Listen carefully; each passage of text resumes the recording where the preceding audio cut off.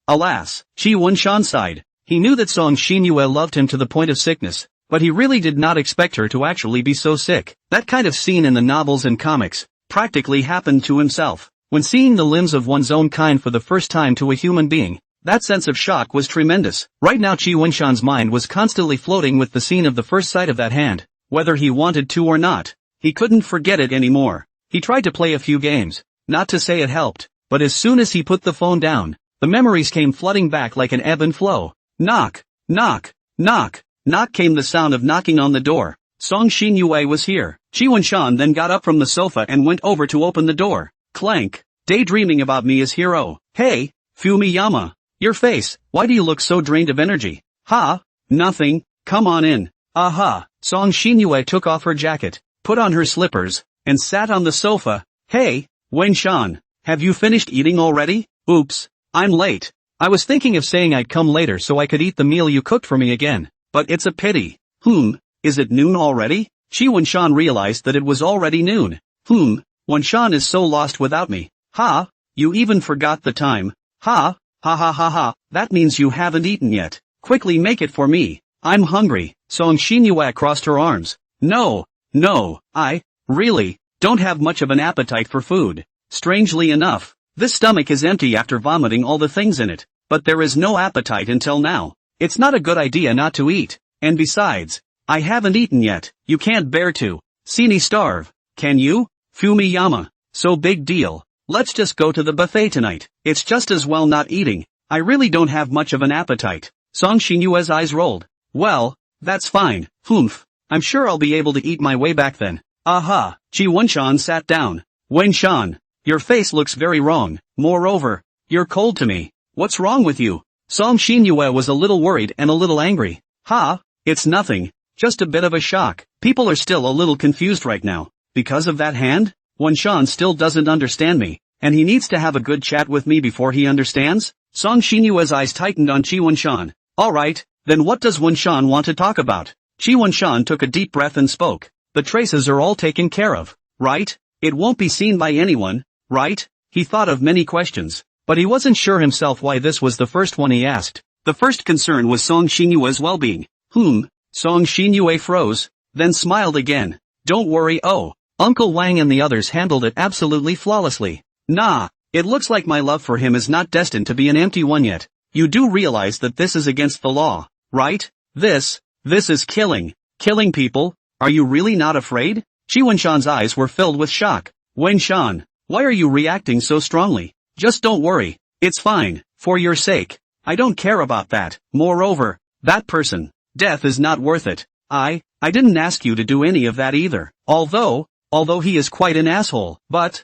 it's not a crime punishable by death. Wunshan, Song Xinyue came closer. I know you're soft-hearted, but I can't let him off the hook. He provoked you again and spoke out against me. I also can't account for me or you without giving him some biting memories. Even this kind of person dares to bully me. If I don't deal with him, how can I prove to you how important you are to me? But, it's also really over the top. It really shouldn't be. And, what if something happens? What about you? What will I do if something happens to you? Moving himself out was the magic weapon to persuade Song Xinyue. Song Xinyue smiled and simply came straight to sit in front of him, her clear eyes blinking and looking at him dully, saying, those don't matter. It's just because it's you. Fumiyama, that's why. I'm doing this it's because it's you. So, I don't care about anything. As for that hand, it doesn't matter what it is. I just want to use this thing to prove to you. Fumiyama, it's just how important you are in my heart. So, you'll get my thoughts, right? She asked, cocking her head.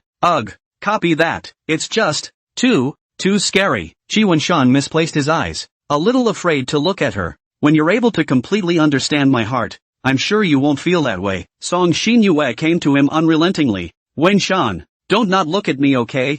I really don't want you to not have me in your eyes. Obviously just me alone is enough to take up your entire sight, right? Isn't it? Fumiyama. Her eyes were so paranoid and persistent. Song Xinyue just looked straight at Chi Wunshan like she was trying to hook out Chi Wunshan's soul. At least now, in both the physical and spiritual sense, the two had nothing but each other in their eyes. It's just that broken hand, it hit me a little too hard. My thoughts are all over the place right now, and I feel like I can still smell that blood. Thought that say, I taught that guy who bullied you a hard lesson. Fumiyama, you would be very happy and give me a good compliment, thinking that I could even take the opportunity to ask you for a reward, but it turns out that I didn't expect this reaction from you. Fumiyama. Chi Wunshan pursed his lips, looking at Song Xinyue's lost little look and pondering what he should say. Not happy with you. It's just that.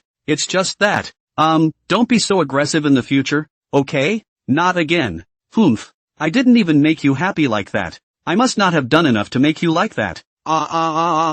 Song Xinyue, what kind of brain circuit? Chi Wunshan pinched his eyebrows in a hard strain. Sure enough, the thinking of ordinary people can't convince her. There, make use of the interest relationship well. Well, don't you want a reward? Just promise me that you'll never do that again, okay? Even if you're going to do that, you can at least ask me, right? Chi Wunshan paused. Xinyue, really no one asked you to do this. You also don't have to be so drastic in order to prove anything. So, if I say yes, you have to give me a reward, right? Yes. So can I decide for myself what the reward is? The corners of her mouth turned up, already wanting something. Yes. A yes would be best, of course. Give me the whole broken hand this time. What do you want the whole next time? A big job? My little heart can't take it. Well, said Song Xinyue as she pretended to be thinking. Alas, after deep thought, I reluctantly agreed. Okay, that's a deal. It didn't take more than 2 seconds from the time you thought about it to the time you said the first sentence to the time you said the next one. Did it? Well, it's a deal. So, am I allowed to propose the reward I want? Go ahead. Chi Wunshan was ready. Oh, here it comes then. Oh, Song Xinyue stood up with a bad smile on her face. Well, Chi Wunshan was a bit overwhelmed. What is Song Xinyue going to do? I'm so wrong. No matter how much preparation I do, I still can't top Song Xinyue's offense. But then, Song Xinyue just sat down a little away from him. Then she placed her shoe support on Chi Wunshan's lap, then looked at Chi Wunshan with a bad smile. Chi Wunshan was a bit flustered. What does she mean by not saying this either? What's the point of putting the shoe support on my body? And the more she watched Chi Wunshan at a loss for words, the more the corners of Song Xinyue's mouth came down. She was eager to see what Chi Wunshan would do if she said nothing. Chi Wunshan retracted his eyes to look at this thing on his thigh. You were thinking? Song Xinyue nodded and gave him a look to let him experience it for himself. Chi Wunshan gulps, hungry, a little hesitant to do so. Is this Song Xinyue trying to get me to check her shoe support? Damn it! What a bold and fat man. Chi Wunshan at least is also a man. Will never be so easy. Can I ask her to let her watch the shoe support before rubbing?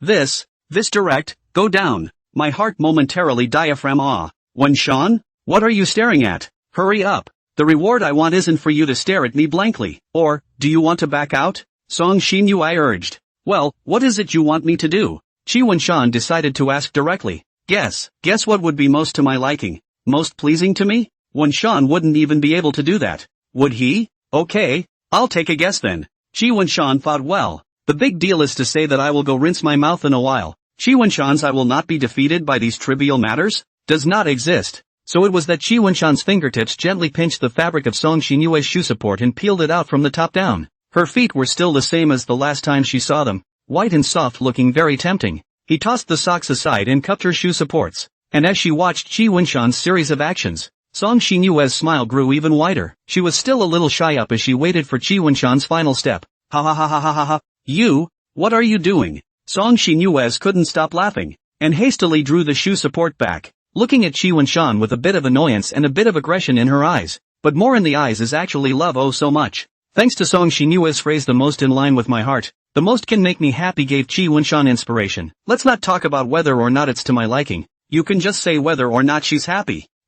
You've got the shoe support sticking out and you're talking about making you happy. So, doesn't that mean you want to be the one to make me so fucked up?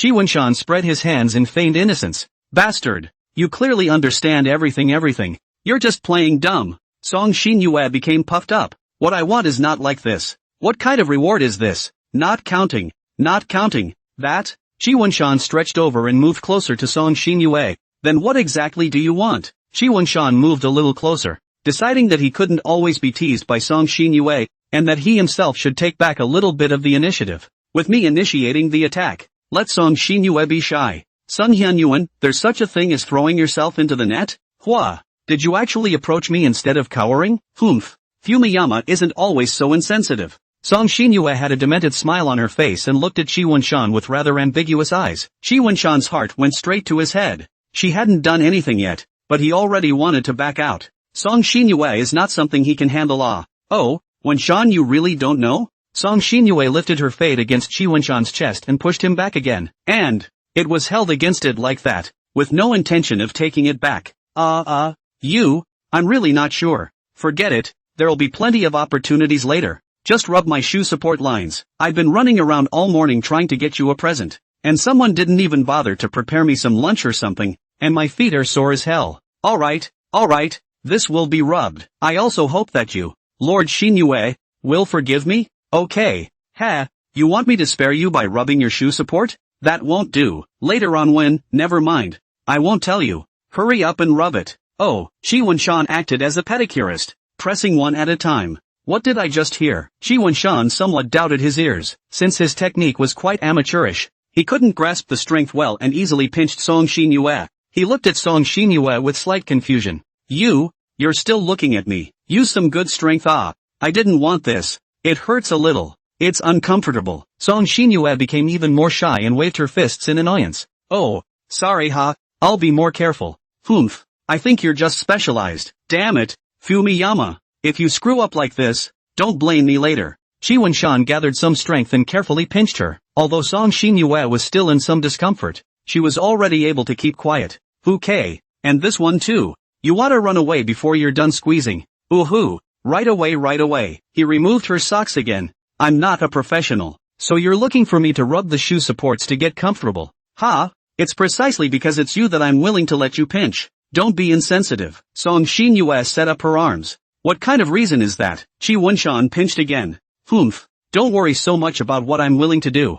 Phew, that's okay. My hands are sore from squeezing. Well, okay. Count yourself as having passed this hurdle. Song Xinyue moved closer in Qi Wenshan's direction. Okay, then hey, what's going on? Song Xinyue was like a cheetah staring at a prey, making a flying leap and crushing the prey underneath her. Qi Wenshan was so panicked that he forgot to struggle and lost the best time to escape. Who made you not cook for me? Fumiyama? I'm really hungry right now. I need to enjoy my lunch then. Nama, why are you doing this again? Wait a minute. You, what are you doing? Get up. Qi Wenshan's struggles were clearly useless. Don't be anxious. Soon. Very soon. Song Xinyue went down towards Qi Wenshan's face. Squeaks. He felt warmth and a little pain on his face. This guy had really bitten it. After biting it, Song Xinyue only got up with her loving pupils satisfied. Humph. This trip by herself was quite rewarding. Qi Wenshan let out a breath as if he had been given a new lease of life. Song Xinyue's bite felt like it had bitten into his soul, and he lay with his eyes lifeless. Full. Song Xinyue, the demon, finished eating Qi Wenshan's soul and expressed her satisfaction. Oh, right. She picked up her phone and took a picture with the teeth marks on Qi Wenshan's face. According to her, it was a unique mark that she had made on Qi Wenshan's face, and it was very meaningful. Luckily, the teeth marks from her bite weren't very deep, and she recovered quickly. In the afternoon, it is natural to be filled up by Song Xinyue all the time. Fortunately, the buffet time Song Xinyue eat very full, is also to avoid the fate of being eaten dry wipe clean. Strangely enough, when he spent time with Song Xinyue, his mind was all but free of the bloody stuff from before. Sure enough, Shibui was able to effectively devour the human mind. However, once she was gone, the memories came flooding back. It seemed like a memory that wouldn't have its traces erased so easily. Now, he was lying motionless on his bed, staring out at the ceiling. Whenever he closed his eyes now, the hand would have surfaced in front of him. It even got magical, jumped out from inside the box and then chased him to the ends of the earth. So what? He was going to laze around for a while, fall asleep in a daze, and none of this would happen. No, I still have the milk she gave me. Thinking of this, Qi Wenshan got up to get it, but then he thought about it. What if he drank it and then dreamed of something nasty and threw up? Forget it, just lie down. This incident is more or less a warning to Qi Wenshan. Don't mess with others. Don't let others to mess with themselves. Song Xinyue genuinely some mental illness. Lying down, his mind involuntarily recalled those shameful memories, awkwardly tossing and turning in bed. Yes, Song Xinyue did all this, but for her love for herself. Should I not also be more sympathetic to her? After all, in addition to me, she is not. Clickety-clack. A voice from outside the door interrupted Qi Wenshan's thoughts. It's déjà vu all over again. Someone's coming. Song Xinyue, it must be her. Other than her, who else would break into someone's door in the middle of the night? Last time, I was on guard for half the night, and I thought she was just trying to get a taste, but I didn't realize that this time she was coming over again. So what should I do? Unlocking the door is definitely impossible. Besides, she seems to have a key, or pretend to be asleep again? Unlocked. Right. At this time, Chi Wunshan thought of a better method. The door of his room can be unlocked. It is hard to believe that she still has the key to this door? Even I don't have one. Thinking of this, Chi Wunshan hurriedly got out of bed, clicked the door of the room and unlocked it, then returned to the bed and closed his eyes and shivered. Well, that's not wanting anything scary now, because there's a much scarier presence out there.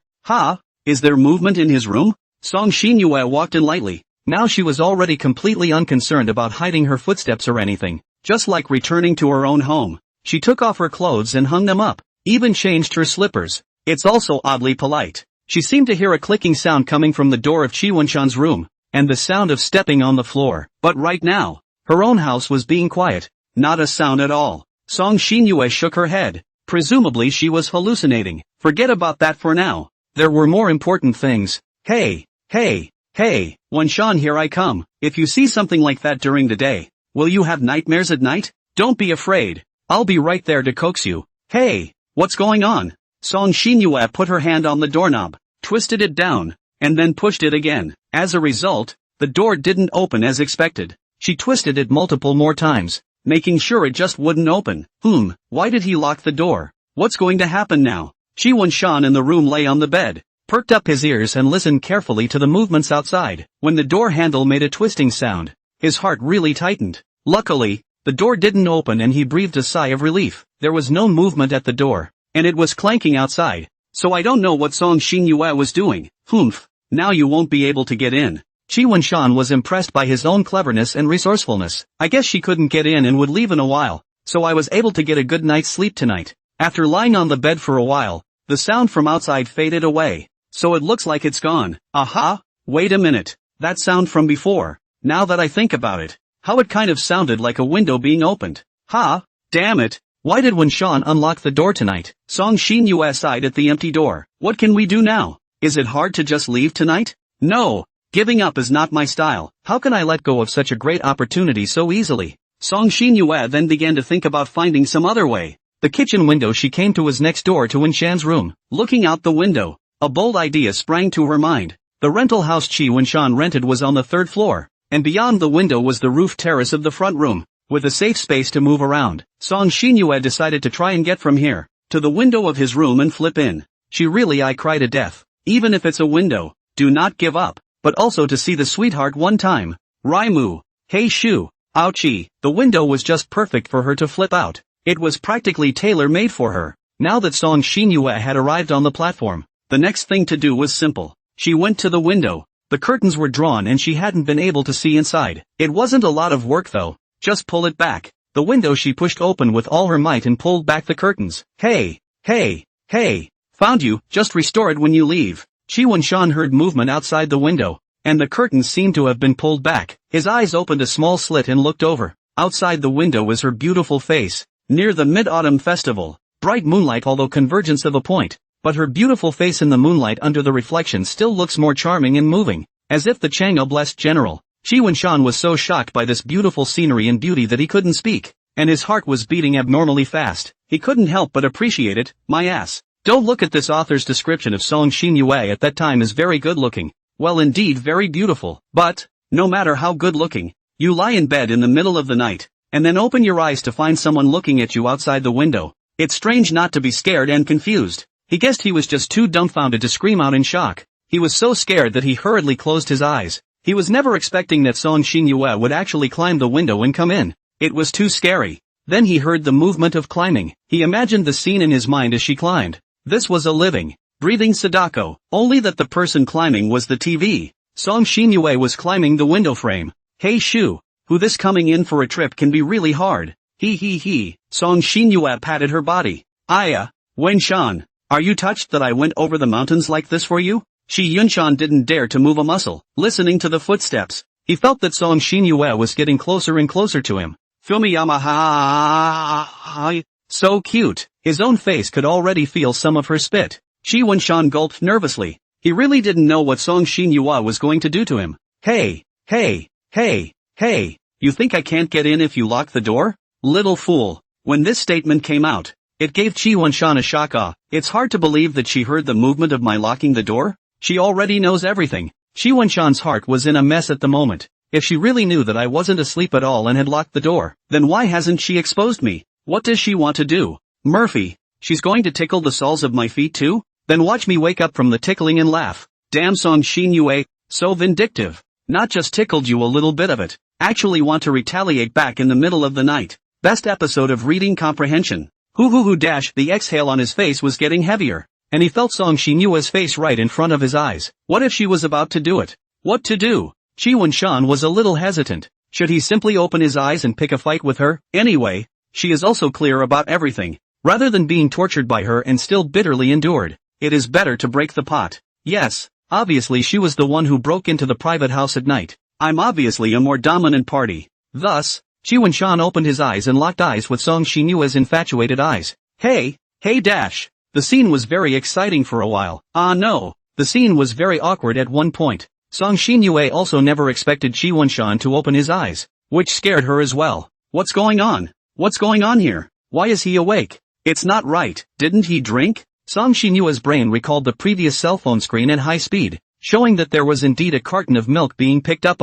Then what happened? How could he be awake? It's hard to believe that Wanshan he has become resistant to the drug, and the drug has run out of time? Damn. Next time must come earlier. Now, what's going to happen now? The two of them stayed in that position, and for a moment neither of them knew what to do anymore, just staring blankly at each other. I think, do you want to, first, get down? It's so tiring to have arms like this, isn't it? Chi Wanshan spoke first, but Song Shin Yue had a different idea. This had been discovered anyway, so why not just break it? Broken jar, bid. Am I a part of your two plays? Don't. There doesn't seem to be anything wrong with looking at you like this, turning a crisis into a flirtation. That's Song Shin Yue's unique skill. Alas, in the face of Song Shin Yue, how could he or she understand with the thinking of a normal person? It was impossible for him or her to take advantage of the situation. The sizzle in her eyes hadn't diminished in the slightest, and there was even a bit more excitement. She didn't feel like a pervert for breaking into a fledgling boy's house at night at all.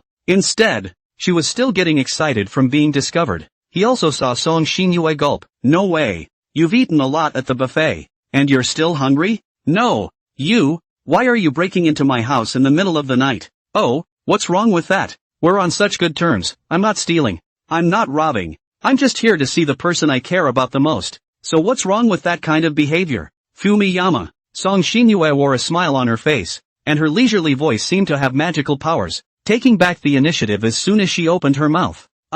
Well, not while I'm sleeping, you bet.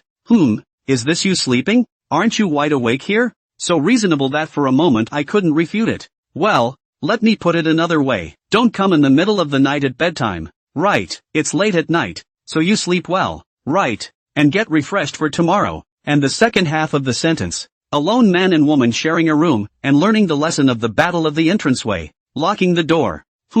You even questioned me. I still want to ask you, why did you lock the door? I had to go through a lot of trouble and tumble in through the window. You don't feel sorry for me, but you're still questioning me. Then, she frowned and looked at him with displeased eyes. Wanshan, you're a bit unattractive to me. See, that's the art of talking. Not only do you take back the initiative in a few words, but you can also turn the tables. No, no, it's not right. Chi Wanshan always felt that something was wrong, but he couldn't tell. What's wrong? She sounded so undeniable. Tiny man Shan is still not easily taken by me. Falling inside the trap I prepared for you, right? Then wait to be eaten by me. Pinch ha. Anyway, you can only. No, you are mine. Chi Wanshan's words were choked back. Never mind. For the moment, it was better to calm her down and answer along with her thoughts. Well, not yet. The broken hand you sent me during the day. Now that it's nighttime, I'm thinking about it again, and I'm scared to death. I couldn't sleep and I was scared, so I locked the door. Well, that's a reasonable answer. Oh, so it looks like I'm still to blame then. Well, what do I have to do to get your forgiveness then? She winked. Just get off of me. The way you're acting. I thought you were doing push-ups. That's all it takes to forgive me. Hee. Bunsen is so nice. Then oops. Her arms went limp, and in one smooth motion, she collapsed onto Chi Wanshan's body. Oh wow. He hastily dodged his head out of the way to avoid that accident of a kiss on the mouth. This Song Shin Yue is not a chaotic pora, She was prepared, adjusted the trajectory, aligned the direction. However, she did not expect Chi Wunshan to flash so fast, did not create an accident, face directly buried in the pillow. But it seems good too. The scent is so strong. Decided. Take this pillow back to me as a pillow sometime. Ha! P.S. If I really kissed you like this, I think you'd be in pain for a while. So for safety reasons, I won't kiss you this time. Sorry, I've been supporting my arm for too long. I'm a bit sleepy, and all of a sudden I went limp, so I collapsed. Wunshan, you won't mind, right? But, I don't mind. It's just that the pressure is suffocating me a bit. Get down. Nah, this is, the weight of you in my heart. Oh, this time, let's let you feel it properly. By the way, there's also my apology. Song Xinyue hugged Chi Wunshan like that. Ouch. You're this. Ahem. That weight of me in your heart is, indeed, a bit squishy. At a time like this, don't say these strange words. Chi Wunshan was under Song Xinyue's death grip and couldn't move anymore. Seeing that Chi Wunshan did not resist at all, Song Xinyue even rubbed her face against his face.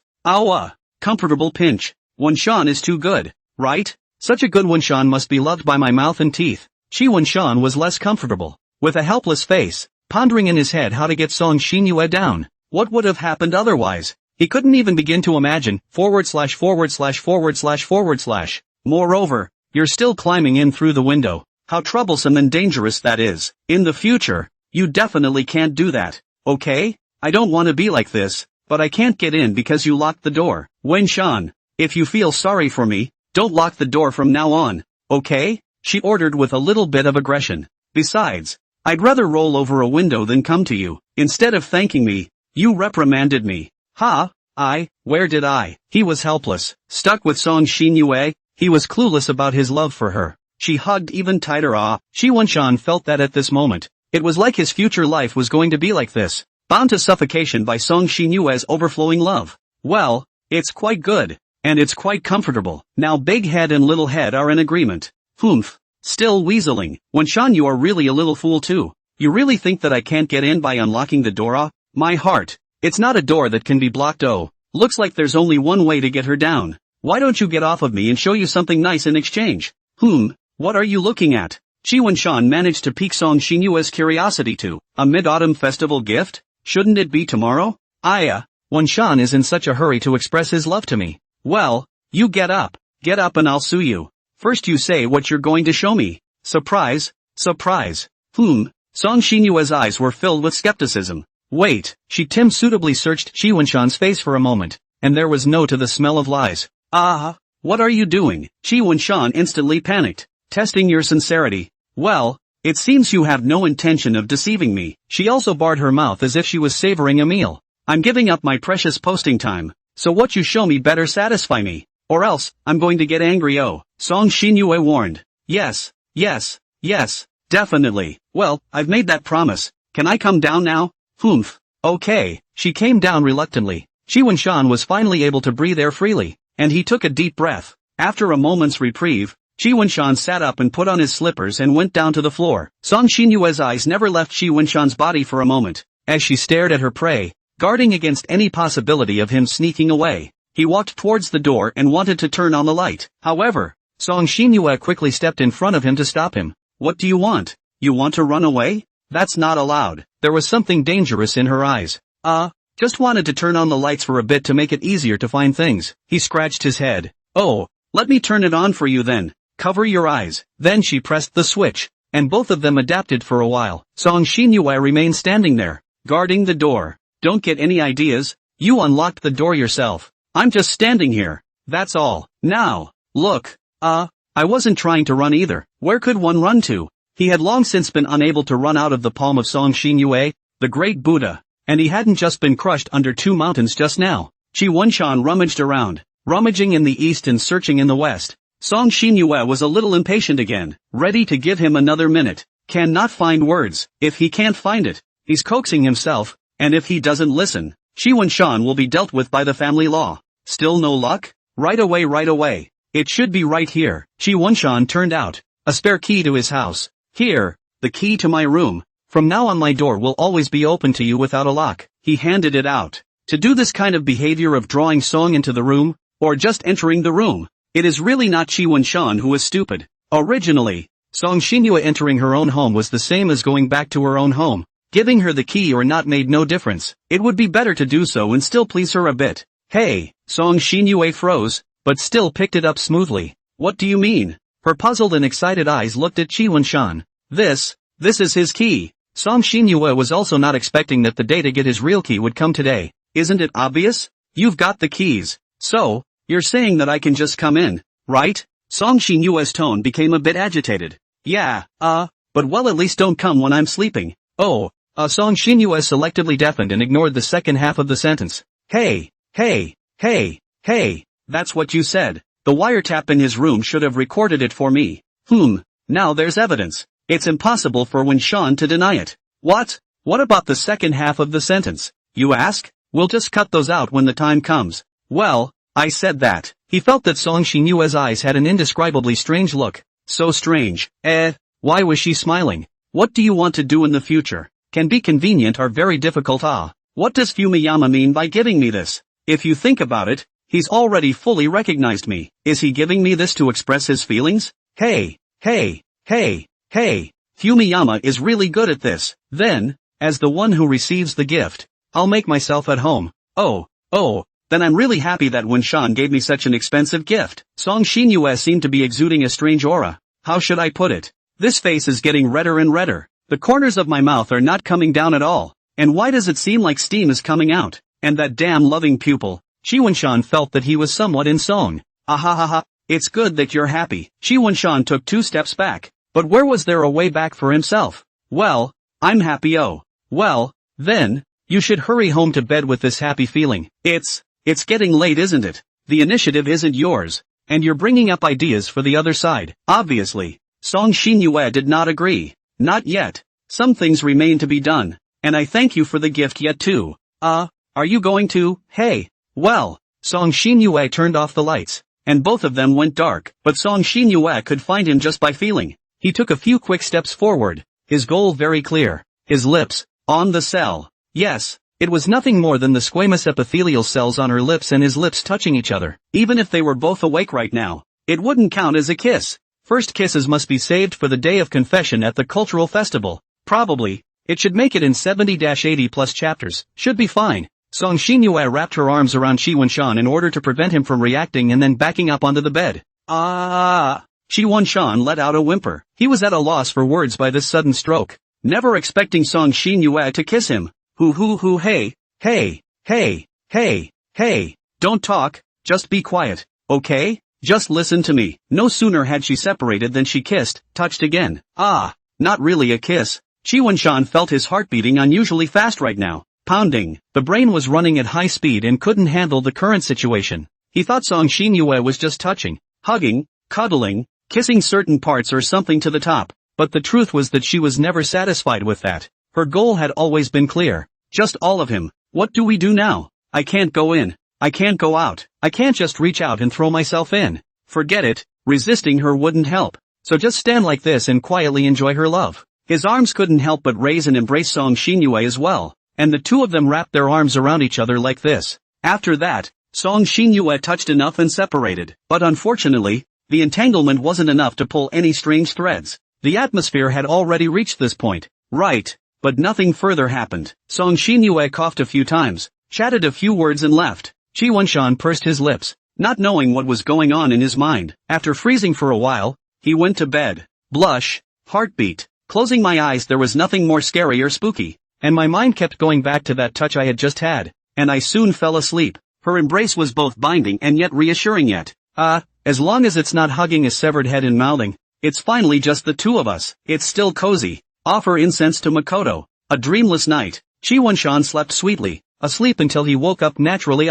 He opened his eyes. Rarely had he slept so comfortably. He stretched and felt as if his foot had kicked something. Also, it was as if something was holding his arm. He whipped his head around in a daze. Holy shit, he was startled.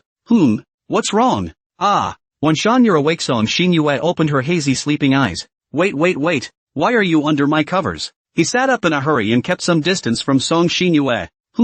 What's wrong? Early in the morning and sleep chanting? Come on. Song Xinyue lifted the quilt with one hand and knocked on the bed with the other. No. I woke up this early in the morning to find another person under the covers. and it scared me so much that I woke up. How could I still have the heart to sleep? Really? No fun. Then I'll go on to sleep. Oh, she really did sleep. It was only at this time that Chi Wunshan realized that Song Xinyue was wearing regular clothes, not pajamas, and he probably understood. No, get up. You're still pretending. Humph. You guy, what happened last night? You want to turn the other cheek now? She squirmed and covered her face with the covers to hide her shyness. It was as if something extraordinary had happened.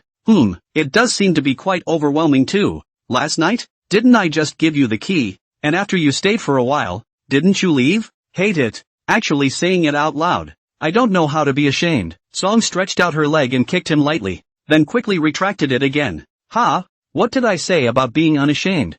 No smartassery. You're responsible. How did Song Xinyue put it so strangely? I gave you the key then. Can I take it back? Well, that's the attitude of a man of honor. So you should explain why you're in my bed, right? I have a key, and didn't you agree that I could just come in? Fumiyama? She blinked.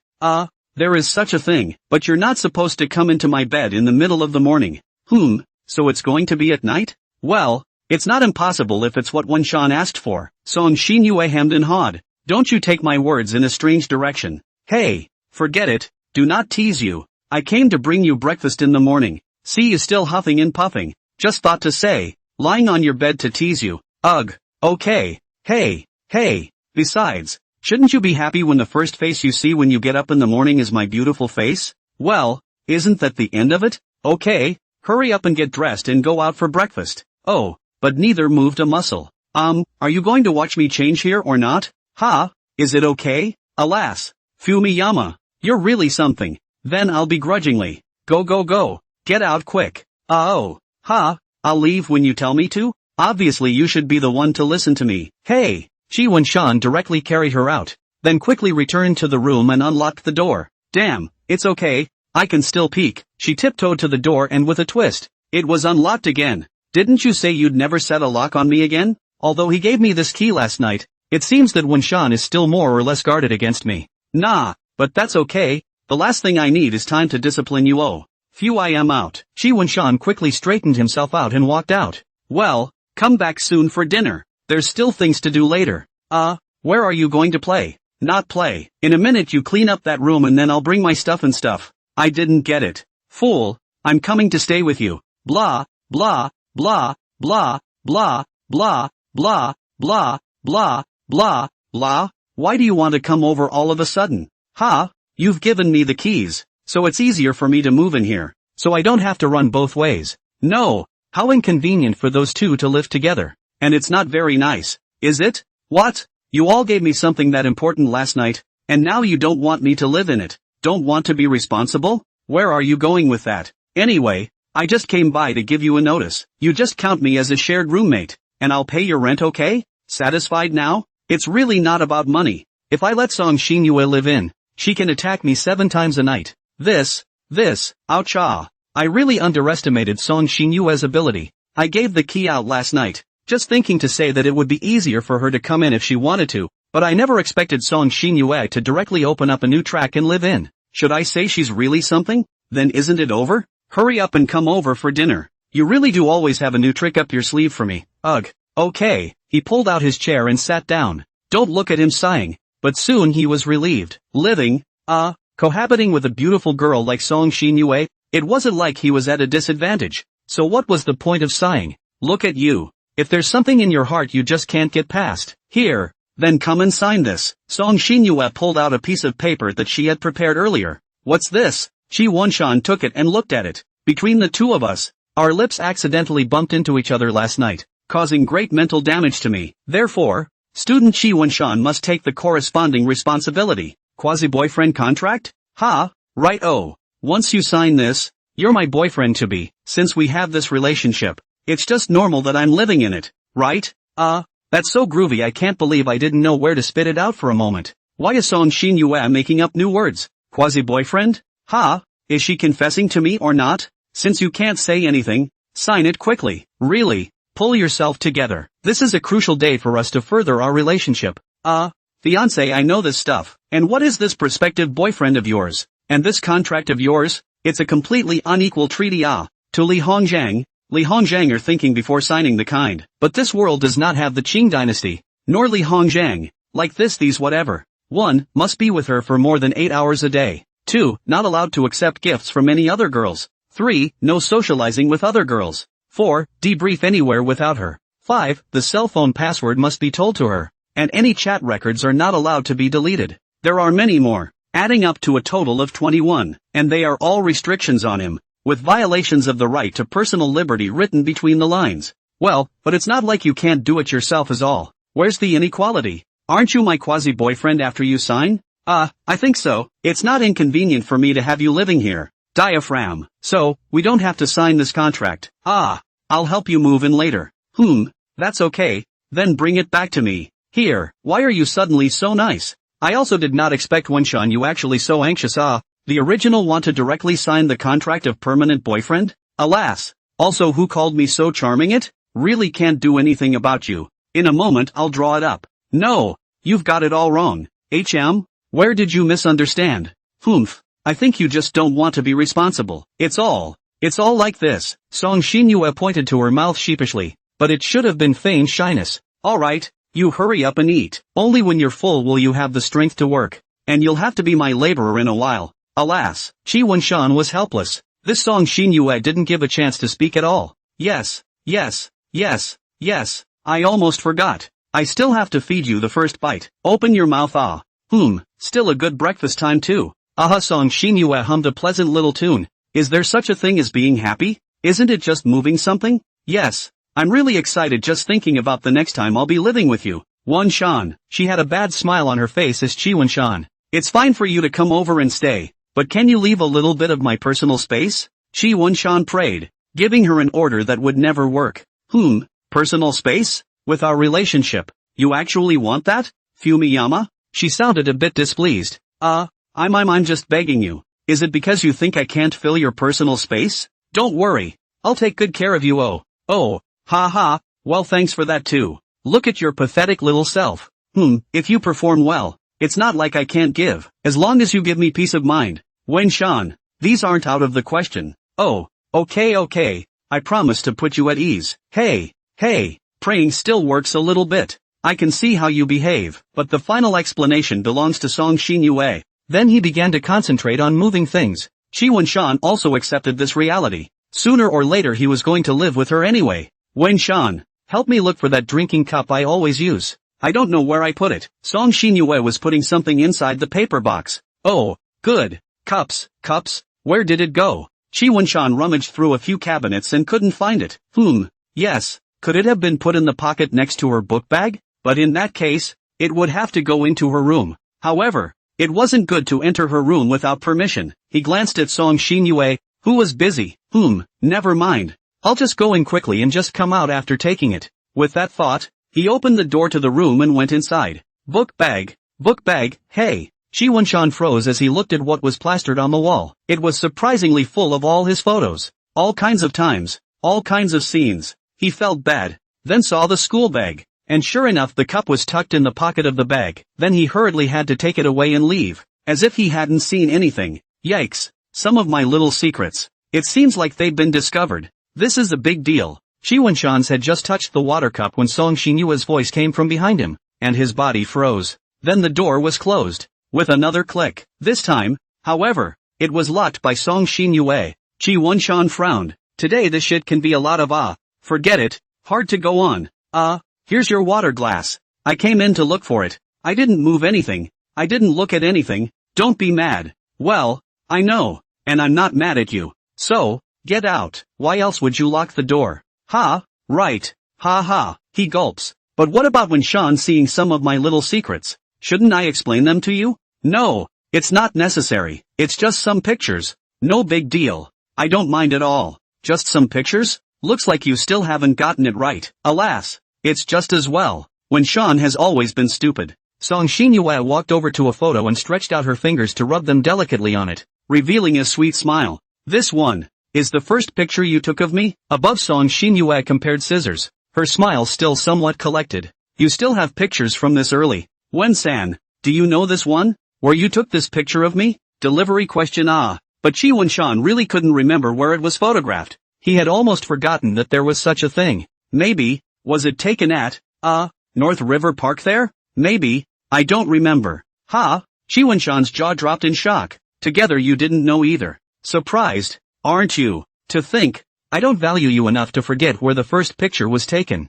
I didn't have that in mind. It can't all be my fault, because, every day with you, Fumiyama, is so precious. I always have to make some space in my head to store up something nice for the next day with each other. Don't I?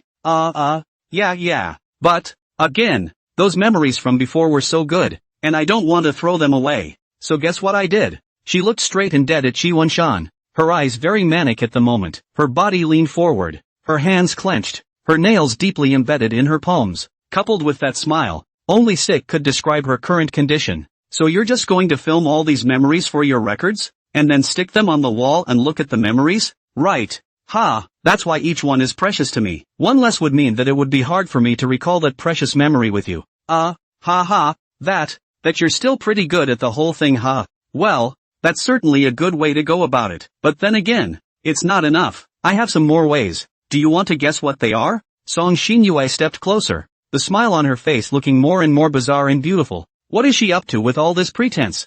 Chi Wenshan was confused by her. Videotaping? Journaling? Song Xinyue shook her head. None of them are. Alas. Forget it if you can't guess.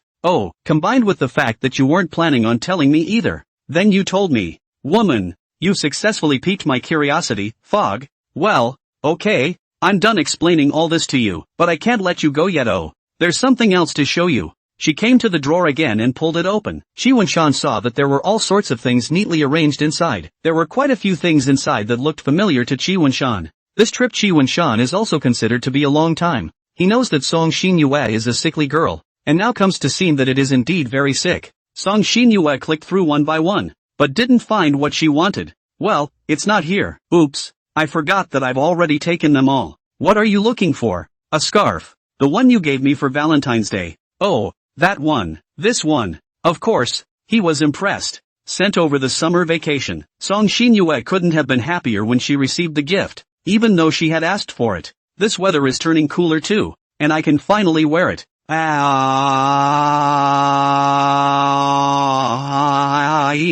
I'm glad you're happy. It's just a gift. Gifts? No. The feelings it carries are not something the word gift can describe.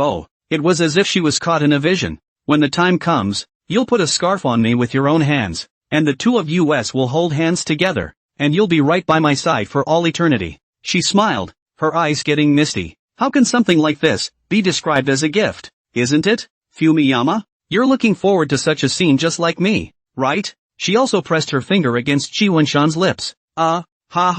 Yes. Such a valuable thing. He scratched his head. Also, wait until next year when I want one that you knitted with your own hands. Song Xinyue ordered. Definitely. This is already thinking about next year. Well, I'm sure I won't forget these. I'll get back to you when you can't do it. So, can we move on? Well, let's go. Song Xinyue opened the door. With the last of the cardboard boxes, it was finally time to move them too. The cohabitation program was successfully completed. Applause. Well, today is also the Mid-Autumn Festival, so I have to think of something good to do today. By the way, have you prepared the gift? I haven't had time to buy it yet. Oh, I've got a gift for you already. She looked a little off. I've been too glued to you to do anything, so why don't you give me some time now? Hey, it seems like that's true. Well, then, okay then, let's go. Are you coming too?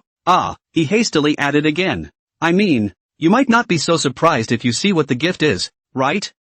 Okay. Song Xinyue thought about it and nodded. Well, I'll be off then. You're not mad, are you? Do I look like I'm angry? Indeed. You look so much better now than when you were angry. Ow. Song Xinyue gave Chi Wenshan a brain pop. You think pulling all this lip service is going to keep me from getting mad when you do something wrong? She said breathlessly. Alas, the little cleverness has been recognized. Slipped away. Chi Wenshan quickly dressed and left. Bye. You'll have to pick me a good gift. If I'm not happy with it, then you'll have to make up for it in some other way. Yeah. The door was closed. Then, Song Xinyue picked up her cell phone. Hey, Uncle Wang, come over and pick me up. Song Xinyue felt that this was a chance to test Chi Wenshan's loyalty, and that it was time to test the results of the training she had been giving him. What? Stalking? How can you say I'm stalking when I'm obviously going shopping too? Uncle, the money has been transferred to you. Okay, slow down. Chi Wen-shan got out of the cab and walked into the mall where people were coming and going. Well, the locator shows that's where he's coming from. Uncle Wang stopped the car. Shall I help keep an eye on him too, miss? Well, good. I know his general location, but there are so many people too, so it's really not very easy to find. Chi Wen-shan stood in the atrium of the mall, and there were promotional posters for the Mid-Autumn Festival everywhere. He looked at the various stores in the mall and was fretting in his heart. He really didn't know what to buy. It wasn't that he hadn't been here before, but he had followed others. There really wasn't much experience in coming to buy by himself. Forget it, just walk and watch. Calling Uncle Wang. Did you find him? Song Xinyue was wearing a duck-tongued hat, which was complemented by sunglasses and a mask. What seemed like an excellent disguise was actually telling the people in the neighborhood to come see me. No miss. In fact, he had already looked for Chi Wen-shan. Ouch. So many people. So hard to find. Walking around, he saw a women's clothing store. Well, why don't we buy her a dress? Wouldn't it be a bit strange for a big man like me to go in and buy it? Hello? Welcome. The waitress looked at him with eyes ranging from enthusiastic to puzzled. This looks like a little boy model, and there is no girl accompanying him. Hello there. Are you here to buy clothes? Well, I don't know much about these. Can you please recommend me a recommendation? He asked weakly. The atmosphere was really awkward. It always felt like someone was looking at him. Is it for your girlfriend to pick? Sort of. Oh, good. The waitress lady's face eased up a bit. So she didn't follow me here. Do you have a picture? Yes. Look. Chi Wen-shan opened his cell phone album to show her. That said, Chi Wen-shan doesn't just have a locator on him. He also has a wiretap coming. Uncle Wang listened to the voice. He seems to be in the clothing store. Oh, yes ma'am. So, Wen-shan is already looking at me as his girlfriend? Really? You don't just say it out loud if you like me. I'm waiting for you to be obedient. What are you waiting for? Between this good behavior, I won't blame you for talking to other women, since it's in a clothing store. That narrows down the search a bit then. Wow. What a cute girl. The waitress lady's eyes lit up. Are you here to pick out a Mid-Autumn Festival gift for her? Yeah. Well, why don't you come over with me and look at some of these styles then? I think she might like these. These are the latest styles of women's clothing. Like this one. Chi Wen-shan couldn't understand a single word. Anyway, it just means very good. Right. So he froze and nodded his head, indicating that he quite understood. Do you want to take some pictures and send them to her first? See which one she likes? Well, but won't that take away from the sense of surprise? Oh, that's true. It's also very important to create little surprises for girls from time to time. Well, you pick it out yourself. Choice difficulty symptom committed. Which one of them would she like? The pieces all look similar in Chi Wen-shan's eyes.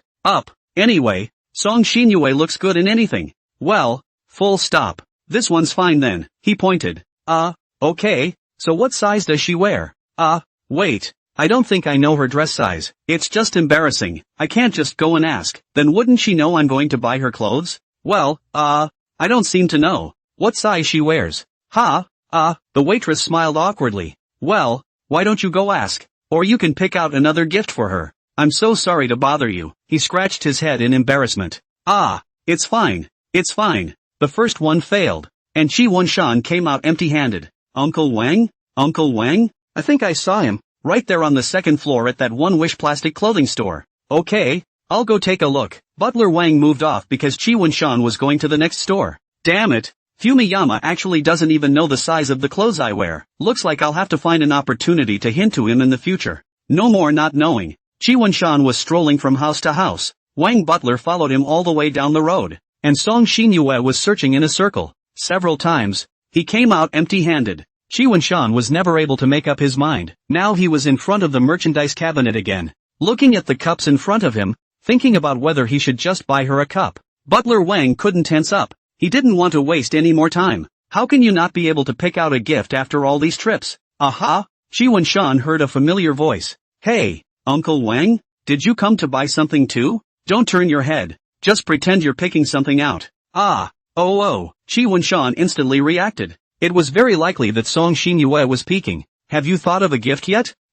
Well, it's coming soon. Ugh, take it. Butler Wang handed him a brass pocket watch. Hey, you gave me this thing for? Why don't you just take this as a gift for her and save yourself the trouble of picking and choosing here? Have you been following me? Yeah, I'm not the only one. I was hoping to see what you could pick out for the lady as a gift, but I didn't realize you were grinding so hard. Ha ha, I really don't know what to get her. Consider that pocket watch my gift suggestion for you, and take another turn if you still want to pick. Then, thank you Uncle Wang. Shi Wenshan put the watch away. Well, there's also this. Take it. Butler Wang handed him another slip of paper. Shi Wenshan looked at it. There were 3 numbers on it. It was Song Xinyue's 3 dimensions. Miss fits into size L. You can remember that and not forget it next time. After saying that, Butler Wang picked up a black water cup. Miss, she's right around here. If you're so inclined, go find her and hang out with her. He then got up and went to the counter to check out. Let's go. Oh,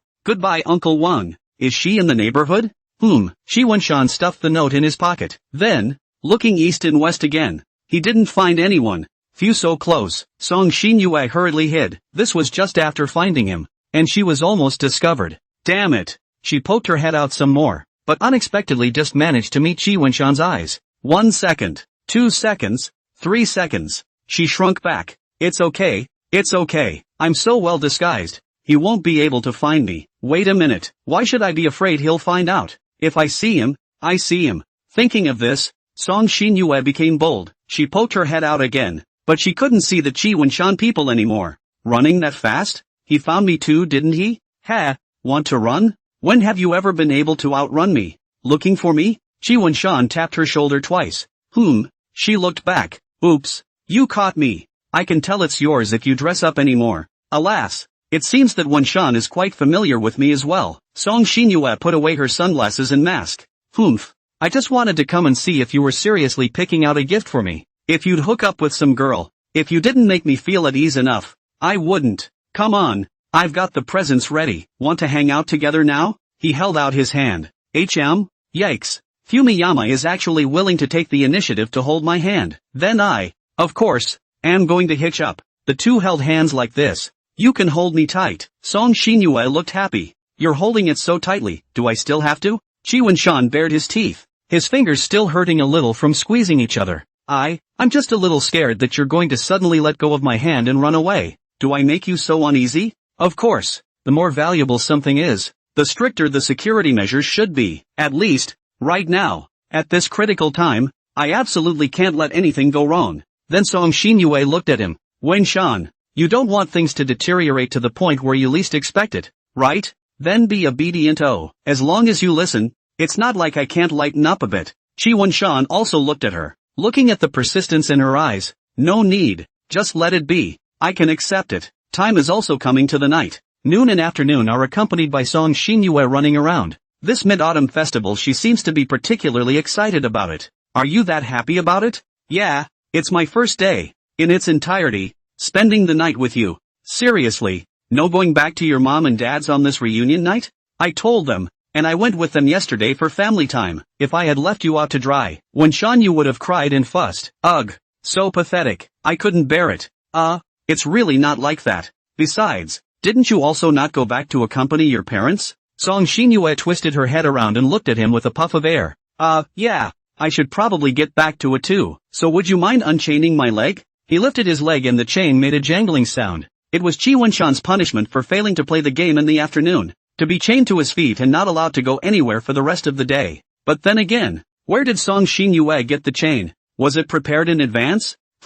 It's only been bolted on for how long? And you want to untie it? I wouldn't agree to that.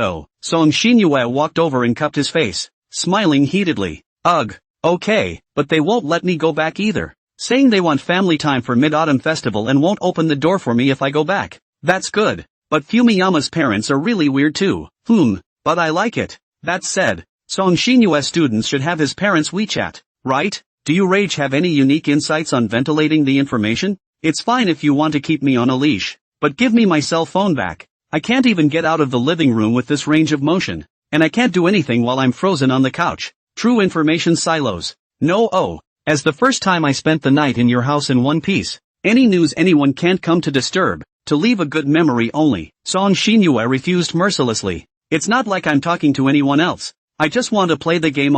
If you don't talk to people, others will come looking for you. Especially that yellow-haired turtle. I'm angry remembering the last time I ate your tea crisp, she said and waved her fist a few times. That's one thing I don't trust you with. After all, there's always something bad about me. And Fumiyama might just get ticked off by someone else because of it. Can't solve her own problems? Then solve the people who suspect she has problems. Not bad for her methods. Ugh. I'm dying of boredom here then. With me accompanying you, you're still bored? She pinched Chi Wenshan's face. Ow ow ow. Don't. Never mind. Since you're bored, I'll find you something to do. Well, what are you going to play? It just so happens that I haven't had my mooncake yet either. Dang. My dad sent them over for me. Oh, let's see. Fresh meat, chocolate, ice cream, and salted egg yolk. All of them are my favorite to eat yet. Hey, there's also this. Song Shinyue picked up a mooncake and tapped it on the table a few times, making a crisp knocking sound. It's a 5-kernel mooncake. I wonder which one of us will eat it. Appeared. Chinese single tactical rations, capable of fighting and eating. Chi Wenshan was gutted to see this. It was one of his least favorite flavors. It was also extremely testing for the teeth. So what do you want to play? Song Shinyue took out a deck of cards and a turntable. Blackjack. You know the rules, so I won't say much. The loser has to use this turntable to decide what kind of mooncake to eat. Now you won't be bored, right? Okay, come on. I'll definitely make you eat until you puke. Oh, If you can't eat it, Fumiyama, you can also make up for it in other ways. Oh, no more, can't eat anymore. After a few games, Song Shinyue and Chi Wenshan couldn't eat a single bite. Fortunately, that 5-kernel mooncake wasn't drawn by anyone and the whole team survived. Chi Wenshan dunked his mouth so that he could swallow the mooncake in his mouth. After this experience, Chi Wenshan felt that he wouldn't eat another mooncake for at least a year. Still playing? Chi Wenshan asked. No more. This game is too boring. Exhausted, Song Shinyue paralyzed on the table, her eyes lifeless, already unable to eat. Chi Wenshan lay down on the sofa in a kudzu position. He just wanted to sit quietly like this right now so that he could let his stomach digest properly. Song Shinyue slowed down for a while and also came to the sofa, while she chose to rest her head on the sofa's cushion and put her stomach on Chi Wenshan's lap, lying quite comfortably across the floor. And so, it formed a cross. Man-san? Rub my tummy. Good. He put his hand on it and rubbed it very carefully and hard. After all, the abdomen here is a very vulnerable part of the body. No matter to any animal, being willing to display it in front of you means trusting you. Is this strength okay? Just right. Song Shinyue's eyes rolled and she smiled badly, deciding to tease him a bit. So then, she grabbed her clothes and swooshed them to below her chest. Geez, it suddenly feels so hot. Fumiyama? You don't mind, do you? Don't mind. What's not to like about being able to stroke such a nice belly? He froze for a moment then proceeded to rub it again. Well, just a little blush. Oh, yeah, Fumiyama actually admitted it in a big way. That's right. However, Chi Wenshan intended to leave Song Shinyue with a lesson, scratching up her stomach with the tips of his fingers, telling her that her stomach couldn't just be displayed to him. Hey, what are you doing? Don't tickle me. Like a frightened little hedgehog, she contracted her legs. Nasty. Give you some sunshine and you'll shine. She used her foot to keep gently stomping Chi Wenshan's arm to vent her dissatisfaction. Wrong. But, I'm not rubbing you too, he said slyly. Annoying. Although she said this on her lips, she sat up and wrapped her arms around Chi Wenshan's neck, leaning her head up as well. She then rubbed around again. Chi Wenshan's surface is as stable as a mountain. Let her rub. Inside, he is as flustered as an old dog. Song Shinyue's offense. He really can not top. Alas, now that the ankle chains are on themselves, I'm afraid I'll have to cuff myself to the bed in the future. Profit. Knife up. Song Shinyue has been reinforcing the impression to me that she will give donkeys carrots to eat if they are obedient. And now to her act of putting her anklet on herself, she did not show a bit of resistance. Does this mean that it doesn't matter if one has been tamed by her to be restrained? So what am I still holding out for? Blah blah blah, balanced or unbalanced. It's all going to happen sooner or later anyway. To hell with it. Ugh. There's no point in rubbing it in too much. Forget it. It's about time for my gift. If the gift satisfies me, I'll unwrap it for you and we'll both go for a walk. Well, it doesn't matter about unraveling or anything. Mostly I just wanted to offer you my thoughts. You're really getting good at talking. Bunsen. Ha. She was satisfied. Here. I didn't buy anything too nice. Just a copper pocket watch. I still hope you'll like it. Chi Wenshan dangled the watch in front of her eyes to show her. A pocket watch? How did you think of buying this for me? Song Shinyue took it and touched it carefully, scrutinizing it. On her lips, she said what would happen if Chi Wenshan gave her a gift that didn't satisfy her. In reality, no matter what he sent. She was quite happy about it. This, he scratched his head. But Song Xinyue didn't pursue the question because she was foolishly looking at the watch in her hand. She pressed it open to take a look. What? The hands didn't move. Looked at Chi Wunshan hard. This one uncle how to give me a bad This is good. She should not be angry. But by the look on her face, she seems kinda happy. She revealed a smile. And then, she gave Chi Wunshan a chirp on the face. Don't you want this moment to last forever? Then I'll make this moment a little more intimate. Oh, she heatedly grinned. Ha! Chi Wunshan was puzzled. I didn't realize that Wunshan is also quite sentimental. I thought it was just a watch. The gifts are all so meaningful. I like it very much. Doesn't stopping the watch at this moment mean eternity? Oh. You like it. Well, I like it. Oh. I'm very satisfied with this gift. Then it's time for my gift too. Oh. Song Xinyue went into her room to go and then came out with her hands behind her back. First things first, whether you like it or not. Don't show me that you don't like it or I'll lose my mind. I don't need you to instruct me on that. I know the basic etiquette. Okay, dang it. I don't know what model it is. Anyway, it's that tank model you wanted the most. Crap. Xinlong WW4, Chinese active duty. Chi Wunshan immediately lit up.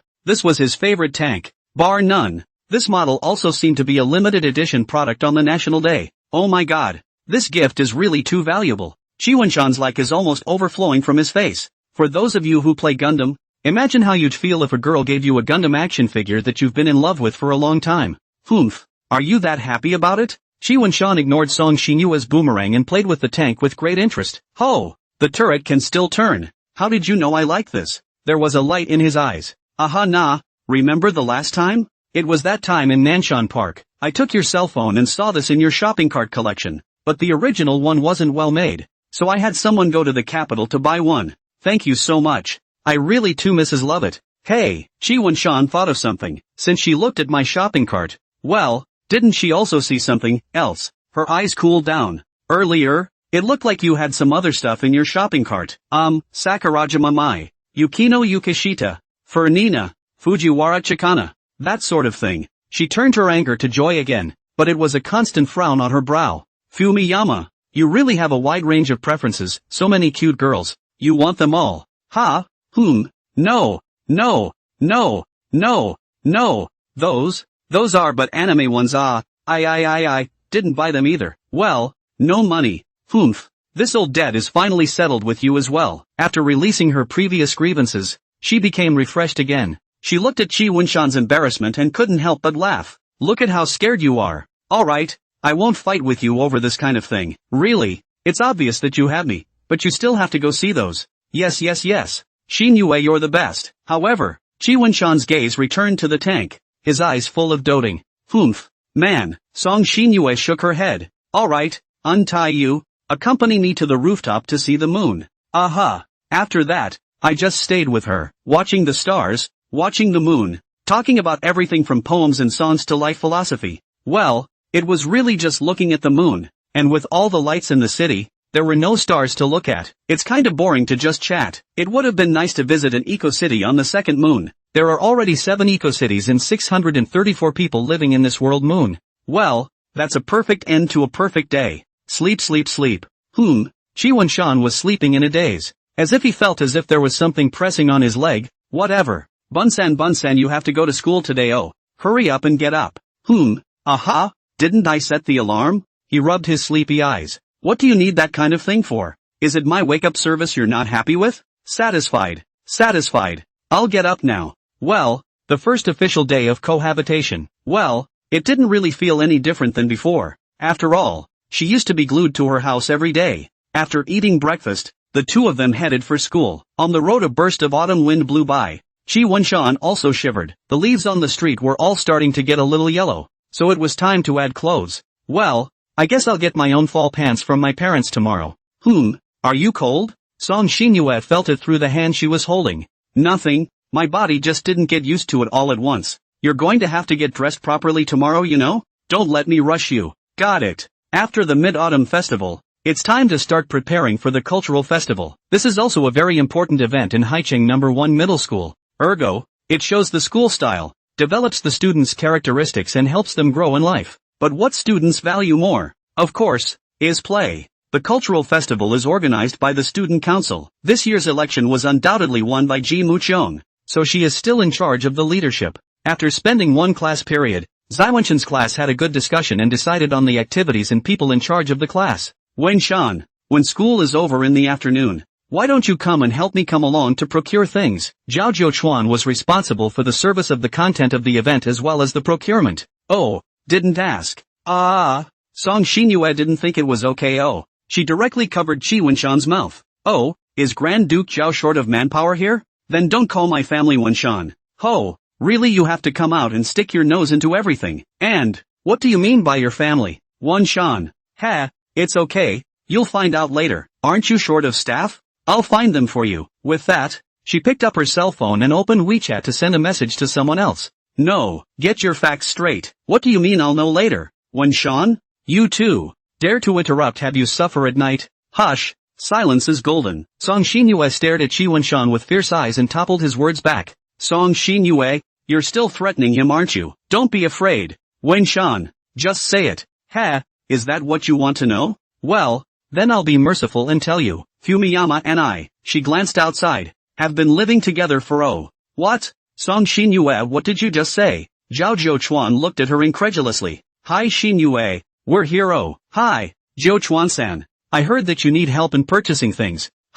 We can come and help you. Those girlfriends of Song Xinyue came, and as soon as they came, they were exerting their feminine charms on Zhao Jiuchuan. Red lips pursed, front and back. Little Jiuchuan, ridiculous.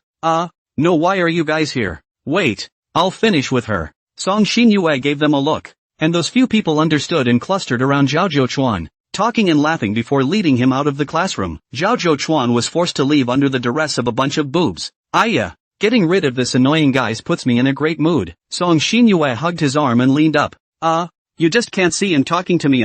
You've invited outside help. Facing the softness on his arm, Qi Wenshan sweated coldly and couldn't stop his toes from picking at the floor. That scene just now was really a bit eye-catching, and many of the students' gazes were turned to this side. However, Song Xinyue was still hugging herself like it was nothing. Qi Wenshan had seen the world's fifth largest intelligence organization exchanging information, the CIA, the KGB, the Chinese Central Intelligence Unit, the village elders, the campus clique. You also saw him just now, right? The kind of guy who forgets his friends when he sees color. You actually still don't dump him, and his womanizing personality. If you're brought down by him, I'll have to use some extreme measures that I don't really want to use either. She didn't sound like she was joking at all. Xinue, don't worry. I definitely won't let you get so angry that you'll use that kind of tactic. It's not impossible if I'm imprisoned. Just don't hit me. Well, hopefully. Song Xinyue noticed the gazes of the people around her, but was not shy and waved at the crowd. Nah, so you're so uncomfortable because you're shy about being watched by so many people? LOL. Well, let's go then. To the activity room. But Song Xinyue still didn't have the intention of letting go. This is to Qi Wenshan just like this to take her out. So many people. Song Xinyue, you do not pay attention to the image at all? Unable, Qi Wenshan had to do it. Song Xinyue was certainly intentional. For one, she did like to hold Qi Wenshan's arm, and secondly, it was to create momentum in the class. Ouch. Looks like we're going to have more young couples in our class. So close. I didn't dare to believe it before when I just heard about it. Today, this sight, have to believe.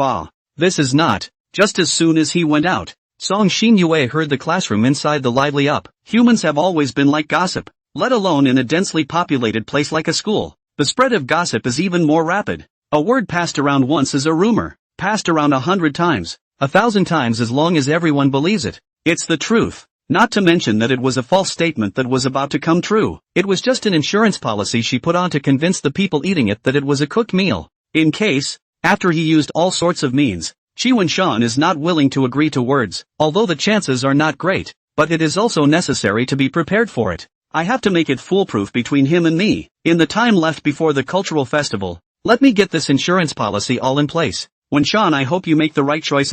When I came to the club activity room, it was a little different today. I didn't hear any kill or flash. The president and the other members were sitting around the big table that had been put together, as if they were discussing something in a very serious manner. The schoolboys are here. Have a seat. Just waiting for you. President, this is? The two men found a seat and sat down side by side. Not this morning. The president approached us presidents for a meeting. which, roughly speaking, meant that we should decide on a program today, to prepare for the cultural festival. Oh, that's so. Then it's time to have a good discussion about it. Song Xinyue looked quite interested. Oddly enough, the two of them had always been the ones who rarely gave their opinions in the club. It was because Song Xinyue didn't want him to get involved in these things that would cultivate social relationships with others. But today she was speaking non-stop, and her ideas were all appreciated by everyone in the room. In the end, the club decided that they would just have an open-air card battle tournament outside to show off their club. Well, this way, the club room will be empty. How did you become so active today? Usually, when there's a discussion in the club, don't you always just pull me in and sit quietly, not saying anything? What's so strange about that? I'm in a good mood today. Can't I talk and voice my thoughts? Nothing doesn't work. Well, isn't that the end of it? Aha, she hummed a pleasant little tune again. Well, everything was in order. And with Fumiyama, one was always looking forward to the next yet. Eating with him, doing the dishes with him, doing homework with him, playing games with him, showering with him. Well, that one hasn't materialized yet. I'm still greedy, craving every second with him like this. But I'm not going to change. Good night, be dreaming about me, you know? Anyway, it's in a dream. Fumiyama can do whatever he wants. You weren't far off in the dream. Hey. Sure. Oh, she closed the door. Chi Wenshan drank a cup of milk before going to bed and quickly fell asleep in a daze. Song Xinyue, on the other hand, tossed and turned in the other room, unable to sleep. Her mind was reeling, and when she closed her eyes she was fantasizing about how all the insurance and plans she'd arranged would work, and how she'd handle it if something went wrong. All I can think about is how to deal with the failure of the plan. Then I'm afraid I won't be able to sleep this night, which is not good. So what's the best thing to do? Yes, it's what you think. The door creaked and rattled with a warning sound. But alas, the huffing and puffing Chi Wenshan obviously couldn't detect it anymore. It's so cute just by looking at him. She couldn't think of anything else already. Chi Wenshan was like a magic power to her. Just having him would make her heart at ease. She walked over to his bed and lifted the covers, then dove in and hugged him. Now, she was warm all over, feeling his body heat with every piece of skin that touched him. She closed her eyes and all that came to her mind now would be the wonderful life she had with him. Tethered him to the house, not going anywhere, just spending time with myself every day. When I'm in a good mood, I take him out for a walk, and when I'm not in a good mood, I vent at him. Well, at least it's still pretty wonderful for her, As for getting up in the morning like Chi Wenshan found how to do, simple and then let him think that he is the morning on a whim, just drilled in not long ago is not good. Before the time, after all, has not yet lived in it, wear a regular clothes a dress, now are living in, wearing pajamas, but also a little more comfortable it. Wenshan is silly anyway, but that's one thing that makes me uneasy. It would be easy to trick him with a random fishy cat, and that would never do. Therefore, I must shoulder the burden of protecting Wenshan. No one can have him but me. All in all, everything was in order. In the time left until the cultural festival, rumors were festering nicely in the class. By now, already everyone thought that the two of them were a couple. However, it would soon be a matter of name recognition. During this period, that damn yellow-haired turtle was still always trying to find Wenshan and ask him about it. But fortunately, under Song Xinyue's effective work, Zhao Jiuchuan never found the opportunity. Now Song Xinyue had researched a good method, since there was no way to destroy their relationship by setting little trips for them by herself, then control Wenshan and make him have less contact with him. And over time, the feelings would naturally fade. Song Xinyue could also be really busy lately, having to be busy arranging the unfolding of the club's activities, busy with the final aftermath of the plan, busy with the finalization of the blood sacrifice. With the experience of the last cutting wood, she was less hesitant to lay her hands on the sacrifice this time. Raising her hand, she dropped the blade and chanted. Oddly enough, when she finished the ritual, the candles all went out instantly. Well, I guess the ritual was a success. She was very happy. Although it was said that Butler Wang talked to Song Xinyue after that, and it had a role to play, but not much. Song Xinyue still didn't give up on the plan, and even optimized the ceremony process a bit. Time is running out and one must prepare properly. Egu. So tired. Wenshan, give me a shoulder massage as soon as she got home. She collapsed onto the sofa, her body radiating an aura of laziness. What do you think you've been up to lately? You never used to be like this. He sat down next to her and put his hand on her shoulder, because Song Xinyue had often asked for a massage recently. He had even gone to teach himself massage techniques. You're getting more and more skillful at it. Song Xinyue closed her eyes in enjoyment, feeling the strength on her shoulders. Practice makes perfect. And I made a point of learning. Aha, did you perform so well? Are you asking for a reward from me? Song Xinyue was satisfied with this. Recently, Shi Wenshan was also very satisfying to her. And this planning that she had been doing all along was about to pay off soon. That's not true. It was too strange a sound to make when pinching her with undue force hurt her. Out of protection of his social reputation, he felt the need to learn it anyway. Of course I'm going to prepare for this annual cultural festival. I want to leave a good memory for my classmates and you. That doesn't make it so hard, does it? As far as very much so. There won't be anything more important than this cultural festival. Song Xinyue twisted her head around and looked at him. Okay. Important. Shi Wenshan tried to twist her back, but she stubbornly didn't move a muscle. Did you make her angry? I don't think so. With a chirp, Song Xinyue gave Shi Wenshan a vicious blow to the face with her mouth, followed by a hefty bad smile. I promise to give you a reward before no. Like it. You engage in a sneak attack. Shi Wenshan covered his red face. Day by day, it was getting closer and closer to that moment. The first wave of cold front from Siberia crossed the Qinling-Huaihe River and came to the city of Haikao. Well, but the cultural festival is still going to happen. Wenshan, it's been so cold lately. You'll believe me when I say that I got under your covers and cuddled up with you for warmth because I was really cold in the morning, right? Yesterday, Song Xinyue finished the last bit of business and was a bit tired, coupled with the fact that Qi Wenshan's temperature and breath were too mesmerizing for her. She didn't wake up as early as Qi Wenshan today. Will believe it. What could one do if one didn't believe it? It's not like one has a countermeasure. Oh, that's good. Hey, well, how about another nap? No, you want to stop sleeping? I'll be the one to fix breakfast today.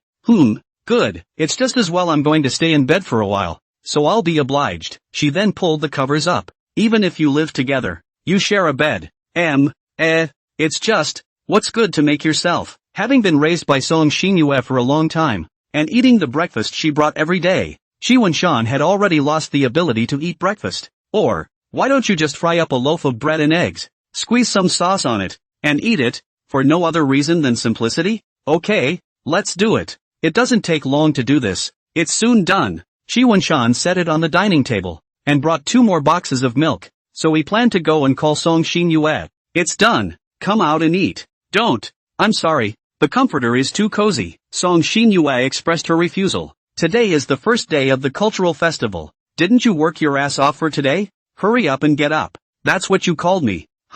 Sorry. That's not what I called you before when I told you to get up. Is it? Ugh. Okay. Shi Wenshan sighed. Xinue, it's time to go to school. Oh, get up, come on. That just felt so revolting for him to say to himself. Okay, that's up. I'll see what you've got for me to eat. It's just some bread and eggs fried in a milk to make up blindly. I don't know what else I can do for breakfast. Being spoiled by you. With that, he was about to stick in the milk. Now you know how important I am. You can't do without me. Hey, don't drink that milk. Song Xinyue snatched it away. Shi Wenshan was startled. What? This and that. Geez, anyway, listen to me really. This milk is only for the night. Not now. She put the milk back. Inexplicable. Shi Wenshan shrugged. It didn't matter. Take it away. Song Xinyue returned to her seat and began to eat. Luckily, she didn't let him drink it, or else she would have slept through it and such a wonderful time this morning would have been wasted. Breakfast was soon finished and both were dressed and ready to go out. Wait, almost forgot. What? What did you forget? Wait for me. Song Xinyue hurriedly ran into her room, then came out with a scarf. This. Yeah, it's just about that time to put it around. Hey, just wear it from today, and every day from now on. Oh, okay, then you get around to it. You gave me the scarf. Are you sure you'll let me wear it for the first time? She handed out the scarf. Her meaning was obvious. Okay, Shi Wenshan took it. Fold the scarf in the center and hang it around her neck. Then, wrap the bottom 2 sections around her neck and proceed to tuck it in where it was folded. Well, perfect. It makes Song Xinyue look even more adorable. It's okay to go now. Well, hey, Fumiyama, that's a nice warm scarf you're wearing. She was satisfied. Is it hard to get colder if you come around by yourself? Well, there's no telling. For example, I'm cold right now, but holding you warms you up. She came to a presentiment. Hugging, but it's not very walkable, haha. Okay, she then took his hand again. Then this will always be okay. You have to guard my hand. Well, let's go then. Her hand was so warm. Song Xinyue had been humming along the way, but only to hide her nervousness. After all, there was something big that needed to be accomplished today. Just like that, hand in hand, They arrived at the entrance of the school. After a few days of preparation and punting, the school could now be said to have a new look. The two stood in front of the map, punting the tour.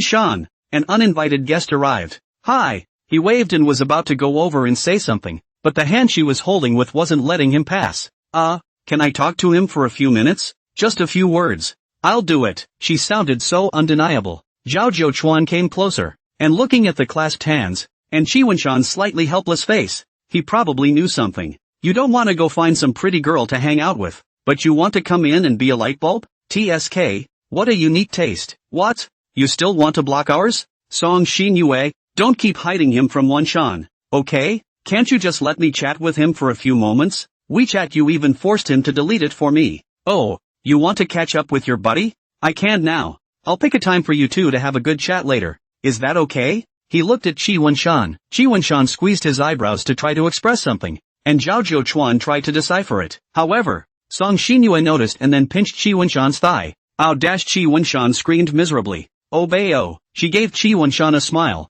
Alright, yellow-haired turtle. I've been polite enough to you. I'll let you know when the time comes. Now please go ahead and host the class special event. Don't affect the class image. It's time to pull out this last thorn in the side. Then she pulled Shan away, and Shan turned to Zhao Jiuchuan and apologized to him with throbbing eyebrows. This time, he would be able to decipher it. Ugh, he sighed hollowly. Why are you so tight with him lately? Words won't even let me talk to him. There was still a throbbing pain in his leg. You hung out with him, and all those foxy friends, at the cultural festival last year. Didn't even think of me, so from now on, it'll just be with me. But you didn't invite me last year either. At that time, Song Xinyue was in the state of budding feelings and wasn't very perverted yet. Then, at that time I was waiting for you to come to me. But, now I also realize that I can't wait. I have to go and get it myself. Okay, so where are you going to hang out first? Why don't we just hang out for a while? And if we see something interesting, we'll go back to it? It's okay. The two of them, just like that, walked shoulder to shoulder down the corridor. Most of the pedestrians in the corridors were in groups of 2 or 5, and every now and then, they would run into patrols made up of the disciplinary committee. If you were alone at the cultural festival, you'd probably be treated as a strange person. Let's go in here and have a look. Yeah, the activity organized by this class was a bumper frog contest, in which the participants had to manipulate a tin frog, keep a good rhythm and see who could touch the other people's frogs first. This one looks pretty interesting yet. Wanzan, I want to play. People's games aren't over yet. Just wait. After a furious battle, there are now 2 frogs left on the field. Lion's head, red roast, and green stripes in the wave bullfrog. The red roast and bullfrog looked at each other and burst into flames, quite literally devouring the mountain, not stopping until they had overturned their opponents. Bullfrog takes the lead, bouncing and jumping at lightning speed, and is closing the distance to his opponent. Red Hot reacts quickly as well, taking a defensive stance. Beautiful. Red Burn dodges his opponent's attack, seeing that the Red Burns a turn, suddenly turned from defense to attack. A top hit. The bullfrog cried out. Bitter also was overturned on the ground. No life. It's really a matter of minutes and seconds when the masters fight. Bullfrog defeated many opponents and was impatient. Therefore, he was caught by Red Hot and lost in one blow. This is what it is called arrogance leads to defeat. The two watching from the sidelines were so eager to try. After all, it wasn't that hard to watch, and their hands and brains said they learned. Humph, it's finally our turn. Shan, just watch me take a first come. Then, less than 2 minutes on the field, the two were out one after the other, with no game experience whatsoever. Darn it, that frog had made a sneak attack. Otherwise I definitely wouldn't have gotten out so fast. Song Xinyue was chagrined. Well, the food is just more practice, so don't blame the people, and check out the next one. Ugh. Okay, she regained her composure. Hey, wait. She stopped abruptly and pulled out her cell phone to look at something. Fumiyama. The president asked me to go to the activity room to get something for him to deliver, so I have to go over there first. Getting something? Need me to help too? No, I'll go over there and check it out. I'll call you if I need you. Just wait here. Oh, well, go on then, and be quick about it. She left in a huff. So Shan leaned against the wall and waited, but not a moment later, a vibration came from the cell phone in his pocket. Hey, Shan, it's me. Oh, LOL, I thought I could do it alone. I still need your help.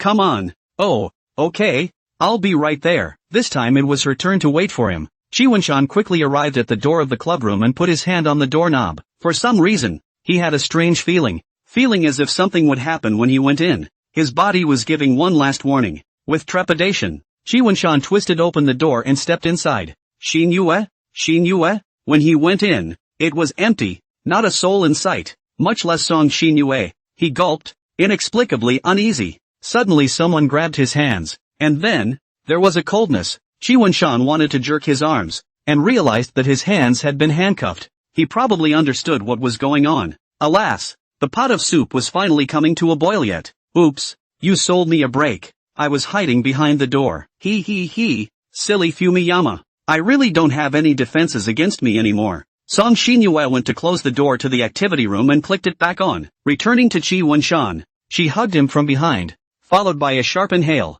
Hu Bunsan. You know what? I'm so infatuated with you. What are you doing? Why are you still locking my hands? He asked knowingly. Don't worry. I'm thinking, should I cuff your feet as well? It's a bit safer. This hug from her was so passionate that Chi Wunshan's felt hot on his back. That won't be necessary. I really don't run. Then handcuffed. After all, I cannot be sure. When Sean will not break his promise it. Feet do not move. Oh, I do not want to come hard. Then, Song Xinyue took out another pair of handcuffs, squatted down, and cuffed Chi Wunshan's feet as well. It was also difficult to move this time. There was no chance at all. Well, the way it is now, it's a good boy, Song Xinyue said as she came around in front of him and leaned forward slightly. Now can you tell me why you cuffed me? I'm afraid you'll run away. Isn't that obvious? Since you're always afraid to face my love, I'll have to use some coercion. What I'm asking is what you're doing with me in cuffs. Well, there are so many things I want to do. It's just that I have to finish the most important of them first today first. She was unusually excited. Aha Wunshan, I've heard that confessing your love at the cultural festival will have a high success rate. Do you think that's true? Song Xinyue strolled over to the table in the activity room. I don't know. It doesn't matter. We'll see if it's true in a while. It's just that with me, it has a 100% success rate, believe it or not. She turned back to him, still holding a fruit knife in her hand. That was originally prepared by the Society to peel fruits for eating. Now, it was being held by Song Xinyue, the tip of the knife pointing straight at him. I believe. Chi Wunshan was ready to agree. Aha, I believe so too. Oh, Song Xinyue walked over, but still squeezing the knife in her hand. Chi Wunshan had a bout of chills. Has confessing with a knife become the standard for the sickly girl? Holy shit. Chi Wunshan subconsciously tried to back up, but his feet were restricted and he could only take small steps backward. Ha? Are you serious with that backward movement? Fumiyama, it's obvious that it's come to this. And yet you're still afraid? It shouldn't be. The closer she got, the sicklier the smile on her face became. Another arm wrapped around him, and those affectionate eyes were stripping Chi Wunshan of his unease and resistance. I want him to be completely addicted to my love. You had a knife in your hand. I couldn't help but back away. He averted his eyes, but her eyes were so beautiful, it was impossible to do so. So that's how it is? Song Xinyue took the back of the knife and swiped it across Chi Wunshan's face. There's no need to be afraid. Oh, the knife is only used to deter you, unless you really want to meet the knife head on. Oh, got it. It's good to know. Oh, then, Fumiyama, the foreplay is about to begin. Oh, she walked slowly to the window of the activity room. I don't know when I fell in love with you, and to think, this is such an important day and I didn't remember it. Regret. Downstairs, outdoors, everywhere there was a happy atmosphere. Students and teachers participated in this festival with vigor and enthusiasm. Probably, no one would have thought that in this activity room, an incomparably romantic confession was taking place. At least it was quite romantic for Song Xinyue. But the romance isn't enough. There could still be interruptions yet. But, after spending a day with you, I've come to realize that it's not a day, a moment, or a second that I've fallen in love with you. But it's a process that's still on the rise. She turned around, the sun shining behind her and casting a shadow forward, but her eager eyes and that impeccable smile were so conspicuous. Wunshan, one more day with you and my liking for you grows a little more. Today just feels like a good day to me. Right place, right time. You feel the same way, don't you? She cocked her head. Yes. So, you're thinking of me. Don't say it yet. Oh, there's not enough atmosphere here. Well, that's enough foreplay. Let's talk somewhere else. Song Xinyue walked towards the small room that had trapped the two of them earlier, standing in the doorway and waving to Chi Wunshan. Come on over here. Stay there and wait for what? Oh, Chi Wunshan looked at the cuffs on his feet. He could only jump over. So, he jumped over with a bounce. Ha, how cute. The way Bunsen jumped around. It really looked like a little bunny, and like a stranded fish that was struggling to get back to the ocean of her love. Ha! So much. You're still laughing. Your feet are cuffed to me and you won't uncuff me. So I'm not going to have to walk like this. So what if they're handcuffed? You're not coming over here too. So stop complaining and get in. Ugh, the doorway could not dare to jump, or else his head would hit the doorframe. He then had to be small steps, little by little, to move forward. As soon as he came in, there was a fishy odor, and he tried to pinch his nose but couldn't. Song Xinyue closed the door and turned on the light. The light did not change. It was still the same dim light, but more or less can see the situation inside. So weird. An inverted pentagram was painted in dark red on the floor, with unlit candles in each of the 5 corners, and a chair in the center of the pentagram. What is she up to? Song Xinyue is really hooked on this kind of stuff. This was another insurance policy that Song Xinyue had left in case Qi Wenshan resisted violently and she accidentally killed him. Then, we will hold a ceremony to martyr ourselves together. Wenshan, have a seat. That seat, it's just for you. Oh, she smiled as if she was entertaining a guest.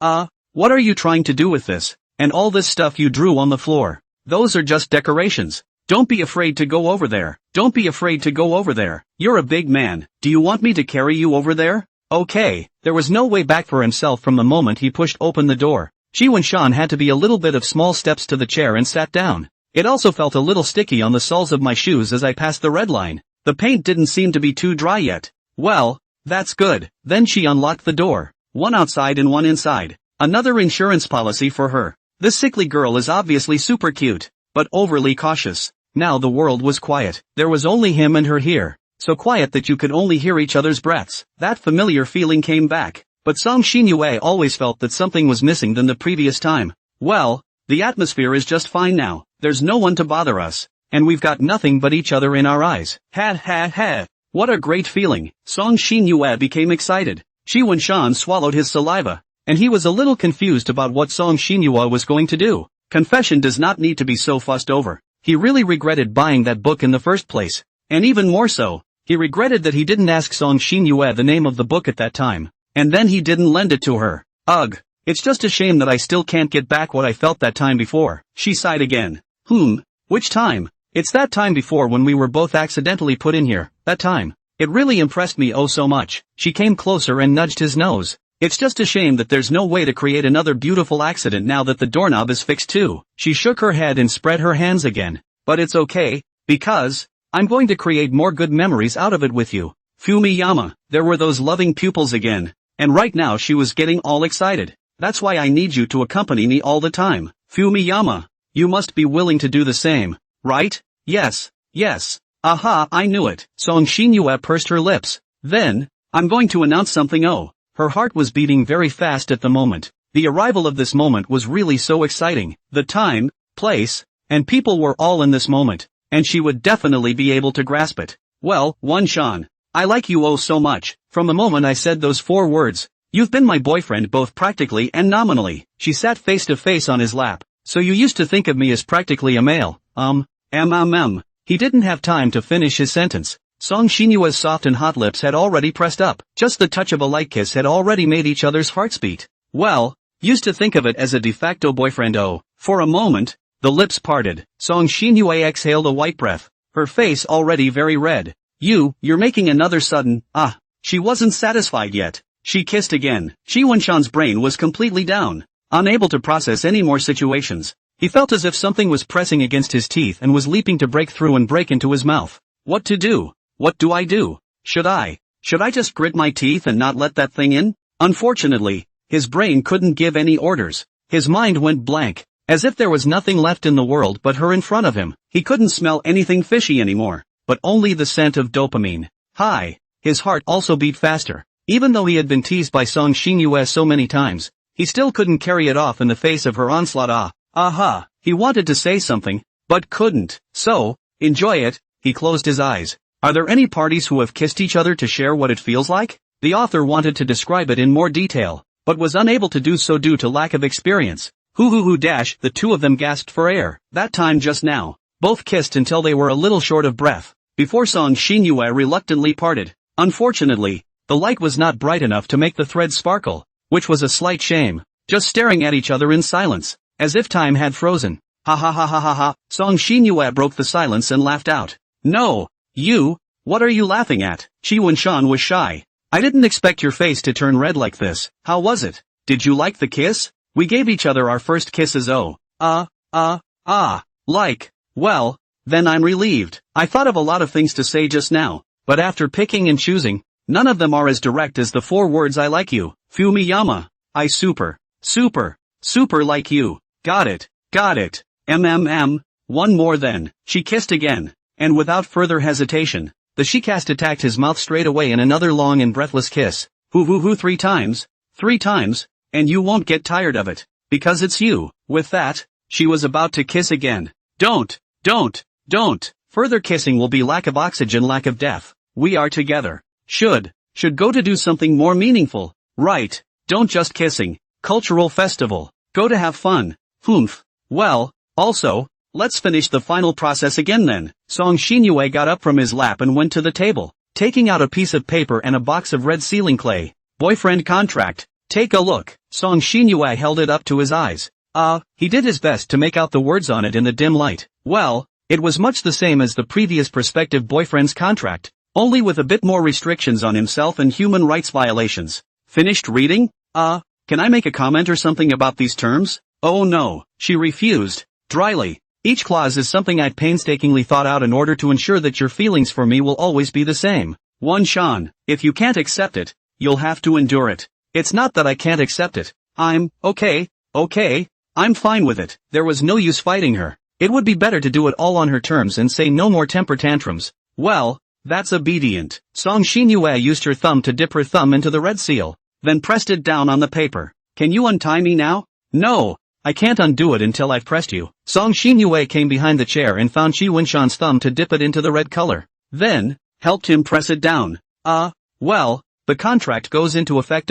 I've also shown it to you, and you've volunteered. You'll have to honor it from now on, dear. Well, forced voluntarism is also voluntarism. For some reason, all you'll see in this chapter is a bunch of crap. It's been a battle of wits with the review, and this chapter will show the real content in a few days. Rousseau once mentioned that wasting time is a great sin. This seemed to answer my doubts. Shakespeare inadvertently said that he who abandons time abandons him. It inspired me that Descartes said, offhandedly, that my efforts to learn have yielded no other benefit than a growing realization of my ignorance. It's a short quote, but it made me think. Bismarck once mentioned that there is no such thing as failure for the indomitable. That inspired me. And now, it's very important to address the question of who is more relevant, the sciences or the humanities. So, then, everybody has to face these questions, and I've thought long and hard about it. Every day and every night. When I've had to face these questions, everyone has to face these problems. When faced with such problems, we generally believe that if we grasp the key to the problem, everything else will be solved. Generally speaking, we must all be sure to consider the question carefully. Who is more meaningful,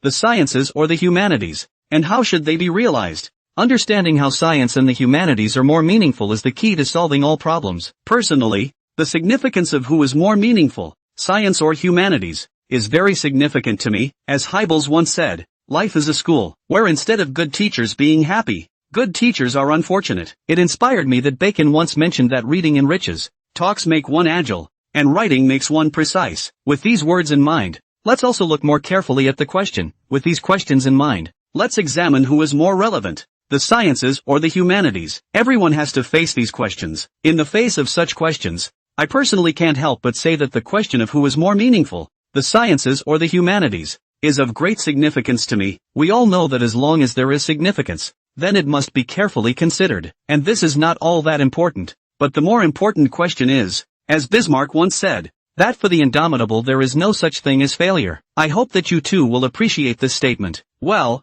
everyone has to face these problems. In the face of such problems, I cannot but say that it is of great significance to me personally to find out who is more meaningful, the sciences or the humanities. To figure out who is more meaningful, science or humanities, what kind of existence is it? Spinoza once said that the greatest pride and the greatest inferiority indicate the greatest weakness of mind. Who is more meaningful, science or humanities, and exactly how it needs to happen, and how it will come about if it doesn't. Who is more meaningful, science or humanities, and how it will come about. Generally speaking, for me personally, who is more meaningful, science or humanities is not just a major event. It could change my life. With these questions in mind, let's examine who is more meaningful, the sciences or the humanities. Daisaku Ikeda, in an offhand remark, said, don't shy away from distress and difficulty, stand up to it and challenge it, and then overcome it. It's a short statement, but one that comes to mind. Generally speaking, we must all be sure to consider it carefully. Generally speaking, we must be sure to give it careful consideration. From this point of view, who is more meaningful, the sciences or the humanities, and how should they be realized? That being the case, for me personally, the significance of who is more meaningful, the sciences or the humanities, cannot but be very significant. Where are we going to play next? Song Shinyue asked. Forget about where to play for a minute. Why don't you loosen up my arm a little? It's all lacking blood and numbness. Shi Wenshan felt that his arm was necrotic. My dear, sorry. I really like you too much, so I used a little more strength. Song Shinyue loosened her strength a bit. Phew, okay. Wait, Shi Wenshan took out his cell phone and looked at the time. From the time he entered the activity room to the time he came out. Surprisingly, it only took more than 20 minutes. He thought it took a few hours. It was really like a year in there. It's still so early. I thought it was almost noon. So where are we going to go around? Honey, I'm going to be glued to you the whole time for the next 2 days. Before that, can we discuss something? Honey, you say. She was really conveying her love to Shi Wenshan all the time. It's just, don't call me the same old, honey, husband, whatever. It's really mushy. Just stick to just calling me by my name. Isn't that what couples in love call each other? Where did you read that? There's no such thing. Even if it's called that, it's not always hanging around. Oh, so that's how it is. Dear Song Shinyue hemmed and hawed, not repenting. Are you embarrassed about this? Didn't I tell you that I love to see you embarrassed? Never mind. You might as well pretend I didn't say anything. Well, Wenshan, I'm not some kind of unreasonable person. It's true that I have to give you a process of acclimatization as well, but you don't want me to give you too much time for too long. Oh, well, thanks for the gladness. He looked at the map of the cultural festival's activities saved on his phone. Well, why don't we go here and check it out? Freshman year over there? Yeah, go. The two of them made their way to the door of their destination classroom, but there was a group of people gathered inside, wondering what they were up to. Shi Wenshan went closer to take a look. This class was engaged in a four-wheel drive race, but now it seemed that the track used for traveling was disconnected, and there was no way to conduct the game. Their field track seems to be broken. It's being fixed right now. Should we wait or say go to the next one? Bad? Well, let's go to the next one then. Walk around outside again and see what else is interesting. Thus, the duo left first. Just as they left the door, the special activities of the next class couldn't help but catch Shi Wenshan's eyes. This class was engaged in a maid cafe, with two young girls in maid outfits standing at the entrance to receive and solicit customers, and a stand-up sign of a second-generation catgirl maid standing next to it. It's hard not to take a few glances at this. Ouch, ouch, ouch. Don't pinch. Shi Wenshan pain mask JPG. Where are you looking at? Dear Song Shinyue looked at Shi Wenshan with eyes full of fire like she was looking at trash. It's too striking there. I couldn't even think of not looking at it. Shi Wenshan tried to argue. Hey, would you two like to have a cup of coffee, tea or something? Come along for a cup. You'll be in a better mood. Two students, we also have a couple cup hero. Sweet life. Bittersweet more like. What a pot calling the kettle black. And the receptionist maid even came over and solicited business from both of them. Shi Wenshan secretly screamed in his heart. He is afraid that he will be walking on thin ice for the rest of his life. Can I still walk to the other side? No need, oh classmate. The two of us still have some things to do. She smiled and said to those two. Then, she pulled Shi Wenshan to leave. Guess I'll have to educate you after all then, and turn you completely into a Bunsen with only me in your eyes. She whispered. This makes Shi Wenshan shudder. Miss Maid, save my mouth and teeth. That's student. We also have a maid outfit fitting event here. If a cute girl like you puts it on, it'll be absolutely adorable and will mesmerize others. Perhaps sincerity touched the heavens, or perhaps the maiden lady heard her call. In any case, Ms. Maid reached out for help. Do you wear a maid's outfit? Shi Wenshan imagined it. No, the brain was missing the relevant documents to visualize it. Why are you looking at me like that? You want me to wear it? Shi Wenshan nodded. Let's go. Song Shinyue ignored it and said after a few steps. If you want to see it, big deal. I'll go home and wear it for you. Okay? Ugh. Okay. Shi Wenshan deliberately feigned disappointment. Look at you, forget it. It's not impossible. But you have to promise me that you won't even look at any of the girls in there. Okay? Song Shinyue pinched his face. her tone full of threats, but the corners of her mouth couldn't help but rise. Yes, yes, yes, yes. Must obey your will in Xinyue. Okay, let's go then. When he entered, Qi Wenshan kept his head down the entire time, and his own eyes were always focused on Song Xinyue. Song Xinyue just led Qi Wenshan inside to find a seat. This can give those two a blank stare, which went away and came back, or came in such an abstract way, can't read it. What would you two like to order? Another maiden lady came over to receive. Get me a cup of black tea. Fumiyama. What would you like? Qi Wenshan was currently looking down at the tabletop, and other than anything else here, this table was too much of a table. Me, just any coffee will do. Still head down. Okay. Wait, classmate, are you guys still allowed to try on maid outfits here? Right. Classmate, are you coming? You're so good looking. It must look great on you.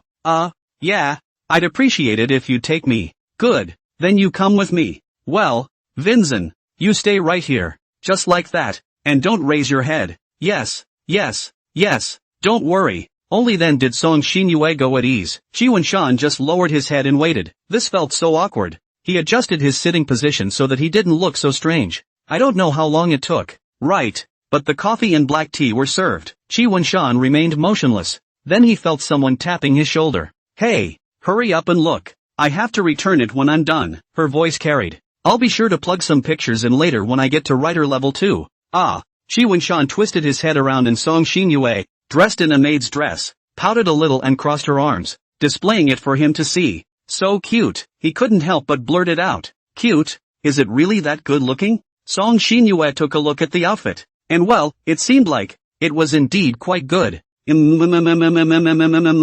nodded frantically. Now he wouldn't worry about his eyes drifting elsewhere at all. The set Song Xinyue wore was just poking him too much. The maid outfit Song Xinyue really made him like it. How can I put it? There's a contrasting beauty. Song Xinyue, who had always claimed herself as my own master, was now my maid. Serving me. This feeling, pinch ha ha ha ha ha ha ha. Especially those eyes, with their shyness and happiness. Add to that the slightly reluctant corner of her mouth. And no, the heart was already hers. It would be nice if I could get her to call me master. But it's just a thought. This feels like an experience card only. Or else it could be a real inversion of the Big Dipper. Oh, look good on it. Hey, don't just nod your head. Take a few pictures. I still have to return it. Such a nice scene. Don't you want to keep a photo for future memories? Ooh-hoo, that's a shot. Click. Just one? Song Xinyue posed again. Okay.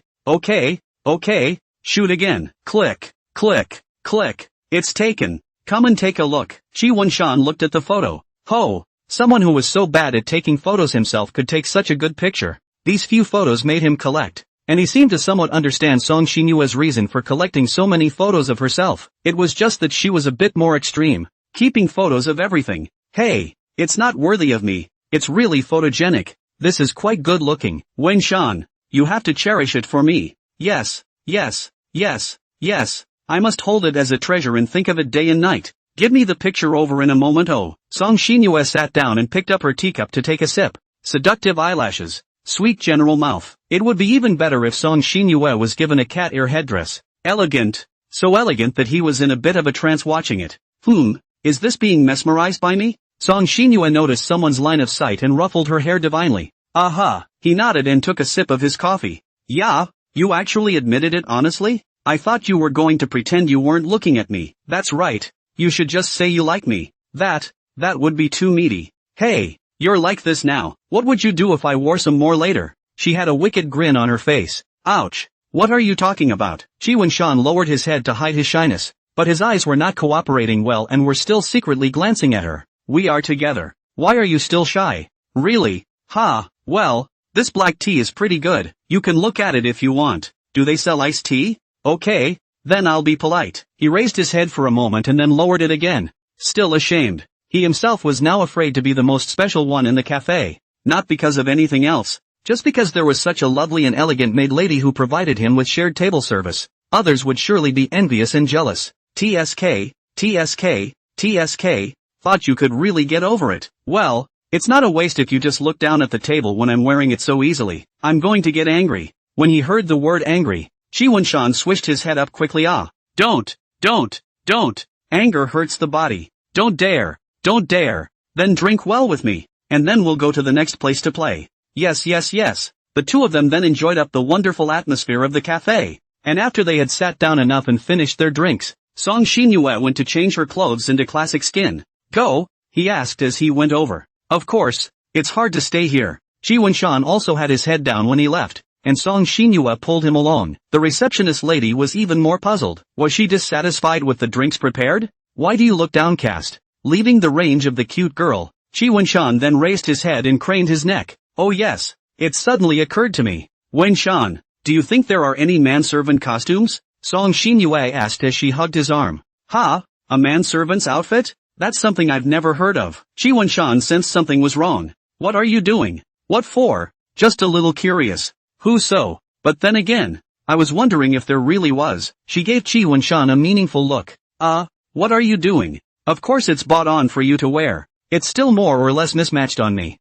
But if I put it on you, Fumiyama, then it's no problem at all yet. Ha? Why? I see you're dressed nicely. The status doesn't match well. Wenshan, you are mine. Think of you wearing a servant's uniform, giving me the most considerate service, and calling me master at the same time. Aya. Thinking about it makes me excited. Let's go to that classroom. Don't try to pull away from the topic. Oh, well, I decided to order a set when I go back, and if I don't have one, I'll design one. Anyway, Wenshan is don't want to not wear it. Oh, stars are coming out of his eyes. Ugh, Ji Wenshan sighed helplessly. Alright, I'll wear it, so where to next? Why don't we go to the cultural center? I think it's about time, so it's good to go see the show.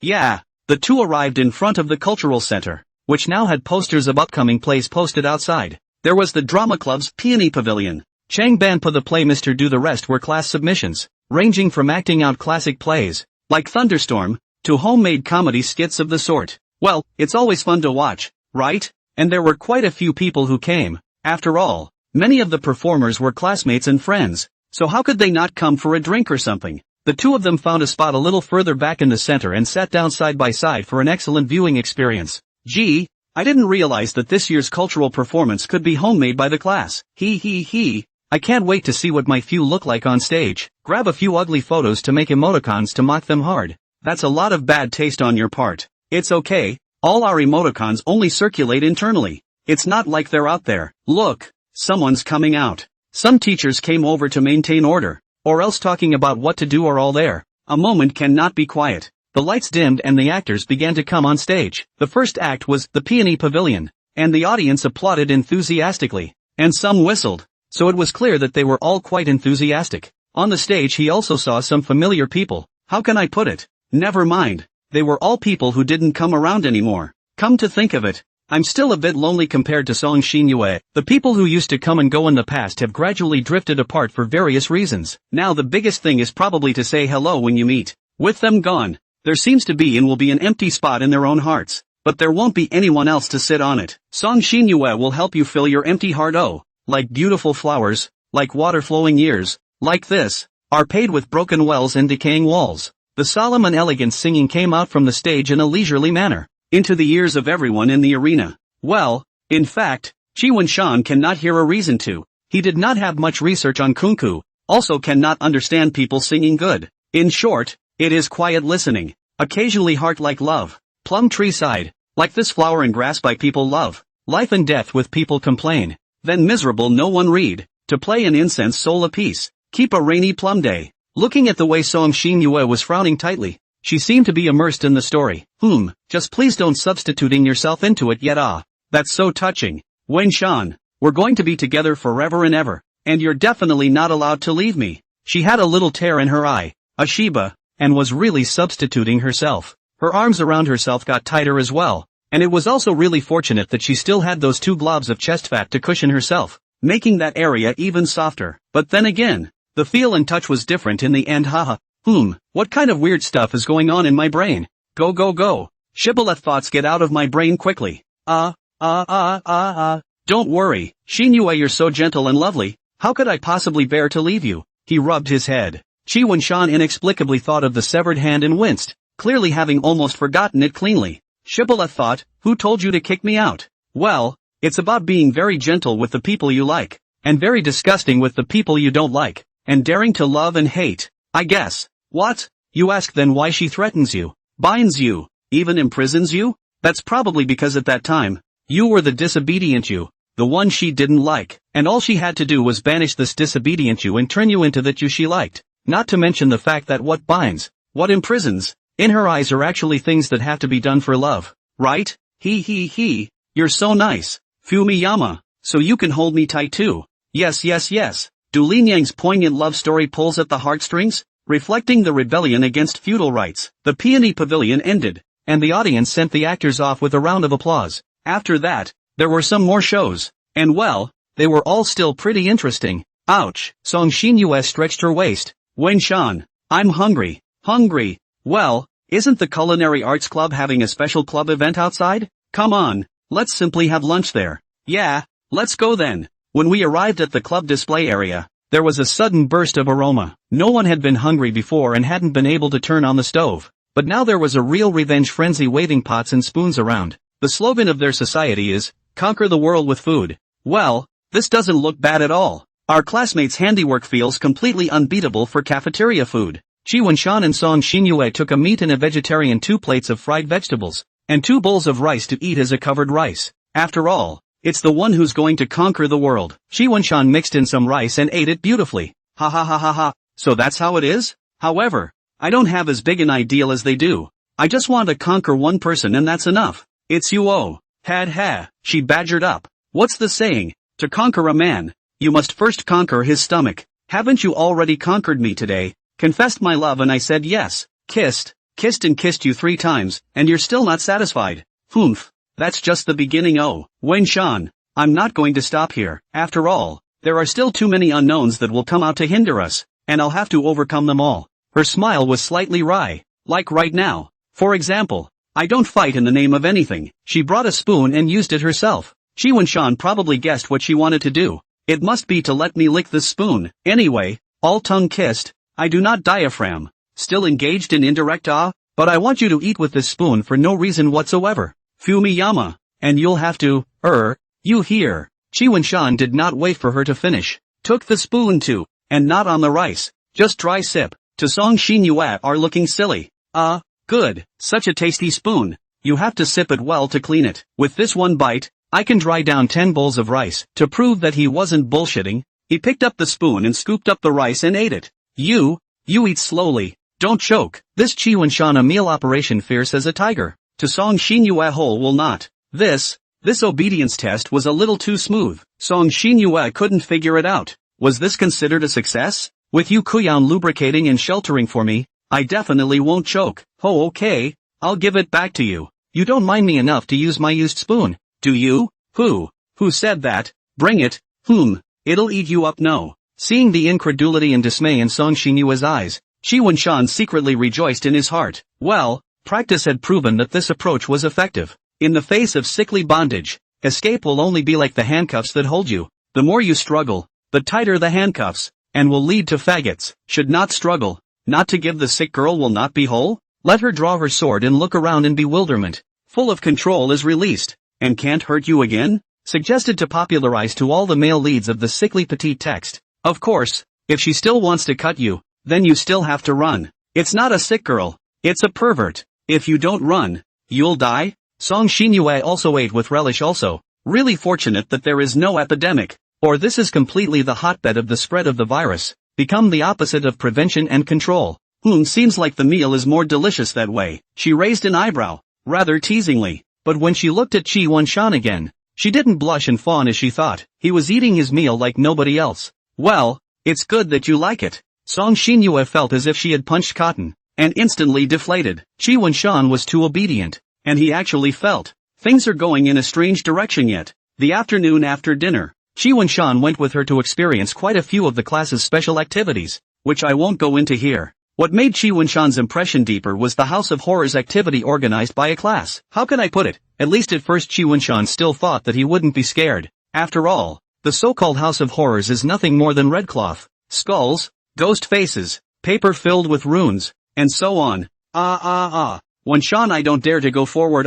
Song Xinyue tightly hugged Chi Wen-shan without letting go, snuggling into his arms. What are you afraid of? It's nothing too scary, right? He stated with a disinterested look on his face. Then I'm just scared too. Well, Actually Song Xinyue was pretending, although she didn't have a lot of guts. This level really didn't scare her yet, but the guts to take the opportunity to stick to Chi Wenshan was not only there, but also very big. The perfect movie to go see on Valentine's Day is not only a romantic movie, but also a horror movie. When each other are scared to blush, and then look at the people around you who are also so. It's easy to feel that it's a heart for him, her. That's the drawbridge effect. Did you learn it? Go practice. The entrance to the back was closed, and to leave you still had to move forward, and as you walked you realized something was wrong. Have we been going in circles? Chi Wenshan sensed something was wrong. No, I don't think so. If it's going around in circles, then how come you can't see the entrance? Weird. 1 lap, 2 laps, they're not out yet. Is the ghost hitting the wall?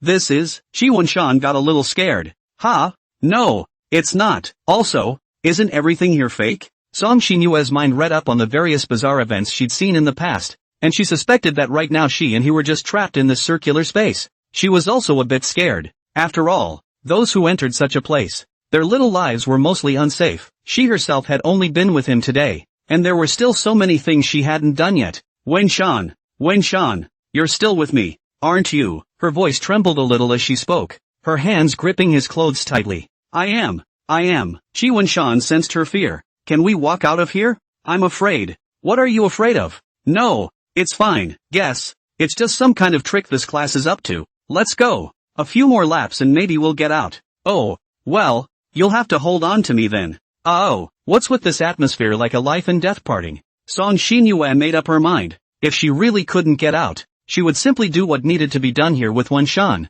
so that she would at least have fewer regrets. It's hard to strain. Suddenly feels like this is a good fit for a book plot. Fortunately, after a few more laps the exit appeared, and the two of them ran wildly out, and were surprised several times on the way out by a number of small mechanisms. This was one of the more interesting trips of the afternoon. Even though they were scared before, they were soon back to laughing and bonding afterward. I have to say that this haunted house designed by this class is really very good, especially without the help of any artifacts, but it can realize the effect of a haunted house. Aha! Wait, without the aid of any artifacts? Then how did they do it? Well, forget the unanswered questions for a moment and come see the nightly bonfire dance. A large pile of dry wood was piled up in one piece, and a roaring fire just shot up into the sky. The firelight shone on everyone's face, banishing the cold and warming them up. Then, the students throw stones into the fire. I don't know what the origin of this activity is, but it's used in the fall to celebrate the harvest and to pray for blessings. Most of the people were sitting around the fire not far from each other,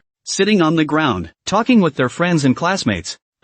Playing some kind of game or something. For a lone wolf, this event was so unfriendly. Sometimes there's dancing and stuff, even though it's all amateurs, I guess, just for fun. The professional ones are still left to the dance club, who danced on stage, showing off their fabulous dance moves. The name is Autumn Moonfengshang. The audience then sent them off the stage with fierce applause. And next, it was time for the audience to perform. Any students want to come up? Show yourself off, the host said from the stage with a microphone. A few people raised their hands, but not many, and there were people yelling other people's names for them to come up. There's still a bit of a shortage of people, so we can use random selection. Then, unsurprisingly out of the blue, the spotlight hit Chi Wenshan, who was watching the show from off stage, and Song Xinyue, who was beside him. He was flabbergasted. The eyes of the entire room were now on his side, and Song Xinyue's head was still leaning on his shoulder. Oh yo, came a strange sound from the neighborhood. Come on, these two students, both drew you. Just come up and dance together for a while, without delaying you two. Alright, we've come this far, let's go. Looking at the two walking onto the stage, not far from them Zhao Chuan frowned tightly. It can't be that the two of them are really together, must ask a clear Kukawa-san, may I ask you to dance? Oh, yeah, he didn't have the heart to focus on that side for the moment. With the music playing, the crowd on stage began to dance in a group, and the stage was filled with laughter. Originally as an activity to regulate the atmosphere, there is no expectation that everyone can dance well. The most important thing is to have fun. So dazzled, no one will pay attention to Chi Wenshan's side yet. What are we dancing for? We haven't learned anything. Then dance blindly. No one's looking at us here anyway. Now, just hold out your hand and invite me to dance.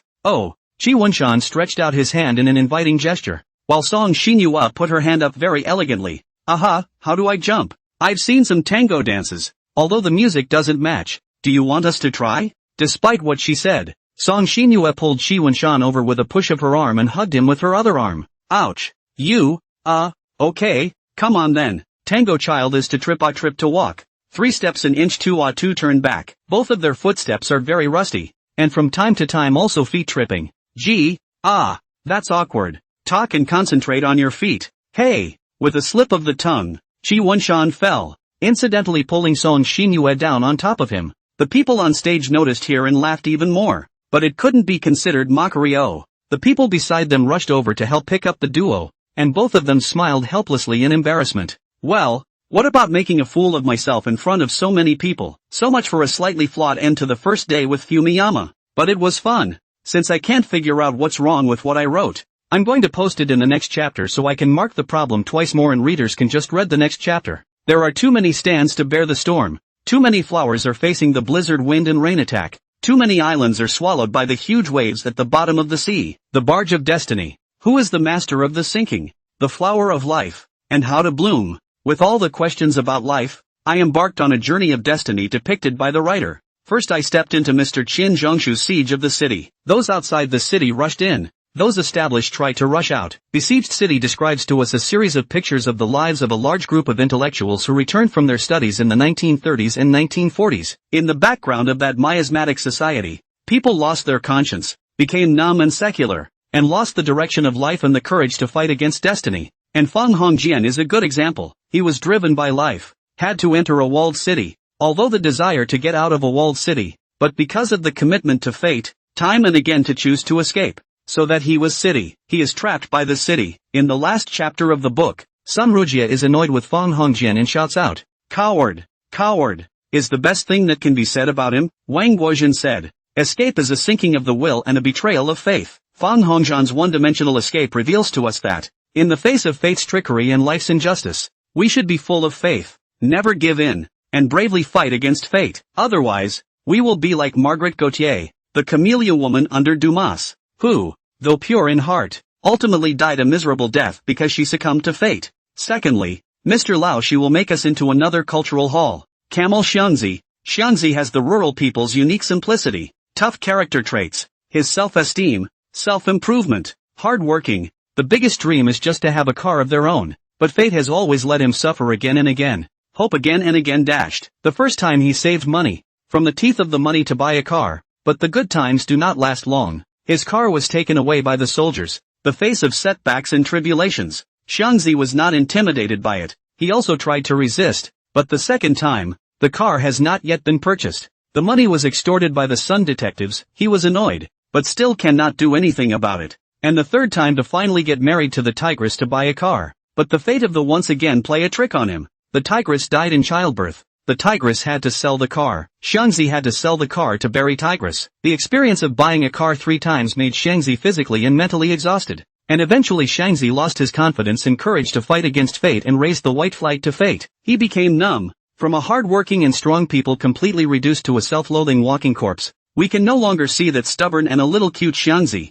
This is a human tragedy. Xiangzi is not Feng Hongjin. He fought against fate. But he did not fight to the end. But instead of giving in to fate, he is a deformed child played by fate. It is true that adversity creates talents. But how many people are destroyed in adversity? The twist between making and destroying people is whether they can face up to adversity. Xiangzi's fate makes people think deeply. Seize the throat of fate. Not only to have 100 times the confidence and courage, but also have perseverance and never give in. The more frustrated, the more courageous spirit. The most precious thing for a human being is life. Life comes to us only once. A man's life should be spent in such a way that when he looks back, he will not regret having wasted his years, nor be ashamed of having done nothing, so that he will be able to say, "My whole life and all my energies were devoted to the most magnificent cause in the world, the struggle for the liberation of mankind." Struggle for the liberation of mankind. Listening to Paul Kochikin's exciting words echoed in my ears for a long time. If the encounter of Xiangzi let me heartbreaking tears, then Paul's experience is more so that I was moved to tears. Paul, this image from the former Soviet writer Nikolai Ostrovsky's book, How Steel is Made. It can be said that Paul's image is Ostrovsky's own reflection. He was blind and paralyzed. But he was so tough and painful that he spent 3 years on his deathbed to write this book. The book shows us a historical picture of the hard struggle of the Soviet people around 1915 to 1930. The main character, Paul, was a steel-hungry proletarian warrior refined in such a revolutionary furnace. The book shocked me in too many places. So that I feel most deeply is a spiritual crisis of Paul and the disease-ridden incapacity to fight.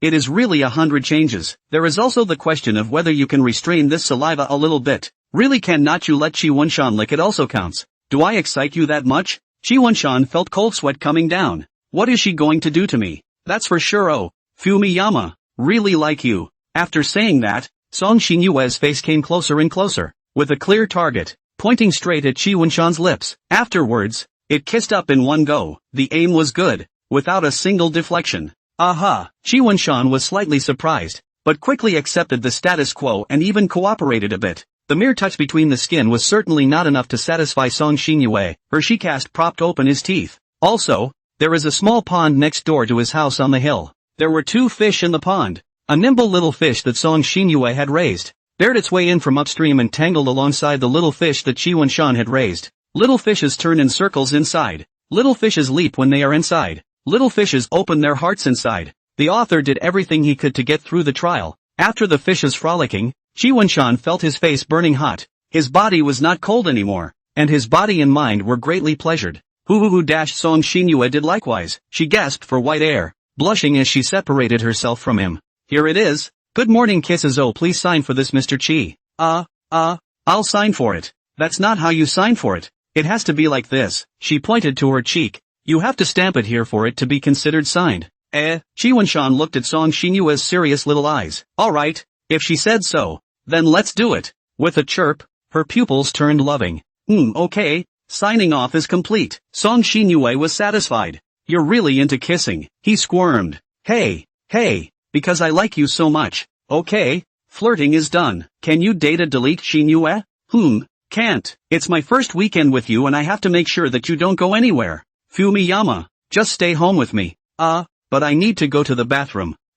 That's a problem. There, wait. Song Xinyue ran off in a huff and came back a few moments later. What are you? This is my special preparation. Oh, just enough for you to go from the bedroom to the bathroom. This way not to solve the problem of going to the toilet? How do you have so many of these data deleted? Of course it's to prevent you, Fumiyama, from being scared by me and leaving me. It's the fact that you have so many of these things that threw me off. Xinyue, I told you I'm sure as hell not going to run. Promises are certainly believable, but seizing is safer. Wenshan, I advise you to behave yourself. Well, hurry up. I'm in a real hurry. Well, that's right. Good. Now that Chi Wunshan's range of movement had expanded, he hurriedly put on his slippers and rushed to the toilet, and was about to release some, when he suddenly felt the sight behind him. Aren't you going to recuse yourself? I'm not looking ahead of you. Come on.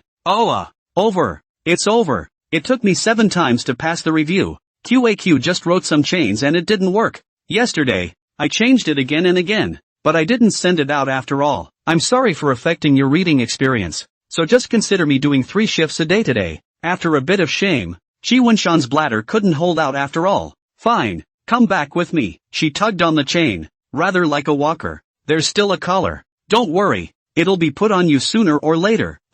Well, I still have to figure out how to write past the review. After going back is not peaceful. Now their own change of clothes Song Xinyue are not avoided. Although the previous also in the peeping bar, but at least also pretend to pretend. Now she even had to dress him herself. Chi Wunshan was helpless. He was not a 3-year-old. Anyway, it was a morning of just chaining his feet. By the time lunchtime rolled around, well, he wasn't untied either. Dang it. Hey, guess what I made you for lunch today? It must be the fragrant Hingi's brand of shredded green pepper and pork over rice. He flattered in a serious manner. Well, the reward for a correct answer is a forehead kiss chirp.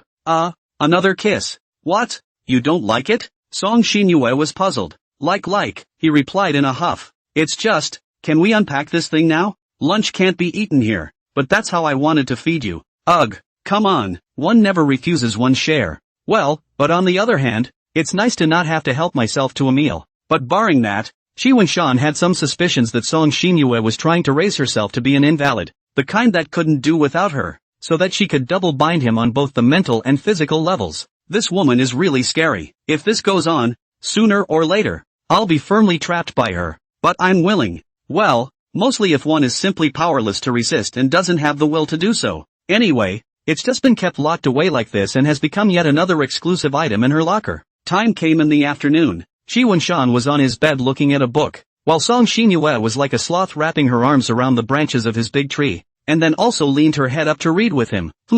Quite an air of idleness there. Well, actually Chi Wen-shan didn't want to read a book. It's just that the cell phone was still in Song Xinyue's hands, and now she wasn't allowed to touch it herself. The reason was that playing with the cell phone would distract her from caring about her, and would lead to a detachment from each other's feelings. He did not bother to refute. Refute also useless. Well, in fact, read a book beside her accompanied by good. Oops. By the way Wen-shan, don't you think your bed is a bit small? Chi Wen-shan was instantly alert.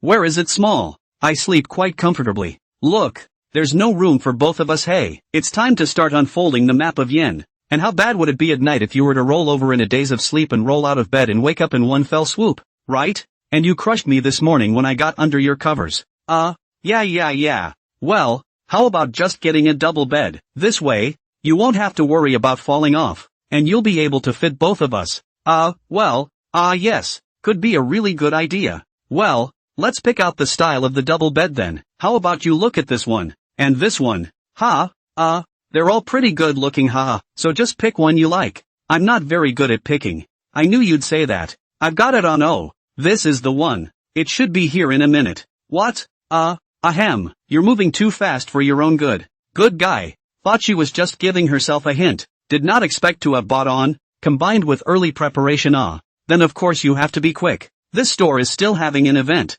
Trade in 2 single beds and you get a 10% discount. What? 2 beds? Well, you are. Yeah, why don't you just give both your bed and mine? It'll be a lot cheaper. I haven't really seen that you are such a thrifty person. Song Xinyue. Having such a thrifty girlfriend is truly a blessing in my life. Chi Wen-shan. That said, what's that dagger-looking thing on the map? Chili? So where do you sleep when your bed is given out?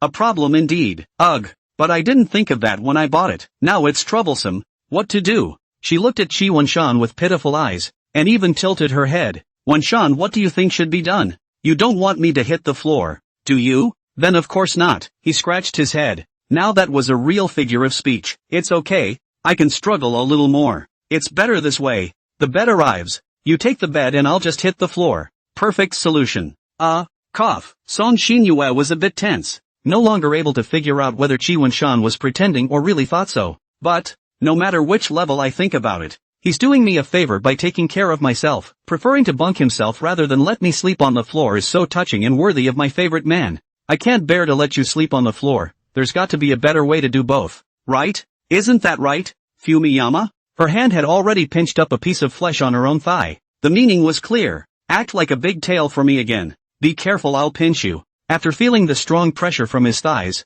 Chi Wen-shan didn't dare to play smart anymore. That's true, but it's just that this method needs to ask Xinyue if you're willing to do it. What method? Why don't you just say it? Say it so I can promise you. Her hand used a little more force.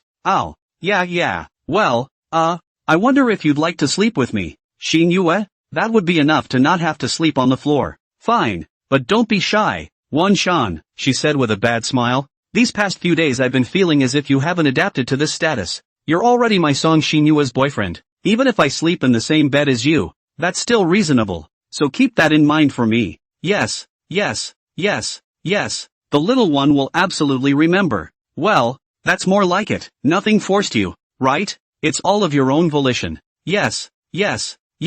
I forced myself to volunteer. Why do you say that so strangely? Never mind. I won't bother with you. Now then, as my boyfriend, I order you to kiss me. Didn't we already kiss in the morning? Still need to Xinyue, although kissing is good. You can get tired of kissing too much. So you're tired of me now? Song Xinyue's rhetorical question directly completed the counterattack. Delivery question. Chi Wen-shan was helpless, digging his own hole and jumping himself. No thing, don't think blindly. Chi Wen-shan waved his hand in a hurry, suddenly flustered.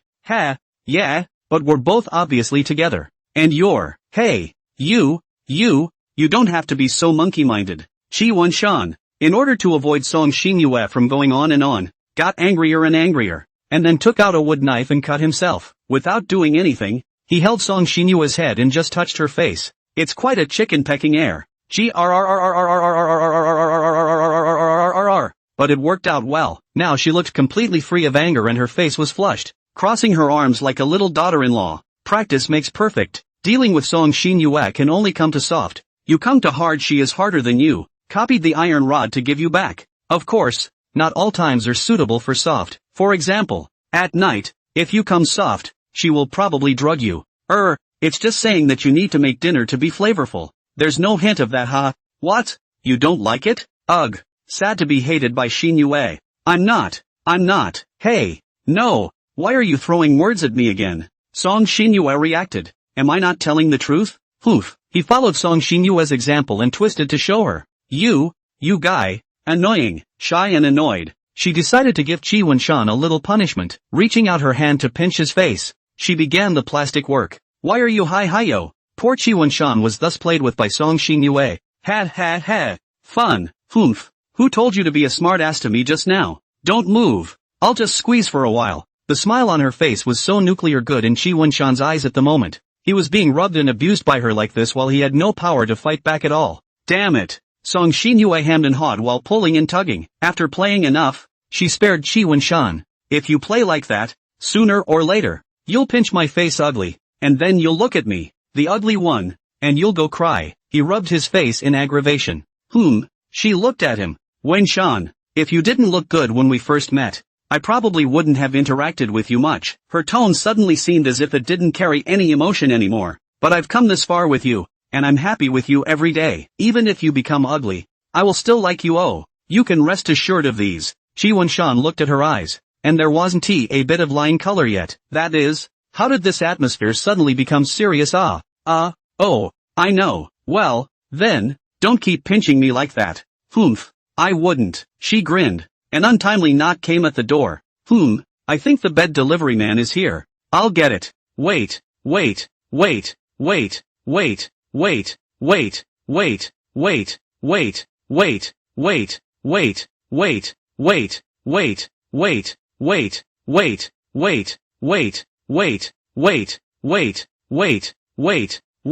Can't have people coming in and watching me like this. Oh, that too. She came back to untie him again, then ran for the door. Qi Wenshan let out a long breath and stretched his waist cozily. This feeling of harvesting freedom was indeed good. Whoa, what a big bed. Song Xin Yue came to the bed with a flying leap and rolled around frantically, feeling the softness of the bed. Now that Qi Wenshan's room had such an extra head, it suddenly seemed full. However, she always felt that something was missing. She sniffs and confirms it. There's no scent of him. Well, it was a new bed after all. Tie it on yourself. I'm too lazy to move. Are you even training my sense of self-management here already? Qi Wenshan picked it up helplessly. What a sense of self-management. Nothing. With a click, he gave himself a test. Geez, this new bed is just too comfortable. Well, I don't want to go down. Well, you also quickly come over and let me hug you. Oh, that's coming.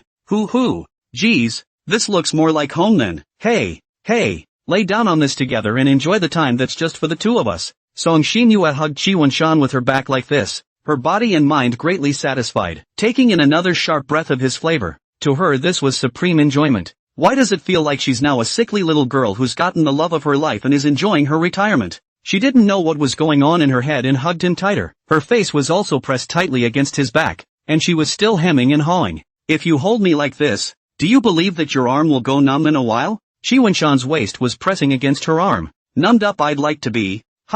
Then don't stay in bed all the time. You have to do something. Do something?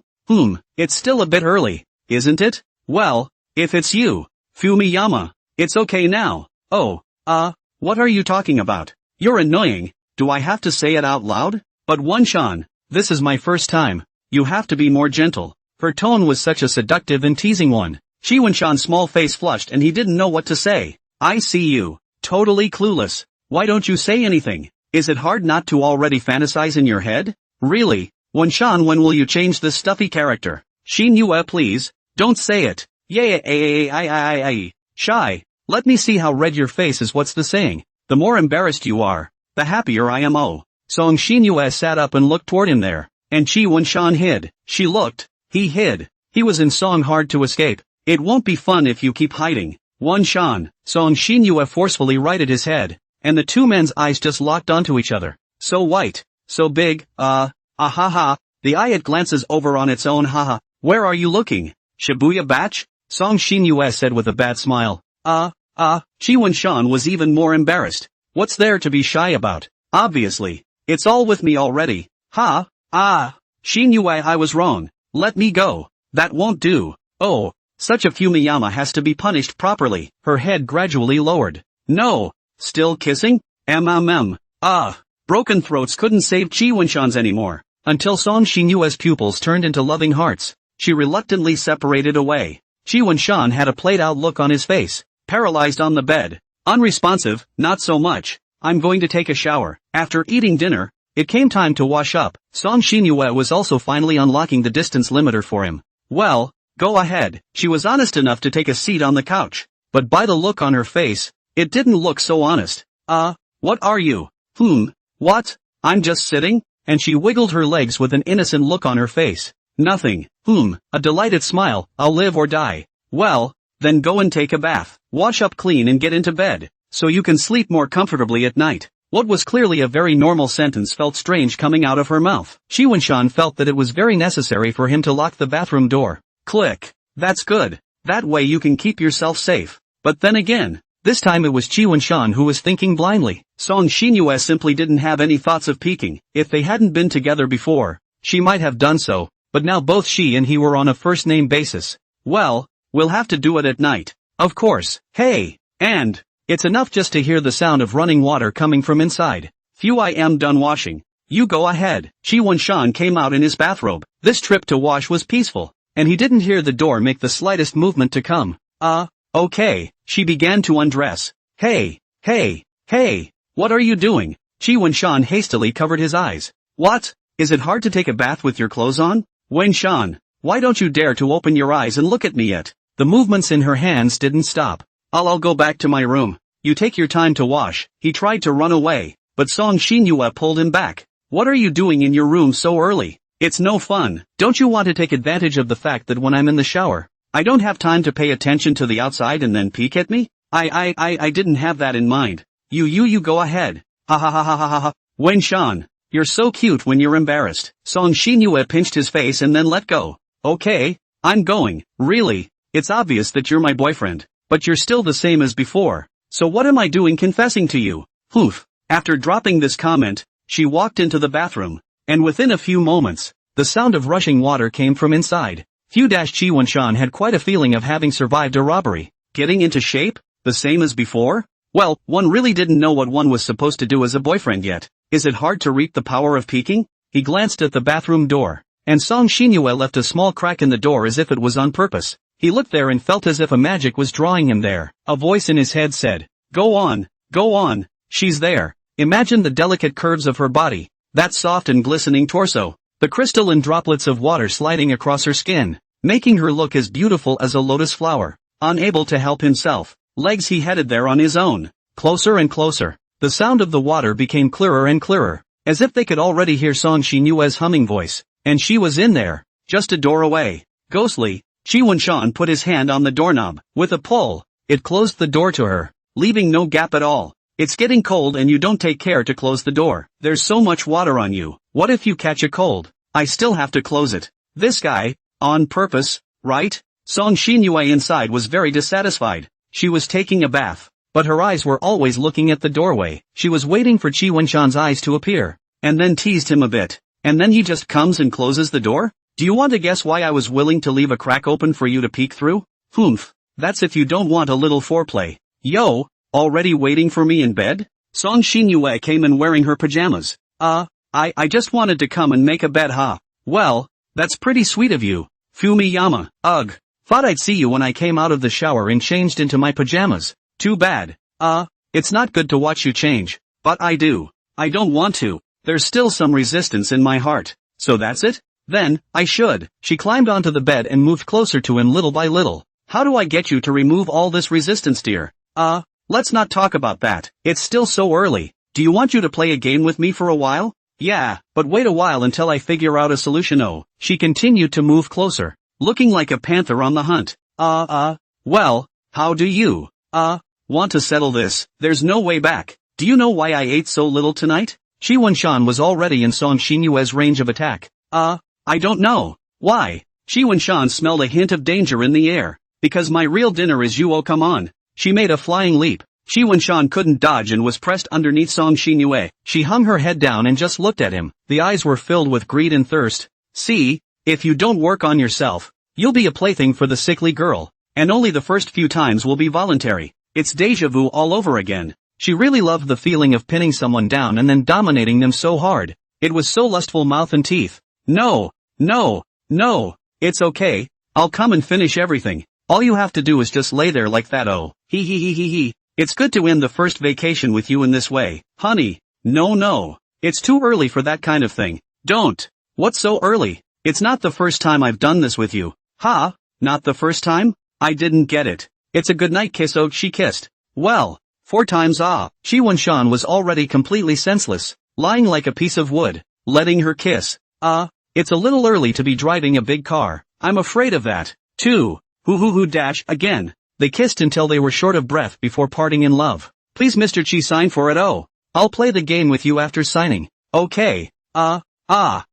Shi Wenshan leaned up and nudged her in the face. Signature complete. Well, that's our daily flow from now on. Oh. Her pupils turned into love hearts again. That was too often. Oh, good. Chi Wenshan let out a long breath, thinking that something was going to happen just after they got together. Here's your cell phone. Start the next step. Hurry up on the number. Song Xinyue got off of him. Oh, coming right up. Oh, I almost forgot. What did you just think I was going to do? She had a wicked grin on her face.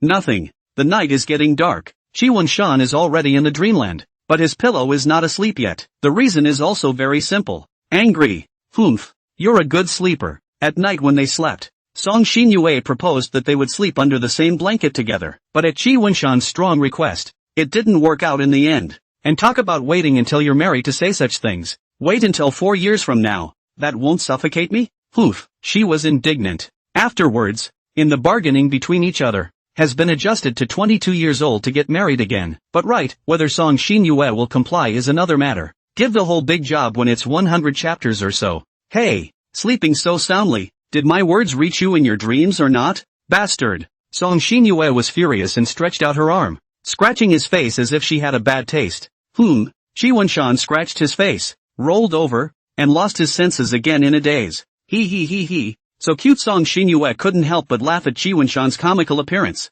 and even gave him a peck on the cheek. All discontent, too, dissipated at that point. But, just because I'm not angry anymore doesn't mean I give up. He's asleep anyway, so, it's okay to sneak in. After all, the cold wave is coming down from the south lately, and I'm only sneaking in because I'm cold and I want to cuddle with him to keep warm. Right? Saying that she would do it, she grabbed his quilt and tried to rip out the quilt that he was pressing underneath, but Shi Wenshan pressed it to death, and couldn't pull it out at all. Shi Wenshan, humph. I knew you'd do that for sure. This guy wrapped himself up like a chrysalis. Damn it. As far as being so defensive of me? After trying a few more times, Song Xinyue unloaded her breath. Well, this one belongs to Shi Wenshan for the win. Song Xinyue helplessly retreated back into her own quilt, and had to be the second best thing to reach out her arms to hug this big chrysalis.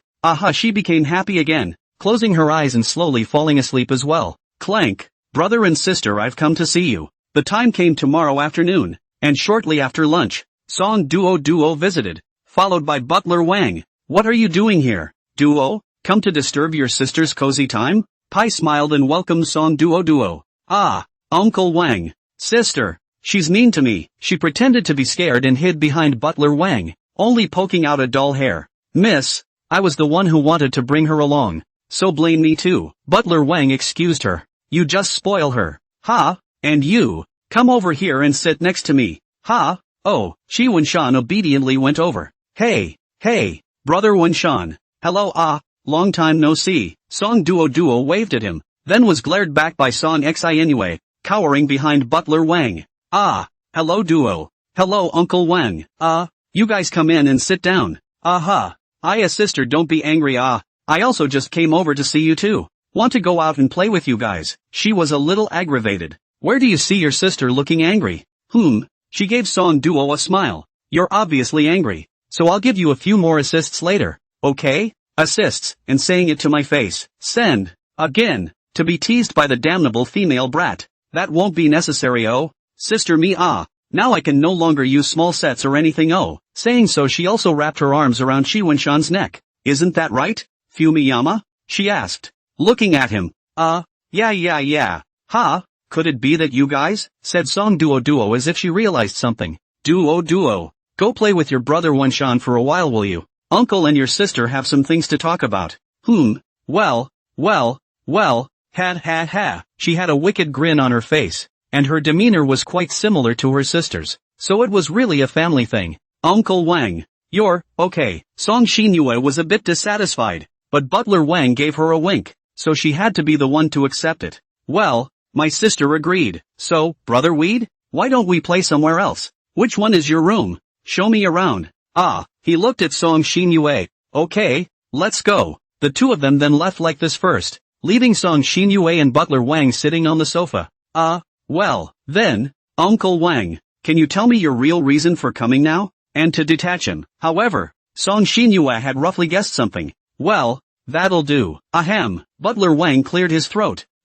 Miss, are you with that boy? Well, he's my man now, and he'll be our Song family's son-in-law in the future. The contract has all been signed, but I still have to make him memorize those contents again. Okay, when was that? Just at the cultural festival. I confessed to him. She also inexplicably blushed a little. But then again, how did you know about all this? Uncle Wang? Didn't you order a double bed earlier? His lordship knew about it, and was wondering why you bought this. So, it entrusted me to ask you. Ha, he knows? Really? The asshole old man who snoops on his daughter's shopping list. I'll go back and give him some serious pouty revenge. It's not your lordship's fault. It's what the people below unintentionally said when they reported. As soon as I thought about it, I probably guessed something, and this time I sought you out to verify my own thoughts. Well, I'm with him and will absolutely not break up. Uncle Wang, you just tell him that directly. Without him there is no me. Miss is as persistent as ever about this matter then. Of course, it's the only thing I'll never let go of.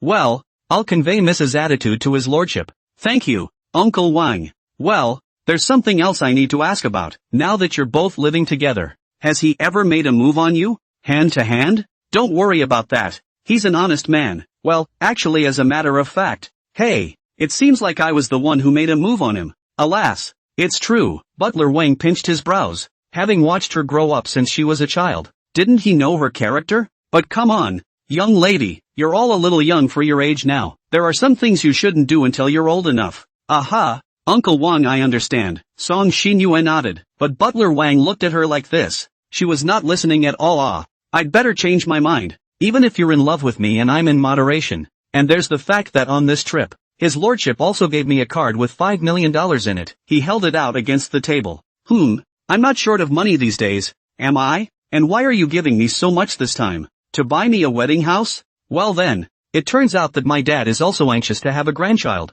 It's not for you, miss, it's for that boy Chi Wenshan. Master wants to give him a sum of money to see what he'll choose. Song Xinyue seemed to understand her father's intentions.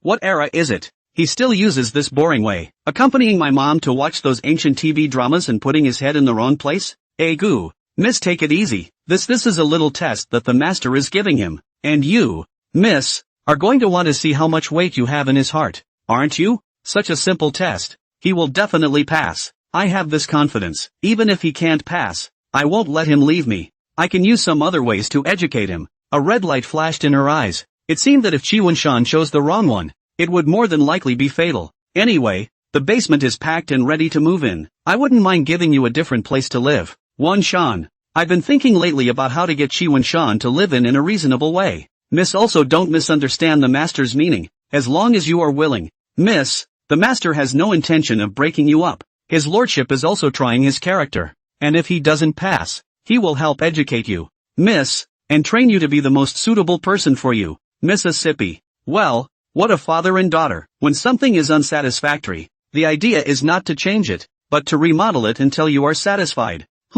Thinking with me then. Meanwhile on Chi Wenshan's side. Oh yo, what a big bed. Song Duo's lunging towards the bed was quite similar to her sister's. Hey, what's with all the rolling around marks that look so much alike? This is excessive. Come on down. The sheets are all messed up. I just don't. What? You still want to come at me hard, Brother Weed? She messed up even more. Ugh. You forced me. He used his tickling technique with outstanding results. And Song Duo began to beg for mercy. Don't. Let go. Annoying.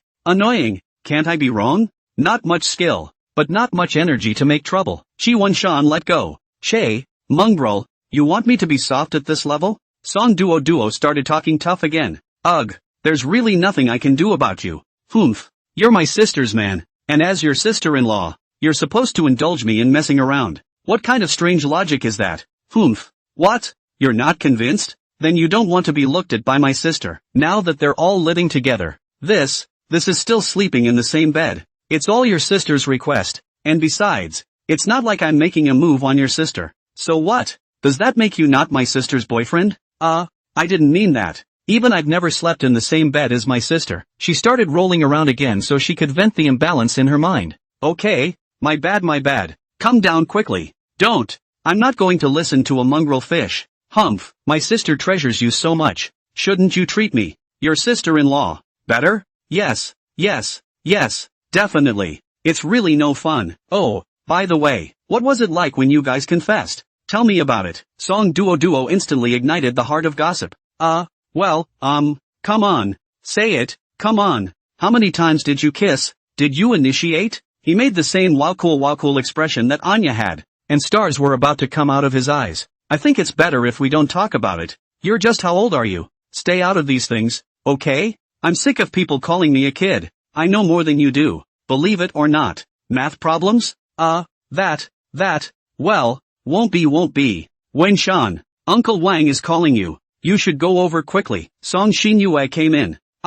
Good. Aha. Song Xinyue then proceeded to look at Song Duo, who was sitting on the bed, and pointed to the floor beside her. Come down, sister. Let me sit for a little while longer. This bed is really too comfortable. Good boy. Song Xinyue exerted eye pressure. Okay, Song Duo could only is obediently down. Aha. She nodded and suddenly grabbed Song Duo's shoulder again, bringing her face up to her. What did you say to him while you were here with him? Come on, tell me all of it, word for word. Sis, you take it easy, taking Song Duo by surprise. Uncle Wang? What are you looking for me for? Chi Wunshan sat down. Here, Butler Wang handed him the card in his hand. Chi Wunshan looked at the card in his hand in confusion. You gave me this thing for? Our master's meaning, there is 5 million in this card. As long as you break up with the young lady, the 5 million will be yours. His tone was flat. Chi Wunshan's brain was down for a moment. I'll give you $5 million to leave my daughter. I don't know why the mind just somehow dubbed that. Isn't this some kind of plot from some female text? How did it get on me? Actually, I don't need $5 million. I'll leave with $500,000. No, 50,000 would be fine. Well, the above is just a joke. If you can read minds, please don't blame me. It's not really a question of $5 million. I have the life to take it. I don't have the life to spend it. Chi Wunshan was pretty sure what would happen to him if he mentioned breaking up with her. She invited a group of black-clothed men in a sack to take away. Detained in a small dark room day and night to be tempered. Finally completely reduced to no thought. Song Xinyue exclusive doll. I shudder at the thought. But then again, can I pick the style and color of the sack? Our master dislikes you very much. I advise you to better make a wise choice. Butler Wang continued to add pressure. Sorry, Uncle Wang. I don't want it. Chi Wunshan pushed it back. Even if her father really sees my words badly and forces me to break up, he can't ask for your family's money. So that's your choice. Yes. Choice. Spread Song Xinyue, can I still have a choice? Look at the two choices. But in reality it's a single choice.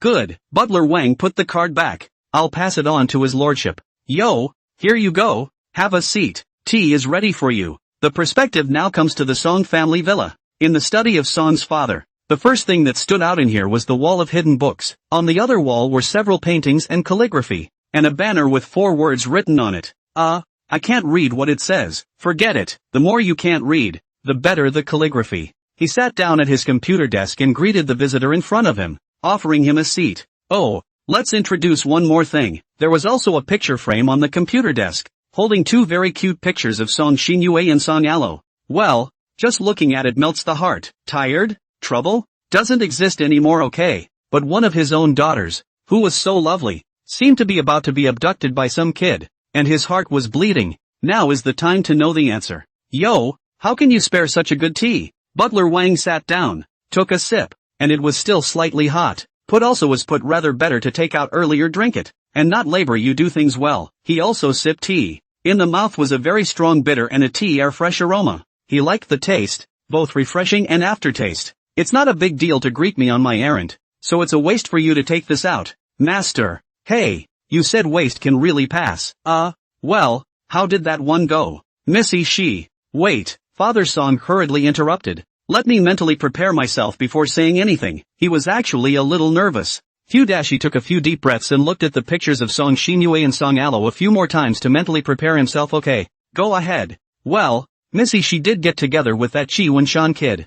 The ever-steady man couldn't sit still for a moment. Or maybe he only showed that look in front of his own people. It's really that kid who came to her birthday last time. Ouch. If I had known this, I should have kept a closer eye on him in the first place. Father Song was chagrined. Butler Wang, on the other hand, remained seated and was ready to add another stab. And she's already living with him, and the reason why she bought that bed, she should have already been in bed with him. Confused. Father Song, as if his soul had been snatched away by Chi Wen-shan, leaned his head back against the backrest of the chair and didn't move, while Butler Wang sipped his tea unhurriedly. It wasn't like he hadn't seen this situation before. It wasn't serious. He then took out his own cell phone, tapped on a recording saved in the recorder, and hit play. The best dad in the whole world. Daughter, I love you forever. Oh. This voice that was like heavenly music reached Father Song's ears, and it echoed in his head for a long time, as if it had pulled him into a paradise. This is the best gift God has ever given me. Unfortunately, someone else came along to get a piece of the action. After playing it 2 or 3 times, Butler Wang stopped. It wasn't good to play it too much, or else he would have to be put into another world again. Father Song recovered well after a few coughs and another sip of tea. However, you can also rest assured, Master, that boy Chi Wen-shan is honest and has never done anything a bit out of the ordinary. As for Song Xinyue's move on Chi Wen-shan, let's not report it, for fear that he won't be able to stand it. My daughter is also really confused, and did not consult with her father before accepting that boy's confession. I really don't know why, but fortunately there is still room for things to go. The young lady also told me to tell you, Master, that she would never break up herself without him or her. Alas. Fine, he sighed helplessly. You can't interfere too much in your own daughter's affairs. It's fine if she likes it, let her have it. It's good that you have that mindset. Milord, children always leave us on our own eventually. Then I'll have to gatekeep her as well. In that case,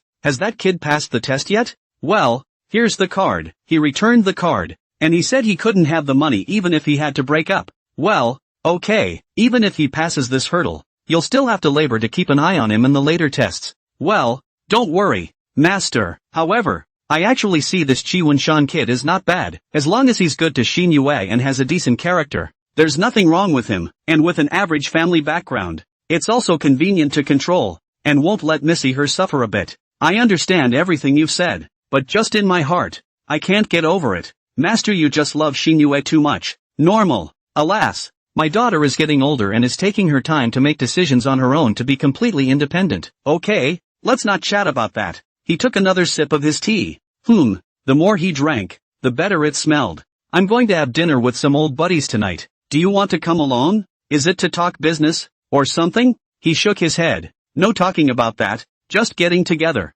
Dinner, drinks, whatever. Oh, that's right, then I won't go. What's the matter? You still don't want to come instead of talking about those things. I won't go over there without business. I'm going home to my wife and kids, just in time for a break. Okay, then I won't take you with me. The two went on chatting for a while longer, and the tea was getting to the bottom. You're bringing these fireworks on a big night, just dragging me for a walk on the beach.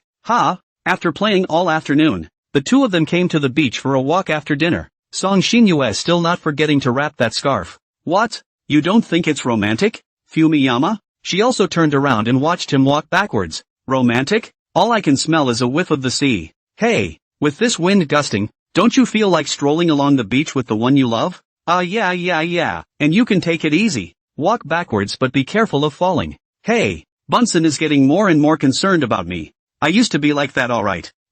Yes, she deliberately said in Chi Wen-shan's accent. Then she turned back to her body, looking like she was in a good mood. So surely you've come here for more than a mere stroll. These fireworks, when are you going to set them off? It's still weirdly cumbersome to hold. If you say so. Now, she came to a halt. It's not like it's New Year's Eve. Why do you want to set off fireworks? What? There's a rule that says there has to be a festive holiday for fireworks to go off? That's not true, is it? Here, he handed her a small bared flower. Order for me. Oh, with a click, The fireworks ignited and let off a brilliant light. Wahahahahaha. Song Xinyue was excited yet. I'll tell you why now. I want to end our day with this beautiful glow. Oh, tomorrow, please proceed to create even better memories with me. Fumiyama, she said, looking at him. Abba Baba, got to go to school again. The sleepy-eyed Chi Wenshan sat up from his bed. Yeah, how come you got up on your own today without me having to call you? Could it be that you woke up in shock because you realized I wasn't by your side?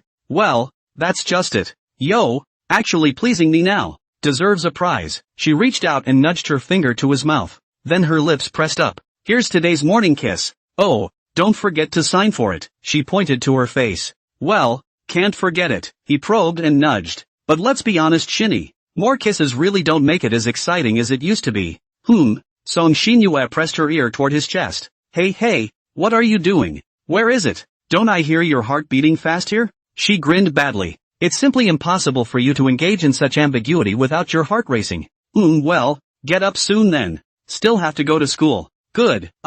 Just unchain me first. Chi Wenshan was helpless. When he came back from playing with fireworks yesterday, Song Xinyue tossed him around some more. He also put an ankle bracelet on his foot again, saying he was afraid he'd sneak away from her in the middle of the night. Yes, there's also this thing. Fumiyama, you shouldn't resist this thing either. Well, I'm also doing this because I love you. Oh, do I look like I'm resisting to you? Well, that's good then. She grinned. As long as you behave yourself, Bunsen, I won't have to use something so troublesome. I haven't been good enough, have I? You're really just trying to get insurance, aren't you? Well, that's partly because I'm a very insecure person. I can only sleep well at night if I sleep with you. That's not true. It's convenient to have people right next door and not have to get up every night to spy. Just relax. I'm devoted to Xinyue. You talk is cheap, and I can't see what's going on in your mind. What's the third item of Article 16 of the contract? Come on, answer in seconds. Yes. You haven't memorized it yet? Damn it, not paying attention at all. Song Xinyue tapped his forehead. For the sake of getting up in the morning and not having a clear head, Xinyue, you'll give me a few more chances. Alright, no need to be sophomoric. Just memorize more after you go down. I'll have to examine it again. It's really like you're acting like your language teacher is asking to memorize ancient texts. You want me to pretend to be a teacher and then educate you with a whip so you can memorize it better? I didn't mean that. Don't get any ideas. The manservant outfit hasn't even come back yet. And you're thinking of making me wear something else. Fumiyama, really? Well, it's not like I can't agree if it's Fumiyama. We'd better get to dinner. There was no use fighting her. After having breakfast, Song Xinyue also went out with her arm around Chi Wenshan. Of course, it was natural to wear that scarf around her neck. It's not enough for you to hold hands. You have to put your arm around me. Then you put your arms around me. Song Xinyue looked at him. You won't be able to fulfill my emotional requirements if you're so timid. Now I'll teach you. Learn. Okay, and he had to do as he was told. Song Xinyue enjoyed the stares of the people around her. You all saw it. He's mine. No one comes near. Chi Wenshan, on the other hand, was a little embarrassed that he still wasn't able to boldly display his love for his beloved in front of everyone like Song Xinyue did. That said, how should I key through the earth? Where's Shin Yuan? Can you come over and teach me? When she came to the school, an environment full of acquaintances, Song Xinyue was not restrained. It's time for your appointment today, too, isn't it? Faced with this unexpected visitor in front of her, Song Xinyue did not have a bit of convergence, but also more ambiguously put her head on Chi Wenshan's shoulder to talk to the visitor. What's your hurry? I'm going out to dinner with Wenshan and him tonight, so I'll leave time for you at the restaurant then. Okay. Zhao Zhouchuan didn't seem to be very willing to watch the two of them show their love yet. Chi Wenshan, on the other hand, could only smile awkwardly at him, stating that he could do nothing about the current situation. You can also think about what to talk about. I'm only giving you this one chance. Wenshan doesn't want to talk to you much either. Does he? Wenshan? Chirp. Song Xinyue kissed him directly on the neck. Ha. Chi Wenshan did not make a positive reply. Good, right. Wenshan, I'm going to have a match with class 498 after lunch today. Just so you know. So I'll leave you guys alone for now. He went back to his seat. The annoyance is finally gone then. Fumiyama? You don't want to go watch his match, do you? May I? I still want to go and cheer him on. No. Oh, the expected answer. If you want to break it, you have to break it cleanly. Have you forgotten what is written in the contract? He's the last nail in my heart. Pulling it out will give me a little peace of mind. You're trying to slowly cut me out of any social relationships other than family, aren't you? Right. As a matter of fact, Song Xinyue didn't even want to stay in a kinship relationship if she had to. Originally, his social relationship was a faceted one, with so many threads connecting to others, and she was going to have to chop them all off a little bit, leaving only the one with herself to suffice, so that he'll finally realize that there's only me left. Even if he wanted to leave, who would he find? One's love with him has to be without a single variable, and I've been doing it all. Oh, are you going to stop me, Fumiyama? Nothing like that, just more or less socializing for me, I guess. No, where there's one, there's two. I can't promise you this thing. After all, I've already paid a lot on this. Oh, said Song Xinyue, hugging him again. This is my love. Oh, and as for the void they left behind, I will fill it all up for you. Let your heart. That is bad. I'm stuck with you anyway. Shi Wenshan shows a kiss to her face. What? You think he's gonna emo? You think he's gonna emo? It's something he figured out a long time ago. Shi Wenshan felt that he was now like the heroine in the book, who was forced to be, because she was unable to resist. She went to choose to enjoy herself and ended up completely evil. Hey, Song Xinyue froze, then smiled again. I thought you'd be afraid of such a perverted me. I didn't realize that you could even accept such a me. Do I need another kiss to prove it? Well, come on kiss. I didn't even feel that one earlier. Ha, she skimmed her lips. What a nice smelling meal. This lunchtime, of course, was only to be spent with her. It does smell good, but Shi Wenshan didn't rush to put down his chopsticks. After I feed you so much again, it will be even more delicious. Oh. There is still a lack of Song Xinyue feeding such a step. Good, then it's time to eat. As she ate, Song Xinyue suddenly spoke up. Right, Wenshan, you should have figured out how to talk to him before dinner tonight, right?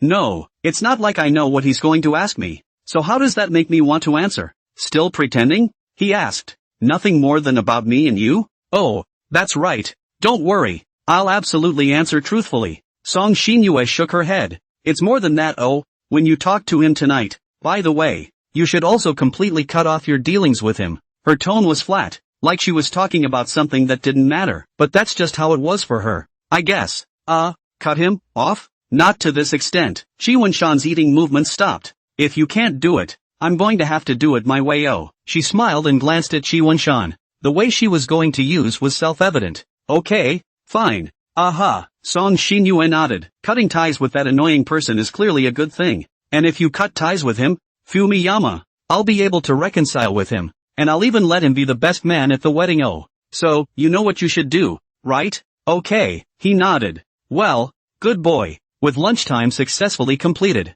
let the time come after the afternoon club time, I guess. Yo, Duke Zhao still wants to block us at the school entrance? I won't go back on my word. Oh, Zhao Zhouchuan was already waiting for these two at the school entrance. How am I supposed to know which restaurant you're going to eat at if I'm not here for you? That's quite a list of reasons. I'm not going to bother with you now, so hurry up and lead the way. Then please ask Mr. Zhao to take a seat in the passenger side, and I'll do my best as a host family and give you a ride. There's another intention, a crazy show of love in the car to piss him off.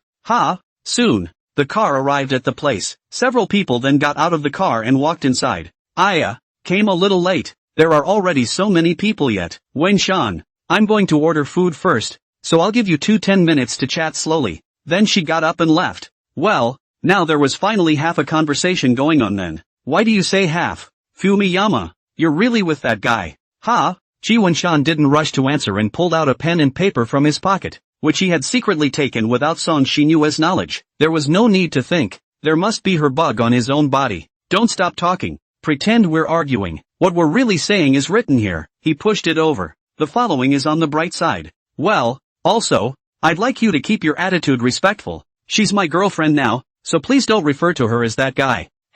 That's what I call her. No? Well, what do you want? He nodded. Just that perverted control freak. What's so great about her? Fumiyama, are you blind? How do you talk? What? Got a woman and forgot your brother. Who are you? Who are you to compare yourself to her? Who am I? Shi Wenshan, do you still treat me as a brother? Have I ever treated you badly? Then you can't compete with her. I like her and love only her in this life, so just leave me alone with that little favor you gave me. It's really not a family. I've noticed that after you followed her, this mouth has become vicious as well. You deserve all this yin and yang from me. So, what do you mean by that? You're going to cut me off for a Song Xinyue, right? Exactly. And you know how much she hates you. Lovey-dovey. So what do you think I should do? Alright, Chi Wen-shan, count yourself out. I've seen a person's face change today. Ha, less of that impotent rage. Okay, I hear that too. I'll fulfill you alright. I shouldn't have come to find you and find unhappiness for myself. Zhao Zhouchuan was furious, got up and left. Take your time, he didn't forget to add. Okay, here is the actual chat. She planted a bug on you? Chi Wen-shan nodded. She's a real pervert. When did this happen? She confessed her love to me during the cultural festival. I had no choice but to say yes. I told you she's a pain in the ass. Now you're stuck with her. It doesn't matter now. I can't run away from her for the rest of my life. She's the one who made you fight with me like that, isn't she? Well, she says you're the nail in her coffin that has to be pulled out. You want me to cut you off and never see you again, don't you? Sorry about that. It's because of her, not you. So, what do you think? Pick her, pick me? I have no choice. It's an order. That's really her style. I'm sure we won't see each other anymore, let alone play together. Well, I'll just have to live with the results. Fumiyama. All I can say is I wish you both happiness. Thank you, Kukawa. I'm really sorry. Don't blame yourself. It wasn't you. Let's go. That's enough. Take care of yourself. Don't let her bully you. Well, Zhao Zhouchuan is really a good brother. Zhouchuan good. Song Xinyue destroys other people's friendship. Xinyue bad. Who's steaming the Grand Master? Well, the food's been ordered. And you two have finished talking here. Just in time. How did it go? Did you break up with him for good? Well, the words didn't come out right. So they got into a fight. I watched it too. It was hilarious to see him walk out in a rage. Relief. As long as you're happy. Well, you did a great job on this matter. Yo, when you go back, if you want any rewards,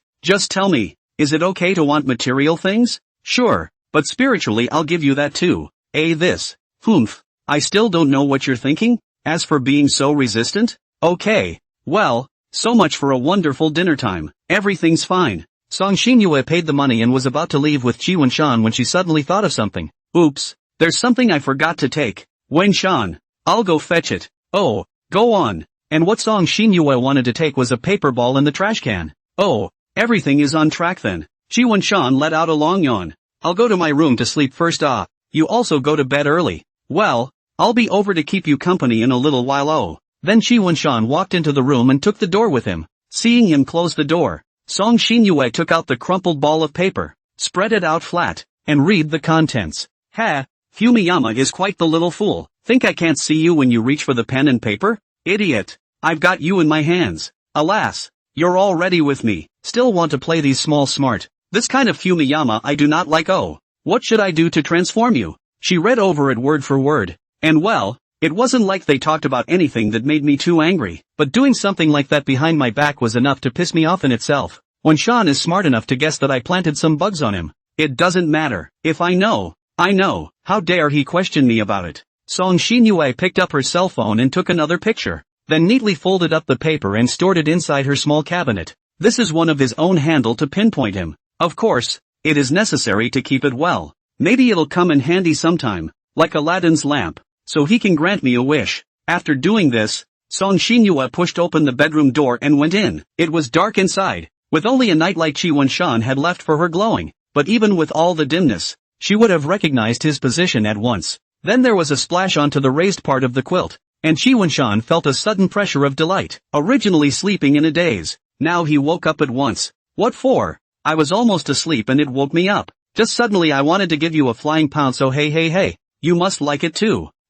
Yeah. I thought you would be playing with your cell phone inside, but I didn't think you were really sleeping. Wen-shan, are you nervous about sleeping so early because you've done something wrong and are afraid I'll find out? No way. Don't be ridiculous. Well, that's good. You can't go to sleep now, though. There's still one more step to go. Come on. Song Xinyue's head went down.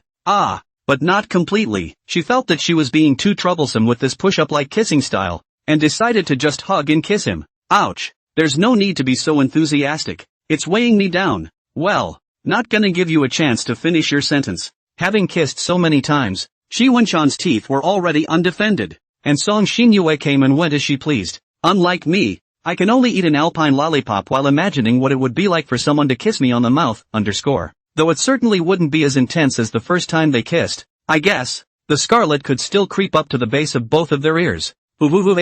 Honey, here's today's goodnight kiss. Oh, please sign for it. Aha. Just as he was about to stamp on her face, unexpectedly Song Xinyue suddenly hugged his head and let him stamp on her lips. You're too good at this. Tricking me. Just signing on the cheek doesn't satisfy me anymore. Oh, you know? Oh, got it. He skimmed his face to the other side in shame. It's so cold today. You can let me sleep under the same blanket as you. No, he wrapped himself a little tighter. But there's no one to warm my comforter. So you're just going to put my delicate skin in contact with this cold bed? You wait. He shifted his position and a cold sensation came over him. It's okay if I warm the bed for you, right? Oh, her smile was a little fuzzy. You just like me to come on strong. Fumiyama? Well, don't. I'll lift it off. Shi Wenshan had no choice but to do as she said. Song Xinyue didn't do too much waiting, fearing that the next second he would close the quilt and dive right in. Hey, it's true that Bunsen's comforter is the warmest. You haven't toted your clothes yet, have you? Right. Geez, this is in and I don't want to get up again. Why don't you just help me prop it up under the covers? Ha? We've been together for so many days and you can't even hold up a shirt for me? Okay, but don't close your eyes, or that's going to be a monkey's errand. Oh, one by one. Hold it down and throw it out again. It's so awkward, especially when I was holding it up for her. It's inevitable that I'm going to be potted up in some, Alright, done giving you the TO, let you in. But don't you dare make a move on me. Why would Song Xinyue listen to him? If that's the case, why would I even enter your quilt? She directly hugged him and blocked his mouth with her own. What were you going to say? I'm not going to let you say it. Oh, I'll just make a move on you and cuddle you to sleep. What? Nothing. You should have been ready for that realization from the moment she walked in. Oh yo? Even though Shi Wenshan was pretending to sleep with his eyes closed, he was still able to visualize Song Xinyue's expression at this moment. Hey, don't you touch. He curled up like a frightened hedgehog, but hedgehogs were protected by thorns. Shi Wenshan was not. Your body seems to be entertained by the 7 stars then. Bunsen? Are you sure about just closing your eyes like that? I can't understand. And I'm not opening it. A sultry personality, but an honest body. You sleep well. He turned his back to Song Xinyue. Ho! So it was the sideways position that was wanted. Ha. Song Xinyue didn't stop and just hugged him from behind. If I'd known I'd have brought some .01 with me. With that thing? Straight up I'd want you tonight. What .01 me? I can't understand. I see you completely do not understand. Oh, it does not matter. Do not understand, I can teach you. With you to come well. Shi Wenshan ghosted a bit and covered his ears. Wenshan, you're so funny. Never mind. Tonight is just a precaution for you. The next time, either you come or I'll come myself. Oh. The world cleared again. And all that could be felt was the heat of the place where skin clung to skin. Just hold on to the skin. Don't ever think of anything else. However, both of their brains were apoplectic, and they didn't know what to think about. Well, so much for a little sweetness before bed. After quieting down, both of them gradually went to sleep. That is, apart from being a little hot because of the hug, both are also very comfortable at. Let's take a look at what Shi Wenshan is dreaming about. Let's see. Cory, Alicia, Shenlong's 4 battles, and what's this? Yuri?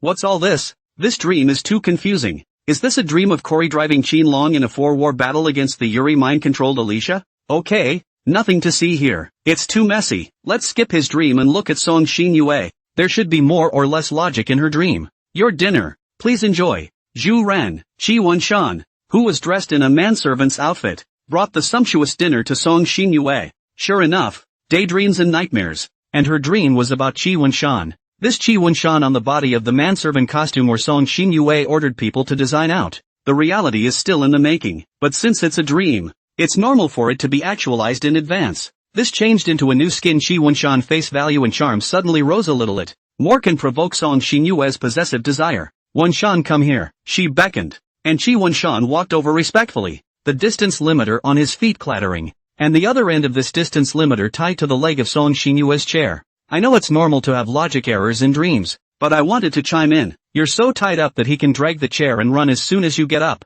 But since it was a dream, perhaps there was a bit of symbolism in thinking so? That is, she was not securely bound to Shi Wenshan, and as soon as she got up, that bond would disintegrate. Is there something wrong with Juren? Just wanted to compliment you on your good behavior yet. Scream Juren a few more times and I'll give you a kiss. Oh, it's Juren. Thank you Juren. Juren is the best. Shi Wenshan smiled and obediently called her Juren several times in a row, giving her a good listen. Well, this one in the dream. This is Song Xinyue's ideal type.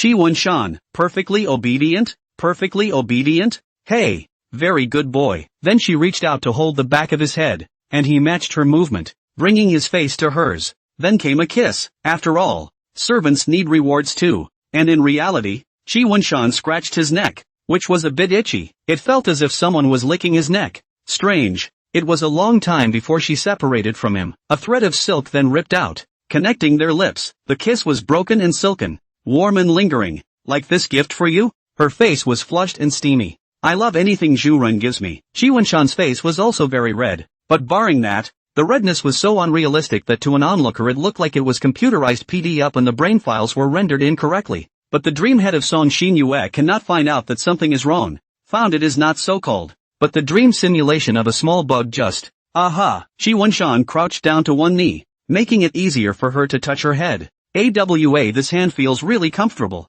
I really want to give him a hard ruobald. Well, light the candles, so go ahead and turn out the lights. Yo-ho! Still a candlelight dinner. This Song Xinyue is quite amorous. She really likes to engage in this kind of romantic tricks. Chi Wen-shan obediently lit the candles and then went to turn off the lights. The entire environment was suddenly dimmed. Those few candles in the darkness were the only light in this pitch blackness. It allowed Chi Wen-shan to find the dining table here. But only here. Well, you see, it's an instantly romantic atmosphere, isn't it, honey? Well, the atmosphere created by Zhu Ren is really romantic. He stood beside her, waiting for Song Xinyue to give further orders. Only then did I realize that this Song Xinyue was wearing, quite, nice and erotic haha. She was wearing a red halter dress, with her shoulders exposed. Because of the material of the dress, the special material of the intimate apparel inside was hidden, which couldn't help but arouse people's desire to explore. It's hard not to have something happen in this atmosphere. Hurry up and serve it. What a sweet little mouth you have. Alright, go sit down and eat with me. With you with me? This dinner is called perfect. Good. Zhu Ren. Chi Wen-shan sat squarely across from her, so it seemed that the conditioning was quite good yet. Well, Wen-shan, don't you think there's something different about me today? She ruffled her hair rather seductively. Zhu Ren is even more beautiful and attractive today. Well, it seems you've noticed. I've chosen and dressed carefully for this evening. Are you touched? Happy? As Song Xinyue spoke, she picked up a piece of meat, dipped it in the sauce, and fed it to Chi Wen-shan's mouth. I am flattered that Zhu Ren is willing to do this for me. For his part, he took a bite and it went into his mouth, chewing delicately and savoring his master's gift. After all, there's a tough battle coming up in a few minutes, and it's only fair to give him a good dose of energy. Well, it's good to be happy. I've done everything I'm supposed to do, so you'll have to give me something in return to make me satisfied. Oh, definitely. Zhu Ren. Aha, she hummed a pleasant little tune. Let's eat quickly then. There's so much to do. Dinner was soon finished, and the two began to shuttle up to different places again. One day they went to the rooftop of the school. The other day they were looking at the moon somewhere else. And the other day they ran to Nanshan Park for a walk. Considering it's a dream, instantaneous movement and all that, let's leave it at that ha. Phew, I'm so tired from playing tonight. Song Xinyue spread out on the bed and Chi Wen-shan came over to take off her shoes. Geez, I don't even have the strength to prop my clothes up for bed. Honey, help me. She was radiating lethargy all over. Yes, Zhu Ren. All that was left was the intimate apparel. When Song Xinyue suddenly hugged him, she whispered something in his ear. Tonight, let's end it like this. Okay, Zhu Ren. Well, it looks like Song Xinyue is having a Tsubaki dream. Then it's time for the paid content. Ha, why is it going straight to dawn all of a sudden? After checking, it turned out that Song Xinyue lacked the relevant files in her brain to simulate it. Pity, but the dream is still going on. So read on. It's really not that I'm trying to springboard, but the thing about spring dreams is that, as we all know, they disconnect as soon as they get to the crucial part. So, it makes perfect sense, right? Anyway, in Song Xinyue's perspective, it was after a night of tossing and turning. Now the dream head woke up and lay on the bed comfortably stretching her back. In the real world, her body also reacted and stomped Chi Wen-shan, directly waking him up. Chi Wen-shan, who was still sleeping in a daze, was confused. He felt that he had been kicked, forcibly knocking him out of his sleep. What are you stomping on me for? He twisted his head to ask, but Song Xinyue's eyes were closed with a sweet smile. Still in the dream world. Ugh, he had no choice but to retaliate by his petting her head. Looking outside, it was already dawn. He looked at his cell phone again. It was about time to stay awake. He looked at her and took his finger and rubbed it on her face a few times. Dreaming about what? Smiling so sweetly? Seeing that she was still sleeping soundly, Then let's not disturb her beautiful dream. She's also brought me breakfast so many times, so I'll be the one to buy it this time. Shi Wenshan thought about it and was about to come out from under the covers. Hey! But Song Xinyue was still clinging to him. It seemed like he still had to separate her before he could do so. Don't look at the fact that she was still asleep, but her hold on him could be very tight. Shi Wenshan still had to exert some effort to peel her fingers away. Okay. Shi Wenshan put on his clothes and got off the bed before he pushed open the door and walked out. Let's just get a raw pan-fried and skinned egg congee for breakfast. I don't know if he noticed, but Song Xinyue's eyebrows were almost furrowed into a frown when he parted Song Xinyue's hand from him. After Qi Wenshan left her side, Song Xinyue's dream changed a bit. Let's go back to Song Xinyue's dream to see what happened. Fumiyama? Where are you? Song Xinyue patted her side and fell short. Her pillow was gone. Startled, she sat up and looked around. She breathed a sigh of relief, and it turned out to be standing right in the doorway. Honey, come here and dress me. Last night you were so ungentle, causing me to have no strength to get up in the morning, she pouted. And Qi Wenshan was unmoved, just standing there without a single expression on his face, just like a mannequin that wouldn't move. I'm going to get mad if you don't come over here, she huffed and threatened. Fine, don't come over, huh? Let's see how I teach you a lesson. She put on her slippers and walked towards him. Qi Wenshan took 2 steps back. This made Song Xinyue even more angry. Are you serious about these 2 steps? Wenshan, you're very disobedient. Oh? She lost the highlight in her eyes. He didn't respond as Song Xinyue continued to move closer and he continued to back away. Fumiyama? Why are you so cold to me today? Are you afraid of me? Why? What do I have to be afraid of? She asked, cocking her head. So, can I, lean in a little closer to hear your answer? She was clearly smiling, but there was no warmth at all, only eeriness. There was no response. Still, whenever Song Xinyue took a step closer, he would take a step back, always maintaining a relative distance. Oh, it seems that you still haven't been trained well. When I catch you, I will definitely train you to be obedient to me again. Oh. She ran wildly towards him, and Qi Wenshan twisted his head. Granted, it's a dream, but can you really run fast in flip-flops? The whole scene changed all of a sudden. The building, the street, and the roof? Playing parkour here? In short, he ran away. She chased him, he winged it, and Yoho actually ran away. That's winging it. Chasing and chasing somehow came to the school. Song Xinyue in the corridor breathing heavily. He just fled here. She also ordered people to blockade the school. No one is allowed to go in and out. And now she was going to catch him out herself. Well, cat and mouse game it is. The school was quiet, and her dream simulation of the place was that it was just him and him alone. So, anything that blew in the wind could be heard loud and clear. She was still holding a knife in her hand. The one she had fantasized about when Qi Wenshan had said that she was chasing him with a knife in her dream. And now, it was indeed in her hand. Don't think nonsense. Oh, she just wanted to use this knife. Threatened the disobedient Qi Wenshan. Let him obediently roll out of Qi Wenshan's body to go, so that he can go back with himself. But she didn't want to kill him. Not yet. Bunsan, dear hubby, where are you? Her languid voice kept echoing inside the empty corridor. Each echo was a warning to Qi Wenshan. How old are you?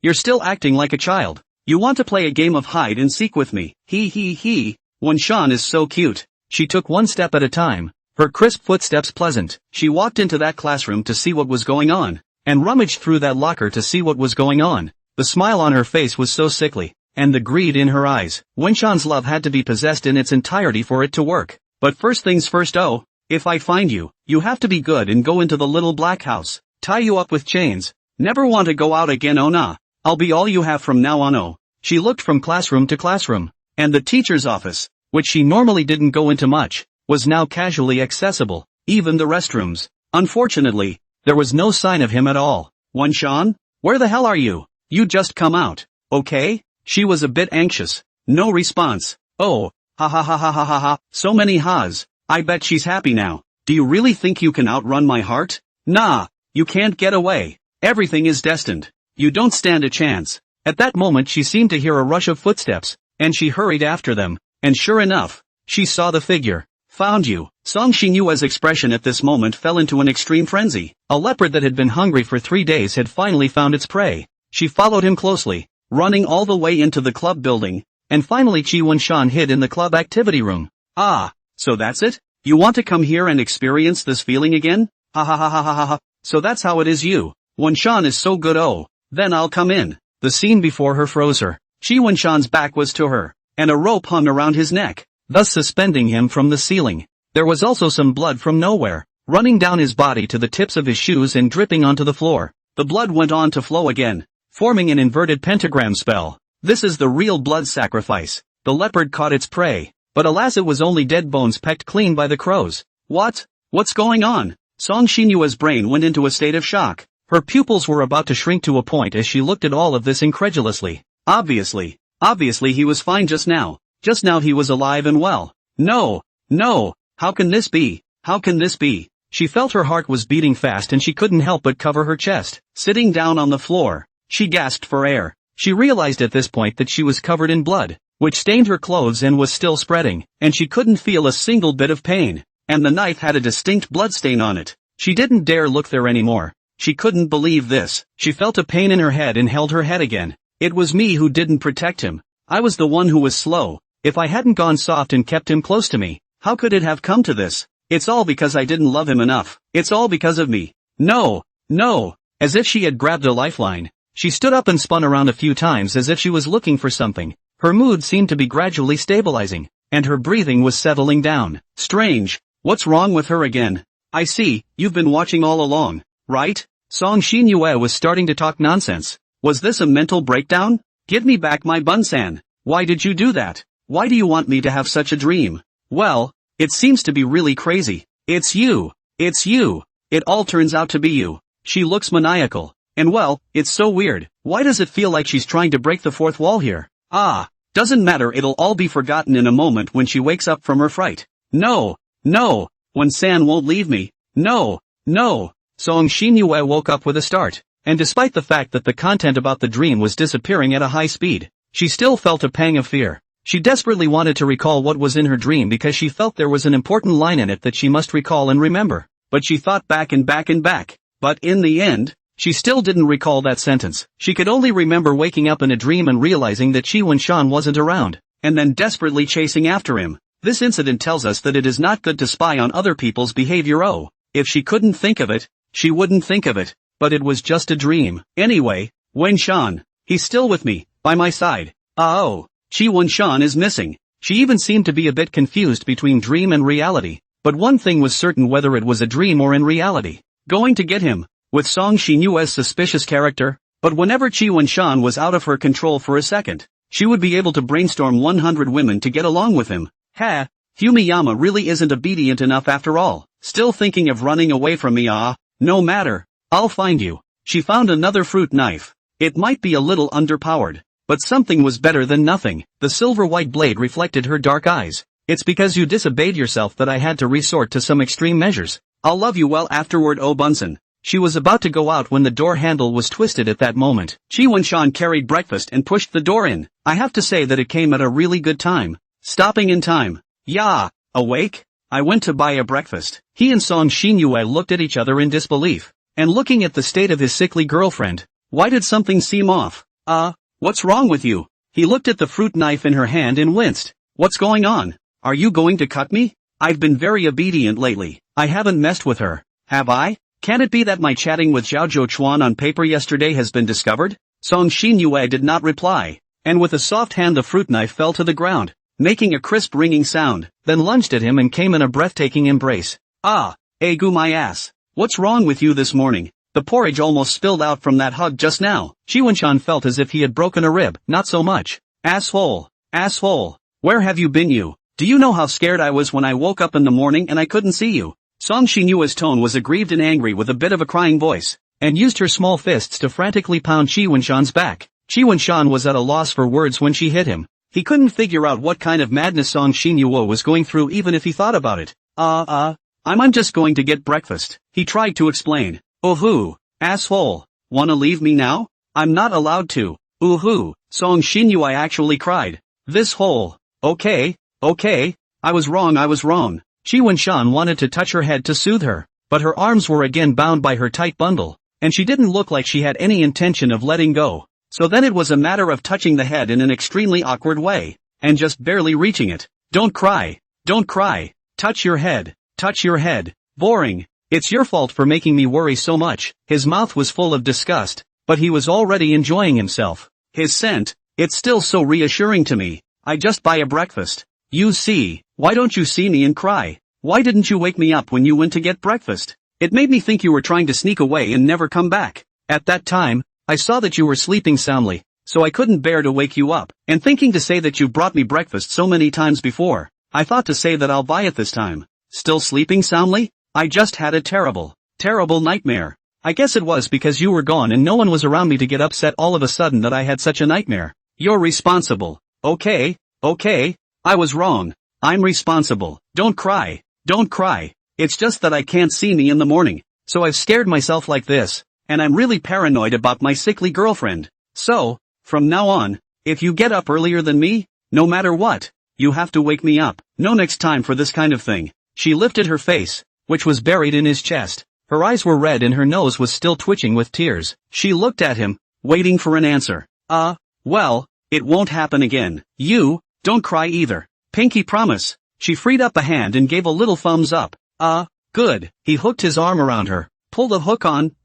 Song Shinue suddenly covered his mouth. It's too unlucky. Say something else. Pull the checkmark. Lightning doesn't change for 100 years. Well, the initiation oath was successful, and you must abide by it properly. Song Shinue was satisfied and broke into a smile. Right. You haven't gotten your good morning kiss yet. With that she kissed and it was all over again. You really need to hold me so tightly, said Chiwon-shan as he felt his arms had started to go numb due to the poor blood flow. After the little drama in the morning, after eating breakfast, the two of them also went to school. It just seemed that Song Shinue was still a little scared. Are you trying to entice me to cut you loose so you can run away? Not at all. And she twisted his waist as a warning. It's not just a dream. It's not that bad, Shinue. Dream and reality it is not the same.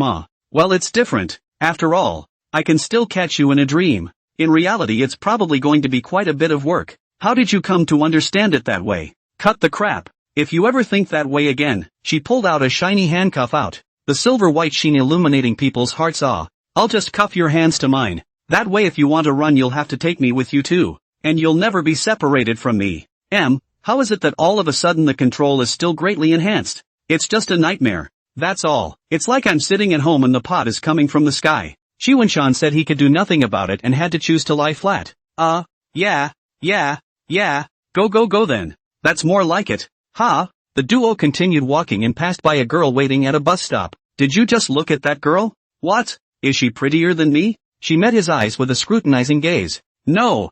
I promise I definitely didn't look at her. He knew Song Shinue was going to come this way and had been on guard. The old her was possessive. But she wasn't like this. Now she even has to guard where she looks. This nightmare is too powerful. You better be telling the truth. No more looking at any other girls. I have to make sure I'm the only one in your eyes. Good. Since her illness had worsened a bit, she mustn't dare to irritate her anymore. It feels like you've changed as a whole after having such a dream. Change? Where did I change? It's become easier to suffer than before. Especially for me. Shinue, that's just a dream. It's not like it's going to have any effect on reality. Oh, like this? Song Shinue didn't have much of a reaction, still walking with her arm around him, but she looked as if she wanted to say something. Well, you know I'm fragile and paranoid, and you're the steel plate that holds my mind in place. Without you, any force in any direction can break me, so you can't leave me. I'm not thinking of leaving you either. Shinue, you really don't have to worry so much. I know, but I'm afraid to believe it. I know you must be telling the truth, but I am, always, uneasy. So what should I do to convince you 100% that I won't run? I don't know. It's something you can only think about on your own. Okay, I get it. There were no more words on the way. Neither of them knew what they were thinking about. It was also just like this that they were carried in one arm to the school. However, today is a missing link. Zhao Zhouchuan is sitting dryly in the position. And today's he did not borrow the homework anymore. Well, you can let go when we get to school, right? Is there any difference between here and outside? You can't slip away from me just the same? She asked rhetorically. You're going to hold me all day long with so many people watching? Just look. I was hoping they'd look more. Let those people look so they won't mean you. Okay. Still, by the time the bell rang and the rolls were passed down, she had to let go. But underneath she was still holding his with a beatback frame. So it's still possible to hold me up like this without using your hands? Just stay out of it. She pretended to get up and concentrate on the question. Oh, you were able to concentrate on the questions. I couldn't. Watching this rubbing fight back just like this clamped on his own fading. Chiwon-shan declared that he wasn't a fight back controller. Well, a little bit, but not completely. But it's hard not to pay attention when you're faced with this thing. Ah. No no no. Shiwan-shan, you absolutely can't indulge in her beauty. Or sooner or later you will be trapped firmly and turn into a flying dance full of yellow waste. Shibuya? Should do the questions properly first. Oh. Although Song Shinyue was working on the problem in front of her, she could still feel someone's Shibari sight. Sorry haha. He lifted his head in a hurry, a little embarrassed. It's not that I won't let you see it. After all, we're already a couple. It's just that you can't leave your studies behind because you're thinking about Shibuya. Yes. Shiwan-shan began to read the questions, but it didn't take long to do so before her languid voice came back. Alas, after thinking about it, it's not good to let you hold it in your heart. Do you want to experience the feel of velvet silk? It's good. Ha, you, this is a class. This isn't good. So you really do have it in you. Ha, just because it's in class. Not good down hand? Ouch. Fumiyama is really stuffy. Okay, are you serious? Shiwan-shan decided to meet Song. Oh, can't help it. This is also good. Just afraid that when Sean you do not have the guts it. Well, he glanced around. Well, then, I'm welcome to it. Readers who don't currently have girlfriends can pinch theirs and imagine the feel. Also there are a lot of harmonized words, mostly to get past the censors. And I don't want to. Sorry, greater than with circle inside _ less than with circle inside. Tabesu, Fong Zaylor, Shangmian Wunwens, and glanced at Song Shinyue's reaction, who was completely ignoring this side of the action as she wrote something on her sketchpad. Why are you looking at me when you've taken the first step? Expecting a strange reaction from me? No. He skimmed his eyes back shamefully. If you really want to hear it, find a place after class where no one else is around to. That won't be necessary. Don't mess with it. Let's just leave it at that. If this is found out, one is definitely going to be on the school's list of celebrities. And in this little Japanese mini-movie way, the level of social death is so predictable that the solar system would be completely unadapted for survival. But he was struggling violently inside again, because it did feel good in his hands. No. If this goes on, it will be completely reduced to Song Shinyue to beat back the retreat control, to have one more XP. The little head's control is still not as strong as the big head's in the end. And Shiwan-shan withdraws his hand to the table. Why don't you stop touching it? Bunsan love appeared in her eyes again. It seems like she's enjoying it too. That's enough touching. I'm sure you'll get tired of me if I keep touching you. You are enjoying yourself enough. But I'm not satisfied yet. She smiled badly. Could it be that you're tired of me, Fumiyama? It's so damnable. No thing, he explained in a rush. Then proceed to touch my leg. Understand? Think of it as me giving you an order. Song Shinyue was dissatisfied. Yes. Shiwan-shan had to obey. See? Going up against a sickly girl and thinking you can take her down only ends up being voluntary in the first place. Sometimes it had to be said that interest was the best teacher. And now Shiwan-shan was putting one hand on his leg and one hand on top of it to work on the questions. His mind was already all on the questions and not on his legs below. Well, that wasn't accurate, as he still had to watch his data deleted, or he'd be caught if he didn't notice how loud it was. The plot. Hiss. So familiar. So strange. It's okay. Well, alright, that's all for now. With her permission. Shiwan-shan then withdrew his hand. He looked at the center of his left hand, and his heart was aflutter. And he had an inexplicable impulse to lick the. So is this an indirect data deletion that has to be quick, or the flavor will fade in a while? Shiwan-shan, this is also perverted. Is it awakening some strange attribute? Go. What a disgusting thought. Luckily he had some sense and didn't engage in such behavior. Okay, so now it's finally time to do the questions properly. A classmate at the front desk passed him a small ball of paper. What does that mean? Is it asking me for the answers to the paper? He stole a glance at Song Shinyue, who looked like she was working on the questions seriously. Well, hurry up and take a look while you can. Unfold this and take a look at the 3 short words. Homework, urgent. There was no signature, but Shiwan-shan could guess who it was with a single guess. Thought he really didn't borrow the homework and finished it himself. I guess he was also afraid that Song Shinyue would notice something, so he secretly passed notes in class. Be careful he wrote, and then he made another mess to find his homework again. He was about to poke a classmate at the front table to mail it back when a hand reached out in front of him. Bring it. 2 short words, but full of deterrence. Shiwan-shan then had to hand over the paper ball to Song Shinyue to review it. Please, it has to pass the review. That guy actually has the face to ask you for homework. Song Shinyue gave him a meaningful look. Well, that Shinyue, us boys, we usually, as long as it's not too big of a deal, have a big fight at the time, and then we make up again in a flash. It's going to take some time for me to completely disown him. He scratched his head in embarrassment. Nothing could escape her eyes. Oh, is that right? She returned the ball of paper to him. She couldn't expose him now, or the leverage she had kept would be useless. Yes, really. His eyes were full of sincerity. Well, I believe you, so you can borrow him. Well, thank you for your understanding. Xin Yue, Fu dash with a sigh of relief. He mailed the item. Some of the students are whispering down there. This is not the time to discuss problems. Settle down. All right, don't dare talk in whispers anymore. Just be quiet and do the questions. Ouch. I got so many math problems wrong. It's about to be a test too. What can I do? Ugh. When it came to lunchtime, Song Xinyue hung her head with little spirit. All that could be done was to lean her head onto his shoulder and slowly absorb the Wenshan energy. Everyone makes mistakes. There's no need to be so lost. It's just a small quiz. Qi Wenshan, on the other hand, didn't care and sucked on his noodles. Math is so hard, don't want to learn it. Smacking that the energy absorption was too slow. She simply also hugged Qi Wenshan's arm, then rubbed her face on it frantically again. If you really can't get over it in your heart, go to the library after dinner and practice the questions again. I don't know if it'll work, but there's always a psychological comfort. Well, that's good. It's something to do. Then you can serve as my personal teacher and teach me well. Well, I'll try. I'm not very good at math either. Well, the other thing is, right, you're holding me with both hands like that. Are you going to eat this lunch? If you don't eat, you'll be out of energy in the afternoon. Well, that's a problem. Well, you feed me. My mood is so lost right now that I have absolutely no energy left to eat. Ugh. Okay. He picked up her chopsticks. Open your mouth.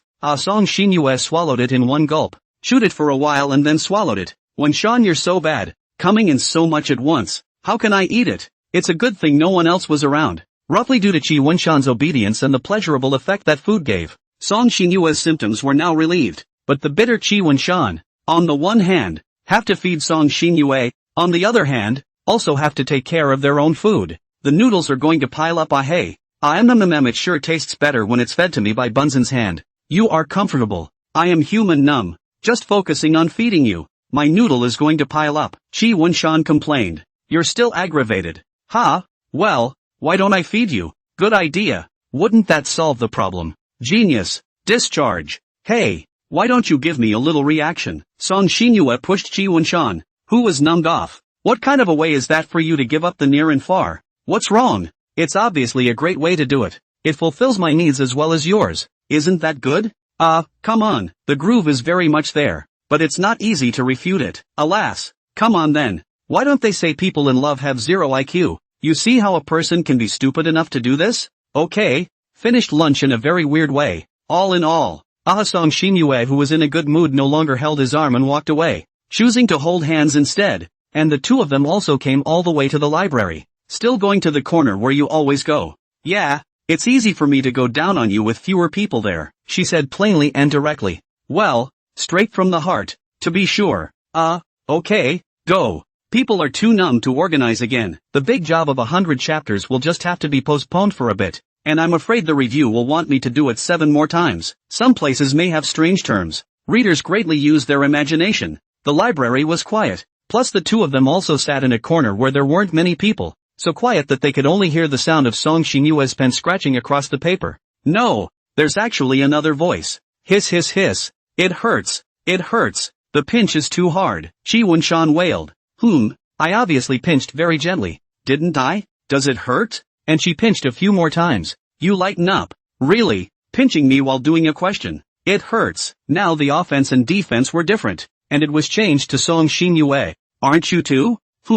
And talking up to me. She was disgruntled, and decided to get back at him a little by deliberately pinching the flesh of his thigh. Hiss, you sure did that on purpose now. So what if I am? Are you going to teach me a hard lesson on the window? You don't keep saying those things. Shy. Ha. Hey, I seem to have suddenly thought of a good way to put my mind at ease. What? Why don't we have a child and use it to put a chain on you and keep you under my control? Yeah, that's the way to go. Ha dash. Realizing he was being a bit loud, he reined it in a bit more. Ahem. No, Xinyue, are you serious? Yeah, if you don't want to do it then I'll have to do it myself. Qi Wenshan felt that he had to argue with her this time, had to refute this idea of hers. Xinyue, this kind of thing, I It's not that I'm not willing to come with you, but after all, we're still young. Children I can't even think about, he said with embarrassment. I don't do premarital acts, it's also my responsibility to you, in case something goes wrong before we get married,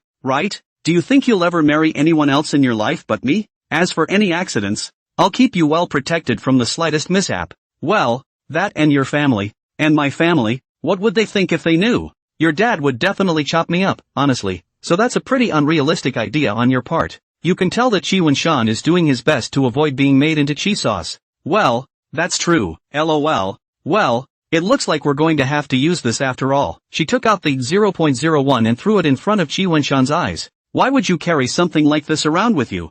Chi-Wen-shan was alarmed. After the lesson I learned last time, I've been carrying it around with me so that I don't need it in case of emergency. Oh, she looked at the panicked Chi-Wen-shan and smiled. No, you, then she kissed without hesitation.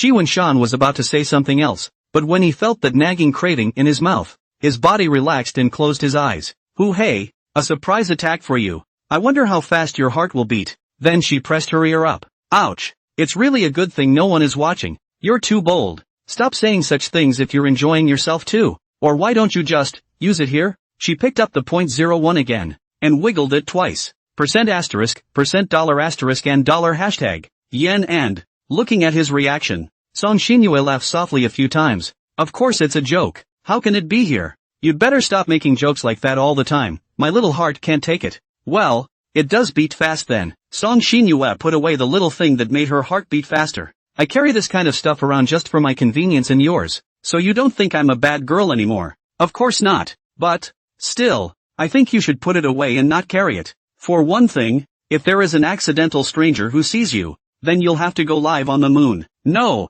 the Mars Eco-City was also built not long ago, so let's go directly to Mars to live. The second was for her own safety. If she did carry the thing around all the time, it would be too convenient for her to pull him into a dark little corner on a whim. Don't worry, I'll take good care of it. If you're too worried to do so, use it tonight. Well, hurry up and say yes. Her seductive voice traveled into Chi-Wen-shan's ears. So now you guys know what I'm going to write in the 100th chapter, right? But I'm forced to give it up due to force majeure. Still, let's just forget about it. He was going to say yes, but the words he was about to say came out like this. Had, not to say, not a paranormal event. Humph. When will your stuffy character change? Wen-shan. So be it. Since you've rejected this request of mine, I'll have to look elsewhere to make up for it. Then he pinched him hard around the waist. Hisses. No yelling about pain. Dare you? Don't dare. Don't dare. Okay. Now come over here and teach me this question. Okay. Then he poked his head over. And although Song Xinyue was listening to the questions, her eyes were always on Chi-Wen-shan. Read the question properly and stop looking at me. The eye went there on its own somehow. Besides, I'm with you. Can't I just look at you? Poof. At least, not while I'm lecturing on the questions. You won't do well on the test if I can't talk about the questions. Right. Full of logic. Can't top it at all. Song Xinyue is really good at tossing herself off. Okay, Song Xinyue had to tighten up a bit. Let's just all talk about it for now. It should be pretty much what it's going to be. Song Xinyue wiped her saliva and said with some embarrassment. You were clearly walking away, weren't you? Ha? No way. Nonsense. I was thinking about you the whole time, so there's no such thing as wandering off. Ugh, let's hope what I preached wasn't in vain. Well, just don't worry about the details or anything. It's almost time for class 2, so let's go. She held out her hand. Oh, he hitched up as well. Even though it wasn't as clingy as it had been in the morning, Chi-Wen-shan was pretty sure that he still couldn't be separated from her for a second. It feels good to walk around campus with you like this. She smiled and looked at him. Reassuring to you? Well, or rather, it's cozy. Fumiyama, even though my proposal was rejected by you, I'll still be waiting for you to find a way to put my mind at ease. Oh, a way to reassure her? Well, before Chi-Wen-shan had chided Song Xinyue for not listening to him carefully, and now the boomerang had hit him. He was lost in thought all afternoon. His mind was all about how to make Song Xinyue feel at ease, and he didn't listen to what the teacher said at all. But barring that, even after thinking about it all afternoon, he couldn't come up with a good way to do it. In the blink of an eye it was already time for school to end. Song Xinyue hummed a pleasant little tune as she held his hand and walked down the road. Sure enough, as long as Chi-Wen-shan was by her side, Song Xinyue was very excited no matter what time it was. What's going on with you this afternoon? It looks like you've been so lethargic. Nothing. Just thinking about how I can put you at ease with me. Oh, so you're worried about me? Hey, Bunsen is getting better and better. So how good do I have to be for you to be completely confident that I won't get rid of you? I don't know. Or it will never be enough. As much good as you have, I'm going to have it all to myself, and I won't give a cent of it to anyone else. She waved her fists and spoke with her characteristic stubbornness. Like this? Okay, more or less. It gave me a little something to think about. A fall wind is whistling through and it's almost time to move into November as well. The days are getting darker and the temperatures are getting colder. The leaves along the streets are all starting to yellow too, and some of them have started to fall. Unfortunately, Song Xinyue was hit squarely in the face by a floating down birch leaf. Ha ha ha ha ha ha ha. Good luck. Qi Wenshan was originally depressed, unless he didn't hold back and laughed out. You're still laughing. You've just complimented you and now you've broken it, haven't you? Bugger. Annoying. Song Xinyue took the leaf down. Fine, don't be mad.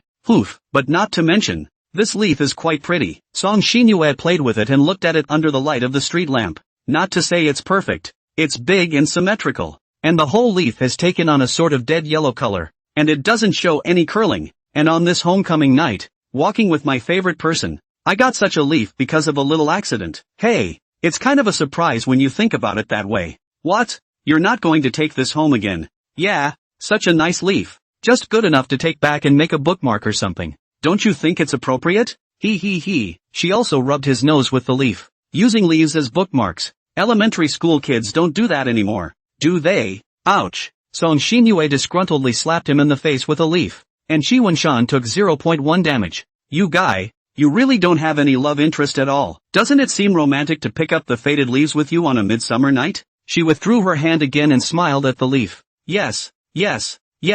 Very romantic. If you want to be more romantic, just, chirped. Qi Wenshan had already predicted what she wanted to say, and nudged at her. Well, learning to snatch answers, not bad. Song Xinyue nodded with satisfaction. Geez, we're finally home. The two took off their coats and whatnot and hung them up. Song Xinyue put on her slippers and put the dead leaves on the coffee table. Qi Wenshan had just changed his slippers and was about to come in, but was stopped by Song Xinyue.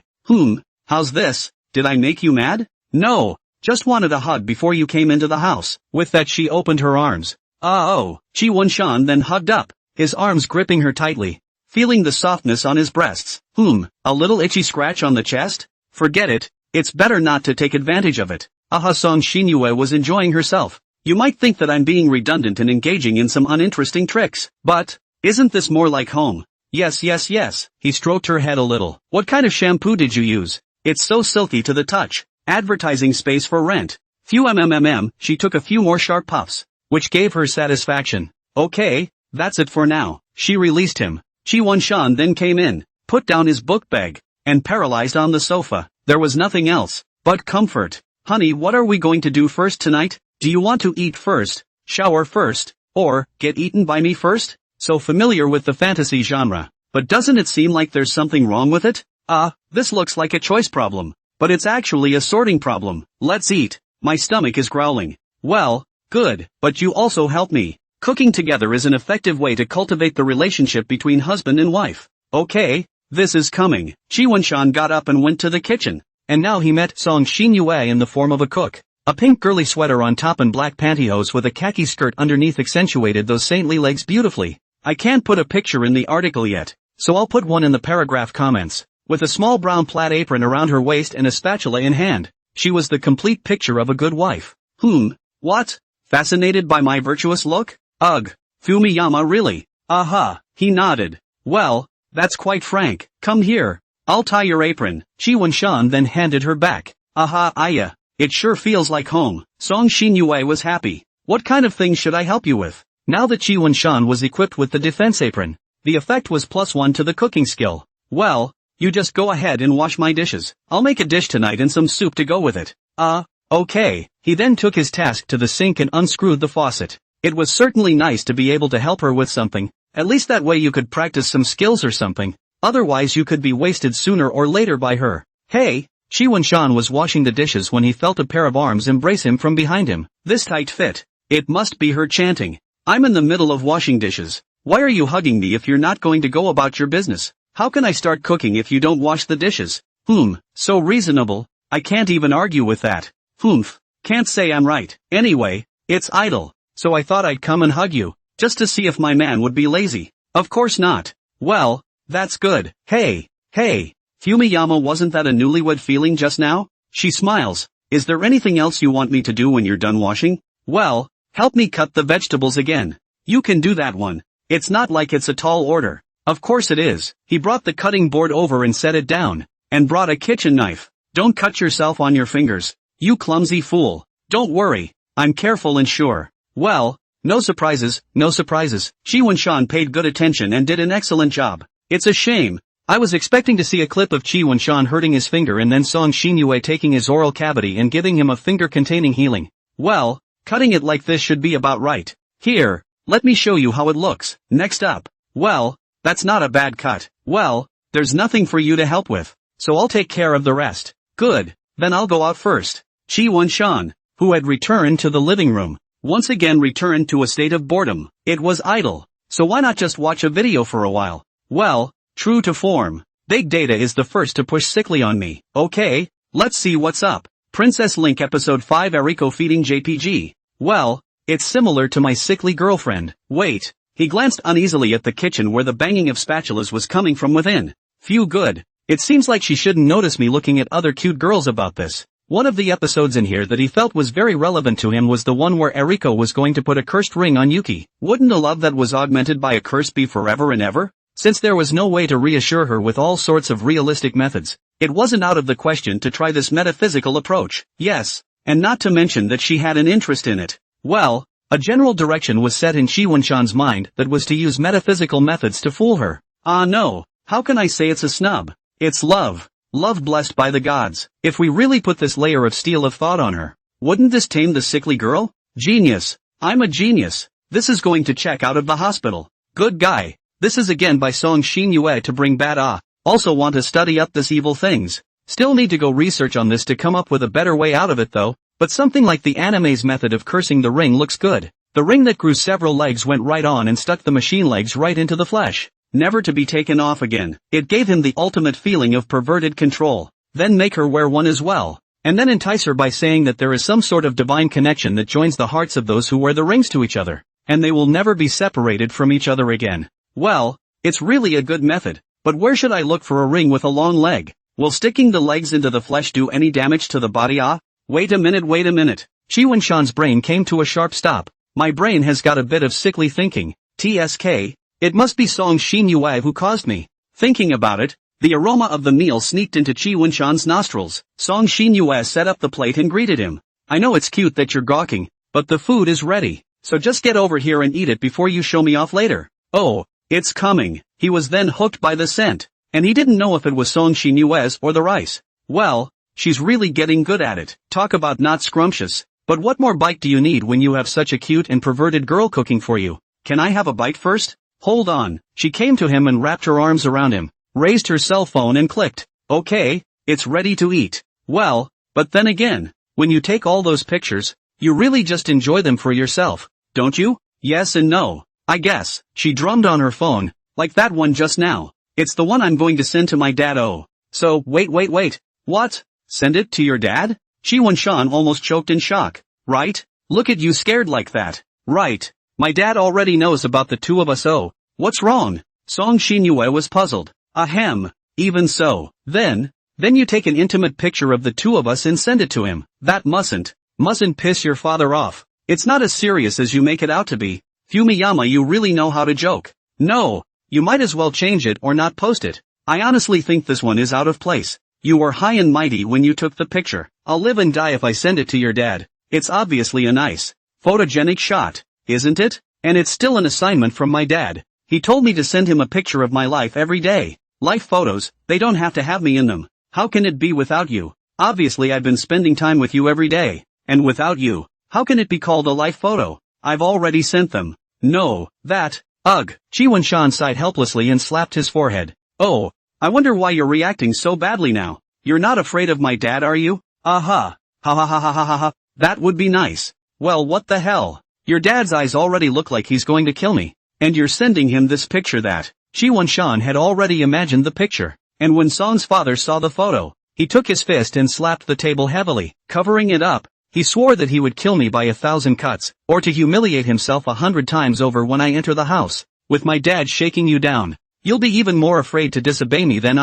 So it's from that? Well, my dad is very kind and loving. As long as you're nice to me, he's never going to do anything to you. Then she turned the tables. But if you betray me and don't listen to me, then I can guarantee you that my father will be quicker than I am to strike. Yes, yes, yes. Xin Yue, I'll do as I'm told. Wen Shan, you have to understand that right now it's also because I'm here to protect you. If you left me, guess what my dad would do to you? Right. Her words were full of threats. Cried father and daughter hand in hand together to put me in a trap. This still have the point of escape? Then why is she always worried that I'll run away? Are there any experienced students to give Qi Wenshan advice? Don't worry, I'm sure I'll be devoted to you. Honestly, all of this is just an insurance policy. It's not enough to give me peace of mind yet. Ugh. Okay, looks like it's going to have to be metaphysical after all. Then give me your cell phone. It could be check-in time now. She held out her hand. Here, he gave it to her without much hesitation. There was nothing unseemly in his cell phone anyway. Besides, he didn't have the right not to show it to her. In front of her, he didn't have any privacy to speak of. It could be said that he was going to be more transparent than even glass. Song Xinyue took over, and began to check one by one. WeChat is naturally a necessary check item. She even had to look at the game's chat records and friends. A moment and a half is certainly not finished. Qi Wenshan, it is a big chunk of food up. Everything is inferior. Only dry rice high. Do you understand why eating and drinking is called eating? Still not done checking? He had finished and wiped his mouth contentedly. The more you rush me, the more you have a ghost in your heart, and the more I'll have to look into it. Song Xinyue was still staring intently at the small square screen. Dinner could be getting cold. She didn't reply. Qi Wenshan thought about it, then decided to go over and please her, sitting next to her and picking up the cutlery. Open your mouth. Song Xinyue ate it in one bite, but her eyes could still be fixed on the phone, afraid of missing a word. Yo, that's good. You're getting more and more eye candy. You can't miss dinner when you're checking in. If you don't eat anything for dinner, what can you do when you go to bed? Well, not bad at all. It seemed the nightmares were already having less and less of an effect on her. Surely the woodchipper won't be left behind if it makes the sickly girl happy. However, by the time Song Xinyue's rice was cleared, she hadn't finished checking it either. In the end she was still unsure of herself, reading every message, sometimes stopping to analyze it carefully in her head. Look, I'm honest. Right. No inappropriate socialization. Right. There's not a single female in WeChat except for you and my mom. Well, it does please me. She nodded slightly. All the hard work she had been doing hadn't been in vain. It's only right that I'm all he's got already. I did find something interesting though. She tapped on a little pink app, blah blah blah. What's there? Qi Wenshan was puzzled. It was just a video software. What else could she pick out as a thorn in her side? This video, I think you watched it while I was cooking, right? It's a pity that such a cute girl is a sickly girl? Sick girl? What's this? Ugh. You know I like to watch a little anime and stuff. This is an anime clip video. Nothing much, but I see you favorites. This one is called Sick Girl Collection. 136 videos full of sick girls. This. Qi Wenshan didn't know how to reply for a moment. Damn it, if I had known it would be like this today, I should have deleted this favorite. Fumiyama, you know I don't have a problem with you watching anime or anything, but you can't indulge in all this virtual stuff. Oh, now you explain to me what it means to be a sickly girl. Her eyes were intriguing. This sickly it's just a character attribute of people. Nothing special. Oh, character attributes? Then it turns out Bunsen, you're into this type of girl? Whoops, the expression on her face became dangerous. It seems like it's better to learn about this sickly petite attribute before you can do so, and then learn it well, or else you, my dear, will have to run away because I'm not a sickly petite, and that's not good. No, I don't like sickly girls. It's annoying. Qi Wenshan panicked. If this was for her to learn about sick boy, and learn about sick boy, people online can make it up. How exciting it is. She's really going to put it into practice, and she's probably going to have to suffer a little bit of flesh and blood herself. Right now, she's just barely coping with her illness herself, but if she learns about sickness, she'll be even sicker. I see deception in your eyes. So explain yourself. What are you doing collecting so many sick videos? Let me put it to you this way. Sickly girls are a very dangerous class of people. I really dislike them and am terrified of being pestered by them. And you don't want to see me pestered by another girl, do you? That's true, but you still haven't explained to me why you have so many videos in your collection. I'm really reading this out of defense. If you're not comfortable with it, I'll delete it all right now. Since Chi Wenshan's words were half true and half false, Song Xinyue had no way of distinguishing them by looking at his eyes, so she had to be skeptical. So tell me what your type is? And what's my type? Me? I like cute type girls the most. Xinue, you're this type. It really makes me like it. Like it a lot. Really? And the cute type, give me a couple more compliments. Xinyue, you're the cutest in the world. Chi Wenshan thought again and decided to throw in the towel. I will never leave you in my life. She nodded smugly and satisfied. I'll give you the benefit of the doubt on this one then. And you know what happens when you cheat on me, don't you? Understood. He nodded frantically. Here's your cell phone back. Good job. Keep up the good work. She looked at the dishes spread out on the dining room table. Come on, let's get these dishes together. After saying goodbye to the somewhat dangerous check-in time, Chi Wenshan went to wash the dishes with her. Phew. Back to a more leisurely and relaxed time for two. After washing the dishes, Chi Wenshan did a session of questions together at her request, and unconsciously it was getting late. He stretched out a long time and packed up the rolls, draft paper and whatnot, looking at Song Xinyue, who had already learned to get down. It looked like she couldn't imbibe any knowledge at all anymore. So tired, she made a rather lazy sound, her body exuding an aura of not wanting to study. Well, if you're so tired, hurry up and finish washing up and go to bed. Well, but what if I don't want to move? She looked on with sly eyes and open arms, already revealing her intentions. Carry you over?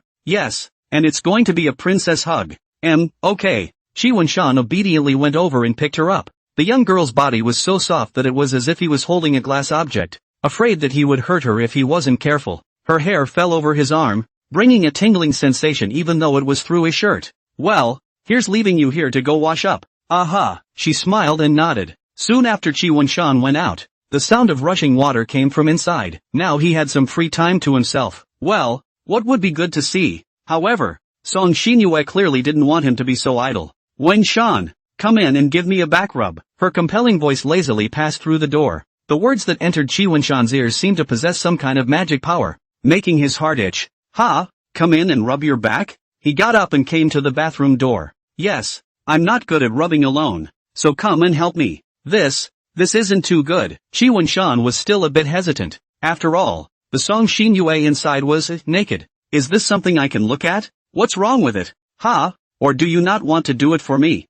This time she sounded a little more disgruntled. You're naked. It's hard to take a shower without being naked. Well, cut the crap and hurry in. If you don't rub my back today, I'll force you to use that gadget tonight. Okay, fine. Looks like it's just going to have to go in then. At the thought of her naked inside, he couldn't help but blush a little and put his hand on the doorknob. In the process of making final mental preparations. Open it. Just look at it. Old so shy for what? She does not mind. What are you afraid of? He said to himself. I'm coming in.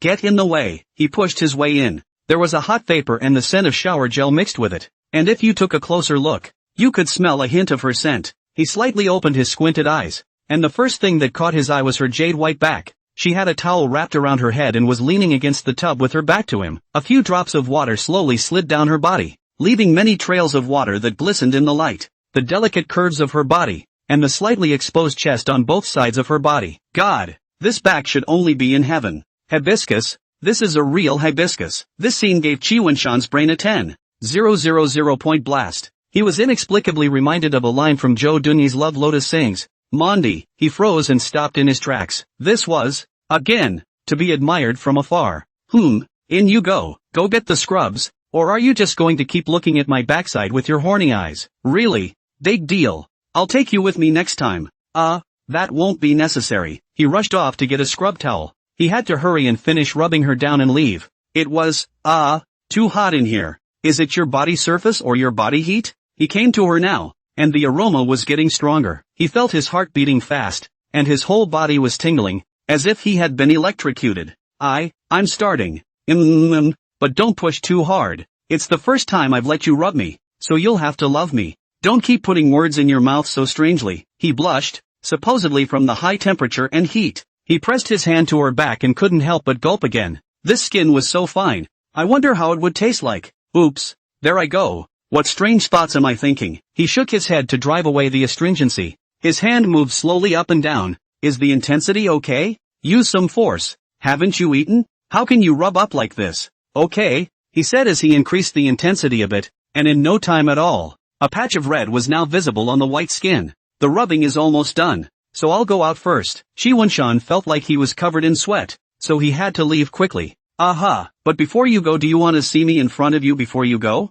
I'll give you that chance. Fumi-yama. Song Xinyue came with a move to look back, which was super effective. The slightly sideways body made the chest even more conspicuous. Her words were like a sharp sword that ran through Chi Wunshan's chest, causing his heart to leak a beat. Well, it was indeed a bit tempting. Ha ha ha ha ha ha ha. Well, I'm satisfied to see you hesitate a little. I'll let you off the hook this time. Get out. She laughed and twisted her head back around. Chi Wunshan walked out and gently closed the door. The whole dumbfounded paralyzed on the sofa, his heart beating like crazy. He inhaled his nose. Originally thought it was snot. Took toilet paper to wipe only to realize that it was his nosebleed. Ho! Too much stimulation nosebleed can be okay. He had to to the kitchen sink to catch some cold water and splash it on his head to calm down. Definitely. It must have been a nosebleed because I just went in, alternating between hot and cold, and my body didn't adjust at once. Aha, I'm coming out, so go in and wash it. After another while, Song Xinyue came out, wrapped in a bath towel. Even though she didn't show anything, she still tickled people's minds. He froze for a moment, then ran into the bathroom with a red face as if realizing something. The colorful batch wants to see you, just look, and hide in the bathroom. Song Xinyue burst into a bad laugh. Chi Wunshan refused to answer. Not long after, the sound of clattering water came from inside. Song Xinyue changed into her pajamas and sat down on the sofa to wiggle her legs. There was some nothing to do yet. Ha. With a delighted smile, Bunzen was hard to predict. Just because you didn't sneak a peek last time doesn't mean you won't this time. And this time Chi Wunshan also let his guard down, focusing only on taking a shower while not even noticing the slightly open gap in the doorway. He was oblivious to the fact that there was a pair of loving pupils outside, watching him closely. Song Xinyue made a satisfied sound and washed her nose. If I had known that spying on Wenshan's bath was so heartrending, I would have planted a wire in the first place, and should have gotten a pinhole camera or something. Oops, she sniffled again, only to realize she had a nosebleed. Well, she had to leave the doorway for a while, went and drew paper to plug it up, and went back to snooping. After taking a shower, Chi Wunshan pushed open the door and walked out. A cool breeze hit him, and it couldn't help but make him shiver. Song Xinyue's shadow could not be seen in the living room. Presumably she should be sleeping. He changed his clothes and turned off the lights, so he pushed open the bedroom door. Well, it's true that she's already asleep. That is, there's only one quilt left on the bed. Coming? Then come in quickly. She lifted the covers and invited Chi Wunshan to come and compete in the same bed. Oh, never mind. It wouldn't be the first time. Took off my slippers, put my clothes away, and slipped inside in a flash. I don't think I've given you a goodnight kiss yet. Ouch, but it's so cold outside. Why don't we just stay inside the covers, laying on your side and kissing? Yeah, turn your head. Be honest best. Don't make me do it. No.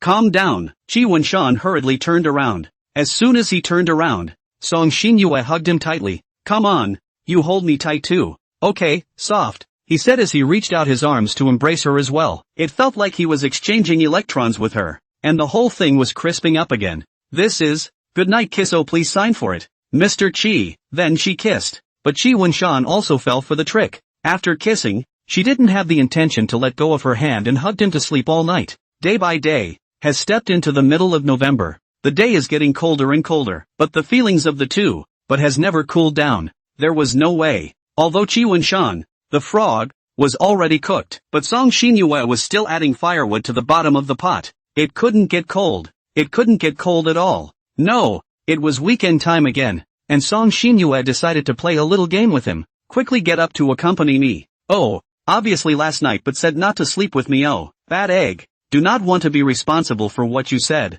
right? I'll sleep a little longer. Chi Wunshan said that he didn't want to get up and rolled over and went back to sleep. After a few days of spending time together, Song Xinyue's illness was getting lighter and lighter. After all, the frog soup had been drunk, and the purpose had been accomplished. However, the foundation of all this is not solid. As long as Chi Wunshan dares to exceed her bottom line a little, then everything on this foundation will fall apart. Nasty guy, words don't count.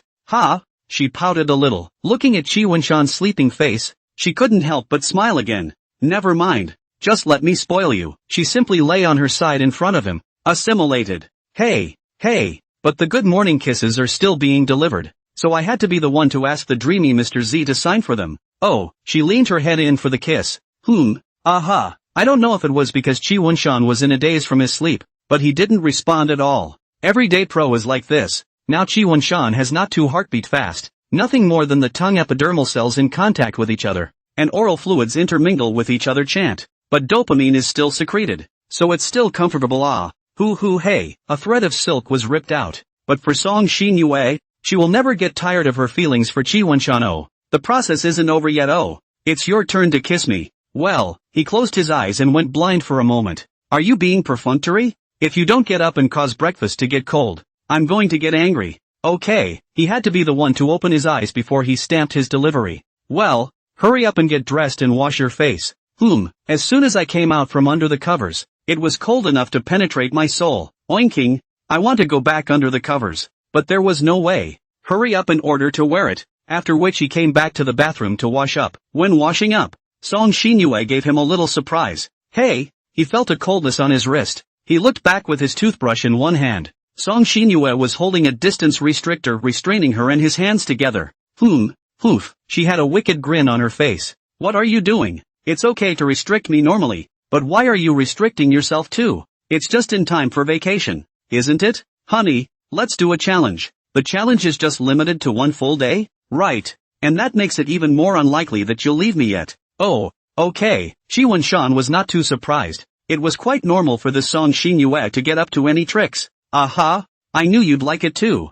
Gonna stay with me all day? Oh Fumiyama, got it. Well, then, let's get breakfast started and get you acclimated in the meantime. Let's go. She tugged on his left hand. Wait until I finish brushing my teeth. Then, he was forced to follow Song Xinyue to the dining table and sit down. You're not asking for trouble by restraining your own right hand. Well, yeah, what to do? Song Xinyue made a difficult face, then leaned her head onto his shoulder again. Then I'll just have to bother you dear as my right hand then. Feed me rice. Surprisingly, is this the solution? Chi Wunshan scooped up a spoonful of porridge, blew on it, and fed it into her mouth. Song Xinyue made a satisfied sound. No, it's not like you can't move this right hand, as long as my left hand cooperates with you a bit, said he also signaled. Are you so lazy that you don't even want to feed me? Annoying, she ate with a huff, and Chi Wunshan's left hand had to cooperate with her, which was really inconvenient. What kind of little genius came up with this river dam play? It's not purely to get themselves into trouble. Can I coax you after dinner? That depends on how you coax me. Hearing this, Song Xinyue's mood instantly improved. Well, I'll make sure to satisfy you. Chi Wunshan seriously ate his breakfast. This breakfast place is genuinely very good then. Song Xinyue patted her stomach in satisfaction. Then isn't it time for you to coax me? Okay, come on then. Chi Wunshan didn't hesitate a bit and took the initiative to kiss her mouth himself. Recently, he also summarized some experience in dealing with Song Xinyue. As long as he took the initiative, Song Xinyue generally cannot top. Now it has also become a small trick he used to appease Song Xinyue. Tried and true. Just epidermal cell contact isn't enough. She's sure to demand more of herself, so it's important to satisfy her before she asks. Well, that's okay. He'd kissed enough. Wait a minute. Hey! Chi Wunshan was pulled by her to the couch. What's wrong? Can't even coax you like this? Hey! Song Xinyue pressed him onto the sofa and just gave him a fierce kiss. Chi Wunshan was also confused by her. All he could do was accept the light kisses that fell like rain. What's going on? What are you? No, I'm 7 Stars Entertainment. Must release a little hard now. Another hard kiss followed. Oi. Well, Chi Wunshan regretted that he had underestimated her. Wunshan. My good Wunshan. Darling, you're so proactive. I'm actually a little uncomfortable with it. After kissing Song Xinyue didn't intend to let him go, still pressing on him and not coming down. The release is done. The coaxing is done. Just get off me, he pleaded. No way, she refused, because I haven't enjoyed it enough. She lowered her head again and reached out to steal and add to her meal. No. He felt a heat on his face, as if Song Xinyue was adapting his soul. The demon let out a satisfied grunt. After eating his soul, he wiped his mouth contentedly. It's full of saliva. She gave a disgusted look, then looked at Chi Wunshan, who was already being played with, and with a hefty smile, she wiped all the ones on the back of her hand on his face. As for Chi Wunshan, because his soul had already been sucked clean, he was now dull-eyed and defenseless. So cute, silly. Will only listen to me. Love was coming out of her eyes again. She also reached out and pinched Chi Wunshan's face, as if she was fiddling with a teddy bear. Well, a doll that she loved and adored. Yes, yes, yes. Such a beautiful moment has to stay yet. She pulled out her cell phone. Here, look at the camera. Cheese. She kissed his face again. Well, not bad, not bad. You come to see it too. Hey, why don't you give a little reaction? She pushed Chi Wenshan. Chi Wenshan exe did not respond, ignoring me. Ha, humph. Okay, she got off the couch, and due to the handcuffs attached, Chi Wenshan was forced to sit up as well. I just froze because my brain didn't react at once. The broken Chi Wenshan was thus forced to start back up by the demon Song Xinyue. Well, come over here and help me clear the table. It's your fault for tempting me and leaving the table uncleared until now. Yes, yes, yes. My bad, my bad. It's also inconvenient to clear the table, and 4 hands become 3, but so far, being handcuffed hasn't been too much of a hassle. Song Xinyue was satisfied with the neat living room and crossed her small waist. Chi Wenshan was also forced to put his own hand on her waist. Okay, all cleaned up. Let's go out and play. What? Chi Wenshan was confused. What? You're reacting so much? Go out and have some fun. It's not easy to take a vacation. If I don't go out and have fun, I'm going to get moldy if I stay at home. Are you sure you want to go out with this thing? Aha, she nodded. Well, if you go out with this thing, you'll definitely be photographed as the odd man out. Oh, that too. She then suddenly pressed her body up against him. Just like that. But see how this makes the handcuffs less conspicuous? She said with a wicked grin on her face. So yeah, if you can't spare the face, but this is how you have to cling to me oh so tightly. So this thing has this kind of use. Okay, Chi Wenshan was helpless. Afterwards, briefly untied a bit. After all, to wear a jacket, or go out can be cold death. Tie my scarf, she ordered. Good. He took the order and began to put it around her, while Song Xinyue watched with a smile as he tied the scarf around himself. You really like this scarf. Tie it. That's for sure. Song Xinyue suddenly hugged him. After all, this can be the love token you gave me on Tanabata. You asked me to deliver it in the first place, didn't you? He opened his arms around her as well. What's the difference? Poof. Well, put the cuffs on and let's go. Aha. Chi Wenshan, who possessed a good sense of self-management, automatically handcuffed himself to her. You're going to have to stick close to me if you don't want anyone to find out. Oh, you don't want, either, for the two of us to be found out by others, do you? Yes yes yes. People inherently have a death, but not social death. Song Xinyue took him to death but I was willing to let her take it anyway, so wouldn't that be nothing? But barring that, how could she think that she was still disturbed in her mind? Still fond of this way of physically binding him? It seemed that her own studies of the occult would have to be accelerated a bit. It wasn't that he hadn't found any relevant methods. It was mainly that those methods were either too scary or too damaging to the body to be worth it. Closing the door, the two of them walked out just like this. The weather wasn't very nice and a bit cloudy, but it still didn't hinder Song Xinyue's mood. Song Duo is really quite good at it. Worthy of being my good sister. I must praise her. Chi Wenshan's side wasn't so relaxed. He was constantly looking at the passers-by in the neighborhood. Every now and then, he had to look at the handcuffs to make sure they weren't showing. As far as you being so nervous, the most important thing to do when you come out to play is to relax. I'd love to. He pressed a little tighter, and Song Xinyue was more than satisfied. Well, shall I relax you? With that, she nudged his face with her mouth. An autumn wind whistled through, slapping the two men's faces coolly. Maybe the autumn wind was also a single dog and couldn't see such a scene. Still on the street you're also, Mrs. Bold, this many people he pinched and twisted. Not so much a reaction to the kiss. If they see it, they'll just think we're sweet and oh so sweet. Well, move on. Chi Wenshan took his finger and scraped the place where he had just been kissed, never bothering to hide his love. I don't know. This is considered Song Xinyue's strength or weakness. Aha. That was a quick acceptance. Looks like I'll be able to pull more surprise attacks from now on. Whatever. But have you thought about where you're going to play yet? Nah, just walking casually down the street. Doesn't matter where I go as long as I have you anyway. She gave a crooked smile. Okay. Chi Wenshan pressed closer to her again, glancing at the handcuffs without revealing them. Another gust of wind whistled through, blowing up her hair and blowing down the yellowed leaves. This time it was like an embrace again, and the autumn wind was powerless to stop the two from being close. So they had to accept the reality and create an atmosphere for them. Chiu Feng, if you're threatened by Song Xinyue, wink wink. It's a little cold. She wrapped the scarf a little tighter again, the tip of her nose still a little red. Wenshan, get a little closer to me. I'm going to suck the heat out of you so hard. This has gone to the bottom, hasn't it? He'd long since been pressed up against her, and had a 10-fingered kiss. Okay, Ha, both of them quieted down and just walked in a somewhat strange stroll, quietly feeling the warmth from the fit. Hey, Song Xinyue picked up a fallen leaf. This one isn't bad either. You picked up a piece as a bookmark before, didn't you? And you still need to pick it up? Make a pair. Look how pretty they are. Had ha. She laughed and held the leaf up to his nose and scratched it a couple times. Smell if it smells like fall. I can only smell an odor of dirt. Qi Wenshan answered honestly. You're really unemotional. On purpose. Nasty. So smell me. What do I smell like? She slapped his face with the blade again. He stretched his nose over and sniffed, and replied, it smells good. It's exactly the fresh scent of a young girl. Like a rose. It's so refreshing it really makes me want to stop. So, allow me to unpolitely give you a kiss on the cheek.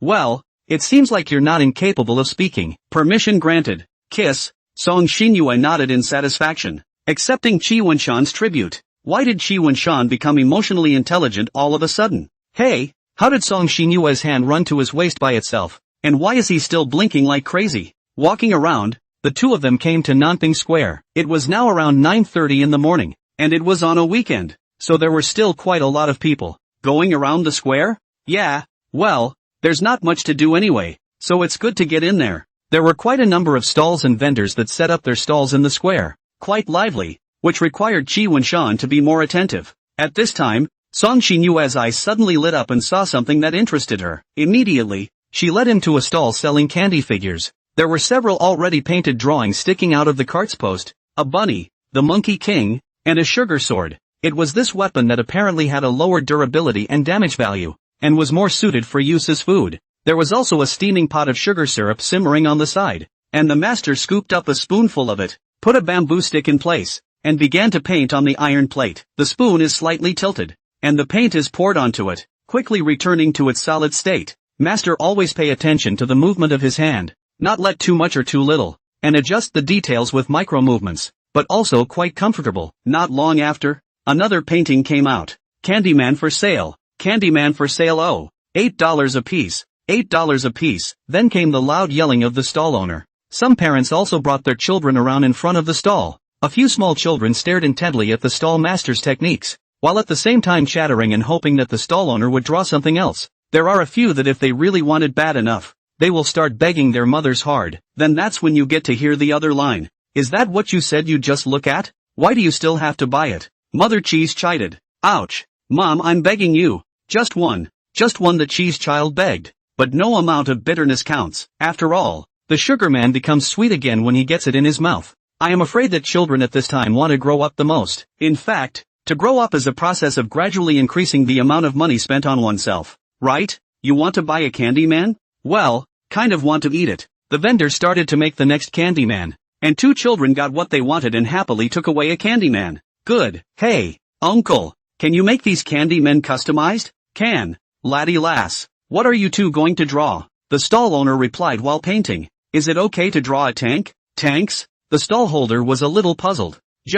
It's the kind that has tracks and then a turret on top that can fire a gun. Without waiting for Qi Wenshan to explain, a kid on the side answered for him. Oh, good. Sounds like my grandson's drawings. He's a big boy and he still likes them. Okay, we'll paint it if he likes it. Well, uncle, is it okay to draw me a leaf like this one? Song Xinyue took out the leaf to show it. Fine. Please wait, I'll paint you two when I'm done with them. Aha, the two nodded. I didn't realize you liked candy people. I don't know how much I like it, but it's just something new to eat. Never had one before? I've eaten, and I was very impressed that time. Tasty as hell? No, it's that I haven't had it since that time. I remember when I was like a teenager, my dad took my sister and I out on the street to go around, and we happened to run into a Candyman vendor. Neither of us had ever seen one of these before at the time, and we thought it looked good, so we thought we'd go ahead and buy a couple. Then what happened was that the stall owner bit the bullet and took our business. Why is the stall owner biting the bullet? But it couldn't have been his dad who bit the bullet and bought it for the two of them. The financial resources were there. He painted about 30 of them for the two of us, and he had to paint whatever we wanted until he made us both happy. In the end, when we were satisfied with the paintings, the two of us together could not hold them with 4 hands.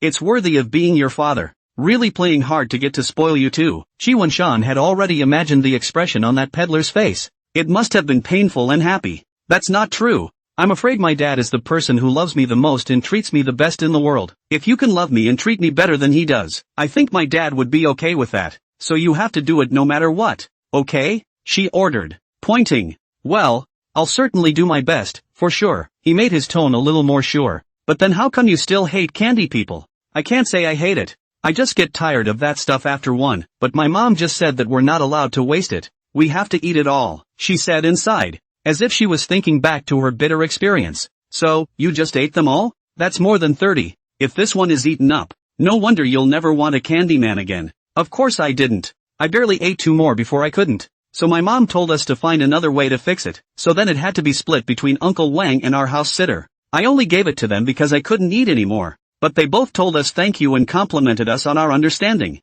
He. She smiled again. You've got a bit of a sinister relationship with the sugar man here. Sort of. Since then, it's not that I don't want to eat it, it's that I haven't come across any. Today, of course I'm going to have one. She gave another expectant look. Well, Ida wouldn't have bought you as many as your dad did yet. Ha ha ha ha ha ha. Why do you still look a little lost? My dad was paying for me to be happy. And your presence and company itself makes me happy. Oh. Then she even put her arm around him and looked him in the eye with a smile. Ha, that's cloying. I thought eating so many healed candy men in a row was the limit of mushiness. But I didn't realize there were masters. Hey, what's going on? That thing is going to show. And there are so many kids. Chi Wen-shan hurriedly peeled away her hand and recovered. Then pretended to be fine. What's wrong with giving them a little enlightenment if they see it? Poof, she beamed. Whose initiation is this? Can't my family's? Song Xinyue was unforgiving and even leaned her shoulder up. A child on the side saw this and looked at the two of them with suspicion in his eyes.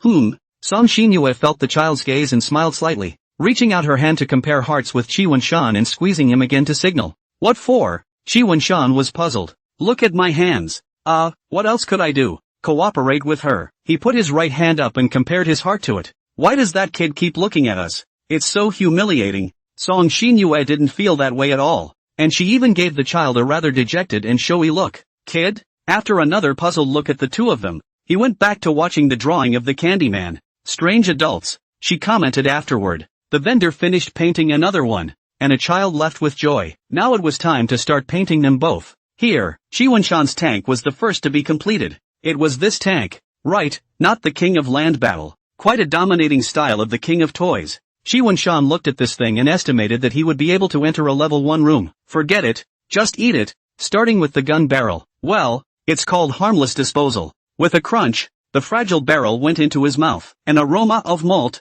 very sweet, with a bit of bitterness to be tasted only if you tasted it carefully. Not a drawback, I guess. However, it was just a bit sticky to the teeth. Chi Wen-shan was glad that he was now past the age of tooth replacement, or else his teeth would definitely fall out. What's that smell? It's just sweet. It's pretty sweet and a little sticky to the teeth. Don't you think you'd know if you ate it? He held the candy tank out to her mouth. No, don't eat it, don't you tempt me. I'm going to wait until mine is ready. And you're not going to spoil my anticipation. Okay, I'll enjoy myself then. It's done. Here, soon Song Xinyue's tree leaves were also done. Thanks. She subconsciously extended her right hand to take it. Ouch, this is bad now. The handcuffs were pulled out with a clattering sound. That silver-white surface was still reflecting light, so it was hard not to notice it.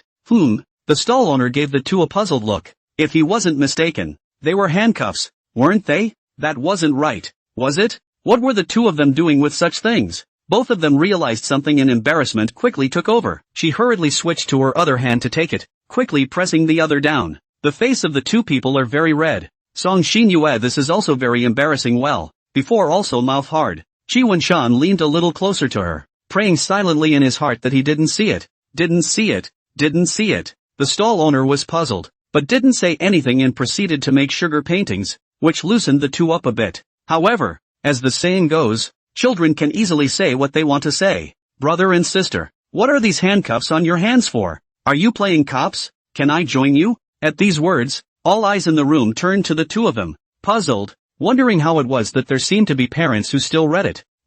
Brother and sister are just, said Song Xinyue, her hand below patting Chi Wen-shan's thigh, and Chi Wen-shan understood and hurriedly took out his cell phone to make the payment. Just playing a game. 2 players only, can't take you. Oh, quickly go. The two slipped away without looking back. This is it right here. This is it. The run is almost over. The two men stopped. It was so embarrassing just now. It wasn't clear if it was because of the shame or the strenuous exercise for a while. Song Xinyue blushed. You know you're embarrassed too, don't you? Before, you swore that you felt nothing. Who then still have to play this kind of shameful game? Don't you complain about me? Ha! It can't all be my fault. And you didn't warn me. Anyway, this game has started and there's no termination. Ugh. There's really nothing I can do about you. Alright, so far away from there. You quickly taste it. Chi Wen-shan brought the candy man to his mouth and bit off the tank turret.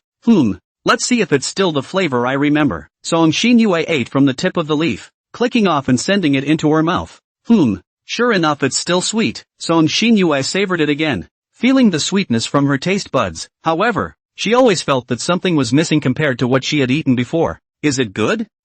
Average, because I always feel like there's something missing in this flavor. Song Xinyue tasted it again, and her feeling was right.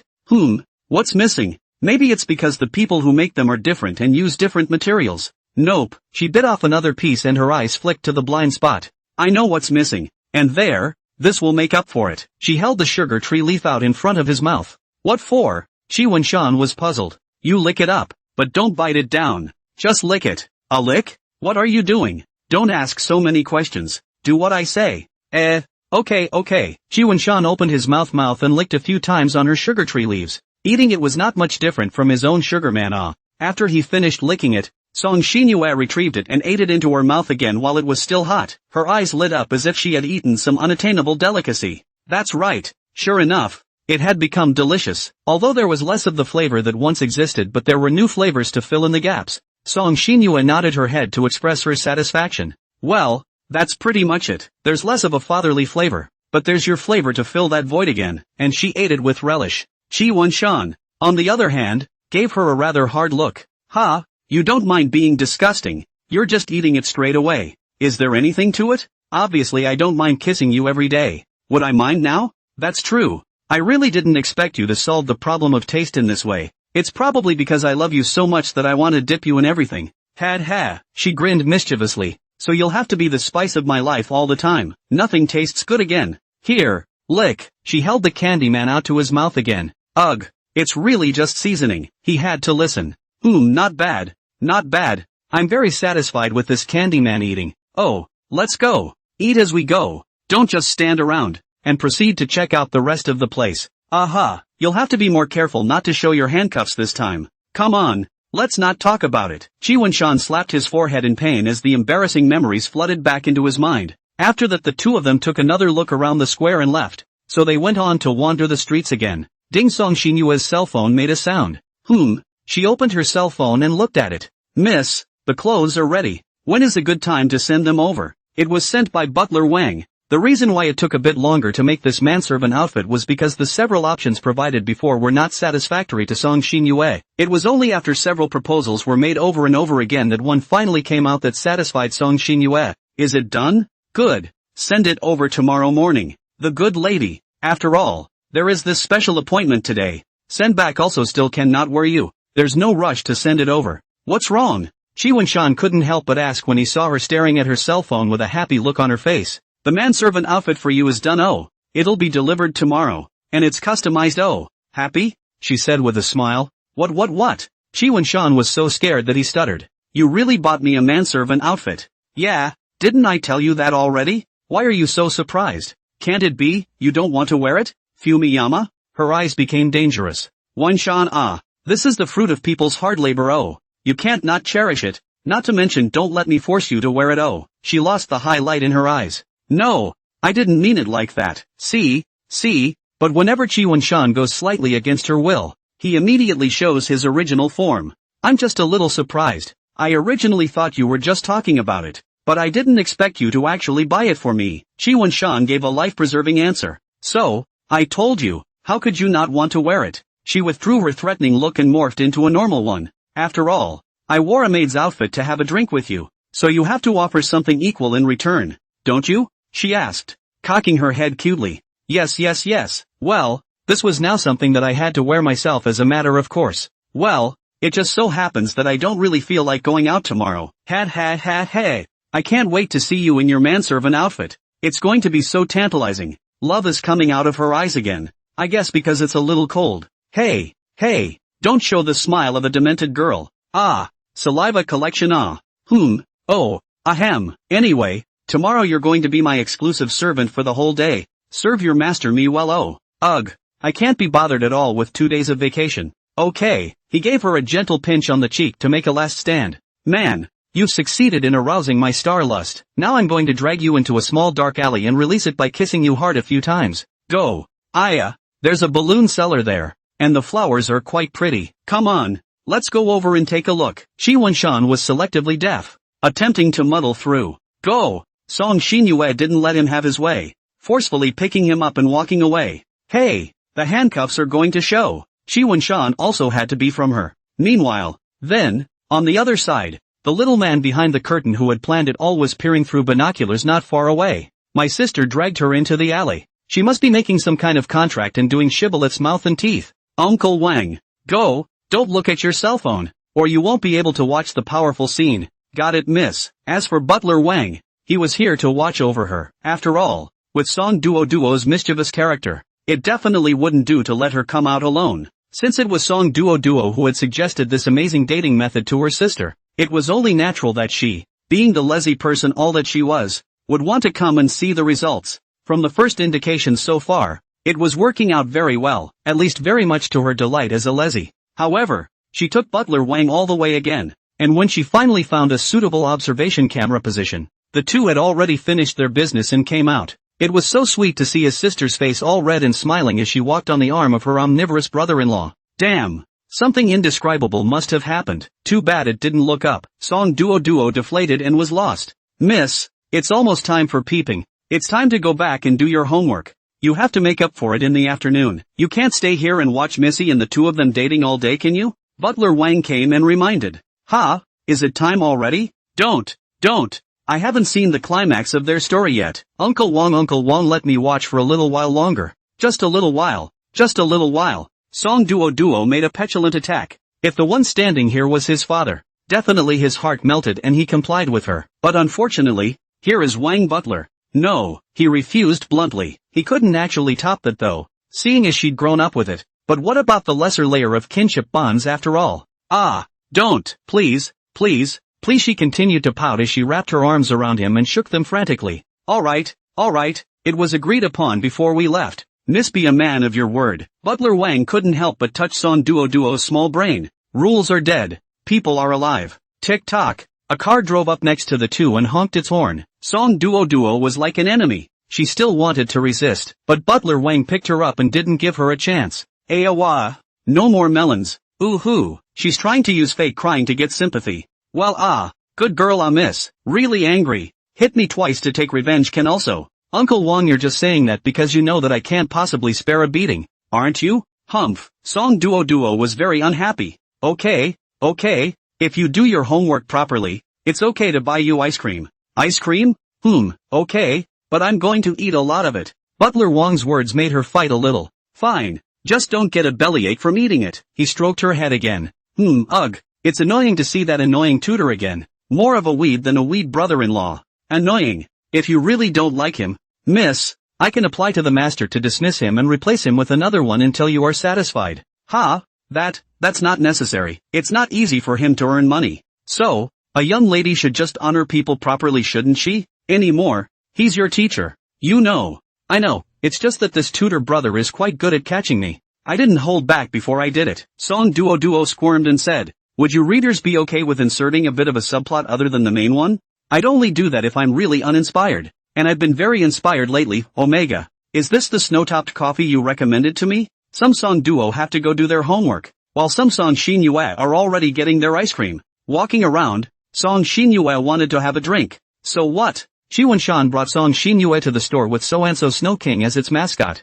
It's just a shame that there's no half price for couples, half price for kisses or anything like that. Otherwise, you can still save some money and flirt a little. I'm an author who doesn't even get this kind of activity or treatment when I buy snow curry. And you two still want it? It's impossible. It's really delicious. Shi Wanshan frantically gave her an amenity. It's just a pity that it's a bit colder now. It's even better to eat it in the summer. Really? She looked at the top white and bottom brown cup in front of her. It still has coffee in it. And I'm not big on bitter things. This is ice cream on top. Eat it directly or dip it into your coffee and then eat it is a very good way to eat. 2 flavors for the price of 1. Delicious and great value. Me when someone talks about my favorite things be like, well, I'll eat it. She picked up the small spoon. She was still a little uncomfortable holding it in her left hand. The two of them were sitting next to each other side by side, so that the distance limiter wouldn't be revealed. As a result, she had to eat with her left hand, and was probably going to be assumed to be left-handed. She scooped up the ice cream tip and then popped it into her mouth, savoring the coolness on her tongue and the scent of vanilla that spread through her mouth. The ice cream sure is good. She was grinning so much that little stars seemed to be coming out of her head. Okay, so try the other way, he said to eat it next. She scooped up another bit and steeped it briefly in the brown coffee. The snow-white ice cream was instantly tinted with coffee, changing a color and style. Song Xinyue hesitated and took it into her mouth. Sweet and bitter mingled on the taste buds, which was a different flavor, with a hint of creaminess. Not bad, not bad. Well, how was it? Chi Wunshan asked expectantly. Well, it's pretty good. I thought the coffee here was pretty bitter, and I was a little afraid to eat it at first. You don't like coffee? Maybe it's because it didn't make much of an impression on me when I first drank coffee as a kid. She proceeded to scoop up another scoop of ice cream to soak it up a bit. Some of the coffee had frozen around the ice cream, forming a coffee crunchy shell. Another bite was taken into it, and now that was a real little star on top of her head. Then tell me about it. Sit down. Because of the right hand Chi Wunshan used, he had already eaten half of the snow top. Alright, but not for nothing. Well, anything else you want to drink? I'll get it for you, idiot. She mercilessly gave Chi Wunshan's head a brain pop, which Chi Wunshan received with aggravation. Seeing her in this foolish state, she couldn't help but smile. Never mind. I'll ask you for it myself later. Ugh. Okay, I'll take it.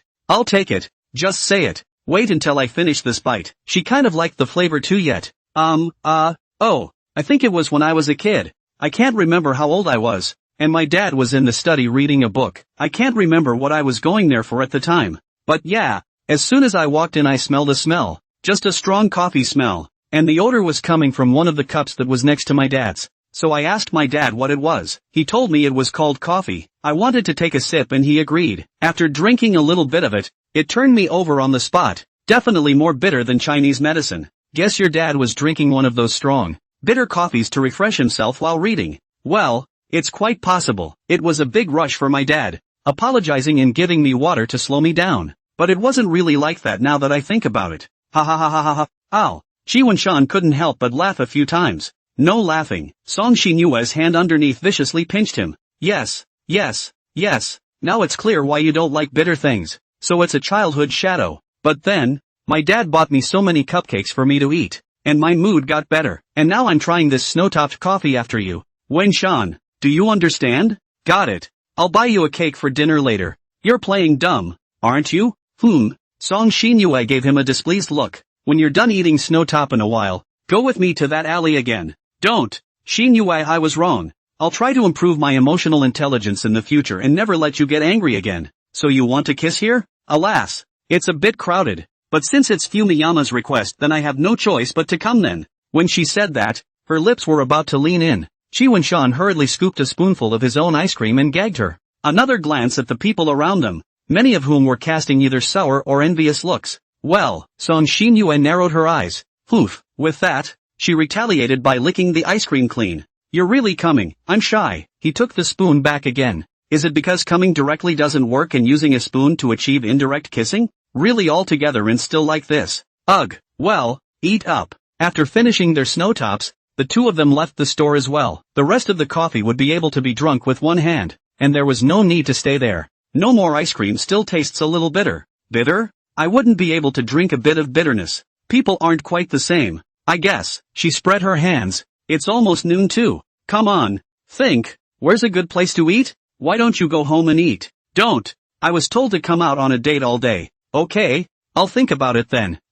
Can't think of anything. Never mind. There's still some time left. Let's see what happens as we go. Good. She nodded. Chi Wunshan would have to adjust his distance from her every now and then, and he wouldn't have that kind of free time. He felt his hands sweating terribly from holding them for so long yet he couldn't separate them. He felt like he used to take walks similar to the ones he was taking now, always mindful of the distance between him and her. But in reality the cuffs had been on his wrists a long time ago. The hand that held it had long since sweated, but it didn't want to let go. Go, Go, go, why do you think so much when you're out to play? I'm not a philosopher. A gust of wind blew from their flanks, and Chi Wunshan inhaled a girlish smell. Well, he felt refreshed. After wandering around for a while longer, it was noon and their stomachs were starting to growl. The two of them then entered the private room of a family restaurant and began to enjoy lunch. As for why the private room, the handcuffs clattered with a crisp, clear metallic clash. Let's not talk about getting close, but just from a distance, it looks like what? A guy grabbing a girl's bowl of rice with his hand.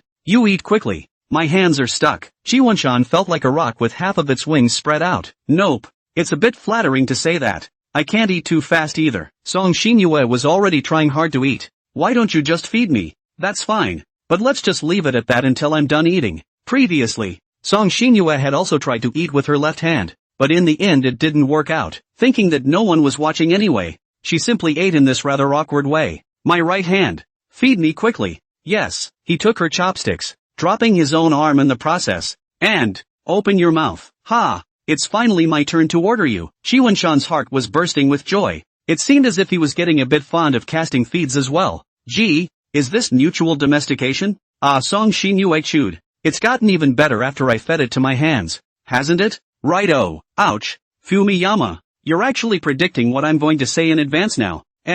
It's delicious, you just eat more. He proceeded to pitch in. Annoying. Won't even let me finish my sentence. The trouble with the walk was 1. The trouble with the meal was 2. Then this next one could be the most damaging. I want to go to the toilet. As the saying goes, people have 3 emergencies. How should they cope with this situation? Just go if you want to. It's not like I'm looking at the front of you. Really, said Song Xinyue, deliberately making a shy face. Then she even came up to his ear. Let's talk about these shibboleths at night, okay? It's not like I won't give it to you. Did Song Xinyue secretly measure Chi Wunshan? Ha! Don't look at me. I don't know anything. Feeling the hot air beside his ears, Chi Wunshan's ears reddened, and his brain almost forgot what he was going to say. No, we're outside now, and then. No, there's someone else. We can't let you into the men's room. What then? You hold it a little longer? As a sign of my determination to hold on when I left, the key was sitting at home, so I couldn't unlock it yet. In the end, it had to be a special trip home to go to the bathroom. It's like a game that has an archive point from start to finish, and when you're halfway through the game and want to save a file, you still have to run all the way back to the newbie village, which genius game designer would definitely be spat on by players for 18 generations of their ancestors if they messed up like this. But obviously, Chi Wunshan didn't have this right. Now, the two of them were a little tired from the morning spinning and lay down on the bed with the intention of taking a nap, nourish their spirits and fight again in the afternoon. I seriously just have to even sleep with this thing. Well, this way you can't run away from me either. She hugged him tightly. Now, be a good equivocal cuddler for me or I won't rest well. Obey. He gave up resisting and closed his eyes. Zzz. Wunshan, wake up. Are you going to stay in bed for your nap? Song Xinyue pushed him. Good luck to all of you who will have one of these wake-up aids in the future. Oh, Chi Wunshan recovered from his dazed state and put on his slippers and got out of bed. This weather looks bad. I can't tell if it's going to rain, and I have to go out? He put on his clothes and looked out the window and said, that's for sure. Tomorrow could be a full day at home. So of course today is the day to catch up on all the work. Alright, cuff it. He held his hand out. Well, that's good. This time she'd take the key with her. Sometimes these restraints and whatnot were unlocked a bit. Even though these handcuffs kept the distance between me and him firmly in check, it didn't seem so good yet. There are so many things you want to do together that are inconvenient, and you have to be wary of looking the other way, and you come out like a thief in the light. Well, consider this experience a novelty, not to be used on future dates. Now the two were once again walking leisurely down the street. It was windy again, huffing and puffing, so cold, and like, a little wet? With the morning's experience, now Chi Wunshan was still a little bit more comfortable. There was nothing else, only sweaty hands. Tired of walking, Song Xinyue now led Chi Wunshan to a small park bench and sat down. The autumn wind whistled and blew, rolling up the dead leaves on the ground rustling, while bringing a few dark clouds. Song Xinyue couldn't help but wrap the scarf a little tighter and also hugged him a little tighter. The leaves have all fallen. It's not even late fall. The second wave of cold snap hasn't passed yet, and it's not quite normal for leaves to fall. And you're analyzing me in a serious way. Ha! She pinched his face and hemmed and hawed for a while longer. Geez, I'm really enjoying this feeling of being quiet with you, enjoying a slow time, so relaxed and cozy, wanting to kiss you. She came in for a surprise attack, but Chi Wunshan had cloudiness written all over his face. You don't mind the meatiness either, but the heart could still be tingling. There's no one in this park right now anyway, and no one's looking at us. So what are you ashamed of, right? Chirp, another bite. Bid. Isn't it said that quantitative change produces qualitative change? Why is it that after I've written about them kissing so many times, it's still sour? But have you ever wondered why there's no one in the park? Why? Another gust of wind and she snuggled closer. Well, there's no need for me to say it anymore. He held out his hand and received a drop of rain on his palm. Let's go. Hurry and get out of the rain. Chi Wen-shan pulled her up and ran. Hey, don't drag me. The rain was already pouring down as he led her under the roof. Why is it raining so heavily? It's obviously fall. Song Xinyue hugged him tightly with uneasiness. I guess there's another warm front coming north. And when the cold and warm streams meet, it creates heavy rainfall. And you're explaining it? Ah. A gust of wind blew the rain in and drenched both of them. Holy shit. It was the wind's retort and the rain's roar. Let you two show your love every day. Go, go. The two of them already couldn't care less about handcuffs or not handcuffs. Social death or not social death. The first order of business was to hurry up and hide from the rain. Look at it, man. It's stupid to challenge nature. Still took a cab back afterward. And both of them got soaked. What bad luck. Achoo, achoo. After returning home, Song Xinyue had been just sneezing constantly. After getting caught in some rain and blowing some wind, she was probably catching a cold. She sniffled. A layer of snotty paper had built up in the trash can. Why don't you start by uncuffing me? And sit here and don't move if you're not in the right state. I'll get some dry clothes and boil some brown sugar water for you to drink. Alright, achoo. But you'll have to be cuffed again after you change. Achoo. No, it's all over. And you're still worrying about all this? Anyway, ahoy. This game has to go on to the end. Ahoy. Alright. According to you. Chi Wen-shan had to be the one to take her away. Here, clothes, quickly change. Chi Wen-shan hurriedly skimmed his head after changing his own clothes and handing hers over. Fumiyama you and how to give me your clothes Forget it. I'll just face, achoo. Begrudgingly put it on But sorry for taking the wrong one Chi Wen-shan knew for sure that she wouldn't let herself take any other clothes, so she let her wear them. No, it's fine. I'll wear it as it is. Well, hurry up and change. Why don't you turn your head and watch me change? Or I won't be able to put it on. Chi Wen-shan literally twisted his head. Change it. Hey, you're really looking at it. Achoo. Well, it looks like that's the way it's going to have to be. Color batch. Only you can watch no? Song Xinyue is also really just take off the clothes to come. Bulging, white, pinch up is definitely soft. Well, don't look at it. Look at it again, we'll have to not pass the trial, to nosebleed. Hey shoo. She changed her pants and then looked at Chi Wen-shan. She skimmed her head over and her ears were red. Song Xinyue had a plan in mind, and after sneezing again, she hugged him from behind, and deliberately pushed up her chest to let him feel the softness on her back. Hoo dash, she couldn't stop blowing hot air in his ear again. Knowing that Chi Wen-shan was defenseless against this kind of behavior from her. This Song Xinyue also likes to play pranks on people, but the target of her pranks is only limited to Chi Wen-shan. Hey, what for? Changed your clothes? Chi Wen-shan didn't move a muscle and didn't dare to turn around. Not yet. It's just that I want to hug you when I see you like this Humph. Didn't you say you wanted to watch me change? Now I can't change. It's your fault. To show her anger, Song Xinyue barfed and left a teeth mark on his face. It seemed that she, the demon, was hungry again. Her soul to be eaten and her flesh to be eaten. Song Xinyue winced. Achoo! The atmosphere was quite ambiguous. It was just a pity that it was ruined by one of her sneezes. Alright, you hurry up and put it on. I'll go boil some brown sugar water for you to drink to warm up your body. Chi Wen-shan fled the scene in ashes.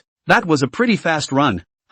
Ahoy! She sniffled and proceeded to get dressed. The reason why she wanted to wear Chi Wen-shan's clothes was simple, and lo and behold, right now she was grabbing the clothes up to her nose and sniffing like crazy.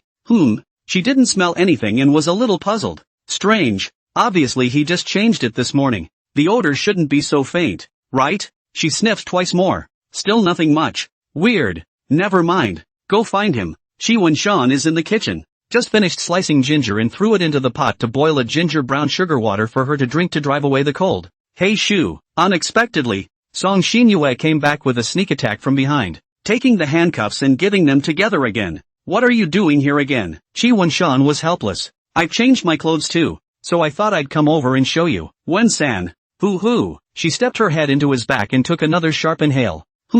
How come it's still tasteless? I'm making brown sugar water here. I don't have time. The pot is just sitting there. The fire is on by itself. What else do I need you for? Achoo! Turn your head quickly and come and admire me. Ugh. Okay. He turned around. Song Xinyue looked at him with a smile as Chi Wunshan wore clothes that were a bit larger than what she wore, and they looked loose on her. As a result, her two proud chests were less conspicuous, but revealed a hazy beauty. It's still a little old, the jade shoulders are huge and slippery, a strap was just exposed, white in color. Chi Wunshan inexplicably had an urge to go and grab that strap and flick her hard. Surely, this can't be done. Having picked her stripes herself, at night she dared to flick her stick, without any special meaning. Well, am I not also very, in your clothes? Also very tantalizing, he perfunctorily said as if coaxing a child. When he finished speaking, he twisted back and looked at the pot. I knew it. My beauty must have mesmerized you, Who dashed trying to sneeze before he could. Hey, why did you turn your head again? She disgruntledly whacked him a couple times with her fist. Wait, the brown sugar water will be ready soon. You guys? She ruffled her hair rather divinely. After feeling that the cooking was almost done, Chi Wunshan took the pot off the induction stove. Come on, let's go to the living room. We can't drink here. Won't you look twice? Hey, Chi Wunshan put the boiled brown sugar water on the coffee table. It's very hot. Be careful with it. I'm sneezing with no energy. You feed me. Another sneeze that didn't come out. Okay, open your mouth. He blows on the brown sugar water. This time there was none of that latter word. In the mouth is a sweet and spicy sensation. The sweetness of brown sugar and the spiciness of ginger. Together with the warmth of the water and his gentleness, any coldness can be removed. Song Xinyue warmed her body with a shiver. As warm and sweet as 666 cold and flu spirit. Still cold. Chi Wunshan felt a shiver from her, and after thinking about it, decided to bring a blanket over. But because of the handcuffs, he also had to drag her along. Here, lay it on. Chi Wunshan draped it over her. Hey, that's very nice of you. Fumiyama. Achoo. She drew a piece of paper. I should have known better than to go out. Alright, you're mostly just cold. Drink this brown sugar water and you should be better. Thank you for taking care of me now. That's what I should do. He blew on it, and slowly, all the brown sugar water went down her gullet. Still cold? It's not cold anymore. My body is warm. I'm just still sneezing, so it shouldn't matter. Okay, so is it okay to watch some TV next? Yeah, she leaned her head up. Well, this afternoon was a little rough, I guess, but look at Song Xinyue's face. The corners of her mouth never went down yet. It's cold. The effect of the ginger brown sugar water was over, and Song Xinyue was shivering again? Okay, it was a bit cold, but it wasn't like this, just trying to take advantage of the opportunity to be pampered. It's still cold after such a pot of brown sugar water has gone down? Chi Wunshan withdrew his gaze from the TV. Its effect has a time limit. Well, anyway, as my boyfriend, you must find a way to take care of me now. Her tone was undeniable. Alright, then I'll think about how to do it right. Chi Wunshan stroked his chin, pretending this was thinking. Say, isn't there an idiom called, achoo, meet for warmth to come? Song Xinyue looked at him and blinked. You know what I mean, right? Oh, yeah, okay. I'll go get you a pillow. Ouch. Don't pull your hair. Pull it off to become ugly, you cry to go. You obviously understand me, don't you? Why did you pretend you didn't understand and get hit by me like that? Serves you right, Song Xinyue said with vigor. Why don't you just say so? When did you get a little arrogant? This is also to blame Chi Wunshan. You are so submissive. Give people to put down the disease. Are pressed into the pride. I have to say also really talented. What does arrogant mean again? Just mouthy, I guess. Nonsense. Did I say a word about not liking you? She huffed again and pinched Chi Wunshan's face. I don't know what to say. Also, trying to. Yeah, wanted to work on your emotional intelligence. Even without saying it explicitly, you know what I want. Well, it's the little one's fault. If you really like me to say everything straight, then Wunshan, with me tonight, I won't stop until you've done it 7 times. You're not even in the right body, so let's not think about such things. So you get it. Never mind. Since you're still in the EQ training period, I'll forgive you this time. Now hold me. Got it? Yes. Chi Wunshan took the remote control and dug into the blanket before wrapping his arms around her from behind.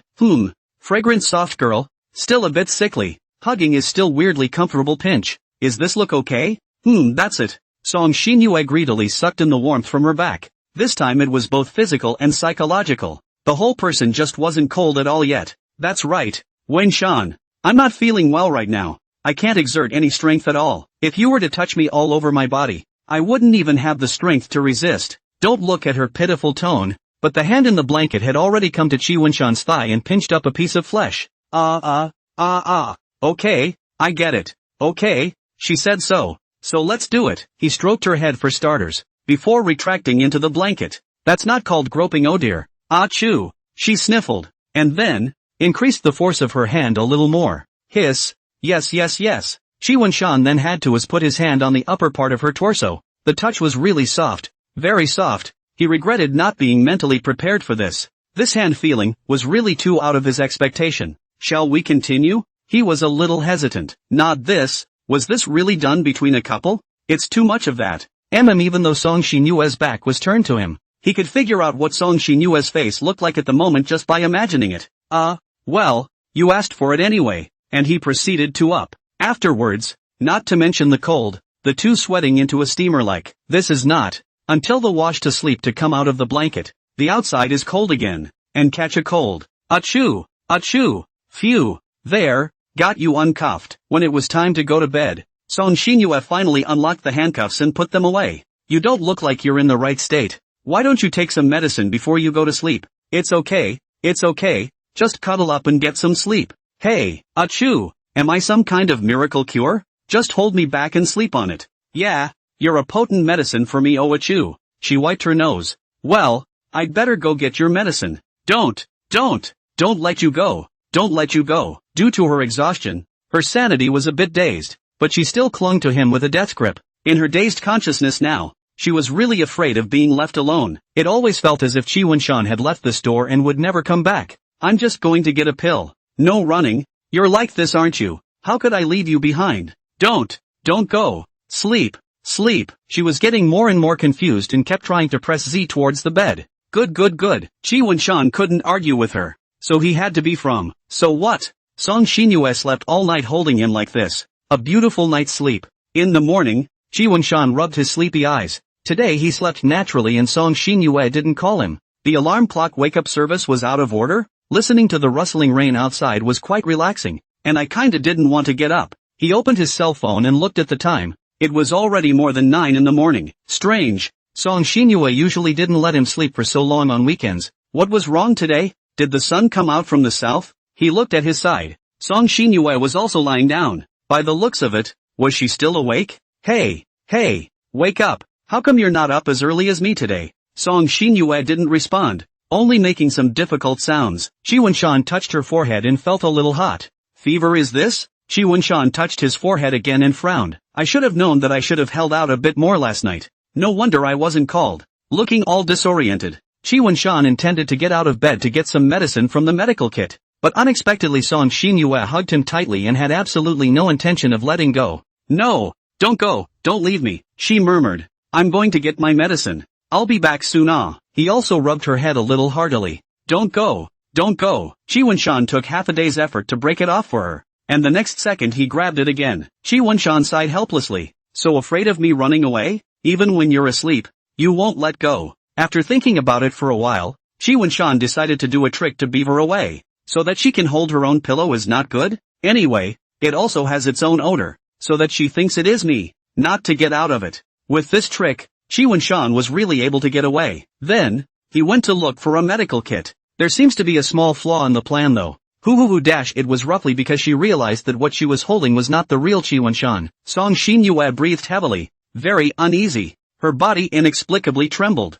and half asleep, she desperately tried to grab onto something. Liar. This one? Chi Wunshan rummaged around in the medical kit, unable to find the medicine for a while. For some reason, he felt a little uneasy in his heart, feeling like something would happen if he wasn't in the bedroom for a while. After thinking about it, Chi Wunshan decided to simply take the medical kit into the bedroom. This would also allow him to keep an eye on her. Back in the bedroom, Song Xinyue was still lying on the bed. It was that her face looked a little worse. He went back to the bed and touched her forehead. Why did it feel as if she was shaking? Oh man, I can't even leave for a while. Is this another nightmare? No, we have to wake her up. Hey, wake up. Chi Wunshan pushed her body. Got you. Liar. Found you. But at that moment, she suddenly grabbed Chi Wunshan's arm but her eyes are still closed. Is this awake or not? Chi Wunshan was confused by this. Don't think. Away, is she talking in her sleep? We have to wake her up. But how to do it properly? Oh yes, didn't she ask me to wake her up like that before? Well, despite the shame, I'll give it a go. She knew I ahem. The first time he couldn't hold it together. It turns out that people can be disgusted by themselves sometimes. This kind of words. It's true that it's better to let the fragrant, soft and sweet girl say it, but it was a necessary sacrifice to wake her up. Who? The content is too shameful and has been encrypted at the request of Chi Wen-shan. Shut up, meathead. Cough. Song Xinyue was really woken up. Awake? Not talking in your sleep now, are you? No, asshole. Did you wake up before me again without calling me? Song Xinyue's voice was a little hoarse. Is this another one of your nightmares? He stroked her head. Well, it was another horrible nightmare, but thankfully, you woke me up before it completely consumed my dreams. Despite the weakness of her body, she increased her grip on his arm a little. In her sick state she was uneasy and terrified that he would run away. You don't have to hold me so tight, do you? It's not like the nightmares are coming out. So you're worried I'll run away? I'm not in the right state to control your power anymore. If you try to run, there's nothing I can do about it. So, don't leave my side, okay? Her tone even took on some pleading. Something Chi Wen-shan had never been able to hear from her words before. Because I haven't figured out how to put you completely at ease. So you're still so inwardly afraid of me running away? Aha, I can't stay away from you. Don't go away, okay? Ahem. Stay with me like this, okay? Promise you'll do it. He held her hand. It's still a little cold, okay? Then warm her up with my hand. Thanks, Wen-shan. You're the best. Song Xinyue smiled. I'll stay with you though. The condition won't just go away on its own. He pulled out a thermometer and waved it around a couple times. Let's take your temperature first, then tucked it into her armpit. Well, please also take good care of me now. Cough. Song Xinyue felt her throat still hurt a little. I told you to take your medicine last night and you didn't. Well now, look how sick you are. I was confused and delirious last night. Well, I always felt that if I let you out of the bedroom you wouldn't come back. What are you thinking about? You're so cute, how could I leave you behind? Then he nudged her on the forehead to show that what he said was not a lie. No amount of sea vows are as reliable as actual action. And I'm not comfortable with that. So I have to tug on you. Okay. Well, can I go get you some hot water first? You have to take your medicine, right? Going out of the bedroom? To where I can't see. Just going to get some hot water by the water fountain. It'll be quick. No, I forbid you to go. Ugh. Looking at the arm that Song Xinyue was tugging at to death, Chi Wen-shan sighed. I can't tear myself away from her and run straight to her. What if the symptoms of the disease got better and then worsened again? Chi Wen-shan scratched his head. Or else, I'll carry you over there and let you keep an eye on me. That's always fine, but it's just that you should actually recuperate and lie down properly. Fine. You come and hug me. Ahem. Just as well. Good. Saying yes, he picked her up in a princess carry. Don't think I'm heavy. You're the one with less strength, she muttered. Yes. Song Xinyue leaned her head slightly towards his chest. This kind of feeling of handing over her whole body and soul to him was not a bad feeling. In the past, she had always wanted to possess Chi Wen-shan's body and mind. Hey Shu, sit tight. He set her down at the table. I'll keep a good eye on you. Don't get any wrong ideas. Cough. Talk less if you have a bad throat. Drip. He pressed up the water dispenser. After the humming sound of heating, boiling hot water flowed out, and then some room temperature water was connected to match the warm water. That said, why can't all water dispensers be set to have the option of warm water? Otherwise you have to manually dispense water. He put it in front of her and snapped out a couple more cold capsules. Take this first. Good. Song Xinyue put the medicine down in her mouth, then swallowed it with a sip of water. Alright, carry you back to the bed again and lie down. Have a good rest. He picked her up again, and Song Xinyue was cooperative. Ahem. Wait, I want to use the restroom first. She felt another pang of internal urgency. Chi Wen-shan was silent for a while. Alright, carry you. Then he diverted to the toilet again. Putting her on the toilet seat, he turned around in a hurry. Hurry up and get on. You don't need me to help you with your pants, do you? You guys turn around so fast, is it serious? Forget it. Ahem. Sick, not with you. Or high and low to catch you some. Don't say what's on your mind. A sound of water falling on water. Okay, it's on. You snuggled up your pants, didn't you? Of course. Ahem. Is that so unsettling? Come on, carry me back to bed. Yes. Chi Wen-shan then turned his head and picked her up to go back to the bedroom again. He has become a means of transportation. He feels like a palanquin bearer. Not. Absolutely no meaning to compare Song Xinyue to a sedan chair. Xinyue, she is not fat or heavy at all. Look at the kid. He's scared. If you didn't know, you'd think he was in a dark room. lie down properly. Chi Wunshan put Song Xinyue down on the bed and spread the quilt for her again. Get some rest and lie down to get better.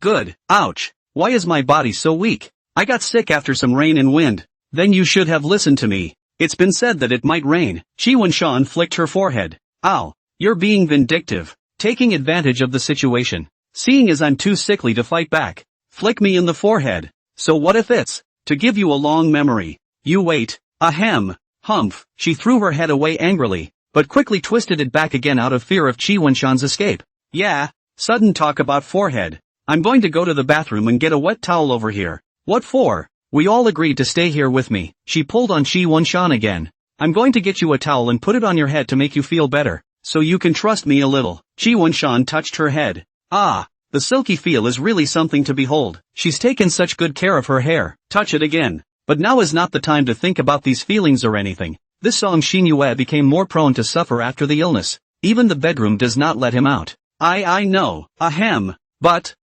there's always a little nagging feeling in the back of my mind.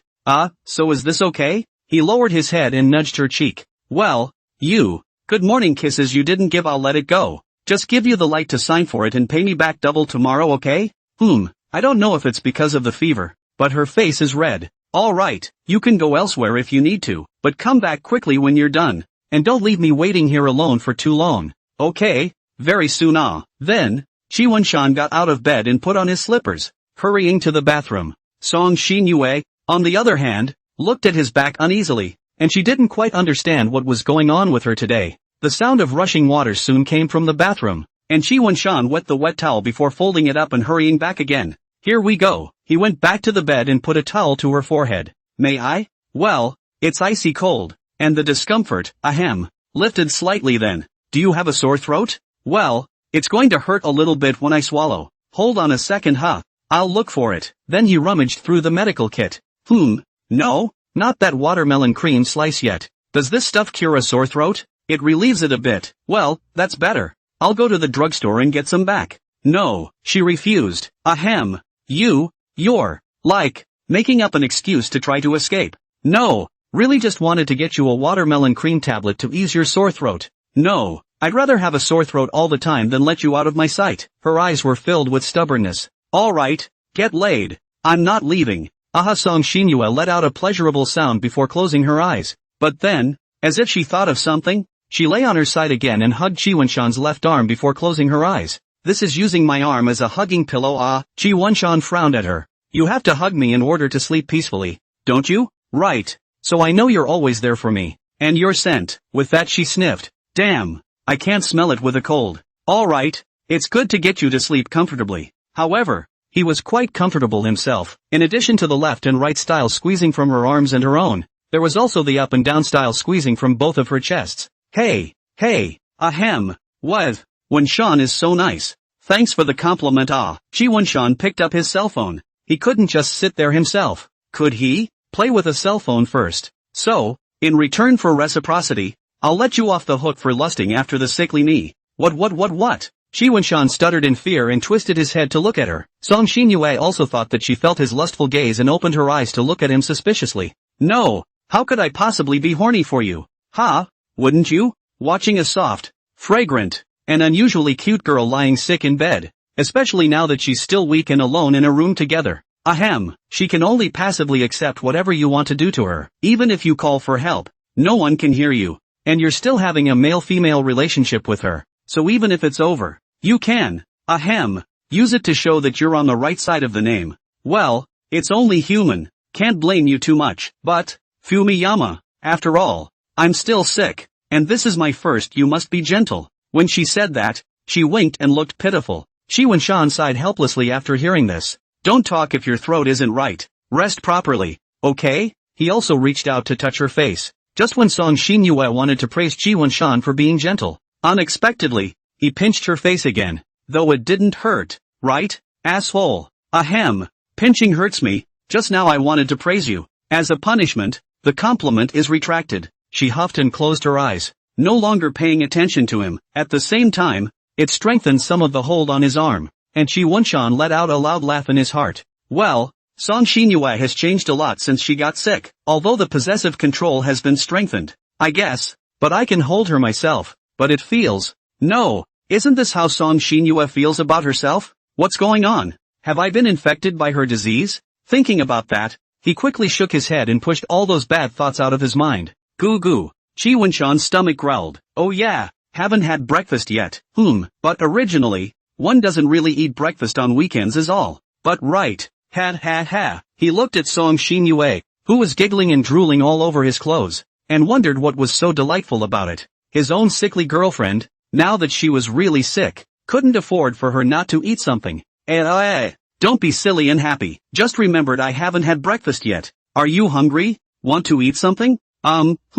Breakfast? No appetite. You still have to eat something, otherwise how would your body have the strength to fight off germs, right? No, I don't really have an appetite. Okay, by the way, there are 2 boxes of milk left at home, so you can drink one and have some bread. That. Ahem. No, more no. Don't eat. Song Xinyue was still a little flustered. If you don't even eat milk and bread, your body won't be able to replenish its energy, so you'll lose more and more strength. When I run out of energy, you won't be able to catch me even if I want to run, right? So, if I turn out like that, you'll want to leave, right? TSK, shit, I forgot that Song Xinyue's reading comprehension is different from normal people. Qi Wenshan was about to explain something to her when Song Xinyue spoke again. I won't let you go. You don't leave either, okay? Ahem, please can't you? Song Xinyue pleaded. Her eyes seemed to be glistening with tears. This was something Qi Wenshan hadn't expected. The 6th Song Xinyue really changed quite if before he said this, let her have this kind of thought, then she will certainly lose the highlight, and then use a threatening tone to coerce him. Now this pleading tone, but it makes Qi Wenshan not accustomed to it, but also makes him inexplicably some heartache. You won't be reluctant. She wrapped her arms around him with a little more strength. Of course, but really, I didn't think that way at all. He stroked her head in an attempt to soothe her. Hey, ahem, good. She closed her eyes again. Well, Qi Wenshan could only to look at his cell phone again. No appetite even if it's fine. Wait for lunch and then think of ways to make her eat something. After looking at his cell phone for a while, he stole a glance at Song Xinyue. Her chest was rhythmically rising and falling, and the expression on her face looked less difficult than before. Well, it looks like the medicine should be working. He put his cell phone on silent again, so it wouldn't be too loud to affect her rest anymore. Ahem, in the time that she had been quiet, though, she had coughed once or twice every now and then, and it seemed that her throat was still bothering her. How about some water? See, you've been coughing, he asked. Good. She opened her eyes and set the towel aside. Sitting up. Feed me. Gulp. I'm going to get another glass of water. Just lay back and come back when you're done. Well, make it quick or I'll be in a hurry. Qi Wenshan hurriedly went to get a glass of water and came back quickly, putting the water on the bedside table. Looking at Song Xinyue lying on the bed, Qi Wenshan's heart was startled. This Song Xinyue, this is what happened. I just for a moment did not see her. How did she turn into a Q version of the form? What Qi Wenshan saw now was the rare form of Song Xinyue. Tiny, she was lying on the bed. Her petite body, big eyes, and delicate face, making people want to say kawaii. Now she looked at Qi Wenshan with eyes filled with doubt, as if she was asking him, why didn't you turn into a form with me? Qi Wenshan's brain bubbled up with rather bad thoughts yet. Go. He hurriedly drove those thoughts away, or else he was going to be treated as a disgusting lowly controller. He frowned and leaned over. He'd never seen Song Xinyue in this form before. He didn't know what type she was yet, and how dangerous she was. You, good? He tried to say hello. Arms, hug. She made a short reply and held out tiny arms to make her meaning clear. Here, hold it. Qi Wenshan then let her. Hey, she didn't hesitate to hug him straight away. Not too strong, but you could tell she was using all her strength as well. So cute. The 3 words that came to mind couldn't help but come out of his mouth. Well, this form of Song Xinyue was pretty good too. But then, there is just one bad point, the loss of the upper and lower squeezes, which makes Qi Wenshan feel a little regret. She closed her eyes as if she was asleep, and Qi Wenshan dragged the quilt up again and covered her up. Turning the towel over again, he reapplied it to her forehead. Ahem, but the change in form wouldn't reset the body anymore. She still coughed a few times every now and then, and her brow stayed slightly furrowed. Qi Wenshan was heartbroken by this and wanted to buy her some medicine, but barring that, he was pretty sure that in either shape or form, she would never let herself leave this room. What to do? Let's not have someone else deliver the medicine, but who would be better to let? Qi Wenshan scratched his head. By the way, He remembered one of his brothers who was no longer a friend, and he was the only one who would be the best for the job. Well, that's just it. He looked at Q Song Shin Yue again. It should be fine. Just let Zhao Zhou Chuan go again before she realizes it. Hello? Although WeChat had been deleted by her order, he had always remembered the cell phone number. Yo? What's Big XX calling me for? What? Looking for scolding? Zhao Zhou Chuan's rather angry voice came from the other end of the phone. She's not listening. I called myself. He glanced aside at the Q version of Song Shin Yue. Who so? Thought she let call you over to test the waters. What? Calling me against the will of that perverted control freak was something important, wasn't it? Well, something did happen. What? Made her mad and now she's going to knife you? Or looked at the other girls and she's going to chop you up? Huh? Well, come over here and make a room for you to get out of the wind. She's really not violent enough for that. Then it looks like you're having a pretty good love life. Ha ha ha ha ha ha, never mind. Well, say it. What's going on? Help me bring over some medicine. Watermelon cream tablets will do. If there is any other medicine for sore throat, also trouble you to bring me over. Money I WeChat, forget about cash. With sore throat medicine? What? Are you sick? And by the sound of it your throat is fine? It's not me. It's her who's sick. She caught a cold yesterday and is paralyzed in bed with fever today, and she won't allow me to leave the house. So there's no way to get her medicine. Please. Oh, that's right. Okay, just wait. I'll be back in a minute. Thanks a lot. You're welcome. Who are you talking to? Q-Song Shin Yue asked as she raised her head. Have you been listening? Chi Wen-shan was startled. Well, it sounded like you were talking about medicine or something. Are you sick? Phew, I am not sick. It's the medicine I brought you. Medicine? I don't eat it. She shook Chi Wen-shan's arm as if she was pampered. No, doesn't your throat hurt? Take the medicine to ease it a bit. Oh. So, then, are those pills bitter? She said pitifully. Watermelon cream slices are considered sweet, right? A little bitter and not very strong. Not bitter. Just like candy. He couldn't help but make a move to touch her head. The feel, it's more comfortable to touch than the original. No lying to me. Well, no kidding. After that it was another good talk before little Song Shin Yue believed it and closed her eyes at ease. Chi Wen-shan after looking at the phone for half an hour. Knock came over. This Zhao Zhou Chuan is also quite sharp at. Who is it? Is there a guest coming? Little Song Shin Yue also heard the knock on the door and raised her head to ask. Well, I think it's your medicine delivery. I'm going to get the door. Just wait here for me. I'll be back soon. Well, then you hurry up. Oh. Ahem. Little Song Shin Yue was a bit nicer to talk to then. Aha. After a hard rua to her head, he slipped on his slippers and got out of bed. Knock. Coming. He quickly went over and opened the door. What? Can't get over being stuck with that guy for a while? As soon as he opened the door, Zhao Zhou Chuan took the lead by extending his arm carrying the bag containing medicine. Thanks so much. He said thank you as he took it and proceeded to put it on a side counter. By the way, you're sure Song Shin Yue is sick, right? Don't make trouble again when you come out later. Don't worry. It's just lying in there. How much is all this medicine? I'll pay you. No, it's all the extra I keep at home. I can't use this much. Just take it. That's, not a good idea. I feel bad for having been favored by you for nothing. That's a very rusty thing for you to say, and it's too uncomfortable to listen to. Don't say that in the future, or I'll have to really think you're breaking it off with me. Alright, then I'll do the same. If you really feel that you owe me,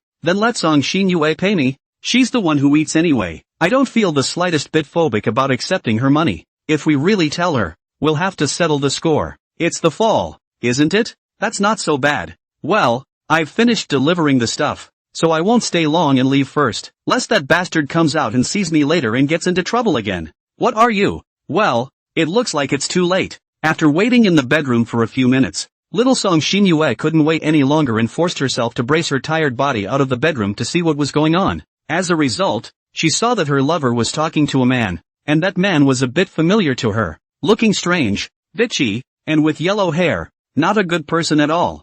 Chokau Chen, next time, please call Blondie. Thank you. She had a strong suspicion that her man was being hoodwinked by this villain right now, and that he was going to abduct him out of this house so that he could never come back to be with her again. And now, she must defend her lover. Send. Chi Wen-shan was helpless. This Song Shin Yue could have come at a really good time. He hurriedly gave Zhao Zhou Chuan a wink, telling him to hurry and run. Yet, he doesn't seem to be in that much of a hurry yet. This is Song Shin Yue? Nice guy, rare form. Good. Then it looks like I don't have to rush off just yet. Chi Wen-shan was puzzled by this. This is Song Xinyue's Q form, right? It's really thanks to you.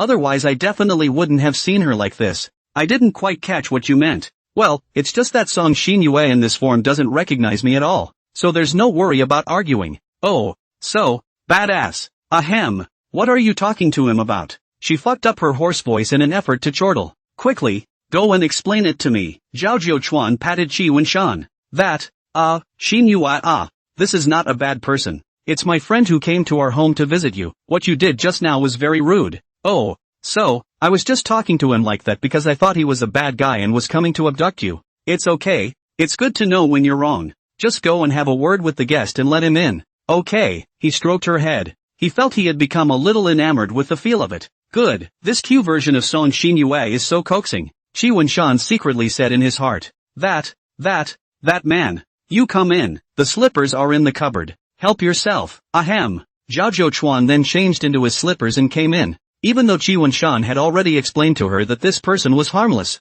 her sixth sense told him to always be on the lookout for this person. As a result, the wary little eyes never left his body. Alright, Xinyue, the two of us still have some things to talk about. You're not feeling well either, so just go back to your room and lie down. Okay? I'll come in later. Okay, but you have to be on your guard too, and call out to me if he tries anything bad on you. Only after repeated instructions did Song Xinyue head towards the bedroom, and finally gave Zhao Jiuchuan a warning look. Geez, you two were so mushy just now I got goosebumps. That's her character. She loves me to the extreme. Qi Wenshan spread his hands. You two to really match. She is controlling to the point of perversion, and you are still willing to accept her perverted psychology too. Song Xinyue is also not you. Thanks for the concern. I'm stuck with her when she takes a liking to me. I had no choice but to accept it. But it looks like you're enjoying the relationship, so don't give me that bittersweet talk. Maybe, because, I like her too? Look at you twisting and turning. Song Xinyue must be kissing you every day, right? You express a feeling, why not learn from others? Frank. Yes. Okay, it's good to see that you're doing well in your love life. Alas, the child is not a child. My righteous son, you are really reversing the Big Dipper. I'm just witnessing this scene and feeling it. There's no substitution for the characters in it. Someone's misunderstanding themselves, right? Do you still want your homework tomorrow? Wrong. Homework cannot dare not borrow. Seriously, I failed the monthly exam before, and my dad is still angry at me. If I don't do my homework again, I guess you'll have to take me in. Honestly, it's about time you paid attention to your studies. Hey, what the hell? Learning doesn't happen overnight. Learning is, hold it, but don't propagate that theory of yours with me. Alas, the mission failed. Good. This trip wasn't in vain, especially seeing Song Xinyue, who has such a great contrast. If she knows that this appearance of hers was seen by me, comfortable. Cool. Zhao Jiuchuan got up from the sofa. Alright, I'll leave first. Take good care of her. I'll see you tomorrow. Well, I'll see you tomorrow. Oh yeah, let you two know in advance. When you two get married, I'm going to take a table for dinner by myself as revenge for Song Xinyue bullying me all this time. Qi Wenshan laughed softly for a few moments. Alright, I'll inform her and discuss it with her. Let's go. Zhao Jiuchuan brought the door on and went out. After sending Zhao Jiuchuan away, it was natural for him to take care of little Song Xinyue. Qi Wenshan picked up the bag containing the medicine from the counter and went into the bedroom. Walking in, he saw little Song Xinyue lying on his side on the bed. Seeing his little eyes filled with dissatisfaction, his puffed up look made him look even more adorable. That was slow. You are cruel to leave me here alone, coughing and suffering from sickness. I'm here too. Don't be mad. He took off his slippers and went back to the bed, reaching out his hand to touch her head to show his favor. But little Song Xinyue twisted her head, not letting him touch it. Humph. Asshole. I'm angry. The kind that can't be coaxed. Yo-ho. There is also a small temper. Qi Wenshan helpless. First put the watermelon cream tablets in the mouth. Okay, to cure the throat. No, I won't eat it. The medicine you liar gave me must be bitter. I'm afraid of bitterness. Don't eat it. Be good, okay? If you don't eat, I'm going to tickle you. Really did not expect. Actually one day it was Qi Wenshan's turn to make Song Xinyue obedient. No food. Ahem. No food. She resorted to the splattering trick as resistance. Qi Wenshan was helpless. This little Song Xinyue had also become capricious. After thinking about it, Qi Wenshan decided to give her a little lesson. Ha. Cough. Ha. Badass. Scratch me. Qi Wenshan put his hand around her waist and gave her a good tickle, but it looked like Song Xinyue clearly wasn't willing to give in to him just like that. and got even angrier. Poof, she turned her head away, annoyed. Taking your medicine or not? He hitched a hand over. Not eating. Bully me. Ignore you no more. Song Shinyue shook off his hand, her eyes still glistening with tears. It looked as if she was really angry. Chi Wunshan should really be glad that she was now in her Q form, or else she would definitely be served in a small black room. Overplayed it. Chi Wunshan somewhat regretted his behavior just now. Shinyue, I'm sorry, don't be angry. Just punch me twice. Don't be angry. Okay, I was wrong. Song Shinyue didn't say anything and ignored him. Chi Wunshan scratched his head. He had to think of some way to make her happy. Otherwise, she definitely wouldn't take the medicine, and she might even settle the score when she recovered. But how should she be coaxed? Chi Wunshan rubbed his chin and scratched his head again, unable to think of any good ideas. Since it's in kid form, how about getting a little snack? Little toys? Use those things to coax her? Chi Wunshan decided to give it a try, but then a knock came at the door. Did Zhao Zhouchuan leave something behind? That, Shinyue, can I go open the door? Song Shinyue still had her back turned and ignored him. Knock, knock, knock. Knock came again. There was no way. Chi Wunshan then had to hurry up and go without waiting for her orders. Get over here as soon as you're done or you're absolutely dead. She finally opened her mouth. Yes, yes, yes, he hurriedly promised, and then quickly went to open the door. Is Mr. Chi Wunshan in, please? Outside the door was a courier. Ah, I am. Your package. Please sign for it. Good. He signed his name and closed the door. That being said, there was something familiar about this scene, and I haven't bought anything lately, have I? Shouldn't. Dead memories crawled back out of the dirt, causing him to shiver. No, no, no, I don't think so. I've been honest myself lately. There's nothing special about it. Oh, yeah, come to think of it, didn't she say yesterday that whatever maid outfit she ordered for me would be back today? Then it looks like that's what was sent. He hurried back into the bedroom again with the package, and little Song Shinyue glanced at him coming back and went back to her back. Seeing the situation, Chi Wunshan sighed helplessly. She is still angry with herself, still have to think to coax. He looked at this package in his hand and unwrapped it, taking out a very fine box. It looked like high-end goods. Then he opened it up to see that it was indeed clothing and not some human limb, which caused a small stone to fall from his heart. He took the clothing out and looked at it. It was a matching set of shirt and pants. Very well made. How to describe this dress? It looked quite expensive. Well, to cheer her up and to live up to one of her expectations, I'll just try it on.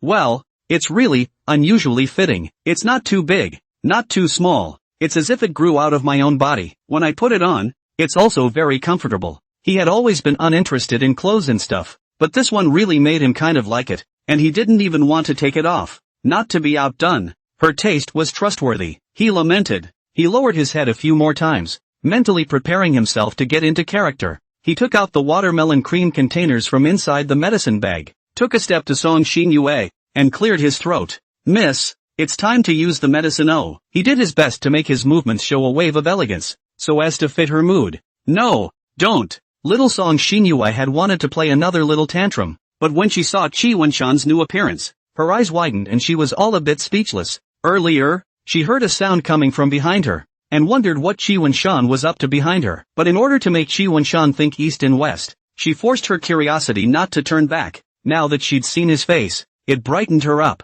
and she didn't even think about the little tantrums she'd been playing. Miss, you need to curb your drool, or else it could turn out to be unattractive. Ah, oh, Song Shinyue hurriedly sat up. What are you doing in such a dress? Because I made you angry, Mississippi. So, I wanted to see if this would coax Mississippi. It's just a change of clothes, and you're trying to coax me? No way. But she had her eyes on him the whole time. I also understand. Take your time. But miss, you can't be mad at me without taking your medicine. Your throat hurts, doesn't it? Aha. Here, take this in your mouth and let it slowly disappear in your mouth on its own and your throat will feel better. He plucked out a small, powdery pill to hand it to her, and little Song Shinyue took it with slight hesitation. It's not bitter, is it? There's a little bit, but it's more of a sweet. Oh, miss, you have to taste it, otherwise you keep getting a sore throat and it hurts me. Okay. She took it into her mouth. It did have some slight bitterness. She couldn't help but frown. Then the next taste was just sweet yet, and mixed with its saliva swallowed, the throat did feel a little better. Any relief? Aha, she nodded. That's good. Miss, lie down again soon. Don't. I do what I'm told. Isn't it time you listen to me? Okay, so what do you want me to do? Said Song Shinyue, rolling her eyes. Looking at your outfit. Are you my servant? Yes, ma'am, he said respectfully. Humph. Call me master a few times then. Okay, master. Is master satisfied? Shi Wenshan's heart was a flurry of hair. So twisted. Not enough. She shook her head. So, will you please lie down first, miss? I'll give you a chance to order me around for each one you complete. All right, but what kind of master is supposed to listen to his servants? I don't get it, she asked, cocking her head. You don't care so much. In short, if you are not well, don't move all the time. You need to recuperate. Understand? Quickly lie down. Oh, okay. She lay down again, and Shi Wenshan recovered her again, picking up the towel again to feel the temperature. I'll go wet another towel. Wait for me.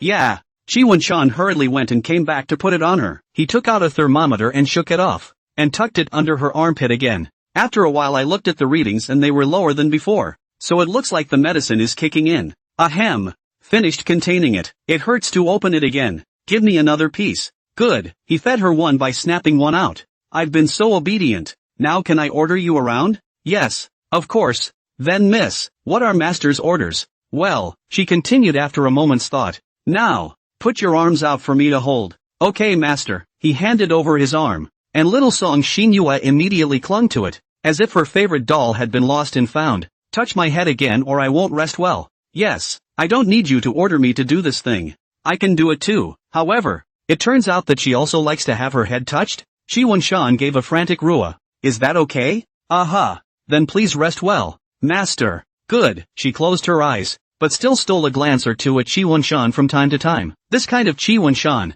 she really liked it. Thinking like this, the strength of holding him couldn't help but increase a little more. Smelling his scent made her feel at ease. Right now, the whole person was floating a bit in general. What with all the pain from the cold, it's all gone. After placating little Song Xinyue, Shi Wenshan was not idle. He planned to take advantage of this endeavor to study the occult and think about how exactly he could put Song Xinyue at ease. Looking at it, it gave him a little bit of thought. In fact, what is important in this thing is not on these illusory forms. The key is in the person. Only let her believe. Then this method is successful. The key comes in how to get her to believe it, and the two metaphysical kind should increase her trust a bit. That's it. What with the blood of goats, dogs, and even human blood, and what bones, body parts. Well, it sounds like a bluff, so I guess she should believe it. But yeah, the ceremony was done at midnight and the person was shot at 1 o'clock. Therefore, it was definitely not something that could be messed with. Well, the way Shi Wenshan was meditating right now was really similar to the way Song Xinyue had studied the ceremony back then. No, I seem to have gotten one thing wrong all along. The weirdness of the ceremony wasn't really directly related to whether or not she believed I would leave her. Was it? All that shenanigans was just a formality. And as long as one could show her one's sincerity, then even without those forms it was all fine. As he thought about this, something gradually came to him. Thinking about the anime he had watched when the idea first came to him. A ring, he thought about it. How about getting a ring or something for himself? Buy 2 gold rings and then find a chance to give them to her. When the time comes, prick your own finger and put a drop of blood on it. Get her to do the same. And then give her a bunch of arcane stuff for the week as a sign of loyalty. Well, this method was possible and worth a try. He bookmarked the program into his mind to find time to implement it. He looked at Song Xinyue, scared. Now she was back to her normal state. And she looks a lot better now. So it seems like she should be a lot better. But then, in either form, she was holding her arms tightly, with no intention of letting go at all. He looked at Song Xinyue's face, which was red, cute and tantalizing. He couldn't help but reach out his hand and poke her face very lightly. What for? What kind of servant disturbs his sick master's rest? You have to be punished. Song Xinyue had actually been staring at Shi Wenshan with false eyes. Now, she looked at him with feigned anger and intent. You can feel such a light stroke. Ha! And look at your color. It's already much better.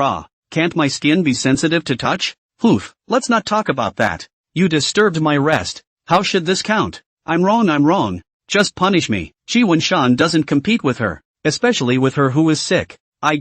Admitting it is quite quick. However, don't think that I'll be lenient if I confess here. Then how are you going to punish me? Shi Wenshan was helpless. Well, since you asked in good faith, I'll be merciful and tell you. Ahem. She also had to clear her throat. You've got this whole Team Rocket thing going on and a couple coughs and a sore throat? Well, kind of. Here, take a sip of water and then include a tablet of this. He snapped out another watermelon cream tablet and gave it to her. Aha, she picked it up. As soon as the minty breath in his mouth met the water, It released a cooling sensation in his throat. Nope, Song Xinyue discovered Hua point. You're suddenly so concerned about me. You're trying to get away with your punishment, right? It's all winding me up. Song Xinyue was still quite angry. What do you mean suddenly cared about you? I've obviously always cared about you, alright? Sad. Genuinely pay, but you are ignored. Ooh-hoo. Qi Wenshan wiped his non-existent tears, stealing glances at Song Xinyue as he did so. Looks like I'm still guilty as hell. So do you want me to wipe your tears?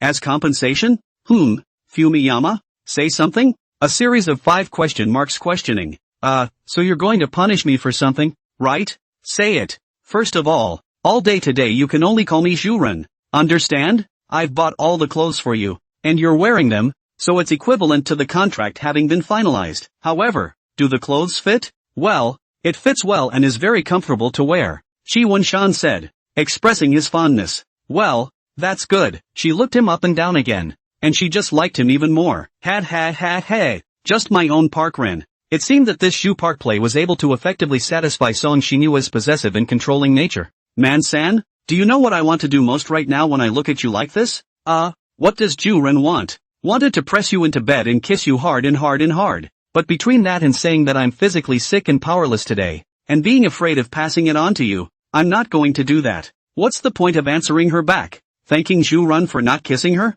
Okay, so second, you're going to have to carry me in your arms for all my activities today, so my feet won't touch the ground, and cook and wash me. Is this some kind of human-sized multi-purpose sedan chair? It's kind of like that. Nope. Shut up. As my Parkren. No spitting out Zhuren's thoughts. Yes. Good. Then the next third, she put her foot out and put it on his leg. Qi Wenshan looked at the foot and then at her. Give you a massage? Relax? No. I want to experience the thrill of conquering you when I order you to do something you don't want to do. Oh. How did Zhuren know I wouldn't want to do it? But what exactly is it that you want me to do? It can't be? It can't be the kind of thing I'm thinking of, right? Man-san, come and polish my shoe supporter? She had a bad smile on her face and a compelling look in her eyes. After all, sleep is very important, so it's always good to get more sleep. Qi Wenshan looked at her eyes. Now she didn't bother to hide her thoughts to yet. It was also good that there was no need to guess blindly. That's an order. Oh, and you have no choice but to obey. Okay. Qi Wenshan took the towel from her forehead, then cupped her shoe support and carefully wiped the shoe support with the towel. What are you doing? Song Xinyue was puzzled. Qi Wenshan was trying to make some other mischief so he could disobey her orders, right? Oh, I'm not going to let you get by so easily. Wanzan is such a little fool. Don't you have to wash the apple with water when you eat it? He wiped it off and set the towel aside again. After that, Song Xinyue was satisfied and pestered Qi Wenshan to tell her a story to listen to. Storytelling? Okay. Qi Wenshan scratched his head and opened his mouth. The following is an excerpt of the story. Once upon a time, a little kid got a super lollipop in the same style as Porky Pig, the kind with an oversized disc and a rainbow of colors. Children have never eaten this kind of lollipop before. They are eating the kind of small lollipop that costs $1 a piece. It was the first time he ate such a big one, and he was not very experienced. Open your mouth and take a bite into your mouth like you would with a small lollipop. But apparently, there was no way this lollipop could be eaten that way. When he couldn't contain it, he had to spit it out. Thinking about the scene in the cartoon, don't they all lick and eat? He then licked up the sugar noodles. But this lollipop doesn't taste good. It's not sweet and even has a salty taste. The kid was not happy and thought that the business owner had bought it for himself as a fake. But kids, who has the guts to compete with the business owner? I had to accept this strange flavor lollipop. Sip and savor, but also taste a little. Ha ha ha ha ha ha ha ha ha. Stop. Song Xinyue was about to burst out laughing. So I guess it was because the story was funny. But Qi Wenshan continued to tell his story, and Song Xinyue had to force herself to draw back the shoe support. She gasped with a flushed face and shrunk herself into a ball. Shy and annoyed, she looked at Qi Wenshan, her pupils still switching back and forth between normal and loving. It looks as if she's in a state of instability right now. I've told you to stop, and you're still doing this, not listening to my orders. Are you? If you really wanted to draw back you would have done what you just did. Besides, you're the one who brought it up, and you're actually ticklish yourself. You talk back. No talking back to me. Yes, Zhuren, wait for me. I'll go to the bathroom and rinse my mouth first. No, are you getting tired of me? I've always done a good, clean job of cleaning my sense. Besides, what's the point of this if you're going to gargle, right? Alas, at your service, Zhuren. Qi Wenshan covered his mouth and gulped a few more times, hoping his tongue buds would soon forget the aftertaste. You're calling my heart melted with this mouthful of Ju-run. He he he he. This time it's stabilized into love heart. It's good that Ju-run likes it. He smiled a little. It seemed like the clothes were effective in satisfying Song Shinyue's desire for control and possessiveness. Well, now come over here and let me hold you. She came with open arms. Yes, at your service. Shi Wenshan went over to embrace her. Demon Song Xinyue now recovered her vitality and had a better sense of smell. Right now she was frantically sucking in Shi Wenshan's scent to satisfy her mind. She always says, "Nah, why let someone else live in your heart? I can fill it all up for you." But really, there was still a part of her own mind that had been vacant all along. In fact, it was a part of him that was trying to fill the void in her own mind. She took several deep breaths. For a little more cuddling? Well, I don't know why. It feels really good to hold you. Fumiyama, really like you. I know, I like you too. He touched her head. TSK, it didn't feel as good as little Song Xinyue, but it was okay. Really super like you. I'm really at peace with myself right now. Good. Well, enough hugging. She didn't want to hold him for too long, or she was going to wallow in it herself, and how else was she going to control him? Scary. It's almost 12 o'clock. Is Ju-run hungry? Want to eat something? Is it okay if you, make you into a lunch for me? Seriously? Yeah. Ow. She took a bite. It hurts. Let go of my mouth. I'm not eating. The strength was very light. Song Xinyue wasn't sick to the extent that she wanted to eat the person she loved into her stomach like any other sickly girl. Who said that? It tastes like a good pinch to me. She smiled rather mischievously. It seemed like the disease was completely healed. Well, I'm sure as hell not going to let you eat me. So hurry up and talk about a proper lunch. Humph. You're so unemotional. I'll decide for myself then. That's fine. Wait, you're leaving so soon? Take me with you. Ha? Oh, you have to watch me cook? It's not like I'm going to poison you. He spat while picking up Song Xinyue. I just wanted to watch you. Ha? She tapped his chest a couple times. Yes, Ju-ren. Then it seems I'm quite the charmer. He set her down on the dining room chair. Go on. I'm looking forward to it. Well, now it's time to seriously think about what to cook. He himself wasn't much of a chef. Song Xinyue had even gone to the culinary arts club to learn. And when she did it herself, she only knew those few dishes. I've thought about following Song Xinyue when she goes to the cooking club before, but I haven't implemented it. No more procrastination. Why don't I just book myself down to learn tomorrow? However, water from afar is not enough to quench the thirst of the near. It's better to think about what to cook for lunch first. Rice is definitely too late to mess around with, and it still needs to be boiled. Not actually going to school though. It's not like lunchtime is fixed. Forget it. I'm not doing it. What's good to eat? Now Chi Wenshan encountered the three major daily dilemmas of life. What to eat for breakfast/lunch/dinner. Hurry up, it's not like I didn't eat in the morning, and now my stomach is growling. If you don't make it, I'm going to eat you. There was also Song Xinyue's urging from the back. Thinking about it. Damn it, can't put it off any longer to save my own ass, gotta make it quick. Chi Wenshan scratched his head, thought about it, and cooked the noodles. Pat it even if. What big meal and so on learned to say. Now also cannot want to bike. When he said he would do it, Chi Wenshan was busy. Well, in fact, so lazy dog lunch. There is not much work to be busy. He looked at himself, cooking in such an elaborate costume, protected by an apron. But if he spilled anything, it would hurt for a while. Can I take this shirt off first? No way. Song Xinyue bluntly refused. How bad is it to splash a stain or something on top of your clothes while you're cooking or eating? I'll buy you another set if it really splatters. Okay, let them design a little bit more, and then give him a new set a day. Heck, it'll be fresh every day. Oh, that's a lot of money. Alright, the king has spoken. Come on. While hanging the noodles, Chi Wenshan chopped some scallions and threw some lettuce leaves or something in. After the noodles are cooked, fish them out. Get some soup in. Fish out the lettuce. Add some soy sauce, sesame oil, chili and whatever else in. Nope, her throat is just right. Better not put chili on her. With a squeeze packet of squash and a sprinkle of scallions. This can really be done with your hands. He first picked up Song Xinyue's bowl and set it up in front of her. The cellar still looked okay, but in Song Xinyue, color, aroma and taste are not important at all.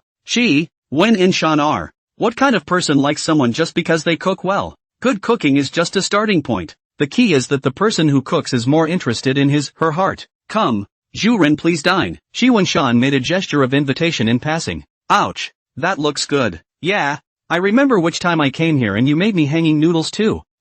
Is it something else you want to eat? I'm in a bit of a hurry for lunch today. And there are so many dishes I don't know how to cook, so I'll be sure to make them for you once I learn how. No, no, no, no, no, no, no, no, no, no, no, no, no, no, no, no, no. Oh, it's a piece of your heart. How could I possibly feel bad about it? He. Oh, that's good. Come here and stick your face out. I'm happy with the service you've given me for this meal, and I'm going to give you a small tip. And tipping Park him? I want to give. No? Then I'll change the name. It's Zhu Ren's order. Obey. Yes. Grabbed Song Xinyue nudged him in the face with her mouth. Can I go serve mine over here? Go on. Song Xinyue picked up a chopstick of noodles and sucked it into her mouth.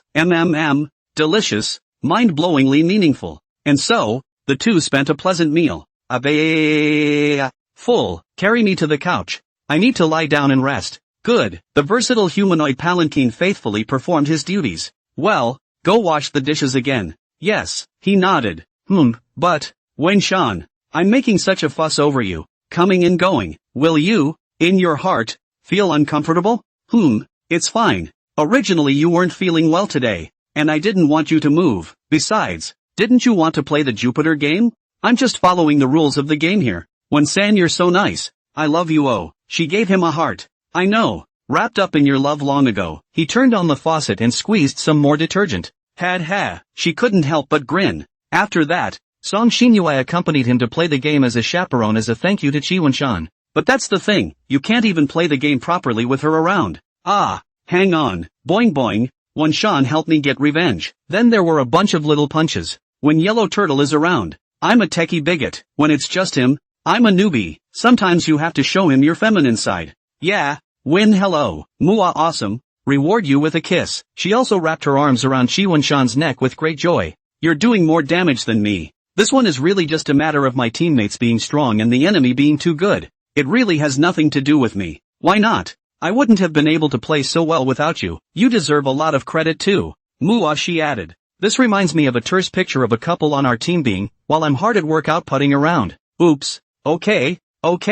Well, the game's been played with you too. Isn't it time to get ready for your next activity? To do what? I'd like to have a candlelight dinner tonight. Oh, shouldn't you be thinking about how you're going to prepare it now? Candlelight dinner? That's, Chi Wen-shan had heard of this term alone. Maybe it was something like that kind of Western table culture? So do I still have to learn how to cook Western food? That's, like, a little hard to figure out. He rubbed his chin. Alright, but I don't suppose we have any ingredients for that at home. That's not a bad idea. Go to the supermarket and buy it. Song Xinyue gave the next order. Lost the resurrection fight, changed it properly again. Have to play a third resurrection fight? Ugh. Gave me another blow. Hopefully I'll pass the third time. Without the encouragement from all of you readers, it would have been too much. So thank you again, greater than with circle inside _ less than with circle inside, because of you. I'm not afraid of the review asking me to do it 7 more times. Candlelight dinner. He really didn't have any thoughts at all. Was it just a matter of cooking normally and then setting out 2 candles?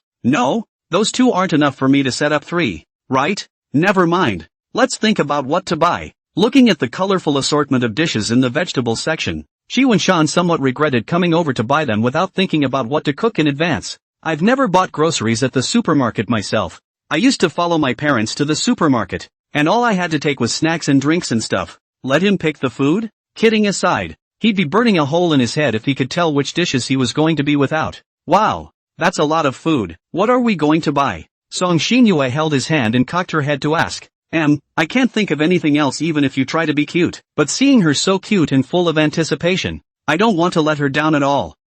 Let's buy some meat first. We don't seem to have any at home. Once I think about how Western food is nothing but what? Red wine steak or something like that, I guess. Then I'll buy some beef first. Good. Then let's go. Well, that is, what kind of meat is steak? But there are boxes of them in the freezer. Why don't you just buy a couple boxes of those and go back? Okay, now that the meat problem was solved, it was time to think about the vegetables. Chi Wen-shan retrieved his head and looked at which vegetables he needed to get in the dishes he could make and bought them. Go grocery shopping next. Well, but do you know how to pick your food? No. That might lower the quality of the meal a bit. That's okay. I'll like it just as much no matter what. If she had said that, then there was no need for her to pick her own food properly, even more so. But not knowing is not knowing, and it's at least possible to cheat on a test. Aha! Cheating? Shi Wenshan's eyes rolled as if he had some unthinkable idea now. What's cheating? I don't know how, but someone else does. And then I get the answer that someone else does. So how can you cheat when it comes to grocery shopping? He glanced meaningfully at the Amazons who were picking and grabbing vegetables. He couldn't help but nod. Anyway, in the supermarket, they were loaded with ones they hadn't paid for yet, so I couldn't be considered stealing if I took one or two. But let's get her out of the way first. Letting her see me do something like this is probably going to drop points in her mind. By the way, Ju Ren, why don't you go somewhere else to see what you have to buy first, and I'll do the grocery shopping here. Good. Then we'll meet again in a little while. Oh. Aha, okay. Mission accomplished for sidetracking her. Now then. He headed for the first section of dishes he was going to buy. In the evening there are quite a lot of people to prepare for dinner, and some parents with small children over there, begging to go to the snack area. Doing this kind of thing, Shi Wenshan's heart is still a little nervous. After all, it is ultimately considered to be stealing, and it is also immoral. Moreover, being discovered is also the ultimate social death. It is exactly the so-called thief's heart. He glanced around with thieving eyes, ghostly day eyes. At first glance, he was not doing anything good. He had his eye on an older mom, picked up the dish to look at it and put it back, picked up another one and looked at it and put it back in the bag. I'm a veteran at first glance, in both the spiritual and literal sense of the word. He glanced again, his attention completely off himself yet. With that, he quickly reached into the bag and took one out. Aha, he pretended as if nothing had happened, blindly picking up a handful of vegetables himself to look at them and put them back. Well, good. Her attention wasn't on me, so let's go ahead and take it again. When he tried to get it again, the older woman was just about to put the food away. He hastily retrieved it again, scratching his head in embarrassment. Don't look at me. Don't look at me. Don't look at me. Shi Wenshan's inner mind secretly prayed. As luck would have it, the older woman was still picking her vegetables, oblivious to the fact that her own bag of vegetables was dwindling. Okay, just take another one or two and go. Shi Wenshan had successfully acquired the first dish, so the next step was to choose the next target. Well, that old man's vigilance was low at first glance. After all, who would have thought that someone in a supermarket would steal someone else's picked vegetables? It's still a blue ocean. Time and time again, he actually got a little bit better at the task of grocery shopping. Hey, found you. Song Xinyue patted his shoulder. Scary. Shi Wenshan was startled. He thought it was because his behavior had been discovered by someone else and he wanted to settle the score with himself. Who you? I was just about to get to you too. This supermarket is also too crowded. It took a lot of effort to find you. How was the grocery shopping? It went off without a hitch. Why do you look so flustered? Song Xinyue's eyes were not right. Yes? He hastily reset himself again and looked at her with a smile. Did you find some nice girl at the supermarket? Is it one of those Cinderellas from poor families who come here to work as a salesperson? No. I swear there is absolutely no such scenario as you just described. The newly reset state immediately flustered again. Yeah, stand still. She leaned forward and sniffed him a few times, and after her brain processed the information and found no unusual odors, Song Xinyue was reassured again. Let's go. Ugh, I can't really be bothered to shop without you. I didn't buy anything. Yes, I'll come with you. By the time he got out of the supermarket, Shi Wenshan was carrying a large bag of vegetables in one hand and a large bag of snacks in the other. The big bag of snacks was all picked by Song Xinyue. Why does it feel like a bit of a role reversal today? That seems a little inaccurate. Jupiter's identity hasn't changed, but it was a bit of a shame that she couldn't hold his hand. Not that I'm talking about you. Can you buy such a big bag of snacks and eat it all? Rome wasn't built in a day, and snacks aren't all eaten in a day. Besides, a lot of the ones I bought are your favorite foods too. Yes. You'd better think about how you're going to prepare my dinner. If it doesn't please me, at night, I guess I'll have to look elsewhere to make up for it. Ha. The demon let out a rather evil laugh. Ju Ren is just a nickname that people call each other as a young couple. It doesn't have any other meaning. Don't think wrongly. Ouch, hey. Shi Wenshan walked into the house and dropped his stuff on the floor first.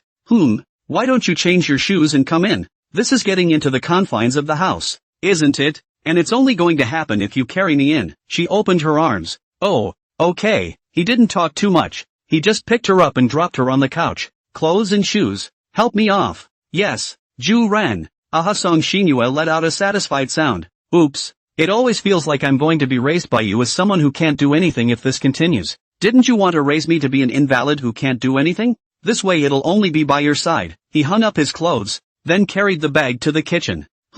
That's true, but it's tiring to be depended on by others. and I want to depend on you too. Then it's interdependence. It doesn't have to be about who controls who and who depends on who. Song Xinyue didn't reply. Chi Wunshan looked at her again and hurriedly said, I'm just feeling it. Not that I don't want to be controlled by you. Don't think too much. Don't be angry. I didn't think much of it. Why are you so scared like that? Am I that scary when I'm angry? No. Juren is cute even when he's angry. Well, don't flatter me. You'd better figure out how you're going to make me dinner. Aha, he nodded frantically. In fact, there was another way to put sick girl's mind at ease. That is, to cure her diseases. Is there any success stories of this method? Okay, all those weird questions are off the table for now. Let's start preparing to cook. Wash, chop, mince, prepare. I say there are a few more dishes I know, but I've basically forgotten them all, and I still have to do them while looking at my phone. Really the easy one is to make a steak. Take that pancake maker you have at home,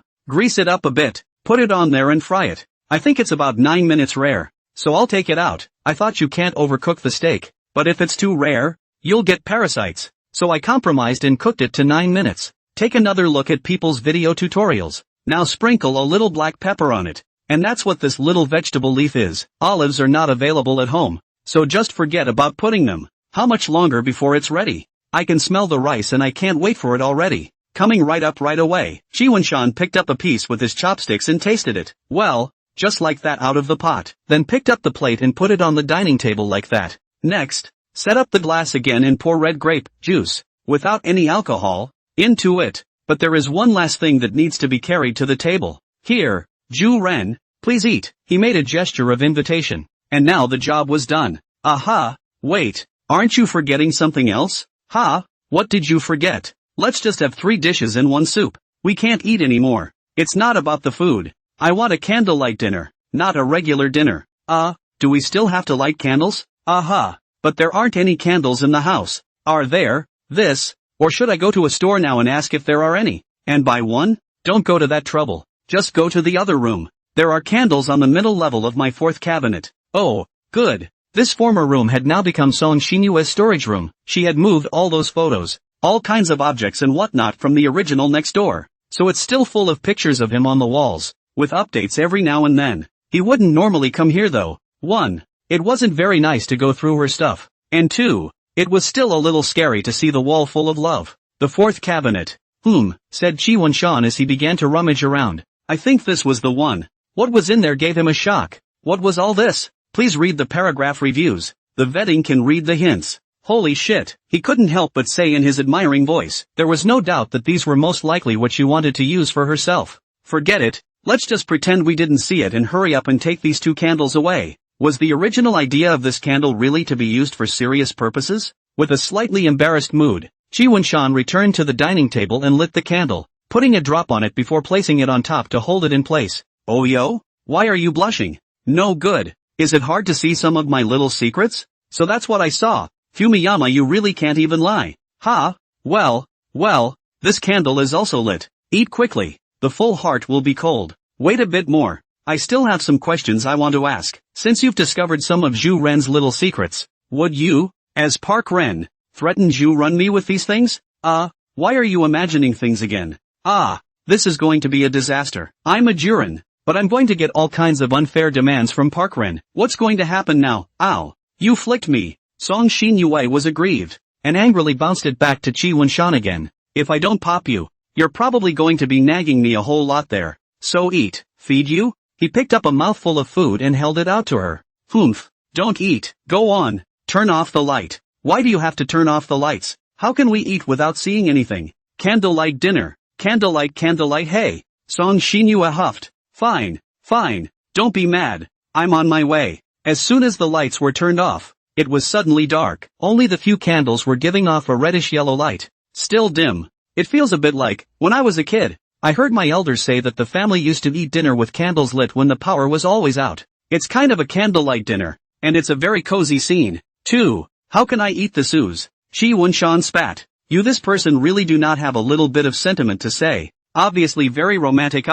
This are all dark. Cannot see anything. Only the candlelight shines on both of our faces, so that our eyes are only left with each other. Are you writing any essays? Hey, the atmosphere that was just baked up was broken by your words. Bummer. I'm wrong. I'll definitely never talk too much again. He begged for forgiveness in a hurry. Humph. Don't dare do it again. Oh, cheers. She raised the glass in her own hand. Well, cheers. Bang. The glass hit each other with a crisp clang. And didn't that little ritual come up all at once? It's this eating steak with chopsticks. No. It's called a combination of Chinese and Western. There's no sense of incongruity at all. Get up. Get up. Get up. Song Xinyue's soft voice went into his ears. To enhance the effect of the wake-up call, she made a point of whispering in his ear. Well, this vacation is over too. So naturally, there's no escaping this in the morning. Just wait a little longer. Just let me sleep a little longer. Just a little longer. No, you don't want me to start using the second screaming service. Ah. Well. It's up. He hurriedly opened his eyes and sat up to get dressed. Well, that's right. Don't get yourself in trouble all the time. Ha? Oh, right. Seeing that he was dressed, Song Xinyue hugged up and rested her head against his chest, raising her head to look at him with a smile. Carat omega carat, JPG. What for? I can't afford to be cute in the morning. Hey, I'm cute, aren't I? Just wanted to tell you I'm sorry. Oh, and I owe you a good morning kiss yesterday, along with today's. I was just talking about it yesterday. You're really going to give it to me? Sure, come on. Superscript 3, grabbing. Suddenly, I realized that the face is also very graphic. Kissing me over and over every morning is about to make me senseless. He cupped her face as he spoke, but the blush on his face made his words unconvincing. Yeah, what about a little more? Without a moment's hesitation, she leaned in again. Grab, 3. Love is coming out of her eyes. Okay, meathead. Get loose. I'm going to dinner. Hey, and she licked her lips. It looks like you're looking better today. Much better than yesterday's state. Is there anything else wrong with your body? There's still a little pain in my throat, but it's not bothering me anymore. Well, let's go. Today's breakfast is croquette soup and fritters. Oh, come on. I'll feed you the first bite. Yes. Facing her passion every day is really a pain in the ass. After eating, and then tie her scarf. This time you can still go out. As soon as I opened the door, there was a cold air. It was getting colder and colder. Shall we buy an electric heater in a few days? The weather was downright sunny, with no clouds, but that doesn't make the ground any warmer. After all, it's been snowing for a while now. It's about to snow, and the year is almost over. Well, ouch. It sure is cold at home too, alas. But fortunately I can also hug you to keep warm. Saying so, Song Xinyue even came to a present. But even after you buy it you have to let me hold it. Otherwise the body surface is warmed up, but the heart is cold. I know. How could I not let you hold me just because I have an electric heater? Well, answer over the top. But, my hands are cold right now. Oh hey presto. If you ask what the resident winter activities are, then putting your cold hands into someone else's warm back has to be one of them. Hiss. Don't. Chi Wanshan felt a penetrating cold coming from his back, and hurriedly shrunk his neck. But then Song Xinyue couldn't even pull it out if she wanted to. Ha. It's so warm. Song Xinyue ignored his pain and laughed happily. Come out. Hiss. After a while, though, her hand was warmed and it wasn't so uncomfortable.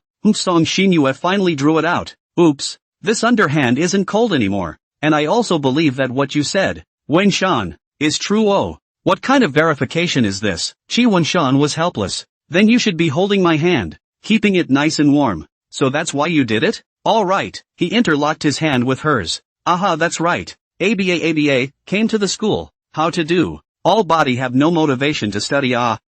Tutti, attribute when to burst a little? Overthinking you. If you were to explode it would be an MC Donald's, attribute explosion at best. It's McDonald's. But there was one more thing that needed to be accomplished before geeking out. After all, it was promised. Hiss. Suddenly remembered that it seems that I haven't discussed with her about Zhao Zhouchuan to occupy a table during the wedding. Let's talk about it during the lunch. One dares to say and the other dares to ask. That's quite honest. This little action, of course, could not escape Song Xinyue's eyes. But again, because of that treasured ball of paper, not only could he not question him, but he also had to avoid finding out that he was doing such things. Damn it, who is this handle restricting? By the way, Xinyue, you should know the people in the cooking club. Can you talk to them today? I want to go into their activity room for a bit and learn how to cook. It couldn't be helped. One didn't have to talk about people from other clubs, even in one's own class. There were guys who didn't want to be bothered with 1 or 2 desks away, and the network of people was just too narrow.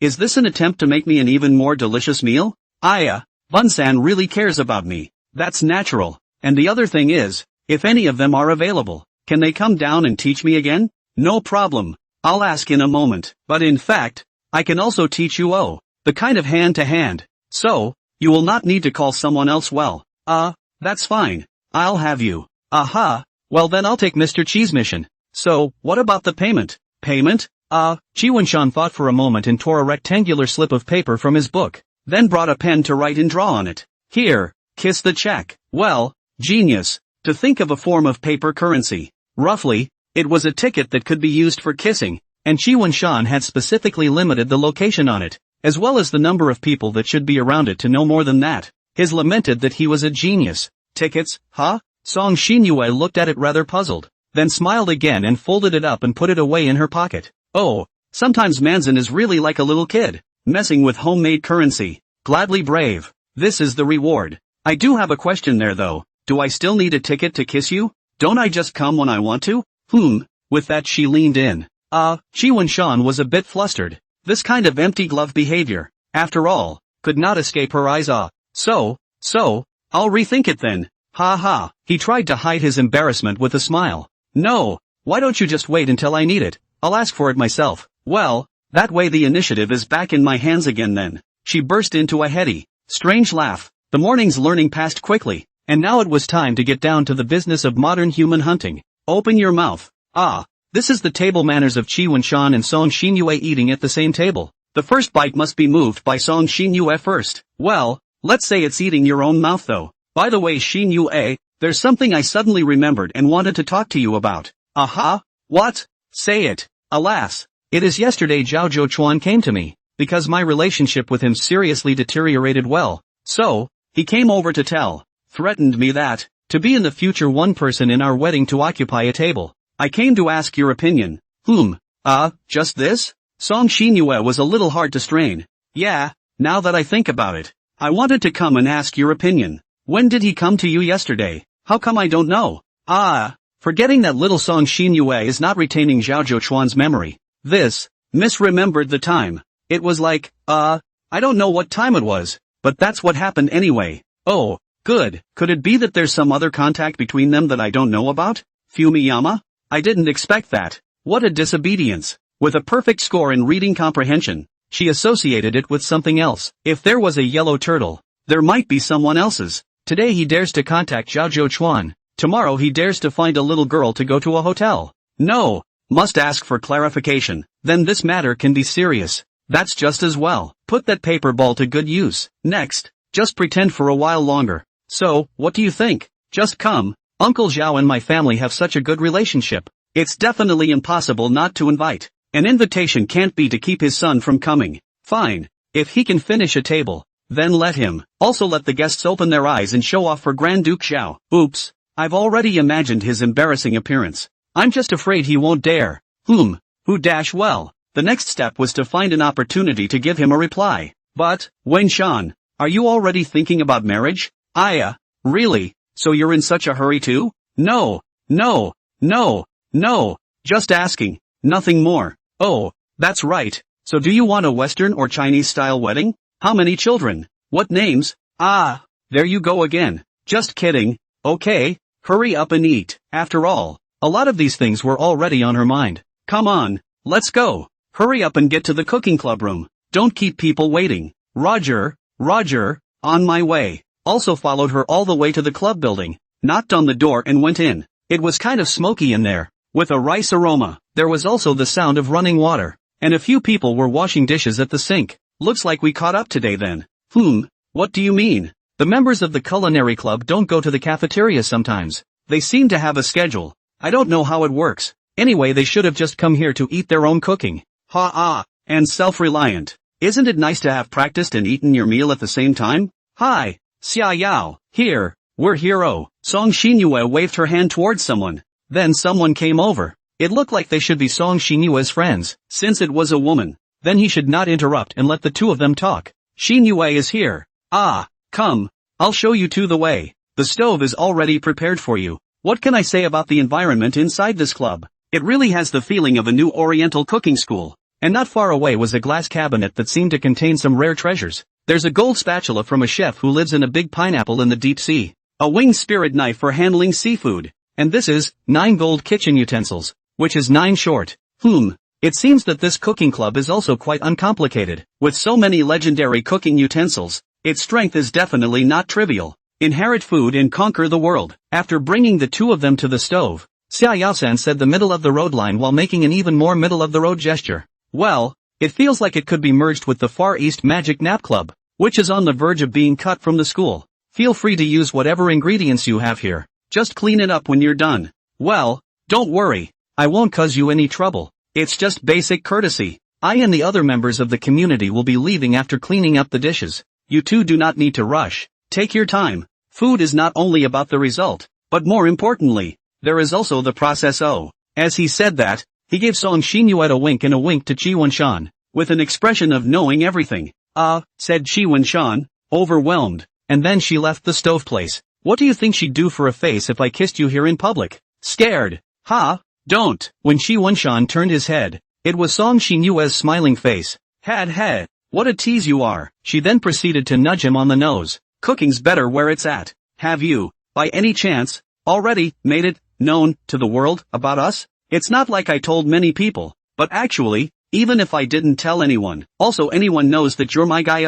Indeed, it's a hell of a thing to see when you're cuddling every day. Well, enough of this chit-chat for now. Let's talk about what you want to learn how to cook. Well, if you can try to say one I would. Why don't you make broccoli? There's plenty of that around the house. Well, that's something I would do. The following is the process. And those who are willing can come and do some hands-on work to help the author verify if it's good or not, because the author has now lost the right to use the kitchen. QAQ. Song Xinyue took the broccoli and cleaned it, then had Qi Wenshan take the scissors and cut it into little blobs. He also helped him wash the carrots and then had him cut them into slices. But I didn't get too much. After all, I had already eaten my lunch, so if I had more, I wouldn't be able to eat it and it would go to waste. What next? You pour some water into the pot and add some salt to it once it boils. Then you pour the broccoli in and run it through the water for about a minute. And when it's almost done, you fish it out. Oh, well, looking at Qi Wenshan's somewhat rusty techniques, Song Xinyue pinched her eyebrows. However, this was exactly the time for her to perform. You're so rusty. Has that skill deteriorated because you don't cook much? She leaned in from behind and took hold of his arms, forming his outer armor. Well, wasted by your raising. Nonsense. It's obviously your own fault, but don't blame me. Don't look at me. Look at the pot, and take a good look at how I operate. Oh, yes, as ordered. Qi Wenshan smiled. Final step, to be posted in the next chapter. Had. After kissing, he packed up his things and left the small dark room with a red face. Scarf, wrap it around me. She took the pick up. A scarf tying job that he also did once in the morning and once at night. Wrapped up. There shouldn't be any wind coming in at all. If I get cold, I'm going to have to plug you with your body parts. Aha, come on. He took her hand. After that there wasn't much chatting, but rather putting their whole heart and soul into the sensation of touching each other. Egu, can be considered to be home? Walking me so tired. As soon as she arrived home, Song Xinyue lazily collapsed onto the sofa. Walking to and from school every day. Why are you so tired today? Qi Wenshan hung up his clothes, then went back to the kitchen to tie his apron and prepare to cook. Then how would I know? Hey, Wenshan, you don't have to cook tonight. No more dinner? Then what's for dinner? Qi Wenshan, who was halfway through tying it, twisted his head to look at her. Just to be clear, I'm definitely not good at eating. Didn't say I was going to eat you. Really, just go order 2 takeouts. I'm craving rice noodles. Okay, let's see. He then put the apron back again and opened the takeout app and gave it to Song Xinyue for her to pick. Don't you think takeout is unhygienic and unhealthy? Why are you willing to order it today? That's because there are some things to be busy with, so I probably won't be able to cook in time. For some reason, Qi Wenshan felt that the atmosphere had changed slightly. He stiffened and then asked, things? To be busy with what? It's changed. The eyes have changed. This is dangerous. It was so sweet before. Have I made any mistakes lately? Nothing. Qi Wenshan retrieved his head. Pretty sure he hadn't committed any faults recently. Well, it was a little bit, but it wasn't anything that pissed her off too much. I guess. Randomize it. I'll answer you in a minute. Just a moment. She stood up and brought a dining room chair, then gave a gesture of please. Here, change your seat. Have a seat. She still had a smile on her face, but looking at it always felt like there was something strange about her. Qi Wenshan sat down with a hard look on her face. Don't move. I'll go get some more things. She went back into that room. In a short while, She came out, holding in her hand this two-handed distance limiters and a visual deprivation device. What is this for? Shi Wanshan got a little chilly. Good girl, do not move. Oh, I do not want to come hard. Then you will have to suffer for nothing. I also have to make more effort. Do not let things go in that direction. And I'm not fidgeting. I'll work with you.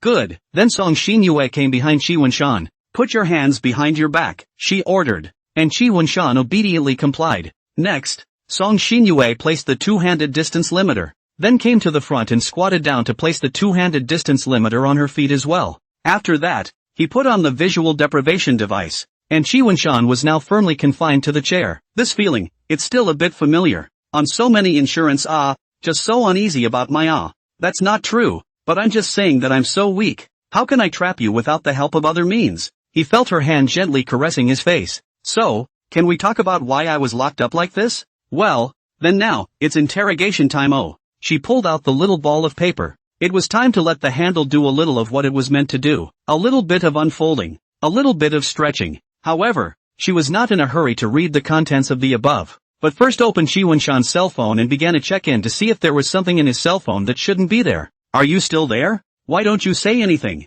Shi Wanshan felt that all around him was frighteningly quiet, and he could only hear some humming sounds of the refrigerator running, which made him uneasy. What's the rush? I'm trying to get you used to the feeling first. Oh, the feeling of not being able to see the world and not being able to see me must be very uncomfortable, right, Fumiyama? Well, indeed. Oh, how interesting. Quiet again. Shi Wanshan is now like Louis XVI general puzzled. Do not know what mistake he made. After Song Xinyue quickly browsed through, everything was normal in the cell phone. Well, it seems that it is still necessary to get more information from the person concerned to be able to do it. Keep your ears open for what I'm about to say next. They'll definitely feel familiar to you. Finally, Shi Wanshan was relieved from the unbearable silence. But what Song Xinyue read out immediately afterward made his brain feel an explosion of information.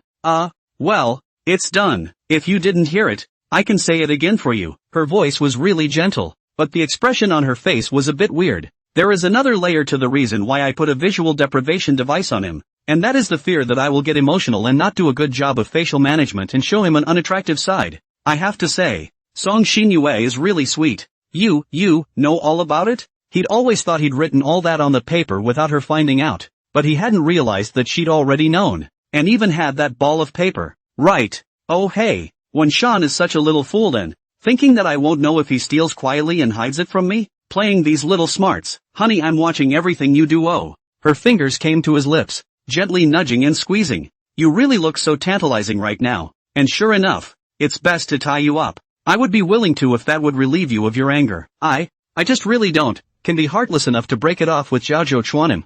Humph. That's your business. Do I have to show understanding? Okay. Wanshan, you also take me for a fool. I can't believe you came to ask me so blatantly at noon. I can't do it without tying you up. She gently slapped his face twice more. Say, is there some other contact you have with him that I don't know about? Does anyone else use that kind of contact with you besides him? Be honest.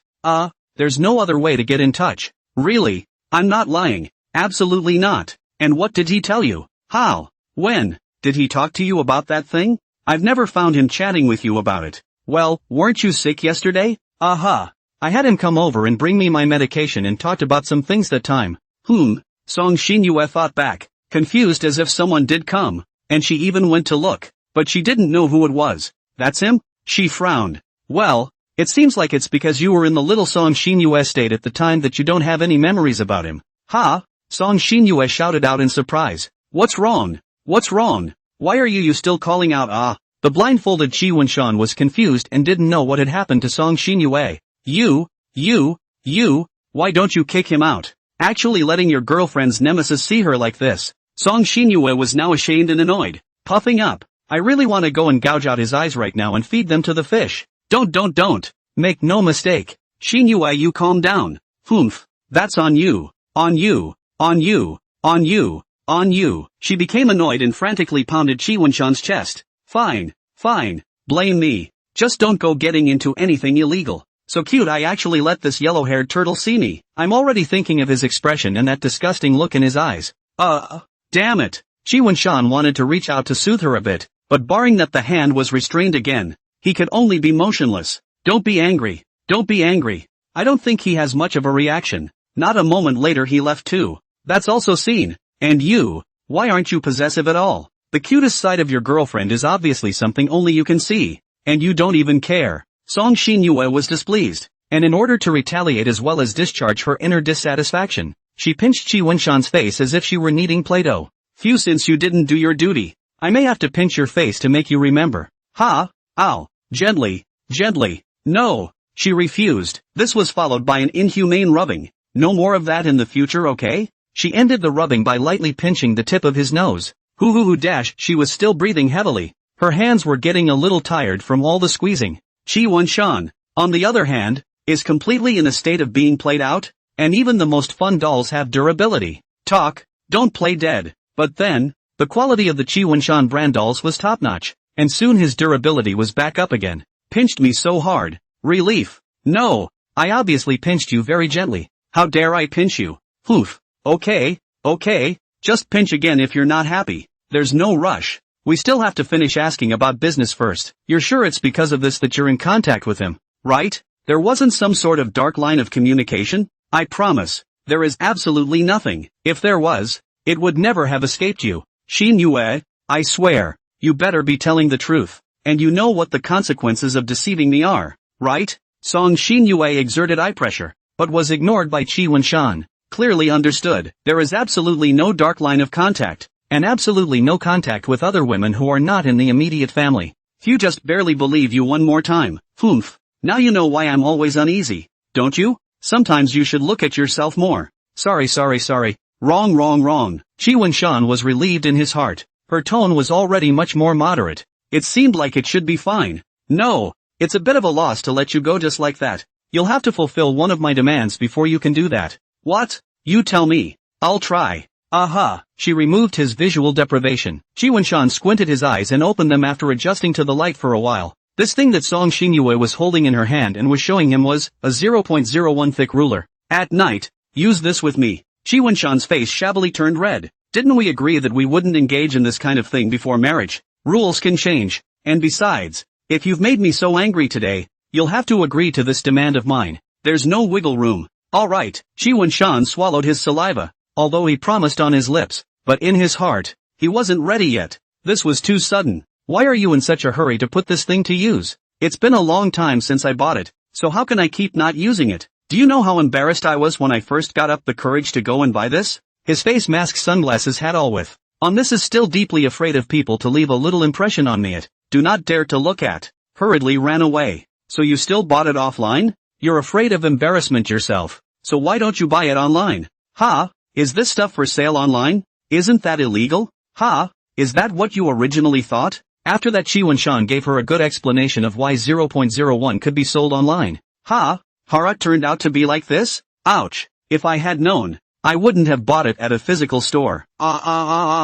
It's coming back to me. So embarrassing. Why don't you stop being embarrassed for a moment and get the words out of your mouth? Just untie me first, okay? The restriction is weirdly uncomfortable for me. So, you promise me a seat, right? Well, okay, it's coming after all. Okay, then I can untie you. Her face was getting a little red too. For some reason, the atmosphere was suddenly quiet. Both of them suddenly didn't know what to say. It was awkward. Jingle bells, jingle bells. Often when a cell phone rings, it's just spoiling the mood. But this time, the two of them had said that it was good to ruin the atmosphere. Hey, sent it downstairs. Oh, okay, be right down. Well, what with the awkward atmosphere? The memories are all behind us. What are the three great desires of mankind? The three great desires of mankind are appetite, desire, and desire for sleep. Remembering the principle I have given, the instinct of any living thing is to get as much energy as possible. So check out this sizzling rice noodle.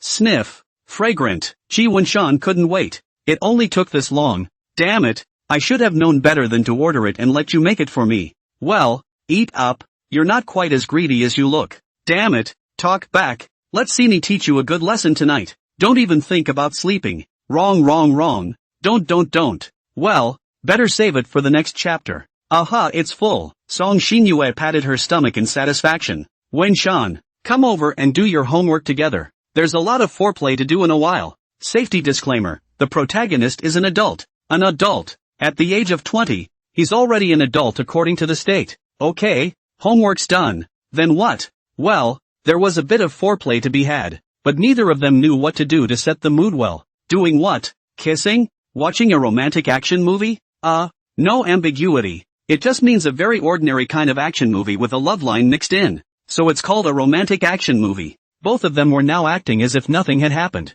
sitting dumbly on the couch, but inside they were jumping fast yet, especially Song Xinyue, even though she was the one who asked for it. But she was also nervous. This kind of thing, she only knew a little bit about it. But theoretical knowledge is not the same as practice. After all, it is the first inexperienced. A little nervous is quite normal. Both were expecting the other to give some kind of reaction, to do something to set the mood, or else this was just a bit subtle right now. Cough. Song Xinyue gave a reaction first, coughing twice. Ahem. Qi Wunshan responded. What are you coughing about? Blushing? Song Xinyue glanced at him before twisting back. I have an itchy throat. Qi Wunshan tried to weasel out of it. Boring. I don't believe it. Somehow, her hand ran over on its own and grabbed Qi Wunshan's hand, which must be none of Song Xinyue's business. Are my hands soft? She asked tentatively. Soft? Well, did you make some kind of gesture? Like, hold me and watch TV or something? Don't make me ask for it all the time. Come on. Oh, good. Qi Wunshan shifted his position and came behind her, then held out his arms. Her hair ruffled her own face quite a bit due to the close proximity, and with it came a shampoo, body scent of hair that was her own. Song Xinyue made a satisfied sound. Hold tight. He applied more force. Wunshan, you don't want to react just because you smelled my scent.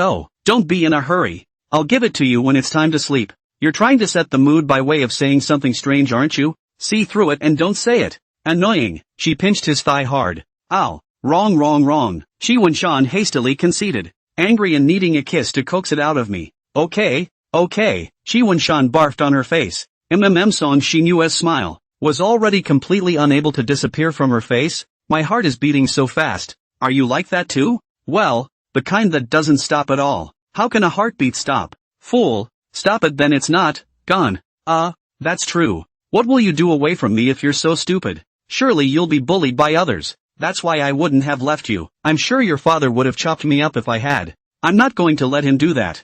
I'm going to have my dad tie you up back at my house and lock you in the basement for the rest of your life. Okay, that's really scary. But Qi Wunshan didn't look surprised at all, and rubbed her head. Do you know what you need to do before doing something like this? Song Xinyue skimmed her head and looked at him. How could I possibly know? Said Qi Wunshan, shyly skimming his eyes and not meeting her gaze. Then you tell a few dirty jokes out to tickle that kind of desire. It counts. Say. Song Xinyue twisted her head back. Can't say. Is it that you don't know? Or are you afraid I'll think you're immodest? She whipped her head around with another wicked grin. It's okay. I didn't think you were a decent person in the first place, so there was no need to do that. In the face of Song Xinyue's teasing, Qi Wunshan resolved it with only 3 words back indifferently. But the trial. Well, that's true. Ugh. Forget it then. Song Xinyue twisted her head back in a bit of disappointment. She had already been trying to create an atmosphere. Then, how about taking a bath together? It's saving water and protecting the environment. So this reason passes, right? But the trial. Ugh. Forget it. Just hold me like this and watch TV. Song Xinyue pouted her little mouth. A little unhappy. I can't help it. Don't be upset, okay? He stroked her face. It was so fine and tender. It was different from the feel of a jerked head, but it was something else. Humph. Then you'll have to carry the window merchant Bao to the thick cream letter or I won't let you off the hook. After watching TV for a while longer, the two of them also went to wash up one after the other. After washing up they went back to the bedroom and sat on the bed. Finished washing? Qi Wunshan glanced at her before quickly withdrawing his gaze again. Song Xinyue sat down next to him. Qi Wunshan didn't know what he should do next. His heart was beating really exceptionally fast. Is it coming? Song Xinyue's situation was much the same as his. As humiliating as it is, it's all about the seat. It wasn't like that at all when teasing Qi Wunshan with this. He scratched his head.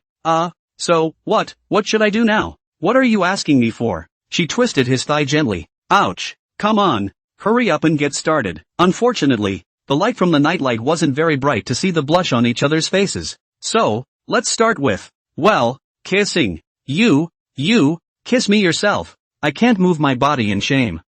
He took a deep breath. His heart was literally pounding out of his chest. Whatever. Well, if Song's father knew, I wonder how he would feel in his heart. Wake up! Wake up! It's morning oh! Song Xinyue's gentle voice entered Qi Wenshan's ears. Responded Qi Wenshan. Hey, won't you open your eyes too? Take a look at your dear lover, okay? Song Xinyue slapped his face a few times, very gently. How can anyone just get up in the morning? Qi Wenshan struggled to open his eyes. The first thing he saw on a new day was Song Xinyue's smiling face. How is still a little shy. What? Did you get tired from yesterday's bowl of rewards? I didn't yakiniku either. Did I? How do I feel when I change it to a harmonic word and pronounce it as if it were a dialect? I'm so happy. Ouch. Don't say that, okay? He covered his face. It's all done. Why are you so shy? Pretended you. He. Song Xinyue grabbed his face. Don't pull. Don't pull. I'll get up. Ouch. He sat up, rubbed his back, and began to get dressed. I didn't buy breakfast today, and I just woke up. The energy is still a bit unrecovered, so I didn't buy it. Well, I'll do it then. Okay, I'll be in charge of hugging you from behind while you cook. Oh, she gave a crooked smile. Oh, wait, there's one more thing before we get up. The good morning kiss hasn't been given to you yet, Song Xinyue said as an afterthought. Come on then. Qi Wenshan looked to her. Well, please sign for it Mr. Chio. Song Xinyue slowly leaned over. It then touched and quickly separated.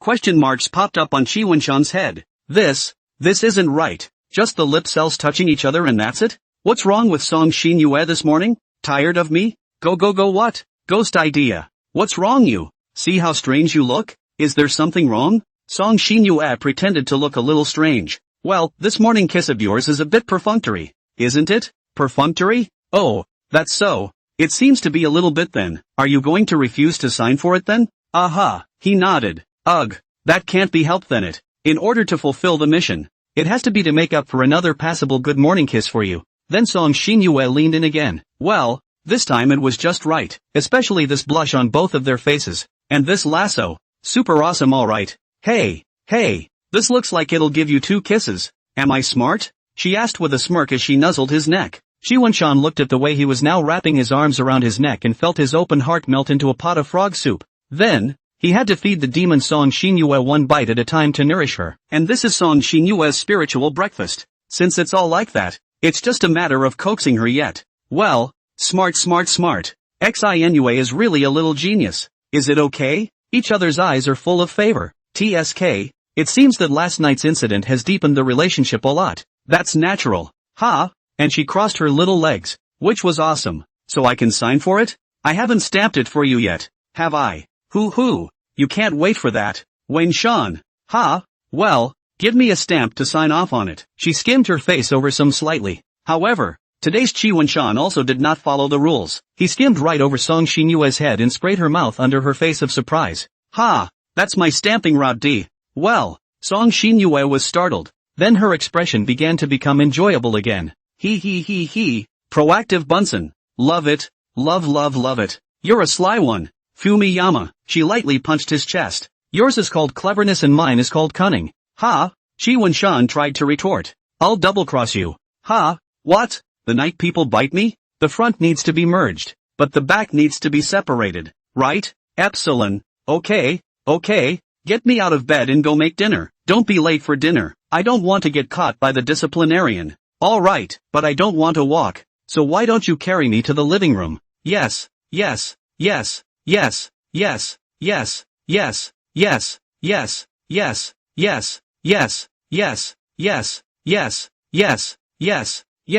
Breakfast cannot get anything too complicated. Qi Wenshan simply fried an egg with bread, with a milk, normal, on the pat-it. After all, it's all come down to this, sleepy milk and all, let them be a thing of the past. Squeeze me a tomato love on my bread or I'll be unhappy, and if I'm unhappy, I won't eat, and if I don't eat, I'll be hungry, and if I'm hungry, I'll, okay, come on stop crunching and squeeze for you. Aha, gee, that looks a lot more appetizing now. Inside the sandwich, take the salsa again and squeeze a heart out of it for me. Yes, now that's satisfying. Eat? Well, that's about right. Start eating. Song Xinyue picked it up with satisfaction. After eating breakfast, the two of them also came all the way to the school. Autumn wind is wintry. No, I should say winter wind. Song Xinyue breathed out, then watched the white mist of water slowly dissipate. It's gotten to the point where you can see the white gas. It's so cold. You'll have to hold on to my hand for that. With that, she gripped him a little tighter. It's 10 fingers, isn't that enough? If it gets any tighter, it'll become a punishment. Humph. Just trying to get you to keep me close to you. Good. He pulled her a little closer to him. It was also time to come to the classroom, and the feeling that the two exuded today could be more intimate than ever, especially Zhao Jiuchuan, who inexplicably sneezed last night and thought that he had been infected with a cold after going to his house earlier. I've thought of a good reason to take tomorrow's vacation, and I'm ready to ask Song Xinyue for money for the loss of health. Unfortunately, when I woke up in the morning, I was so refreshed that I had to call it quits again. Now that I'm at school again, it feels like the air is reeking with the sour stench of being in love to the core. Sniff carefully, and there's a little bit of heather in the air. I guess it's because it's so cold. The windows and doors are closed, and there are so many people in the classroom, so opening the windows and ventilating the room should be the end of it. Note, the above breaths are all in Zhao Jiuchuan's imagination, but not actually, following the source. Well, it was really them. It's a lovey-dovey, but it always feels like the atmosphere between the two of them has become more ambiguous? Strange. Feeling better emotionally. Is that what happened? Jiuchuan? All alone in the morning, just staring blankly where? His deskmate popped up and sat over. Didn't look at anything, just gawking. Zhao Jiuchuan came back to his senses. Gee, it's not good to be so out of sorts. I brought some cupcakes. Would you like to join us? No need. But the fork was already at his mouth. Come on, have a bite. I have a small appetite and I can't eat this much. Okay then. He opened his mouth. Well, it looks like Zhao Jiuchuan doesn't have time to take care of that side for the time being. Clothes, homework, quick. A small note arrived in his hand. The cupcakes, no matter how good they were, didn't help him finish his homework. It's a bit of a skill to not even write this one. Here, now Xi Wenshan had learned to take the initiative to let Song Xinyue review it. Well, homework every day. No. Sooner or later I'll have to reflect that to his father. Don't you dare plead with me. It won't be granted. That's, the front row's Zhao Jiuchuan sneezed. Here, as long as you maintain the level of previous dealings with him and don't interfere with my time with you, I'll grudgingly agree to that. Yes. Thank you for the gift of inclusion. Xinyue. All morning, Xi Wenshan was pondering over the question of how he could do something sneaky behind her back. Of course it couldn't be that he was trying to cheat. Xinyue was so good that having her alone was enough. Any other female would be unappealing to himself. Thinking this way, he also stole a glance at Song Xinyue. Phew, how could anyone in the world have mind-reading skills? Scaring himself. See, this is a sign of having a ghost in one's heart. However, he was actually trying to figure out how he could sneak up on the ring, and he was ready to implement his plan. This kind of thing of course can't alarm the person concerned, otherwise the degree of surprise will plummet. It's hard not to also tell her directly that this is a very ordinary gold ring I bought in a jewelry store. It's not made from stellar material from supernova outbreaks hundreds of millions of years ago, and can't symbolize that our love isn't afraid of fire, and that billions of stars are less than you. No, it seems okay to say that if it's real gold, then this point is certainly not possible. Through the Wutai mountain masters have opened the light, in the name of the gods to draw a pledge to swear. Spiritual connection. Which gold store can have this service? So absolutely she can't know about it. She has to sneak and buy it herself. The ring is a little pricey, though. I'll have to find a way to save up my allowance and save up. With that in mind, it was time for lunch. Well, it's better to have a dry meal. Hey, my dad sent me a message yet. Feeling the vibration of her phone, Song Xinyue opened it to take a look. What's wrong? What did it say? Her words brought his thoughts back. It's not a big deal. It just means that he'll be coming over to our place for dinner tonight to inform us both. Song Xinyue said lightly. What? Xi Wenshan was so shocked in his heart that he almost choked. Ahem. Your dad is coming? What? Song Xinyue was puzzled. This guy, always startled. He's here for dinner, not for you. So why be scared like that? He. But it's a cute look. Ahem. I suspect he's not only here to eat. He's here to eat me too. Then I'll protect you. Okay? My dad favors me the most. Look at you. Besides, you can't keep your father-in-law out? I didn't mean that. It's just, why is he coming? I wanted to be a little prepared. Probably because she read my friend's circle and thought she'd come over to see her daughter. Right. How come you never give me likes and comments on the friend circles I post?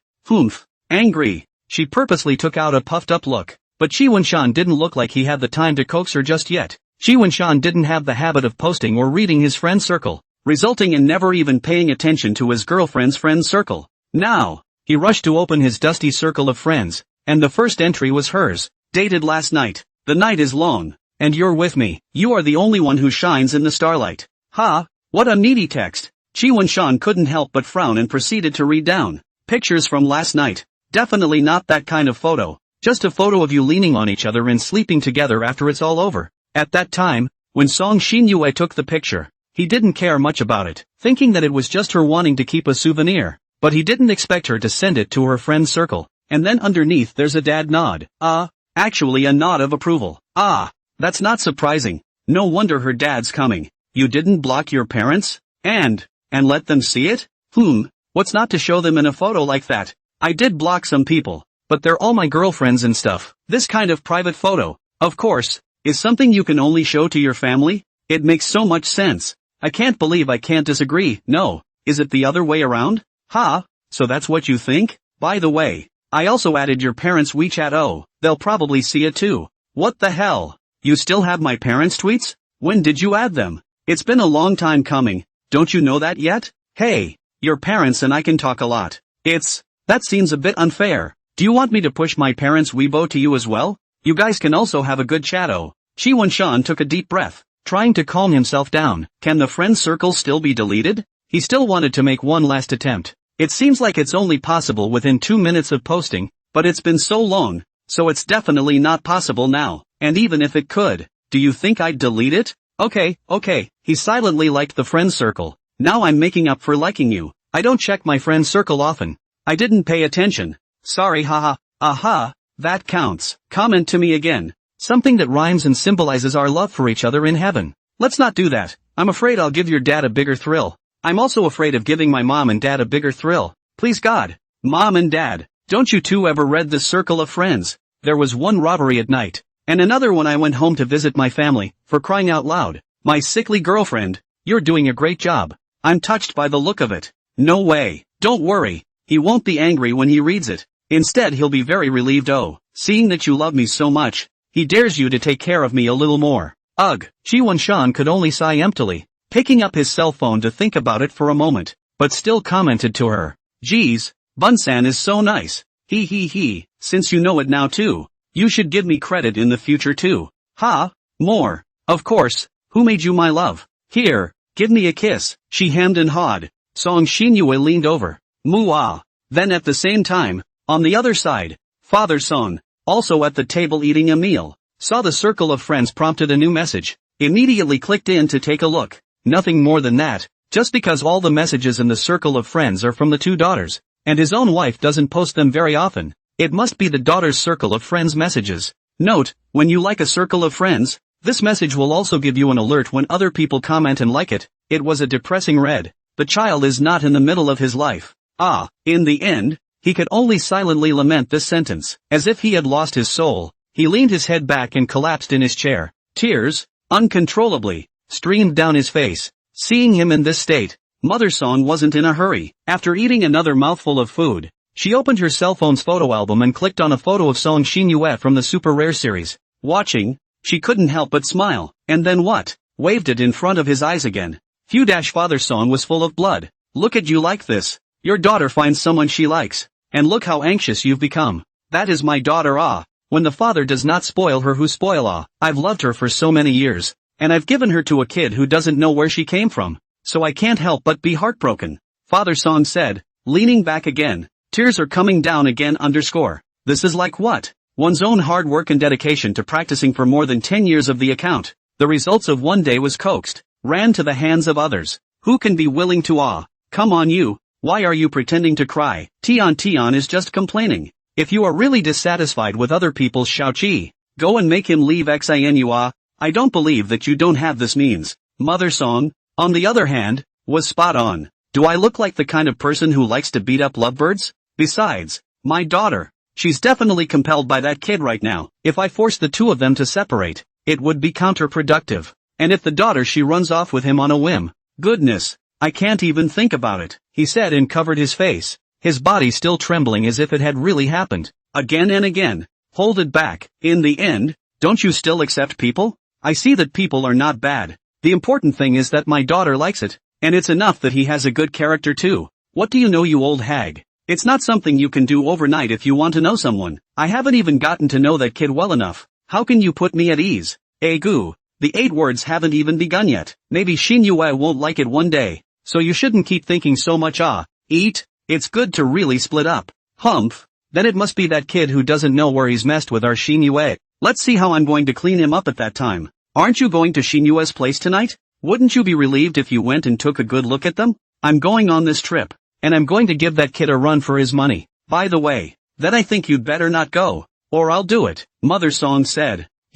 What can you do if you go? I'm a mom. So it's good to go and have a chat. Do you understand the kindness of a mother? If you go and sit there, you'll scare the children out of their wits. That's his guts, not mine. Seriously, why don't you go take care of the company business and I'll just go visit the two of them? No, I wouldn't have been able to see my daughter a couple times this week because of him, so I have to go this time. And isn't the draft going to be considered by Congress in a few days? Just concentrate on this matter and don't worry about your family all the time. That's all the more reason I have to go. And when I go to the capital in a few days, I'll be even less able to see Xin Yue. Alas. Okay, I can't be stubborn with you. Mother Song shook her head helplessly. Okay, that's a temporary end to Father Song's side. Let's go back to Qi Wenshan's side. The meal is also finished. Accompany me to the school's small park for a walk. Song Xinyue hugged Qi Wenshan's arm and walked down the path. You're in a good mood. Qi Wenshan's brow was furrowed. He was fretting about how to deal with her dad during the evening. That's natural, that said. It's not even time for my dad to come over in the evening yet. So you're not so worried as this, are you? Humph. Come on. Smile. Song Xinyue took her fingers and forced the corners of his mouth to form a smile. It's just that this smile doesn't look very happy. Ah ha ha ha. He smiled perfunctorily. Hey, that's a perfunctory smile. Ha. She dropped her hand and took his again. Just thinking about how I'm going to entertain your father for the evening. Current father-in-law. Have to make a good impression on him to do that. Well, why don't you ask his dearest daughter? Perhaps she will give you a little food for thought. Right? Oh, indeed. Then may I ask my dearest and dearest wifey, would it be possible to cooperate with me and give me some ideas? Well, it's okay to be okay, but surely it can't be promised so easily. There are strings attached? Well, go ahead. What is it? Give me a kiss and a hug. If you don't kiss and hug me to my satisfaction, I'm still not going to tell you any information. Isn't it just kissing and hugging and lifting? Give. Is this look enough? You're giving it like it hurts. No, I'm not even ready. I don't feel a thing. Start over. Okay, so are you ready now? Qi Wenshan glanced around in passing. Good. No one was paying attention to this side. Well, you do that. Then, Qi Wenshan went over and hugged her. Due to the thick clothing, it was still a bit cottony, so he couldn't hug the main body without using a bit of strength. Song Xinyue let out a satisfied sound. It's so warm and comfortable to hold like this. Wenshan, don't be in a hurry to let go. Just hug a little longer. Okay, I'll let you do it. Don't let anyone see it later and hang it on the campus wall. Che, I don't care. Then don't keep hugging. Take care of business first. Okay, well, let's go sit in the little park and talk. Why don't we just go back to class and sit outside in this cold? That little park, not many people go there. In fact, that's the bigger reason. Well, it does get a little chilly. So if you're afraid of chilling me, then lean in a little closer and protect me. Song Xinyue then tugged at the corner of his coat. The meaning, then, was clear. Yes. This little park is indeed small enough. 4 benches, a few trees and a few lawns make up the place. If we were talking about spring, some of the flowers and plants might even look a little better. But it's winter now, and there are only leaves on the ground that haven't been swept up yet. There's not much to see in this place. Is there? Why do we have to come here? Qi Wenshan sat down next to her. Because it's quiet. Don't you think it's a great place to talk? It's a bit of a quiet place. If you ask me, it's so quiet. I guess this is the quietest place besides the library. Well, that's true. Lean in a little tighter and I'll start giving you intel. Oh, is this some kind of trigger switch? Does it rely on you to vocalize the organ once in order to work? There was no one around anyway, so Qi Wenshan simply wrapped his arm directly around her shoulders. It's a switch to open your heart to you. Is there anything your dad is avoiding? Taboos? Well, there's really nothing he doesn't eat. Hey, by the way, he doesn't eat cilantro. There's also the fact that he can kinda eat spicy food. No cilantro. Can you eat spicy? Good. Qi Wenshan took out a small notebook to write it down. Scary. Where did you pull this book out of? The plot requires you to stay out of the way. Hey, forget it. I'm not going to fight you. Go ahead and ask. Does your dad have any favorite dishes? The dishes are? Let's see, boiled fish, chongqing noodles, and mao blood wonton, spicy hot pot, crab soup buns, and, how about something I can cook? These dishes are definitely too late for me to learn now. So that's what you wanted to cook? It doesn't have to be a throwaway one, just a little home cooking. My dad would like that too. But I want to leave a good impression on your dad. I already feel like he has a problem with me. And if I don't do well this time, I'll be even more screwed. What? You can't even cook my favorite dishes? How can you take care of my daughter? Kid, let's see if I don't give you some color. When he thought of Song's father's hideous face, Shi Wenshan felt his heart stop a beat as well. That birthday party, that look at the dinner table, now seemed to float in front of Shi Wenshan's eyes, causing him to shiver. Don't misunderstand. It's not that I'm afraid. It's that there was a cold wind blowing through just now and I'm cold. Shi Wenshan so defended himself. How could I? What makes you think that? My dad has never said anything bad about you to me. If he really hated you, he would have told me bad things about you every day and advised a split. Really? Really? Oh, little fool, would I lie to you? Then, Song Xinyue stole a kiss from Qi Wenshan.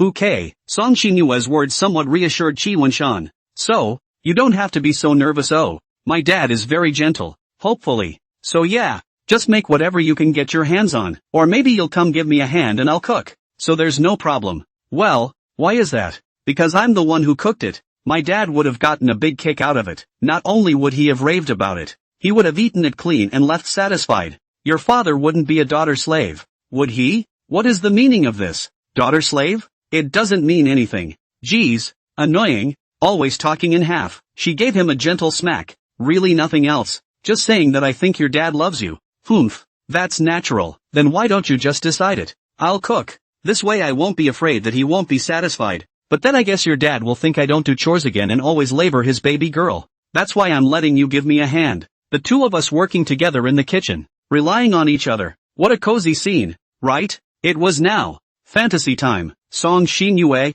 already completely enamored with the scene that was like a newlywed couple, made her own decision. Ha. What a good idea. When my dad sees it, he'll definitely think that we're like a couple and can take care of each other. And he'll feel relieved about you. Good. Then it's decided. Yeah. It's pretty loving. I guess it's so loving that your dad himself is on board with cooking and making bologna. Whose pâté is it to be? Shi Wenshan's pâté. Of course. What a secondary name. Doesn't the reader's sauce feel disgustingly heartfelt as well? In front of a daughter slave. And her daughter cuddling, lovemaking, behind the back. Even if it's not enough, but also in front of the face to show love. Fire does not come up, that would be a ghost. Oh, I see. This is Song Xinyue's trick. Make me show love to her and make her dad angry. That way, if I dare to break up, her dad will dare to break me up. There's already a hand that proves that messing with Song Xinyue won't end well. Maybe, that hand was cut off by her father himself. Well that's too scary. Bad memories came flooding back, and Qi Wenshan hurriedly shook his head to stop thinking blindly. Why don't you say it's not a family? Not a family. Both of them have a great ability to make connections. Well, it's happily decided. Is there anything else you want to ask? You need to kiss for it. You're just so obsessed with the whole kissing thing. You never get tired of it. I've answered that question many times for you, haven't I? There's no room for bargaining. If you don't want to impress my father, then you can just do nothing. I'm not going to give you a good word. Don't be mad. Okay? Kiss, grab. It was also really fortunate that Father Song wasn't around, or else he would have definitely gone over his back. How hard it was for Song's father. How happy Chi's father was. Not only did he catch up with the girl, but if he found out that the one who caught up with him was the daughter of his own big boss, I don't know how he would feel in his heart. Payment was successful. So, what information would you like to know again? Well, and is there any hobbies your dad has? Find some time this afternoon for me to find out so I can prepare something in common. Otherwise it'll be too awkward to just sit around then. A hobby? Let's see. My dad's quite fond of coffee and tea and stuff. Can those count? Sure. Why don't we go get some coffee or something after school? Well, and there's the fact that my dad kinda likes to take pictures. But they're all of me. Why don't you and I pose together for something nice? For my dad's picture? No.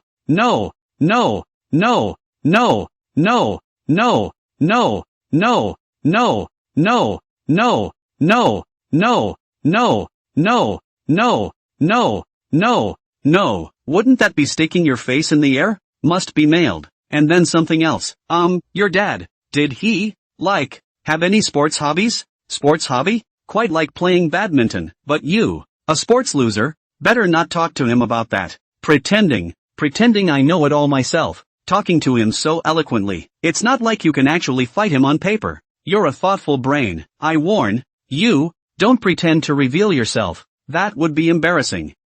Okay. Yikes. It's getting late. Let's go. Go back to the classroom. Don't be distracted by this matter in the afternoon. The monthly exam is coming up in a few days. Aha. Don't worry. He took her hand. Aya, when I kissed you in the past, you would still be shy. Now you're really getting active and bold. What a way to listen to me. What? You want to see me disobey? Humph. I just don't. That's how rebellious I am. Ow. Why are you pulling my face? It's fun, it makes your face red. Had ha. Won the fight. Won the resurrection fight. Though at great cost. Alas. It was not easy. Chi Wen-shan this afternoon is also thanks to the blessing of Song Xin-yue, a distraction it she will remind Chi Wen-shan a bit, but also be able to concentrate on learning. But then again, she had been able to notice if Chi Wen-shan was wandering off and alerted her. Then she was wandering off herself. Okay, let's see what Song Xin-yue is up to. The curve of this chin, these sharp eyes, these rosy lips, wow.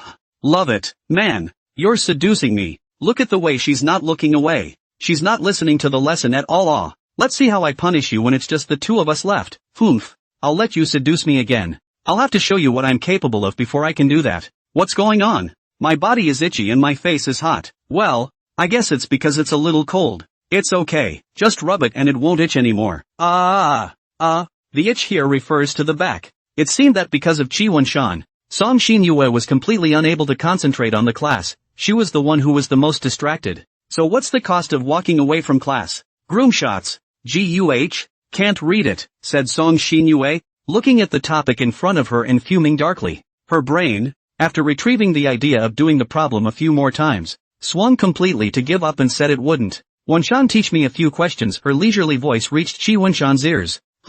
Teach you the questions? Which ones? So then, he turned his head. Here, look, let's start with this one. Well, it's so hard. What can I do with this Song's math? A derivative problem? Let's see. Chi Wen-shan's eyes gave her a rather strange look. A question of the day to prevent getting stupid. It is known that the tangent to the image of the function f, x, equals x superscript 3 plus x superscript 2 plus b at the point p, 1, 0, is parallel to the line 3x plus y equals 0. Find the values of the constants a and b. Wasn't there a brain depository before? Now return everyone's brains, and remember to hand them back when you're done. What's wrong? Not giving me a lecture and looking at me like that. Isn't this the question the teacher just finished talking about? You're not listening carefully, are you? This, that. Song Xin-yue's eyes dodged for a moment, but her aura soon returned. Why do you care so much? It's not because I'm supervising your classes and missing my own? I've given so much and you're asking so many questions, in order for me to study well, but instead, I've misplaced myself. Ouch. Okay, I shouldn't have talked too much. Come on, here you go. That's not right. But while I'm talking about the questions, your attention should be on the questions. So don't keep looking at me. Got it? We'll listen to you carefully. In the end, though, she still hadn't done it either, for the simple reason that it was him. All because his torso had caught her eye too much. Blame him. Jingle bell dash. The world's most beautiful music. The dismissal bell rang. Phew, it's time for club activities. Why don't we request with the president to go back an hour early? Entertain my dad and do some shopping and stuff. Yeah. Holding each other's hands, they made their way to the club room. Well, today's activity room is a little different. Equipped with electric heaters, which makes it less cold. After applying with the president to mention leaving, then the game to be played today is, dang it, a brand new product from our tabletop club. The Grumpy Crocodile. There seems to be something new on the president's side. It's obviously bought, right? By the way, President, it hasn't been long since the funds for the club's activities were paid out. Is this how you squander them? No. That's not true. Buy early and enjoy early. Besides, this crocodile has been specially remodeled by me, and it's considered a brand new product. Tell me where it's been remodeled. Ha. The president let out a rather evil laugh. Its teeth were replaced with iron ones by me. Doesn't that make it more exciting? He broke open the crocodile's mouth, revealing its large beak. Inside, what had been plastic teeth were now reflecting a metallic sheen. Hiss, the risk factor of your product is too high, isn't it? Looking at the silver-white light reflected from the crocodile's teeth, the surrounding people were a little chilled. If you take a bite out of this, you'll break your finger. Don't worry, It won't break. It will leave a red mark. Come and experience it. It's exciting. No play, no play, no play. We're chicken. President, how does this thing play? Hearing the commotion over here, Song Shinyue curiously came over. Schoolgirl, this rule is particularly simple. Is a few people take turns to press the crocodile teeth. There is a tooth is more special. You have to press down. The crocodile will put the mouth click. The bite. Oh, it plays that way. It's a very exciting game. Just come and try it. It's definitely a heartbreaker. You can't cajole people. It's too dangerous to look at. Schoolgirl, don't listen to him. President, you quickly put it away and play with something else. Ugh, you guys have no taste. You don't even play such an exciting and fun game. Alright, big deal. Just use it as a punishment prop. Hey, punishment props don't play like that. Okay, it's decided. Monopoly game or not? Nay, President, if you guys aren't using it right now, can we both have this thing to play with first? Song Shinyue became interested in this thing. It seems there are still people with guts and good taste. Sure thing. Here, take it. You're confused. Schoolgirl, just ignore him. No. It's just that I wanted it because I wanted to have some fun. Song Shinyue smiled and scratched her head. You actually want to play with this? Chiwon-shan looked at this torture device and became a bit scared in his heart. Not for anything else. Other members of the community have the right to refuse. He doesn't. Yeah, and I want you to play with me, too. She gave an impish grin. Why don't we switch games? He asked tentatively. No. Oh, Dea. She crossed her arms in an X shape. So can I ask, what made you want to play this game all of a sudden? He asked weakly. Because it's exciting. What was that video I saw a while back called, the hammock effect? It's the drawbridge effect, isn't it? Who's been feeding her strange thoughts here? Getting me in trouble. Damn it. Gee, the names are pretty much the same anyway. It's the content that counts. Not even close. Hey, one is a building and one is a bridge. Okay, don't keep caring about so many details. Ahem. Anyway, what it probably means is that when you do a rather exciting thing together with each other, you think your heartbeat is a heartbeat for the other person. So you're trying to use this thing to foster a bond between me and you, are you? Hey, how can you still snatch the answer? Forget it. That's right. I saw it before and thought about practicing it, but now I've got a chance. Okay, it's okay if I play with you. So good. Fumiyama, you can hold me when your heart races by the teeth. As for who would press how, the two chose the easier way. Rock, paper, scissors. The loser presses the teeth. Okay, so let's move on to round 1, rock versus rock. Scissors versus rock. Song Shinyue wins. Hey, I won. Wen-shan, go ahead and press it. If you're scared, it's not impossible to kiss me in front of them to spare you this time. It's only the first hit. How could I possibly be scared? Total of 20 teeth. With one bad tooth. 1 in 20 chance. He believed that with his luck of being able to still be wrong with a 3/4 chance of being right in a Manhwa question, he wasn't going to die in the opening round. But looking at the shiny iron pieces on the upper and lower jaws, he was still a little worried. He put his fingers on the iron teeth. It was cold to the touch. It was still metal. This is it. He pressed down. Good teeth. Few expected. See, that's luck, he said with a slight sneer. Che, it's only the first round. What are you so proud of? Come again. The two then went on to compete for 4 more rounds, all of which Chiwon-shan lost. He was a bit skeptical of life. Cloth versus stone. Yeah, I won. Hey, 5 in a row. She compared her scissor hands, quite dejectedly. She said, this. Chiwon-shan felt that he should have looked at the yellow calendar before going out today. Today's bad luck. And don't get cocky. The more teeth I press, the more likely you are to press them if you lose afterward. After all, there are still a lot of teeth that you haven't pressed in the beginning, and the chances of pressing a bad tooth are very small, so it's not necessarily a good thing to keep going on a winning streak in the beginning. Statistics told us that when something was performed enough times, its odds would stabilize around a number line. Just because Song Shinyue had won so many times, it didn't mean that she would keep winning later. Once when she lost, because quite a few good teeth were pressed by Chiwon-shan, then the probability of her pressing a bad tooth would greatly increase, and the chances of losing would also increase. Che, do you believe I can keep winning? Hurry up and press it. Don't talk nonsense. Okay. Chiwon-shan looked at the remaining teeth, and after a moment of hesitation, he selected one of them and pressed it. Good teeth. There are still 15 left. The corners of Chi-yun-shan's mouth rose up. He was still lucky elsewhere. Che, it's only a few presses, surely not enough. Come again. Stone versus cloth and Shi Wunshan pulls off a takedown. Ah, damn it. Ha ha ha ha ha ha. The wind and water are turning. It's your turn to press O. It was just an accident this time. I couldn't have bitten it off if I pressed it anyway. Despite what she said, she swallowed slightly nervously. Fusong Xinyue picked a tooth. Then her finger rested against it, and she took a deep breath and pressed it. Ah, after pressing it she rushed to pull her finger out, but the crocodile's mouth didn't bite down. Look what it's done to you. TSK, TSK. Hey, shouldn't you be the one to come and comfort me first in this situation? Still taunting me over there? How ungentlemanly. I was almost shocked. She pouted a little. Ugh. Good.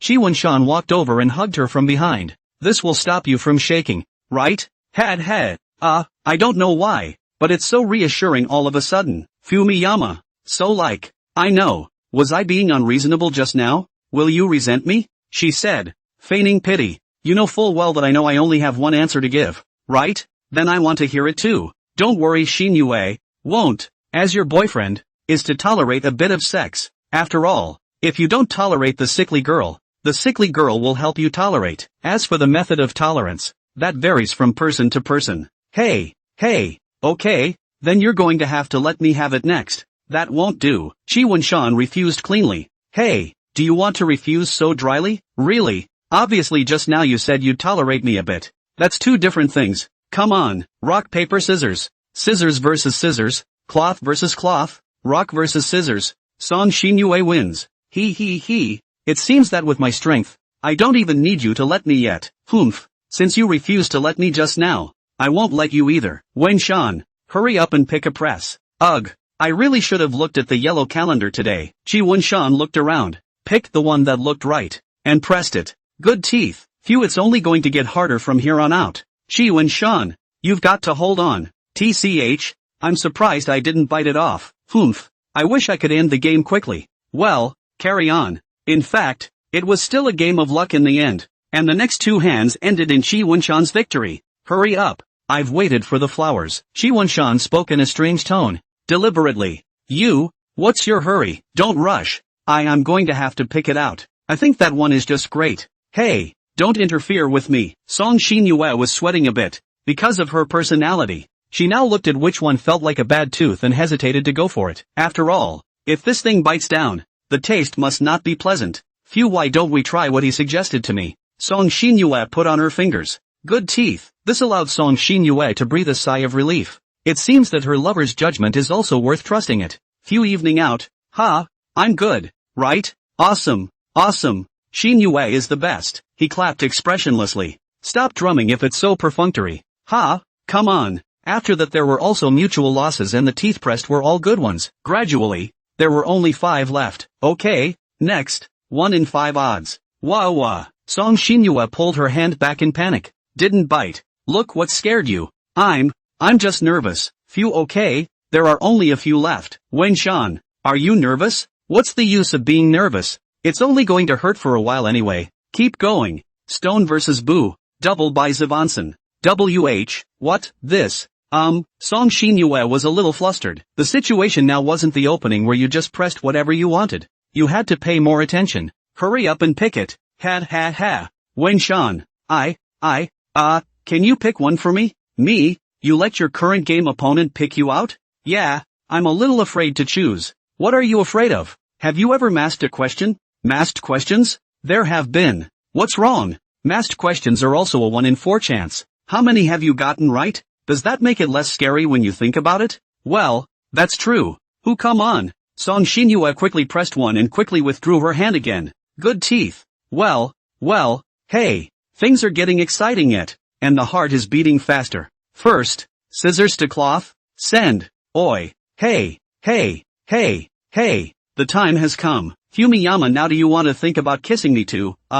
You're pressing a little too fast, aren't you? Hey, I didn't even finish my sentence. See, a gambler needs not only luck, but also courage. He gave a very contrived crooked smile, and those who didn't know would think that the Dragon King was possessed. ***, but in reality, the heart is still panicked, jumping constantly, that is, God give face. The mouth says it's a bite but it hurts, but the body is honest. Annoying, what a slip of the tongue. Song Xinyue's eyes twinkled as she thought of something and hemmed and hawed. Then she suddenly pressed her ear to his chest. Flutter, flutter, jumping fast yet. Ah, I don't know why, but it's jumping faster now. You, what are you doing? Shi Wenshan was a little flustered and her little face flushed. Listen to your heart. It's beating fast. You're obviously having a nervous breakdown, aren't you? No, you heard wrong. Go on. What? Angry? Alas. It seems that you can only be coaxed. How about you listen back? Then she puffed out her chest proudly. No need. That said, can you hear a heartbeat through a big pile of fat? It must be soft to hear. Though. Ugh. Well, you're no fun yet. She then made a face. Okay, let's move on. There's just 2 left. 1 in 2 chance. It's all about who's lucky now. Who come on. Don't worry. I'll never lose. Lost. Well, there's still luck that gamblers need. Not really. You just came out slow. Come again.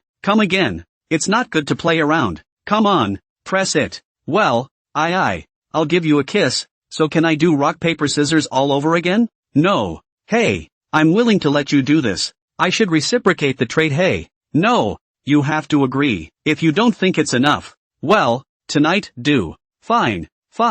You stop saying that. Kissing isn't necessary either. Just come straight to it. Rock paper scissors. Shi Wenshan's mouth was suddenly like a machine gun, jabbering out a whole bunch of words. Sure enough, humans have always been fond of compromise. No, that wouldn't be fair to you. It's still a kiss, Mua. I think you just want to give me a kiss. Whatever. It was a kiss and the payment was successful. Ugh. Okay. Shi Wenshan had to be the one to come back again. Or Song Xinyue lost.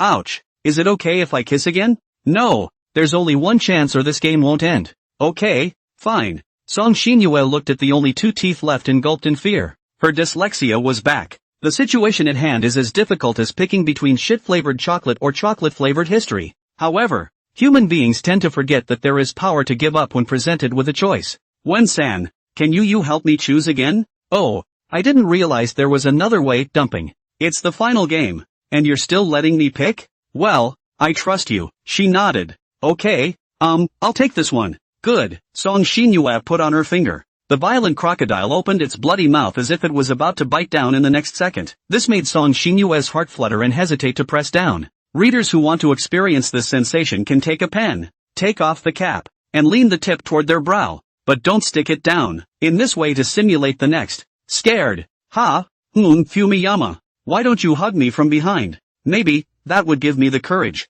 Oh, Shi Wenshan didn't speak much and did as she told him to. Hugging her. Well, there's just something magical about her body. Soft, fragrant girls are so desirable. Comfortable pinch. So want to take her completely. Just like this always hold. Hey, why would I think that? Shi Wenshan shook his head and pushed the perverted thoughts out of his brain. After all, there was no male sicko in the world. Only male transphobic love. Okay, now that Shi Wenshan had regained his Saiyan value, he was just holding her honestly. Feeling the warm feeling of power coming from her back. It filled Song Xinyue with determination and her fingertips with strength. Well, it's gonna win. Wenshan, this time you helped me. Will not let you lose in vain. We'll go home at night to love your mouth and teeth. Then she pressed down on the crocodile's teeth. Well, it feels like, even if you bite down, it's not so scary anymore. Sadly, a bad tooth. The grumpy crocodile clicked and bit down, causing Song Xinyue to let out a sharp popping sound, and all of the people in the surrounding area to jump in shock. Gamblers need luck and courage, not the magic of love. Oh, the magic of love can only make you spin in circles. What's wrong? Bitten? Shi Wenshan asked with concern, and hurriedly looked at her finger that was bitten by the crocodile. Her voice took on a bit of a sob. Hey, but it doesn't seem to hurt? Song Xinyue reacted from the shock, and there was no hint of pain coming from her fingers. That's right, this grumpy crocodile appears to be the steel-toothed. One bite leaves you laid up for a day kind. But in fact, only the teeth on its lower jaw are made of metal. To play a deceptive role, the teeth on the upper jaw are made of rubber cement to act as a cushion, so it doesn't hurt to bite. What's wrong with schoolgirl? Are you alright? Are you hurt? President, look at this thing you made. It's too dangerous, the other members of the club asked with concern. No, it's fine, this thing it's actually. Song Xinyue was about to explain something, but then she saw that the president was giving her a scowl and folding his hands as if he was pleading with her for something. Song Xinyue understood. It's actually just a little more scary to look at. but it doesn't really hurt much. Thanks for caring, sister. She smiled over there. Hear that? It's really not dangerous at all. Whoever loses in a while will have to come and try. Oh, so, that's good. Come on, come on, come on. What were you going to do just now? Yes, 70 cents for the toll. Give it to me quickly. Thanks, thanks. That's what I think the president was saying by the shape of his mouth. We're done playing too. The president returned it to you. Ah. Chi Wunshan returned the crocodile. Aha. Is your hand really okay? Let me take a look. Chi Wunshan asked while picking up her fingers and looking at them. It didn't look like much. There wasn't even a red mark on it. It's okay. That thing, its teeth on it are actually soft. Song Xinyue whispered. Really? He still looked uneasy. Really? Well, lied to you. It's actually fake. Ah. It hurts. It hurts me. Song Xinyue displayed poor acting skills. Chi Wunshan was a bit at a loss for words. Oops. What's the best thing to do? Fumiyama. What do you think? I've heard that if you break your finger, you usually use your mouth to hold the wound. Oh. Then she brought that finger up against his lips, and it was clear what she meant. Don't you want to taste it? I think it would stop hurting right away if you would just hold it in. Okay, it was really just something savory. No need to say more. Write more and I'll be blocked. After that there was also some random trivia games and it was about time to go. President, we'll be going back first. Bye. 5 points. Come on, slow down. Be safe. Aha. The next step is to tie her scarf and take her hand so you can walk. Another hello to the doorman. Okay, on your way. I say, I'll buy your dad a snow-topped coffee. Will he like it? Chi Wunshan began to wonder blindly. After leaving the clubroom, Chi Wunshan's heart began to tense up. After all, he would soon be facing the big boss. And a boss fight definitely required a whole lot of preparation. Though in the end it turned out to be impossible to use it all. What's more, he didn't have the game's rewind mechanism. And if he failed this time, he would definitely have no good juice to eat in the future. So he was only allowed to succeed, not to fail. Snow-top coffee? I don't know. Oh, maybe I'd like it? Let's forget about it. Your father must like the kind of hand-ground coffee beans, hundreds of grams of that kind of high-grade coffee. Serve him this kind of fear that it will make him feel that it's not attentive and perfunctory. Is that how you originally thought of my family? My family is rich, and does not spend money indiscriminately. My family is never wasteful. The food is not expensive. It's not what you think. Okay. Chi Wunshan rubbed his chin. Just like the time you gave me a birthday party. Didn't I take you to my dad's study to see it? What kind of calligraphy and paintings are in there? But they're all fake. Chi Wunshan was surprised. Originally he was wondering if he should start with calligraphy and painting to find a common topic. Surprised? I remember, I think it was when I was a kid. Once when I was playing in the study and accidentally messed up a painting my dad was hanging. I was so anxious that I kept apologizing to my dad. Tears were coming out of my eyes. And then, my dad told me with a big smile on his face that these paintings, in fact, are all fake. It was my dad who posed them on purpose. So that when someone comes to ask my dad for a favor and wants to get close by chatting about paintings and calligraphy, when the conversation gets going, he comes in cold and says that it's actually a fake. Then look at the man's embarrassed expression and let out a hearty laugh. And then the visitor dutifully walks off on his own. P.S. It's actually the real thing. Song's father said that to coax Song Xinyue, he didn't have such a bad taste, but it still hurt him to death afterwards. I'm afraid that's why Butler Wang is afraid that Song's father will spoil Song Xinyue. Fortunately, Song Xinyue isn't considered a playboy, and her family still listens to her teachings. It's just bitter for Chi Wunshan. No, it's clearly sweet for Chi Wunshan. Go enjoy yourself. Why do I feel like your dad said that just to cajole you? That looks surfaced again. So solemn a person. The feeling will not be so malicious. Not at all. Humph. Believe it or not. Song pouted. Okay, forget it. One can't tell if it's real or not. The plan to start with the calligraphy and painting is the safest to give up. After all, the most important thing to avoid when pitching someone is to be recognized. Instead of being recognized, it would be better not to engage in it. You really don't have to be so nervous. He just came to have dinner and visit us. It's really nothing. Ugh, you're not making a difference. I really want to do this right. And if I don't do it right, you're dead. It's hard to tell. Well, I'll give you a boost then. Then he gave him a kiss on the cheek. Thanks. Chi Wunshan looked at her. You're welcome. You might want to hold on to my hand a little tighter if you're really nervous. I'm already holding it tight enough, so a tighter grip won't hurt you. Will it? Don't worry. It won't. Fumiyama. More than any pain, I'd rather you just don't spill it. Oh. Song Xinyue pulled a little tighter. Adjusted and back to double shifts today. Wu arrived home. As soon as Song Xinyue hung up her clothes, She made a flying leap and lay face down on the sofa. You, always tossing and turning. Don't fall to the ground. Chi Wunshan spat and muttered as he hung up his clothes. Hey, thanks for caring. Song Xinyue rolled over, then rested her head on the cushion again and looked at Chi Wunshan with a smile. Did your father say when he would be here? Chi Wunshan asked, sitting at her feet and looking at her. Geez, I just got home, so let's not worry about those things. Come here first. I'm cold right now and you know what to do, she ordered, holding out her finger. Yes, yes, yes, yes, yes, yes, yes, yes, yes, yes, yes, yes, yes, yes, yes, yes, yes, yes. Then Chi Wunshan went to the room to bring blankets. If it were before, he would definitely cover her and leave. But now he could be conditioned by Song Xinyue and had lost his Sigma ability. This caused him to lose the ability to write this symbol when doing math problems. Sigma, it looks like this. It's a summation symbol. First put the blanket on her, covering her limbs. Then he himself had to get back in and hold her close so that the warming was complete. When Shan is getting better at it. Knowing what I want. Song Xinyue was heartened. You taught me well. Okay. Chi Wunshan hugged her and sucked her hard. This is really the reverse of the Big Dipper. Hu Hyang ah.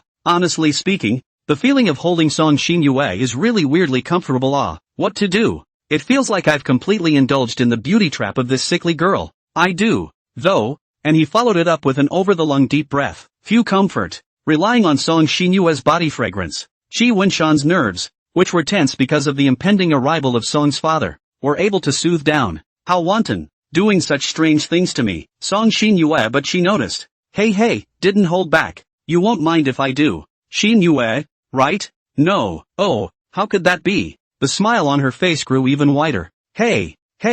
The special shampoo given by Uncle Lee. It really works well. 3 or 2 strokes and he's hooked like this. What? You want to ask what special ingredients are in this shampoo? The readers don't know. Since ancient times, deep love cannot be retained. Only medicine to cure the heart. Am I being a bit too liberal? I'm sorry, auditor. I'll delete it immediately. Or should I say, I like it when you're like that. It's only good to show me how much you like me without hiding it. Song Xinyue turned around and wrapped her arms around Chi Wunshan's neck. Those eyes looked at him with affection. Then her face slowly leaned up, and Chi Wunshan silently cooperated. You have to like me like this all the time. Oh hey honey, love you so much. Song Xinyue's eyes were bubbling with love. Will do. And then what? Again, just face to face. Warm in the embrace, snug in the physical sense. Hey, but don't lie to me. Song Xinyue, on the other hand, hugged a little tighter. The atmosphere was really quite ambiguous. Well, then again, when is your dad coming? Hey, it's very destructive for you to suddenly come up with such a sentence. Just finished complimenting you. Song Xinyue hated the iron and fiercely twisted a hand on his big crotch. Ow, wrong. Don't pinch. Chi Wunshan hurriedly begged for mercy. It's just that the mainline quest hasn't been completed yet. There's an exact time. So I can also mentally prepare for it. Let go. Won't let you hug me anymore. Okay.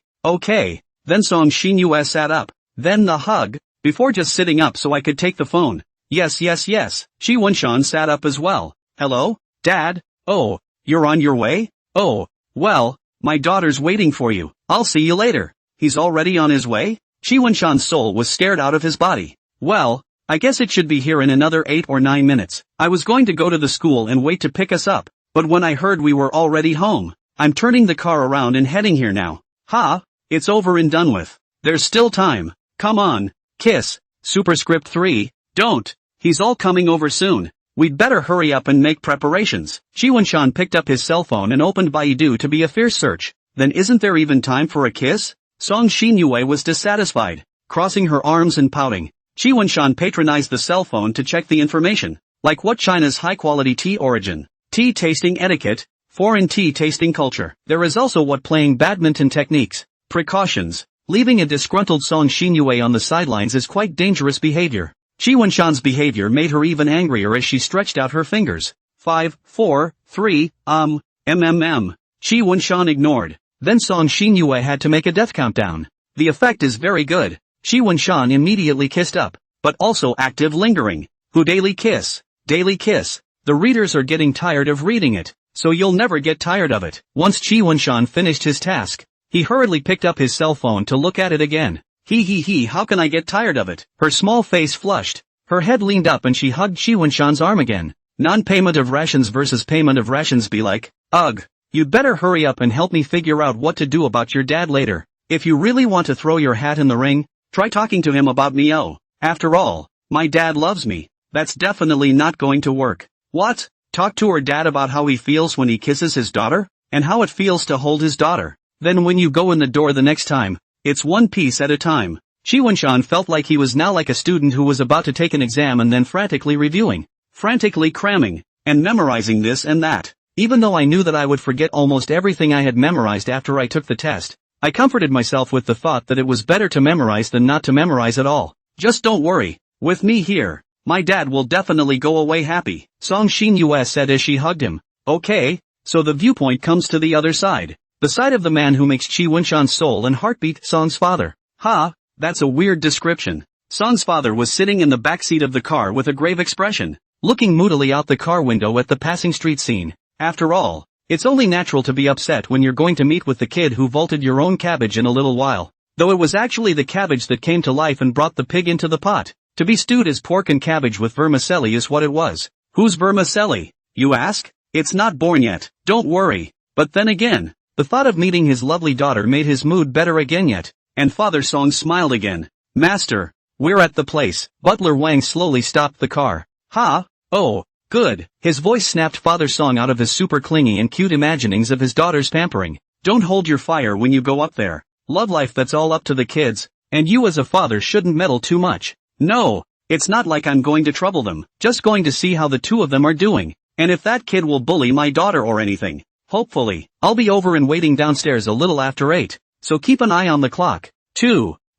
Okay. Then Father Song pushed open the car door and walked out. Phew. He took a deep breath, feeling the cold air. Gee, this place is too green. Song's father was walking towards his destination while his eyes glanced around, frowning every now and then, seemingly not very satisfied with the environment here. I can't imagine why my daughter would want to come and live here, he muttered. Then he came to the conclusion that he must have been brainwashed. Even I don't dare to let my daughter live here and suffer. Good boy. You've got a lot of guts, tricking my daughter to live here and suffer with you, right? Father Song is more and more dissatisfied. The more he sees, the more angry. I feel like I haven't even met him yet, and he already wants to turn Chi Wunshan into a piece. Not so much. He walked into the building, and there wasn't even an elevator. I'm afraid the only value of this place is its proximity to the school. There was no other way. Father Song had to go up the stairs. In his heart, he silently made up his mind that when he sees his daughter, he must try to persuade her to come back. There's no need to divide her up. Just come home and live with her. The environment of the building is also not satisfactory to Song's father. Not how the building is dirty, but as long as it is not as good as his own home, it is not satisfactory. Finally, he was in front of the door. Father Song straightened his appearance and reached out his hand to knock on the door. Come on, it has to be my daughter who greets me. Okay? Knock, knock, knock. The invigilator distributes answer cards, draft paper, and the candidates enter the examination room. Well, there's no time to memorize. Chi Wunshan took a deep breath so he could calm his heartbeat. Yeah, I think it's my dad. Come on, let's go meet him. Don't be nervous, just relax. Aha. Chi Wunshan stood up and followed Song Xinyue to the door. I'll drive? Well, you're definitely the first person your dad wants to see, so it's better if you drive. Okay. Song Xinyue's hand went to the doorknob. Clank. Who is your dearest daughter? As soon as she opened the door, Song Xinyue immediately opened her arms and hugged her. Of course it's Xinyue you. Father Song instantly smiled and threw all his bad emotions out of the sky. What? You don't love Duo anymore? What a biased father. Love it all, he agreed. Well, come on in, you're welcome to visit our love nest. Daddy. Well, Dad is just here this time to see how you guys are living, and to see if that kid is taking care of you, and if he dares to bully you, you tell me. Which is true. Don't think too much, Dad. We all love each other, and he takes good care of me too. Come on in, it's cold outside too. For some reason, hearing Song Xinyue's words, Song father's face had more than a little bit of bitterness. However, it couldn't be shown to his daughter, and it appeared for just a moment. Good, knowing that you're doing well. Dad is relieved. Father Song walked in with a bright smile on his face. Hello uncle. Chi Wunshan bent down slightly and smiled as he gestured to Song's father. Xiao Qi is good. Good. Song father's face still had a smile on it. It just always felt a little different from the expression he had when he looked at Song Xinyue.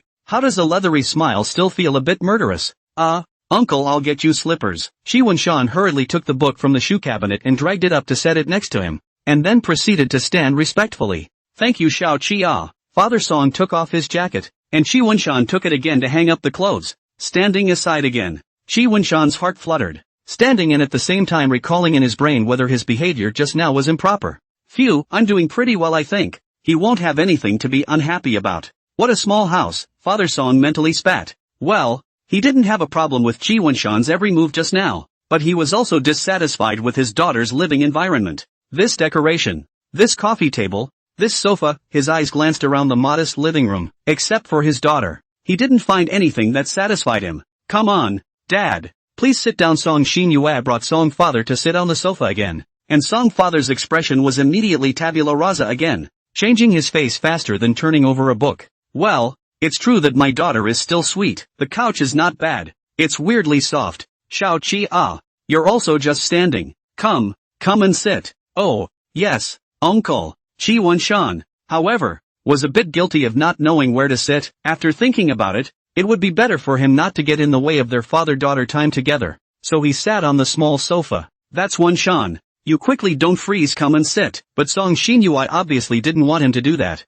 He patted the sofa beside you and told him to sit next to himself and come. Aha, well, if she did, how could she pretend she couldn't read it? As you can see, father-in-law, it was your daughter who wanted me to be like this, so don't blame me. Shi Wunshan sat down with trepidation, straightening his back and sitting upright, pursed his mouth, and rubbed his hands. Aya, don't be nervous, Song Xinyue whispered, slapping him on the thigh again and winking at him. This slap made Shi Wunshan sit up straighter. Your father is still watching.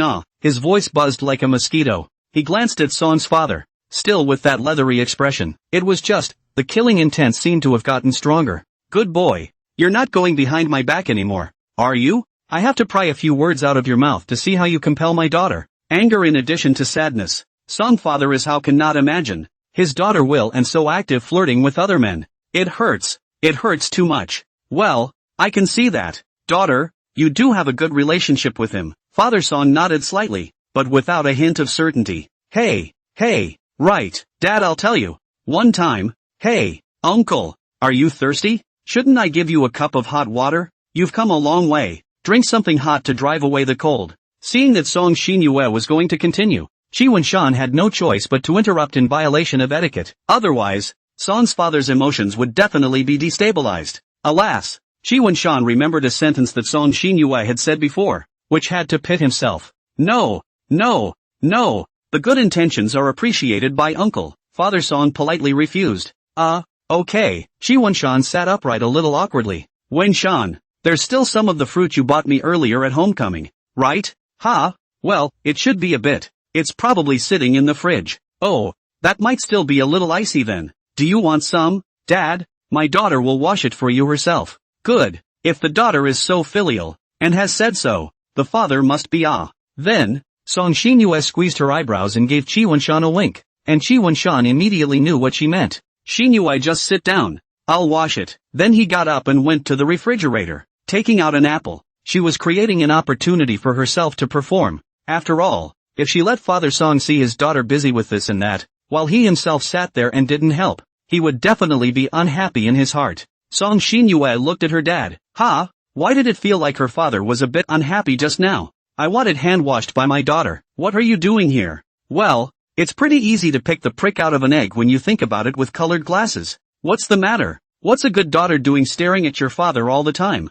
Father Song immediately resumed his sunny smile and stroked his daughter's head again. It's nothing, just checking to see if my dear old dad is getting older. He's got more gray hair and wrinkles, and hasn't he been sleeping well lately? That's not good. Ouch. Daddy's been a little busy lately. 2 strokes of my good daughter's head will ease it. It's fine. If you don't get a good night's rest again, I won't let you touch it. Well. Daddy listens to you. Shi Wunshan twisted over to the hot water. It's washed. With a shake of the water, he took the apple and returned to the living room, placing it on the coffee table. Song Xinyue also probably understood what was wrong with her father just now, and in her heart, she silently spat down on this her own stupid father. Want me to peel it? Song Xinyue winked at Song's father, and after Shi Wunshan finished his performance, it was Song Xinyue's turn to follow. No, Daddy is not that delicate. Ah, it's good to have your heart. Then he stroked her head again. If you say so, Dad. Then I'll have to sharpen it even more. Wen-shan, bring that fruit knife for a moment. Oh, good. You can be careful. Don't hurt your hand. Just don't worry about it. I'm not that stupid. Oh. Then, Song Xinyue suddenly came to his ear again and whispered, you must have cared about me from the bottom of your heart just now, right? But even if it's just for the sake of showing off in front of my dad, I'm still happy. Oh. He. I'll reward you tonight. So how did Chi Wen-shan reply? Your dad's still watching. Looking at Song's father's smirking appearance, Chi Wen-shan had realized what it meant to be a smiling tiger. This Song Xinyue, his father wasn't even the least bit restrained in front of him. Alas, who made her my sickly girl to fall in love with? Just have to accept it and spoil her then. Song Xinyue, who had spoken in whispers, then went back to her original position and started peeling up the skin, looking in a good mood. There's a rumor that if you peel an apple in front of a mirror at 12 o'clock in the middle of the night, the peel must be broken, and if it is broken, a ghost will appear. Are there any more daring readers out there willing to put this into practice? But it's not the middle of the night, so it doesn't matter if it breaks or not. Peeling the skin, Song Xinyue cut it into 4 more pieces. Here, Dad, this is for you. Well, thanks Xinyue. The corners of Song's father's mouth were already flying up to the sky. Well, this fruit is really sweet, except for a little frozen teeth inside. Father Song was satisfied with the fruit. Here, Wen-shan, this one is yours. She took a fruit knife and stuck up a piece and fed it to Chi Wen-shan. Oh, Chi Wen-shan swallowed it in one gulp, then looked at Father Song. Hey, why are you showing that look? Alas, my daughter is indeed older. When I was a child, she would still feed me fruit like this. Remembering that smile of hers was truly heartwarming. And now, it's feeding another man. Blood pressure's coming up. Looking at Chi Wen-shan's somewhat uneasy expression, Song Xinyue felt a bit strange. Here, this last piece is of course to be fed to my dearest father. After Song Xinyue ate a piece herself, she forked up the remaining piece and fed it to Song's father. The washed fruits of bunsan are just sweet. Good girl. Well, his blood pressure went down again. Uncle, do you watch TV? Chi Wen-shan handed the remote control to Song's father. Oh, don't look at it yet, Uncle me, or I'd like to talk to you guys more first. Oh good. He withdrew his hand again. By the way, Xiao Qi, I've never asked and am quite curious. How did you chase my daughter into your hands? No other meaning, just asking. Nothing else? But I see that your eyes are quite wrong. Chi Wen-shan gulped and pursed his lips. Is this something that can be said? Uncle. This and that, Dad, don't give him a hard time. Actually, I'm the one who chased him. Song Xinyue squirmed and said, still a bit shy? She almost didn't make Song's father choke with this shocking statement. What? Just by listening to the volume of sound, one could tell that Father Song was surprised. Dad, what's wrong with you? Song Xinyue was puzzled. Realizing that he had lost some of his temper in front of his daughter, Father Song awkwardly coughed twice to recover. Dad's fine. Just a little excited earlier. What was the conversation about? What did you say? I said, it was me who chased him. Oh. Then, Song Xinyue also hugged Chi Wen-shan's arm and leaned her head upwards. I've shown him so much love. Dad. He should believe it, seeing how much we love each other. Doesn't that reassure him?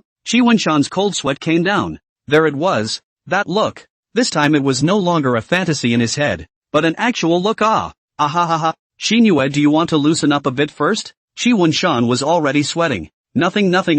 Shows that you two feelings are very good. Well, Xinu she likes, happy is good. I will let, heart. Uncle, you're gritting your teeth. If it's not possible, let's just stop talking. Hey, you hear that, right? Song Xinyue tilted her head to look at Chi Wen-shan. Here. The 3 people are all smiling. That is, in their hearts. They all have their own. The smiles on their faces can't hide the thoughts in their hearts. It seemed that Song Xinyue was the only one who had always been the happiest on the surface. Her love for her family, for Chi Wen-shan, she never bothered to hide it. That's right, when it's time to tighten up, it's still time to tighten up a bit. Song Xinyue hugged herself like this.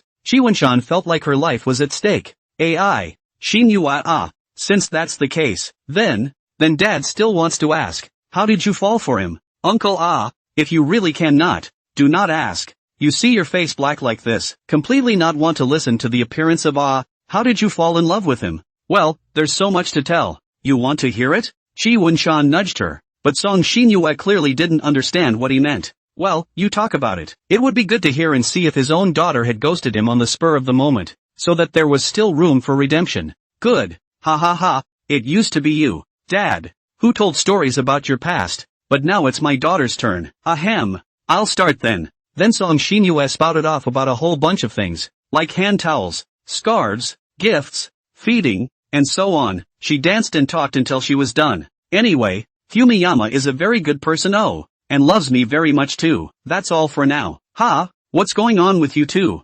Chiwon-shan lowered his head and covered his face with both hands, just holding it up. Song's father's condition was not much different from his. Shame on you Song Shinue how to speak about everything He awkwardly snapped his toes, feeling his face also hot speaking in such a meaty way. So what about Song's father? He would never have imagined that his daughter would one day be pampering another man and kissing and hugging and raising her high. That kind of thing. Don't. Ahem. But having said that, I, as a father, have actually made this realization. Alas. Just try to keep an eye out for your daughter. Song Shinue nudged Chiwon-shan and reached out her finger to point at Song's father, neither of which responded. Gushi was very strange. What's wrong with you two? Just ignore me, okay? It's not nice to get cold feet right after telling a story. Song Shinue used her pampering technique, blowing by Chiwon-shan's ear and hugging Song's father. The effect was superb, and the two returned to normal. Ha? What happened? The story's done. You two give some reaction. Cover your faces there.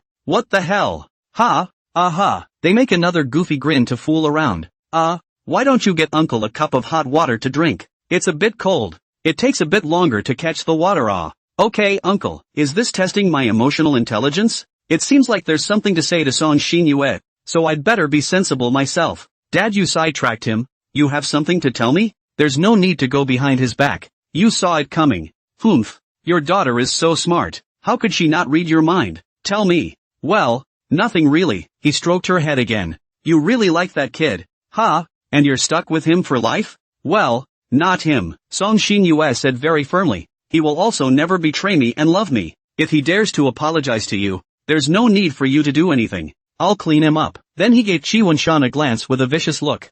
Why do I suddenly feel a chill on my back? What are they talking about? Oops. Dad, if you're going to do it, don't hurt him. Just arrest him and be done with it. I'll educate him properly. It's time to have an electric heater in the house. It does get a bit chilly, but I'm also sure he won't. Mine has also figured out that I'm not interested in him on a whim, but that I really want to possess him completely and like him completely. Ugh. Okay, but Dad is also afraid that you'll be aggrieved with him here in such a small place. Dad doesn't advise you to split it up either. He just wants you to move back home anyway. It's a little smaller than home, and things may not be very nice here, but he's got a big heart, and I like being here. Can I bring him to live at home with me? Of course you can. It's not like we can't spare a room at home. It's completely livable. Coming back to live at home will save you two a lot of work, and Dad won't have to worry about your lives outside. It's actually more comfortable to be at home, and it's also easier to control him by bringing him into your own home as well. Well, but it was also good and bad. Living at the head of the house made it less convenient to try to get into something a little more intimate with him, as well as Song Duo. Song Shinue weighed the pros and cons and decided to let it go. What she should do more than anything else was to create a love nest for herself and him. Besides, Shan has been very obedient and good at his job lately. If he makes some principled mistake, then take him to the small dark room to educate him before saying anything. Forget it, don't want to go back. Daughter, I still prefer to have a private space for the two of us. These words undoubtedly gave Song's father a blow to the head. Okay, Dad respects your wishes. You have to take care of yourself too. So tell Dad if you lack anything. Hey, Daddy, you're so nice yet. Give you a hug. Ugh, but I feel old this time. Can't pick you up and fly you around in circles like you did when you were a kid and someone would hold you like that anymore. Dad, don't suddenly say it so sadly. Song Shinue patted Song father's shoulder. Okay, Dad won't say it. Won't say it. Father Song smiled a little. But, Dad, you might as well ask his opinion, though it won't do much good is all. Yeah. He stroked her head again. Water's hooked up, right? Catch. Chiwon-shan took down the cup of water and brought it to the coffee table in front of Song's father. I'm sorry, uncle. I know you love tea, but we don't have any of that at home. Just plain water. Please forgive me. It's fine. Big deal. I'll get a few cans from home. By the way, speaking of which, Xiaoqi, why don't you two just move back to my house? Isn't it better than living here? It'll also save a lot of things. Chiwon-shan's brain went down for a moment and quickly recovered. No, isn't this a bit sudden? He looked at Song Xinyue while she threw her head over to the window and whistled, ignoring him. Is this another test for me? Well, let me think about what a reasonable answer would look like. Well, I'll go anywhere as long as Xinyue wants me to. Humph. The perfect answer. The tactic of getting rid of hot potatoes has been used throughout the ages. Oh, okay. Just what kind of reaction is this? Shi Wenshan is a bit confused. Am I passing or failing to pass? To move or not to move? Forget it. Whatever. Shi Wenshan sat back down next to Song Xinyue. Say, Xiao Qi, do you like tea? Father Song started to look for a topic. Shi Wenshan was stealing joy in his heart. Humph. This is what he focuses on. Now is the time to show it. Shi Wenshan tried his best to recall the contents of those he had looked up, and he and Song's father were actually able to talk back and forth. Well, not bad. It's good to be able to chat and have something in common at least. However, part of the credit goes to super cute sickly petite girlfriend Song Xinyue, who has been sneaking around to provide him with cheat sheets. Oh, I didn't see it. Xiao Qi, you're a bit of a student of tea too. Well. Hey, it's all hearsay. Fiddling around in front of you. It's better to be a pedant like you. Uncle, this is the art of kissing ass. Ahem. Actually, Father Song also just likes to drink tea, and has just a little understanding of tea culture and whatnot.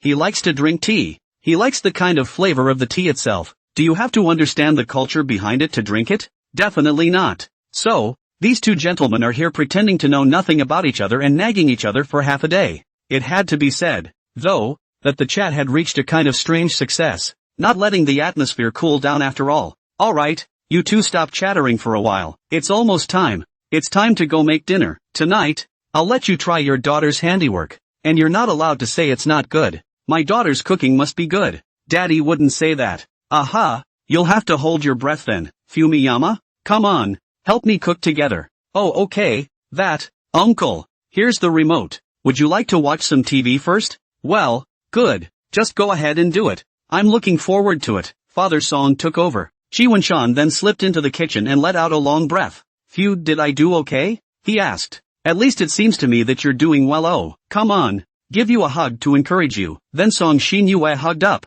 her face still rubbing around. Let's hope your father will be satisfied with me. Sniffing Song Xinyue's aroma, Shi Wenshan's taut heartstrings were able to loosen up. Still nervous now? Want to hug me more to ease it? Honey, Song Xinyue hugged tighter. Well, would like to hold you a little longer. It feels like soothing to the heart, and it's not as tense as it was at first. Had thought you'd let go of me. Well, since you want a hug, I can let you hug me a little longer. Oh, pinch, ha. This special shampoo really works well. Song Xinyue secretly snickered as she decided that she would only use this one from now on. He. No chance that which Tianwenshan was charmed by me couldn't help but push me down on the bed. Data deleted. Don't even need me to ask for it. That's right. Xinyue. Father Song walked in and wanted to instruct something, but unfortunately he came at a bad time and witnessed a loving scene between the two. Ugh, he sighed, shook his head and went out to continue watching TV. Did your dad just come in? Have you? The attention's been on you. Haven't been paying attention yet. Okay, I've had enough hugs too. Let's just hurry up and make dinner so we don't keep your dad waiting. Good. Song Xinyue loosened her embrace and went to bring the apron. Here, tie it on for me. Aha. Shi Wenshan took it and tied it for her and then Song Xinyue tied it for him. It was quite the cook now. You wash these vegetables first, then slice these, dice these, and shred these. Got it? Song Xinyue divided the task into chunks for him. Well, clearly understood. He came to a deliberate standing salute. Ha. Come on. Stop being weird and get to work. Yes. Shi Wenshan rolled up his sleeves and turned on the faucet. The corners of Song Xinyue's mouth rose. This little home is really becoming more and more like a home. A love nest that belongs solely to him and me. Newlyweds aren't as sweet as we are they? No. It'd be sweeter if he and I were married. Let Song Xinyue be idle. Then it would make her overturn the names she had set for her child in the past and come up with a few new ones. Ouch. These names are all very nice. It's hard to choose. Song Xinyue was having trouble choosing, but her brain circuits were always clear. Forget it. Why don't we just take them all and have a few more? Just squeeze him a few more times so you don't have to make a choice. Song Xinyue was bowled over by her own resourcefulness. She looked at Shi Wenshan, who was washing vegetables, and thought about it. He had hugged enough, but she hadn't. Wouldn't that be a bit of a loss? My father had taught myself from a young age that if I suffered a loss, I would have to ask for it back again no matter what. Well, so this loss must be claimed back. If Song's father knew she was doing this, he probably would have to have his blood pressure come up again, but it didn't matter. Song Xinyue would be fine again after a little pampering. So Song Xinyue came behind Chi Wunshan and pressed F for backstab. Bushi, hey, guess who I am? She suddenly covered his eyes and brought her mouth to his ear again, speaking in a strange tone of voice. Stop it, just washing the dishes. Chi Wunshan was helpless. Humph, I won't let go until you cooperate with me. Come on, play with me. Ugh, what a mess. Chi Wunshan could only stop the work in his hands first. Okay, let me guess who you are then. He sniffled. Exudes such a strong love for me. Guess it must be someone who loves me a lot. It's not over yet. You still haven't guessed who I am. Okay, then go ahead and guess. Such a gentle touch. I guess it must be a very cute girl. Chi Wunshan frantically raved about Song Xinyue. Ooh, I know, it must be you. Xinyue, right? Aha, guessed right. Oh, she withdrew the hand that covered his eyes, but then opened her arms around him again. Why are you still like this if you guessed right? Let go of me. I have to do the dishes. No, it's not good. She refused mercilessly and pressed her face against his shoulder, frantically inhaling Chi Wunshan's flavor. It's really fortunate that Song's father was watching the TV attentively, or else he would have had to pass his back on the spot when he saw the scene just now. It's okay. Song Xinyue will be fine again if she pouts. How am I supposed to do the dishes when you're like this? It is. How inconvenient. Can I hug you later? Humph. You've been hugging me for a while before. Wouldn't it be a loss if I didn't hug you back? Humph. Okay. Forget it. She is idle now. She won't have time to pester herself after she finishes washing the dishes in a while. Chi Wunshan thought to himself. Oh Manson, love you so much. I know. How many times have I said it? And it's not too meaty. Humph. My love for you will never get stale. Ow. She bit down on his neck, leaving shallow teeth marks. And it seemed that the demon Song Xinyue was hungry. Hiss. You should eat when you're hungry. Not eat me. Chi Wunshan pretended to be in pain. Pretend.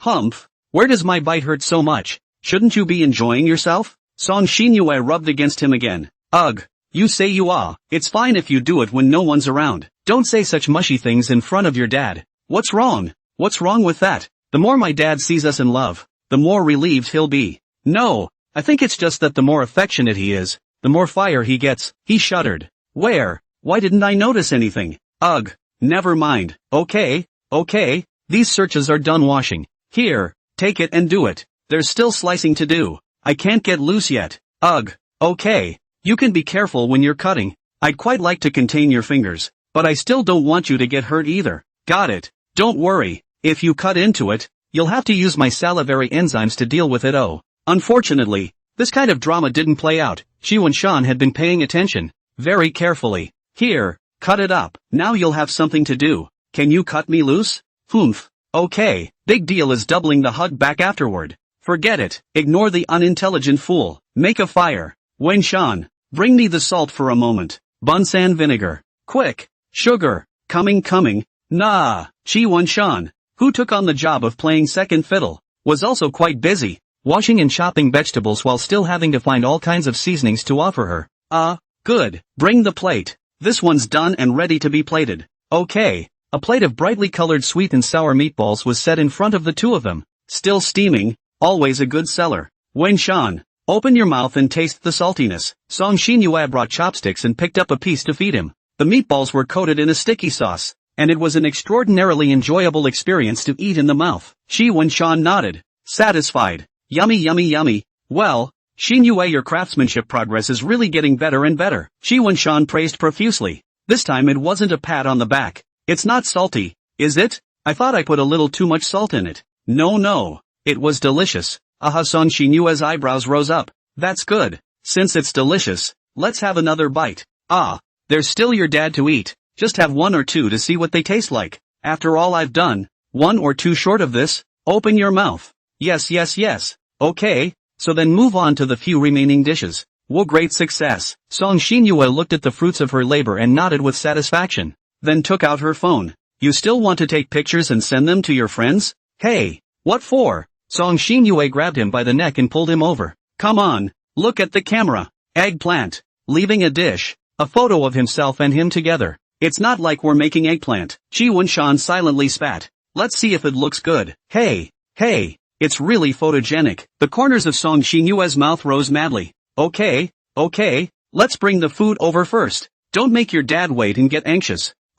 Good. Hey, stay with me tonight and enjoy it more. Dang dang dang. Song Xinyue and Shi Wenshan both carried their plates back to the living room, and then proceeded to neatly arrange them onto the dining table. Dinner's ready. Dad, come over and eat. Don't watch TV. Aha. Father Song inhaled his nose.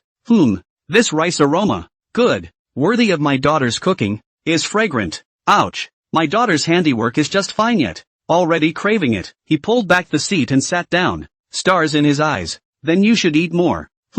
Let me show you the fruits of my labor with him. Song Xinyue wrapped her arms around his shoulders and leaned towards herself. Well, good. Father Song smiled. Alas, this trip to see the two of you really are able to take care of each other. And I'm relieved, but it's just you two must. Agu, we're eating. No chatting about long-winded words. Song Xinyue stopped it. Okay, listen to you. After dinner. After a pleasant dinner time, especially Song's father, he seemed to be in a better mood, at least happier than when he first walked in the door. But every time Song Xinyue gave him a dish, Song father would smile and look at the two of them, just with eyes not so kind yet. Here's a piece for you. Have some more. He ate it warily. All in all, though, it was still a pretty good meal. Soon enough, all the food on the plate was swept away. Song Xinyue patted her stomach and then patted Shi Wenshan's stomach. Hey, what for? Ha. She burst out laughing. How about it, Dad? Are you still satisfied with the hospitality you've given to the two of us? Then, she turned her head to look at Father Song. Satisfied. Father Song doted on her head. Well, as you can see, your daughter's life is pretty much as it should be. Well, few as long as you two are willing to take care of each other as well as yourself. Dad would be brave enough to leave you in his care. Then Song's father looked at Shi Wenshan, who immediately sat upright, his eyes glancing at Song's father twice every now and then. Luckily, Song's father just smiled. His eyes not as kind, I guess, but at least they were no longer scary and much more soothing. Shi Wenshan rubbed the corner of his shirt uneasily. Uncle, I'm here. What's wrong? You also know that I spoil my daughter the most. Since you're going to accompany her the rest of the way in the future, treat her well, understand? Understand. Uncle, I will do it. No matter what it is. No fighting. No hands. Follow my daughter in everything. Dare to let her suffer a little. I'm not old enough to be a father. Yes. He nodded frantically. I hope you do everything you say you're going to do. Don't worry, Dad. I'm sure Wenshan will keep his word, right? He. She grabbed Shi Wenshan's face. Ouch. Your father is still watching. Don't. Shi Wenshan tried to beg for mercy. Okay, Xinyue, even though Dad said that, you can't bully people, no? Gee, Dad, I'm not bullying him anymore. We're flirting, isn't that right, Wenshan? She seized a few more times. Oh, that's good. Hey, Uncle, why did you believe it so easily? Shi Wenshan secretly screamed inwardly. Well, your Uncle Wang is here, and Dad is satisfied with this trip. Just leave first. I won't bother you too. Bye, Dad. See you later, Uncle Book. For some reason, Shi Wenshan's speech was a bit leaky. Well, maybe someday I'll come without saying hello, and I still want you to be the same as you've always been. Not putting on a show for me today. Understand? I see. Uncle, take care. Father Song stepped out of the door, stomped his foot to light the voice-activated lamp, and took a step downstairs. Seeing his daughter and the boy is not bad. Living a happy life. He was more or less relieved. As if a little relieved? Ha, the little cotton jacket doesn't fit after all. Alas, he sighed, inexplicably feeling empty inside. Walking out of the building like this, Song father looked at the not-so-beautiful scenery around him, and his heart was filled with mixed feelings. He didn't like it here, but he couldn't help that his daughter liked it. Everything is in accordance with the daughter of him. The only thing is very resistant to this matter. But think about it, the daughter is going to have such a day. He seemed to understand his old man's thoughts and feelings a bit. Because he was going to be one himself afterward. With that, he got in the car. Coming down so fast. Thought you would sit up there for a while longer. Butler Wang put back the cigarette he had smoked. It looked like he had failed to quit smoking again. Alas, there is nothing to sit on. The little jacket does not fit. When the parents cannot always disturb the children's business. Didn't get angry, did it? No, I'm not angry with the kid. That kid is also disciplined and attentive to Xinyue, so grown-ups can have nothing to do, right? Song's father leaned his head back in his seat, and in a trance, he seemed to be at his daughter's reception, looking at the guests on the stage and his son-in-law who was giving him a toast. Son-in-law? No, no, no, no. It was as if he saw that Xin Yue had already left him, and gradually there was only another man in his heart, and he would never again pamper him and beg for hugs like he did when he was a child. The highlights were lost in his eyes. The food must have been made by Xin Yue, right? Then you must have enjoyed your meal. But I'm sure there's no wine in the kid's house. And it's not too late. So why don't we go have a few drinks? Drink to your heart's content? Father Song didn't reply. Going or not? Butler Wang twisted his head. TCH? Again. Looking at Song's father's look, Butler Wang shook his head helplessly. It seemed that the drinking was out of the question. After thinking about it, he decided not to rush with Song Xinyue's recording to wake him up, and simply drove back like this. It's true. Father and daughter are quite similar. Both are quite good at making associations. The door was closed with a thud as Father Song left. After the door was closed, Shi Wenshan breathed a sigh of relief, his tense body instantly relaxing, his eyes limp and lifeless on the sofa. ABA. He felt as if his brain had lost the ability to think, and all he could do was ABA. What's wrong? You are? Song Xinyue couldn't help but smile as she looked at his silly appearance. It's really cute. No matter what happens to ask Wenshan. I like it so much. Finally, I've dealt with your dad, so my brain can end its wariness. So that's how it is? Oh, after all this contact, my dad isn't that intimidating, is he? Song Xinyue poked his face. It's not as scary as I thought it would be, I guess, but still, I have to take out 10% of my spirit to deal with it. Ouch. But the nerves that are taut now are finally able to take a break. Shi Wenshan's face was filled with exhaustion. That's a lot of hard work then. Let's give you a kiss and reward you. Then, Song Xinyue bent down and slowly approached. Her hair fell down, brushing Shi Wenshan's face as it tickled. There was also the aroma from her, and the whole body and mind were greatly pleasured. He closed his eyes and felt the touch from his lips with his whole body. Hey, like the reward, right? Her face flushed. Love it. The whole thing is relaxing. That's fine. She sat up straight again. However, Song Xinyue had another flash of inspiration, and a plan came to her. She moved over to Qi Wenshan's side, and then proceeded to hold his head, placing it on her beat back. With my knee pillow service. Isn't it more comfortable to rest like this? She lowered her head and smiled as she looked at Qi Wenshan's face. Well, indeed, especially this was only half of the ceiling could be seen. Super awesome, alright? Qi Wenshan wanted to give a thumbs up. If you like it, you might want to lie down for a while longer. Oh, and get some rest and replenish my energy. Qi Wenshan closed his eyes. This soft pillow is so cozy. Hey, get some rest. And when you go to bed in a little while, die all of you with my weido. Love was bubbling in her eyes. Well, it's really just that I slept with him all night. It doesn't mean anything else. After all, I just did it yesterday. But then, sniffing her aroma, Qi Wenshan slept soundly that night. After that, several more days passed. Now Qi Wenshan kind of regretted agreeing to her that night. With the precedent of that night, it was like opening Pandora's box. Qi Wenshan always felt like she was looking at him like she wanted to eat him. And every now and then she would even hold a small thing in her mouth to give him a little scare. No, when she came back from the exam last night, she was sulking for some reason, said she felt she didn't do well in the exam, and he didn't comfort her. The first thing you need to do is to get a good deal of money from the company, but you can't get it from the company by kissing, hugging, or making faces until the evening when she throws him a 0.01. Well, it's because of that. Okay, it's a good time to get acquainted. After it was over, she wasn't angry anymore.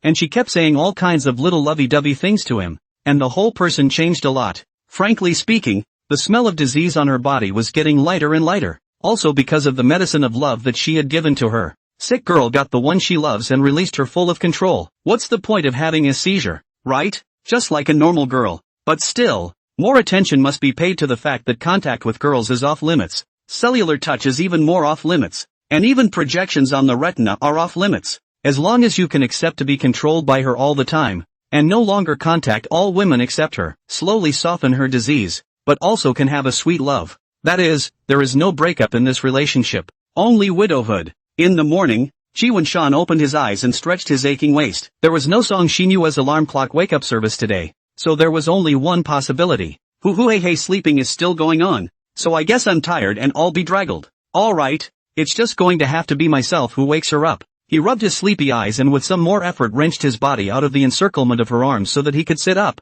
Don't. Qi Wenshan had just broken free and sat up when Song Xinyue hugged his waist again. Ouch. So what you said about not wanting to be apart for a second is not hyperbole, but realism. Song Xinyue doesn't reply because she's still pretending to be in a dream. Wake up, wake up. Qi Wunshan nudged her. I'm sorry. Song Xinyue frowned. There's still school to go to, so why don't you let go and let me go ahead and get breakfast ready too, so you can get more sleep, okay? He touched her face. No good. She said no. I'm going to have nightmares whenever you leave me. So no. Ouch. I didn't think you'd stay in bed too. He rubbed his sleepy eyes and with some more effort wrenched his body from the encirclement of her arms. I've always been a big fan of staying in bed. Usually it's just a matter of getting over the hump so you can have my loving breakfast as soon as you get up. That's a lot of hard work for you, Xinyue. Thanks. He rubbed his head. Well, you're welcome. Oh, not to mention that it's winter and the world outside the covers is so cold that I don't want to go outside. And the fact that you were so rough on me last night that my back is still sore and my arms are numb, she said indignantly. Don't say the second half of the sentence so strangely, that's at your request. It's not my fault. Damn it, tearing me down and contradicting me. Get mad and ignore you so you can go back to trying to figure out how to coax me. She huffed. Qi Wunshan helplessly looked at Song Xinyue who was playing a childish temper. How to coax? It can't be. Ahem. I have to go to school later in the morning. Not to mention that I had already done that last night. Qi Wunshan scratched his head and rubbed his chin again, as if this would make him wiser. He suddenly had a flash of insight. A child's temper should be resolved in a way that children like. Isn't there a fairy tale Sleeping Beauty where the heroine is woken up by a kiss? No, it's Snow White, isn't it? Forget about it. It's all about kissing anyway, whatever the fairy tale is. He slowly lowered his head, and Song Xinyue felt his proximity, the corners of her mouth rising. Unsurprisingly, he kissed. Chirp. Few doesn't the fairy tale say that if you kiss a princess, she'll wake up? This counts as a good morning kiss. Shouldn't you sign off on it too? Hurry up and get up. No, not enough. She shook her head. Damn it, giving an inch when punished. I'm going to come hard. Qi Wunshan tried to threaten. You do it. He. Why was she still a little excited with her little red face? Qi Wunshan was confused by her. All right, everyone saw it, and she said she agreed to let me do it. Qi Wunshan forcibly took her out of the comforter and put her clothes on again. Hey, is that what you mean by coming on hard? She looked as if she was disappointed.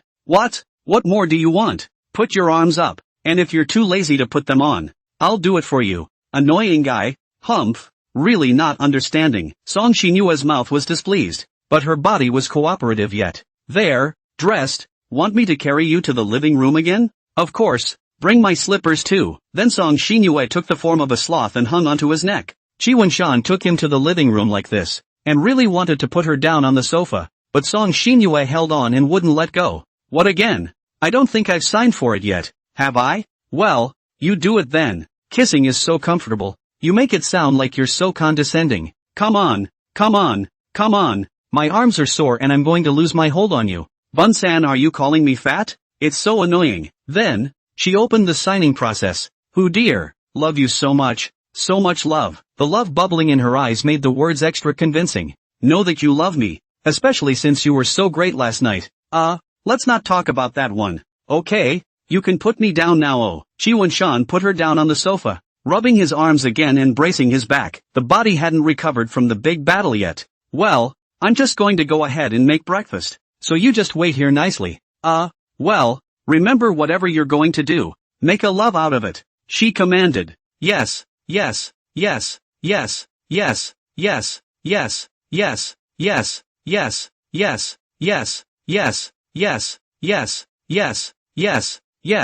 Well, enjoyed a loving breakfast. Sort of a good start to the day. So cold. Song Xinyue shivered. It's still warm at home. Wen-shan, you have to hold my hand tightly. Oh, keep my hand warm. Yes. You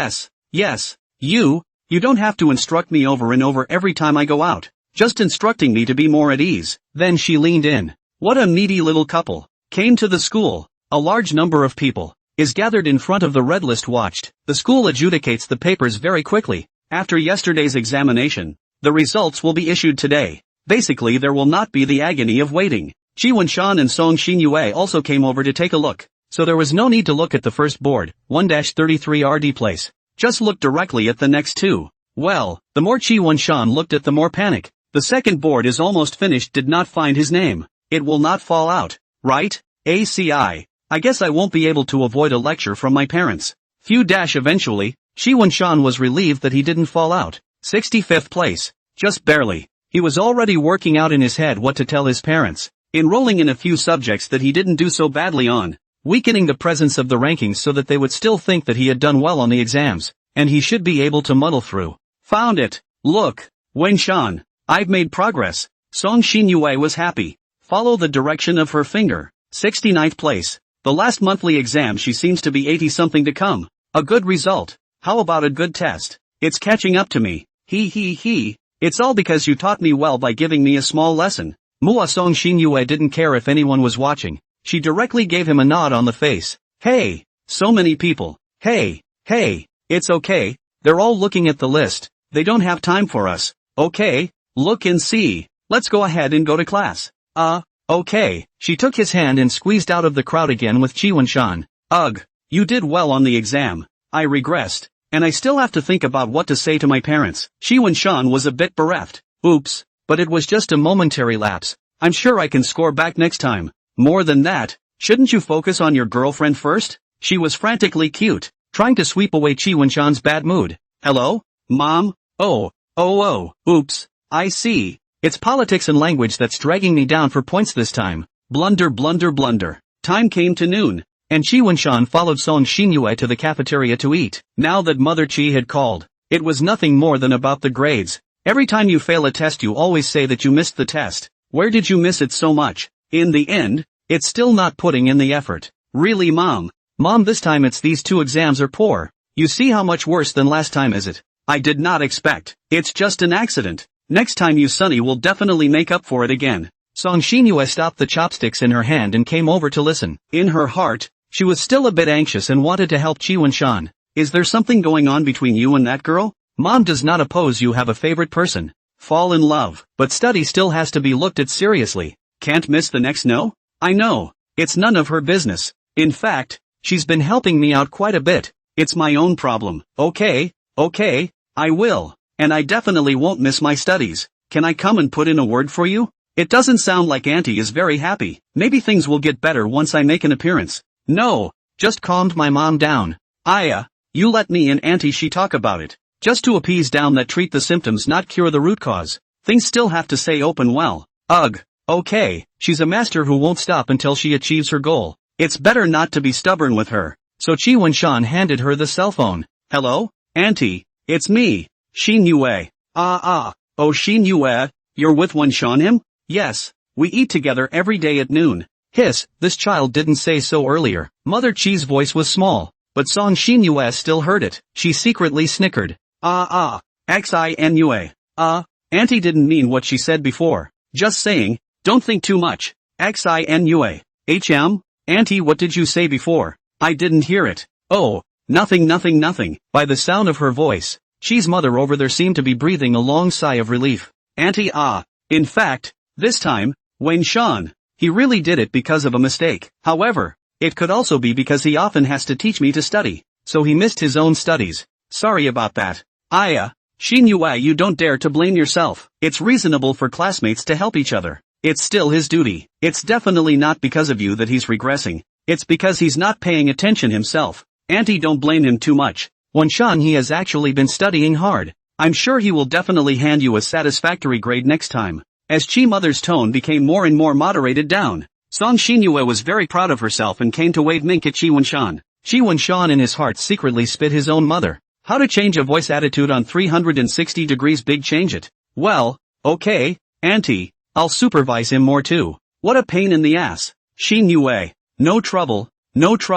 This is the right thing to do, Auntie. You're welcome. Xinyue, you have such a sweet little mouth. Auntie is happy to talk to you. Hey, do I have such magic power? It's good that you're happy. Auntie. Well, by the way, Xinyue, I've been thinking about when to mention this to you. So let's take advantage of it. Find a time for you and Wenshan to come over to Auntie's house and have dinner together. Ha? Song Xinyue was a bit surprised. Ha? Chi Wenshan was even more surprised. Well, it's okay, isn't it? Why don't we just come over tonight, and let you try Auntie's handiwork as well? His father and I, have long wanted to officially meet you. Well, okay, Auntie, then I'll hang up now. I'll see you tonight, Auntie. Ha? My mom wants to see you tonight? Well, I've promised your mom, so it's hard to break my promise. A person who is not punctual and does not keep his word. Your mom will never like it. Isn't this progress a bit too fast? I just finished dealing with your father a few days ago. Chi Wunshan was helpless. Where is it fast?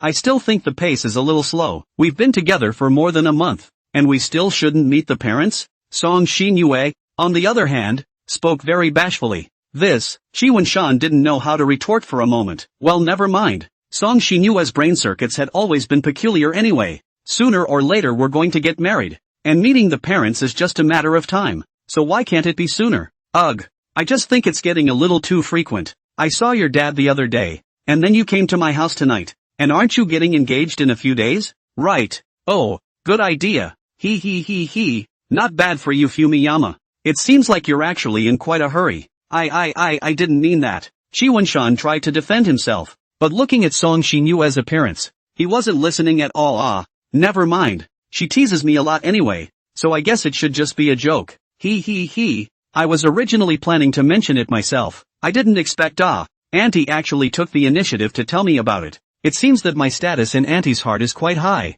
See, my mom does like you quite a bit. It's one tone of voice when talking to me, and immediately changes when talking to you. Damn, that's discrimination. Ha. Well, you're still pissed off. So what's the big deal? I'll reflect it to my aunt? I'm just kidding. Don't take it seriously. Chi Wunshan scratched his head. Well, that's out of the way then. Gee, I kinda can't wait to get up and meet my mother-in-law soon. It's that urgent. Alas. There's really a lot going on these days. Chi Wunshan put away his cell phone and proceeded to dry his meal. In that case, I guess Auntie must have seen the friend circle I posted in the past. Chi Wunshan snapped his toes. I really regret not being able to stop you from adding my parents. Mind unbalanced? I can push my parents' tweets on you, too. No need. Okay, there's so much going on. If you're tired, do you want to take a nap, honey? You can borrow my beatback. No rush. I don't mean physically tired. I mean mentally. It doesn't matter, physically or mentally. I suit the mouth and teeth just the same. With that, she also leaned in with a demented girl-like smile, but ended up just nudging the tip of his nose. Hey, shy, heart racing? Well, but my heart has been racing since I picked up my mom's phone. Nasty. Ugh. Being hated by Xinyue, so sad. Chi Wunshan covered his face in a fake manner. By hated, I mean you're delightful and never get tired of looking at you, so don't be sad. She pinched his face. Can this word still be interpreted like this? Chi Wunshan immediately recovered his state. Uncle Wang. Hi, we're here. Song Xinyue waved her arms frantically in Butler Wang's direction. Since it was a bit of a long way to Chi Wunshan's house in the evening, Song Xinyue simply called for Butler Wang to pick them up and take them there. At noon or at Song Xinyue's strong request, she went to the lunchroom to take a break. I have to say, the pillows in the private lunchroom were just fine. Soft and fragrant. There wasn't much going on in the afternoon, so let's cut the crap and come straight to the end of the school day and hurry up and get through some of the last things. Io, don't run. After waving her hand, then Song Xinyue dragged Chi Wunshan to run there. Miss, please get in the car. Butler Wang opened the car door, then made a gesture of invitation. Xiao Chi, you too please. Chi Wunshan followed Song Xinyue to sit in the back seat of the car. This is the first time to sit in a car with her? I can't remember. Anyway, it was that as soon as she got in the car, she would immediately lean over. If she was in a good mood, her hands would still be running around unassumingly. Uncle Wang, let's go. To Wunshan's house. Song Xinyue's face rubbed against Chi Wunshan's material. Ouch. Even if you lean on the shoulder, you still rub against it, like a kitten. Want to see how I look in cat ears? I can't believe you're saying it in front of Uncle Wang. Ugh. I really can't do anything about you. Well, I'll just wear them for you to see. Chi Wunshan originally wanted to say something, but barring that, it would definitely be more and more confusing, and simply held it back. What's more, the cat ear skin of Song Xinyue, well, it's not seen. It's a rare skin then, so it's kind of a windfall. Hey, give a reaction. Song Xinyue pushed Chi Wunshan. Got it. Well, thanks Xinyue. Why is your tone so strange? Never mind. Wunshan is just a stuffy character anyway, right? However, it's definitely too late for tonight. Can I wear it for you tomorrow? Yes, whenever you want. Butler Wang in the driver's seat lamented. Young people just know how to have fun. This conversation he would rot in his heart. After all, if this were to leak out, Song Father spurted blood on the spot. He even believe cat form of Song Xinyue, even Song Father has not seen it. Okay miss, here's the place. Do you want me to come back and pick it up after dinner? Or do you want to stay the night? Well, this depends on the situation. If there is a need,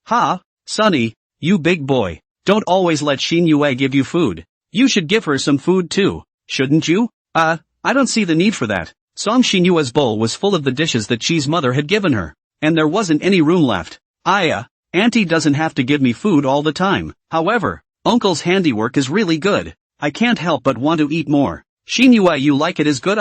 When you come, Uncle are again to make you Thank you, Uncle. So, Fumiyama? The parents' smiles grew even wider, presumably having seen their son's future happily ever after. Well, at least obedience is something, right? The time at the table was also pleasant enough, but as the conversation went on, Chi's father seemed to have sensed something. Wait, Uncle and Auntie go get you two a bottle of drink over here.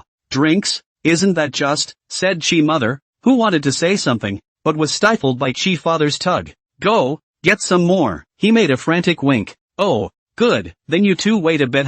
Uncle and Aunt will be back in a while. Song Xin Yue nodded her head obediently. For his part, Chi Wenshan wanted to say something, because, right, why go to the bedroom to get a drink? Forget it, we don't dare to say, we don't dare to ask. Okay, Fumiyama, eat? You still want me to feed you? Ugh, it really can't be helped. Come on. Okay, let's switch scenes next. What's wrong? The food is fine and you called me over? Mother Chi was puzzled. Did you hear that? Did Xin Yue just say his dad's name? I heard you. What? What's so strange? Chi's mother remained puzzled. Why do I sound like our boss's name? No, maybe, renaming? No. Chi's father took out his cell phone, found that friend circle from earlier, and looked at the screen name of the one he liked below. Look at this. Is it our big boss's screen name? It can't be. Still incredulous, Chi mother took out her own cell phone to open her work group, found Song father's avatar, and compared it carefully. It's like, still, really, the two looked at each other. There's a cool point. What was it? The boss told himself to tell him what you have to offer and then told the boss, I married your daughter. And what's this? My son married the boss's daughter. This. If you marry his daughter, then the seniority is still a level of difference. You have to call his father-in-law, but his own son married his daughter, equivalent to the same generation. He still have to call me in-laws. It's really quite a strange cool thing to do. No way. Son, he's so competitive? Mother Chi still couldn't believe it. The facts are all in front of you. It's, well, Father Chi wanted to let out a loud laugh, but he was afraid of startling the two of them, so he withdrew his efforts. Ouch, ouch, ouch, ouch, ouch, ouch, ouch, ouch, ouch, ouch, ouch, ouch, ouch, ouch, ouch, ouch, ouch, ouch. What else can I do? What should be done should be done. After going out, we still entertain people xinu. We do not talk too much. Also do not publicize. Let Wenshan his own to come. Waiting to drink his son's wedding wine is not finished. Ouch. Okay.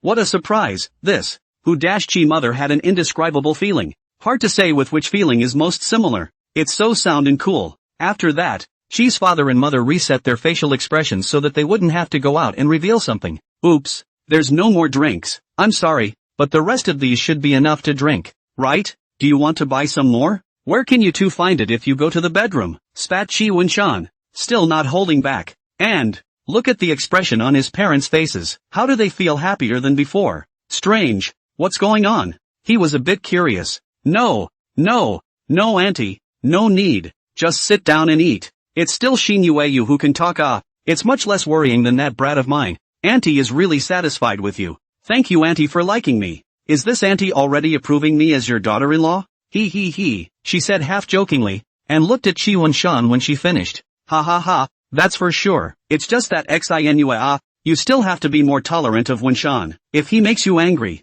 you tell Auntie, and Auntie will teach him a lesson. Hey, shouldn't a mom look out for her son? What if it's her fault? How can that be? People, Xin Yue is so sweet and understanding. How can she be the one to mess with you? Ziyu, you really don't know what's going on. Chi Wenshan was helpless, almost forgetting that this Song Xin Yue was a little devil, or a devil with the ability to compel people's hearts, and his parents' hearts had already been captured by him. Remember that it is impossible for your parents to make a fair judgment. So, she chose to be quiet and be a dry cook. Right? Oh, Wenshan, I'm so well behaved. You have to treat me well. She looked at Chi Wenshan in a pitiful manner, but the ones who were melted by this look of yours were Chi Wenshan's parents. See, that's why, Sonny, you have to treat them well, and you're definitely not allowed to be a negative man and let them down. Okay? Yes, Yes, yes, yes, yes, yes. Originally, I didn't have this kind of idea either, not to mention Song Shin Yue. She, probably, unlike you guys, never mind.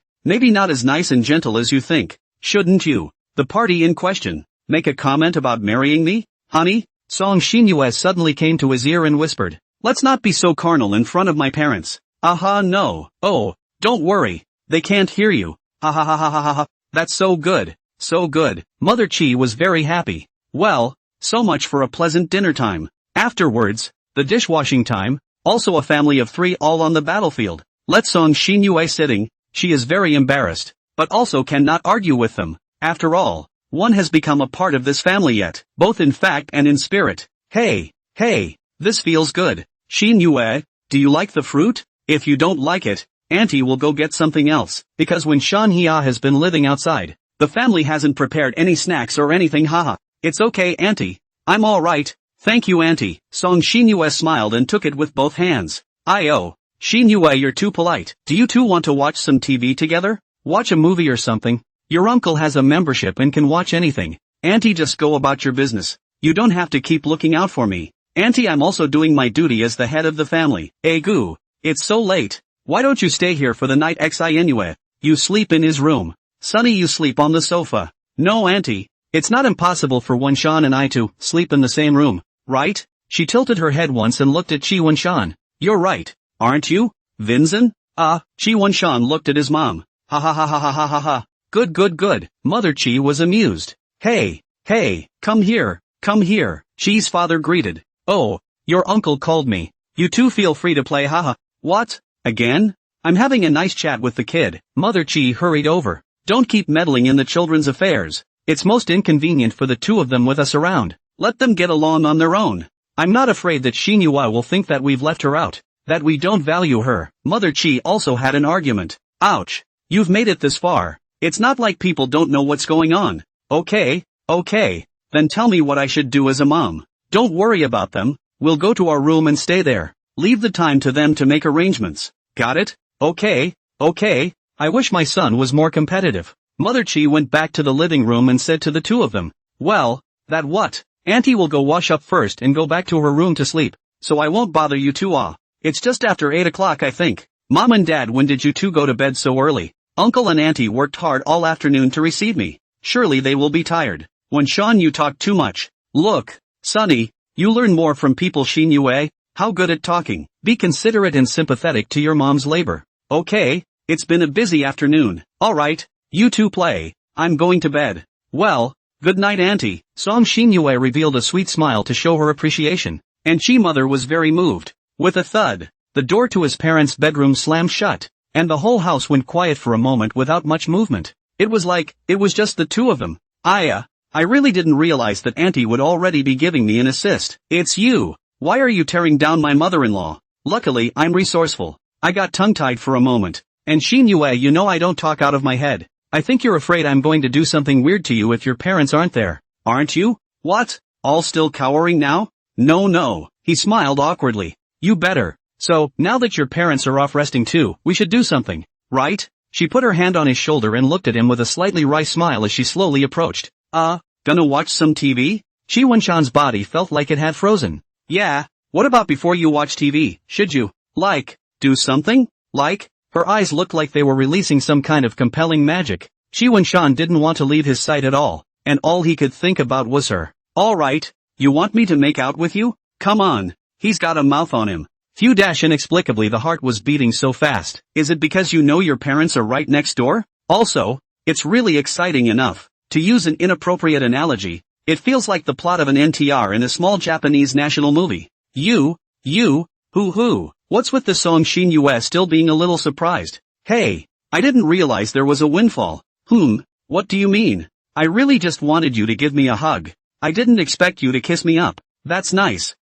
So watching TV now? Don't, or hold me until you do. Oh, and you're not afraid of my parents popping out. He said that, but had already hugged her. If you see it, you see it, and I think your parents would be happy to see us like this. That refreshing aroma. Phew, damn, why am I obsessed with that scent? Do you know why I love being held by you? Because that way you can experience the warmth of my arms and body with your whole being, right? Yo, ha ha ha, Even learned to snatch the answer. Not bad, not bad. There is another most important reason. That is, hate you ah. Then, he turned his head and made a muah. It's that nasty thing you said before, isn't it? Of course, that's the only way I'm going to interpret me saying I hate it to you. Oh, okay, okay, sweet to snore with you. Come on, what do you want to see? Aha, how come you still don't like the feeling? Song Xinyue purposely rubbed around. I can scratch your back if it's itchy. Don't rub me.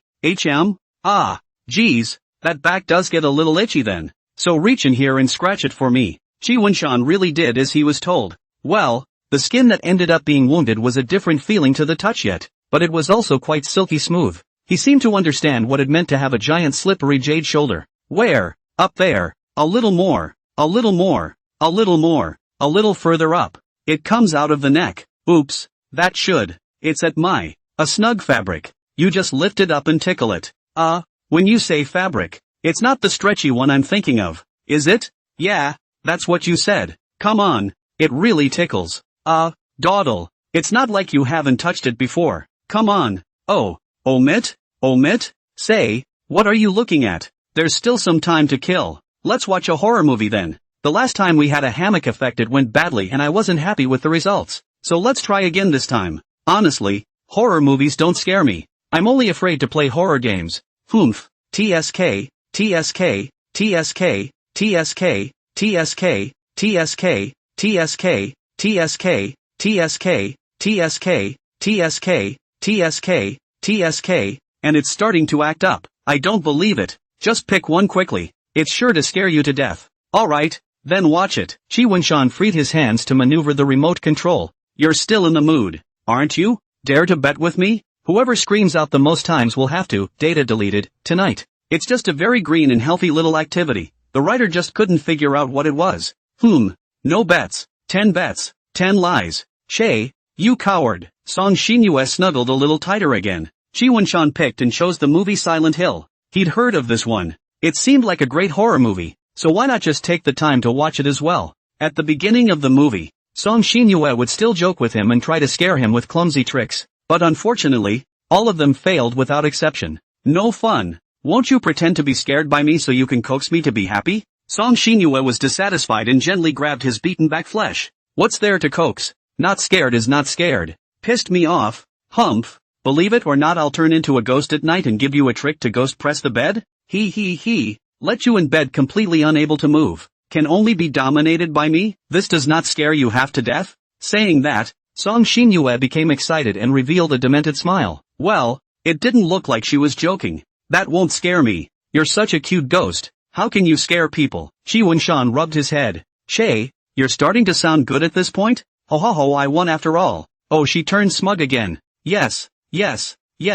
I'm the one who lost. Well, have a nice quiet movie. The atmosphere is all ruined by you. Humph. After praising you, you're mean to me again. Song Xinyue grabbed his beaten back once again as retaliation. After that, it was also quiet and immersed into the movie. As the plot of the movie continued to deepen, Song Xinyue would every now and then scream out in shock at parts of the plot and cover her face with her hands. Chi Wunshan thought it was alright. He mainly couldn't withstand jumping face to kill. While like these weird atmospheres, he didn't think it was anything too scary. Song Xinyue was startled again. Her body trembled as she tightly shrunk herself into a ball and proceeded to squeeze into Chi Wunshan's arms. Wunshan, you're still with me, right? Hold me a little tighter. I'm scared. Her voice actually had some trembling in it. I'm in. Good. Chi Wunshan also then hugged her tightly, which made the softness of her body even more prominent. Just don't know how the texture is. But also highlighted was the shivering of her body. Is she cold here? Chi Wunshan thought to himself. What about the way your body is shaking? Are you a little cold? He asked in a concerned tone. Well, it does seem a little cold. Well, it was actually more of being scared. But wouldn't saying it out loud be admitting to being a coward? Cowards are ghosts too. Let me go get the electric heater. Chi Wunshan temporarily loosened the embrace he had given her. Good. By the way, why don't you turn the lights off again, too, while you're at it? What? You're all freaked out like that and you want to add to the atmosphere. I'm not frightened in any way. Annoying. Always talking too much. Just turn it off. Yes. He turned off the light, then dragged the electric heater to her. Warmer?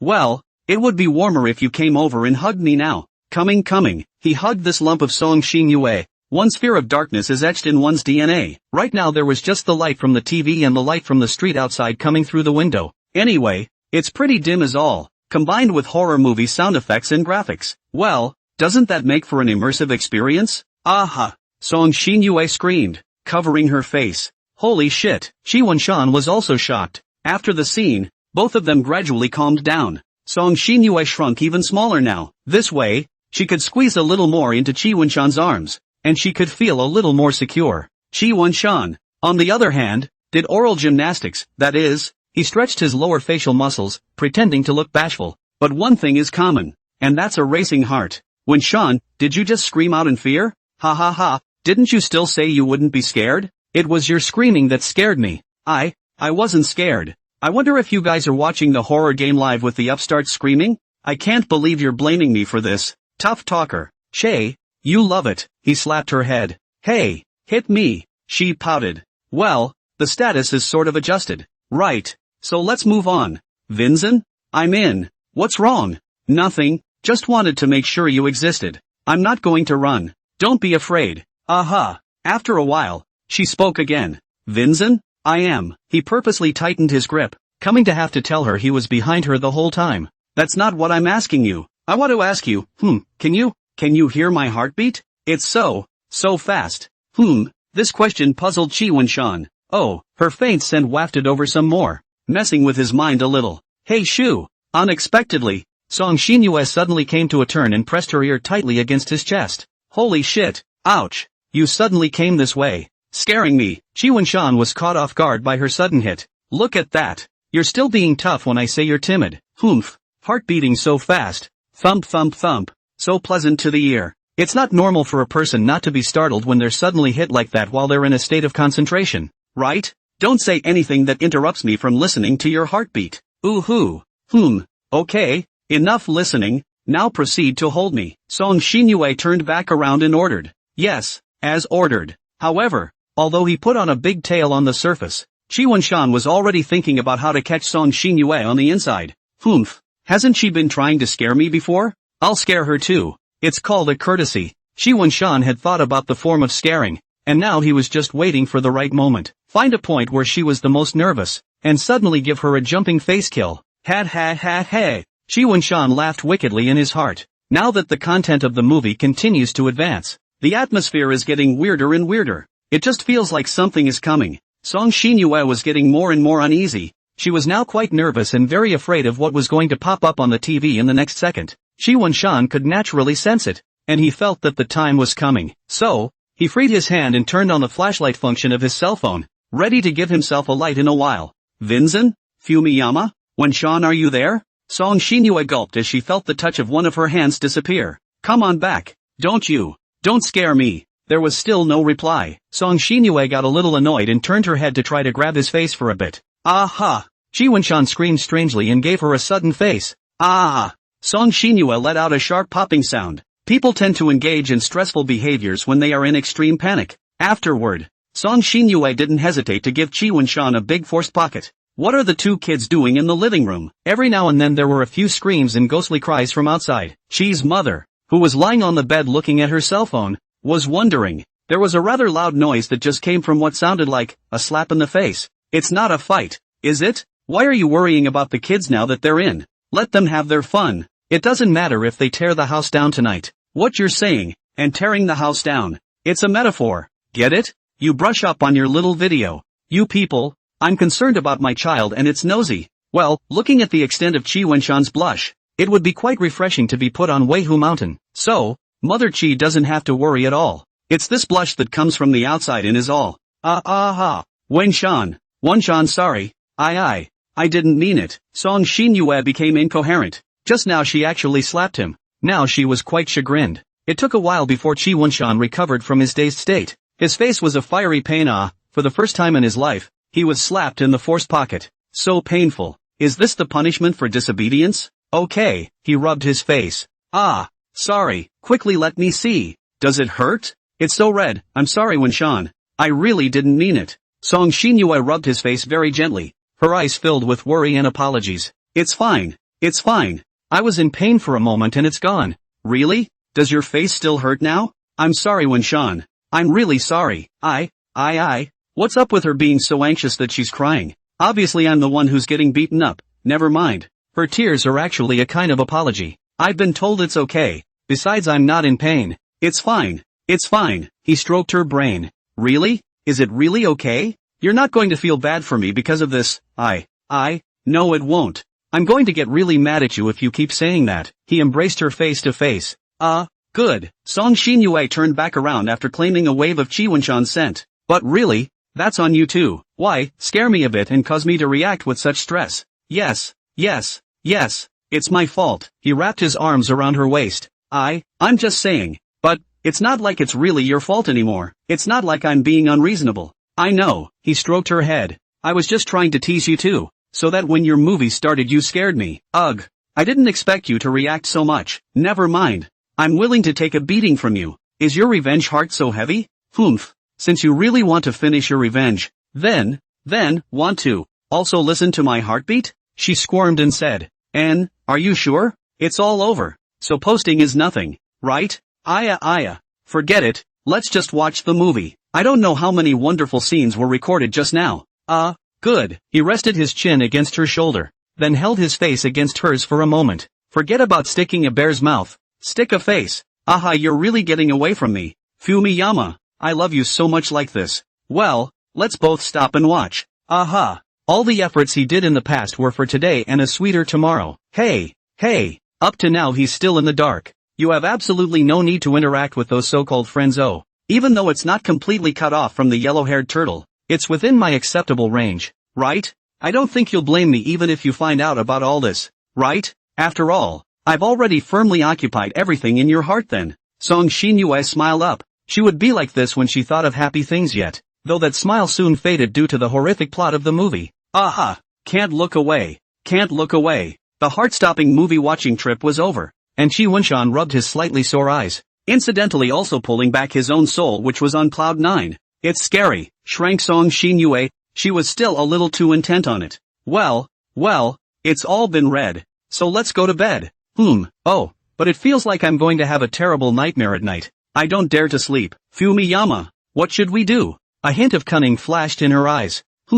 It's okay, just lie in bed and don't think about anything. You'll forget all about these horrible things in a little while. Broken hand, really? Or did you miss me? This method of yours sounds very unreliable. Forget it, I can't count on you. I'll think of one. Well, with you don't sleep on the couch anymore. Sleep with me. I won't be afraid with you protecting me. Actually, you're just trying to broach the subject, aren't you? So, don't you dare not come to bed with your poor girlfriend, but instead willingly watch her have nightmares and not be able to sleep all night? I mean, I would have come if you hadn't told me. Hey, think of a piece of it. Well, go wash up first. She nodded. Chi Wenshan washed his face and brushed his teeth, returning to this long-lost room of his. It's still the same. But they said they were going to sleep with her, but the bed was still a single bed, so I guess they could barely sleep. Hey, it's the first time I've spent the night here, or with you. It's just that the bed is a bit small. 2 people that would not even be able to roll over. Oops, those are just external conditions. As long as I have you as a spiritual inner condition, I'm satisfied. Then, she sat on the bed and did another crooked head kill, and Chi Wenshan no longer had a flash to fight with, and solidly suffered such a mind-blowing blow. Besides, it's not like we haven't squeezed together before. Besides, isn't it nice to have that skin close together? Yes. So come on down first. I'm going to make the bed. Carry me down. She opened her arms. Good. Chi Wenshan did as he was told, packed up the bed, and laid a good quilt. Chi Wenshan are undressed to sleep in. Song Xinyue but still dilly-dallying outside does not lie up. What? There's something else going on. No sleep. I have to turn off the lights, don't I? Chi Wenshan looked at her, but she had other plans. After all, it's not a good sign that the eyes are somehow showing love. No, Song Xinyue had just turned off the lights, and then she came flying at once, supporting her arms. She set Chi Wenshan up underneath her, with a strange smile on her face. Cam, what for? It's the song pressure bed. Oh, were you startled? Honey, her head slowly descended. No, not. Just last night. It's just a good night kiss. Don't take it personally. There was a knock on the door of Chi Wenshan/Song Xinyue's room. Sonny? Xinyue? it's time to get up. Today's morning alarm clock was the one that Chi's mother had to take over for her. Mother Chi thought Song Xinyue's comment about being able to sleep together was a joke, but she didn't expect it to be true. However, she guessed that even if her own kid was called in by a human girl, he would just be bunking and sleeping on the floor. Obviously, Mother Chi's understanding of Chi Wenshan and Song Xinyue had yet to be deepened. Both of them slept well, and Chi Mother's first wake-up attempt was declared a failure. Knock, knock, knock. She began her second wake-up attempt. If Chi Wenshan was the only one inside, Chi's mother would push her way in, often with another vacuum cleaner. The psalmist has it. The windows are open and chirping, rumbling, disturbing my peace. Lian windows, lifting and transparent, rumbling, disturbing my mind. Lian, generic word for curtain. Anonymous, said to have been made by Nakaji. It is said that a quiet heart is naturally cool, just for this kind of noise. The heart can't be quiet even if it is ice, right? But today there was Song Xinyue present, so naturally she couldn't do that. So Chi Mother had to be the one knocking on the door. Well, Song Xinyue was woken up first, and she let go of her hold on Chi Wenshan's arm and sat up to rub her eyes. Wenshan, it's time to get up. You still have to go to school. She nudged Chi Wenshan. When she heard the voices inside, Mother Chi was relieved to leave, leaving the rest to Song Xinyue. Would you not wake up with such a gentle, angelic voice to wake you up? Well, wake up, albeit in a bit of a daze. It's morning already? Ugh, gotta go to school again. He was so disoriented that he forgot he was sleeping in a single bed, and out of habit, he tried to roll over and, unexpectedly, fell off the bed with a thud. Hiss, the fall had sobered him up. Wenshan. Song Xinyue tried to pull him back, but failed and, does it hurt? Did you fall? Does it hurt? She hurriedly got out of bed and helped him up. Ah, it's fine. I just fell a little confused. He rubbed his head. Let me see. She stroked it painfully. You, too, are such a fool. You didn't fall all night. You woke up and fell instead. I'd forgotten I was sharing a single bed with you, but after all that, that's kind of sobering. It doesn't hurt, does it? Don't worry. I'm not that thin-skinned. Get dressed and hurry out to breakfast or my mom will have to rush in a little while. Aha, good. Aha. Good morning, kiss. Something so important hasn't been given to you yet. It's okay. Did you clock in? It's not like missing 1 or 2 is a deduction. Well, a slightly rushed, but still affectionate kiss, because time was a little tight, and maybe at some point Chi's mother would come over, so it had to be a bit of a rush. She took a hand to wipe the drool from the corner of her mouth, and then deliberately wiped it in his face, followed by a burst of bad humor. There, that's a big one. She went to get dressed in her own clothes, and rubbing it on my face. Chi Wenshan muttered disgruntledly, then licked his lips. What a mouthful there. After that, it was time to welcome the warm hospitality of Chi's mother. A couple of oil cakes, and a bowl of skinny pork porridge with eggs, gobbled down, and the whole body became warm. It's a pretty good breakfast on a cold winter day. Auntie, did you make this bowl of porridge yourself? It's so delicious. Well, it's one of Auntie's very specialties. It's just that Wenshan, he always chants about it being hot every time he eats it and worries that he'll be late for school. So he basically doesn't make it much. Mother Chi spread her hands. With Xinyue you here today, of course Auntie is going to use the best craftsmanship to entertain, and also purposely got up a little early to make it, so that it would just be less hot when you two eat it. Auntie is really thoughtful. Thank you Auntie, it's really good. Goo, what a sweet little mouth. When you say that, Auntie isn't tired at all yet. Thanks for the compliment. And thank you Auntie for complimenting me on my sweet mouth. Wenshan, you've seen it too. Xinyue is such a good girl. You have to cherish it, you know? I know. I've been blessed in 3 lifetimes to have her. Well, but today it's still necessary for Xinyue and Wenshan to take the bus to school. Wenshan, you can lead the way and protect the good family, no? No. Chi Wenshan drank the last bit of porridge. After packing up the traveling clothes, bid farewell to Chi's father and mother. Both of them are also on the road. This is also about to double day. Although but the holy day of the bar, this festival is mainly celebrated by the people of the 4 eastern islands, as it used to be a major window for Ming's foreign exchanges, and coupled with the national identity of the small nation of Japan, the influence of Western culture is high. Honestly, Chi Wenshan was still a bit envious. He doesn't care about all those activities. The main thing is to be able to take a vacation. Forget it, New Year's Day is New Year's Day. There is also a vacation. I'm getting a little carried away with the history. Well, it's just a matter of getting back to it. Have you ever taken the bus before? The subway is a ride, but the bus is not really there. So this is my first time. You can take it. What strange words. Song Xinyue held her hand a little tighter as she cocked her head and looked at Chi Wen-shan. She knew that Chi Wen-shan had the least resistance to her coming at her like this.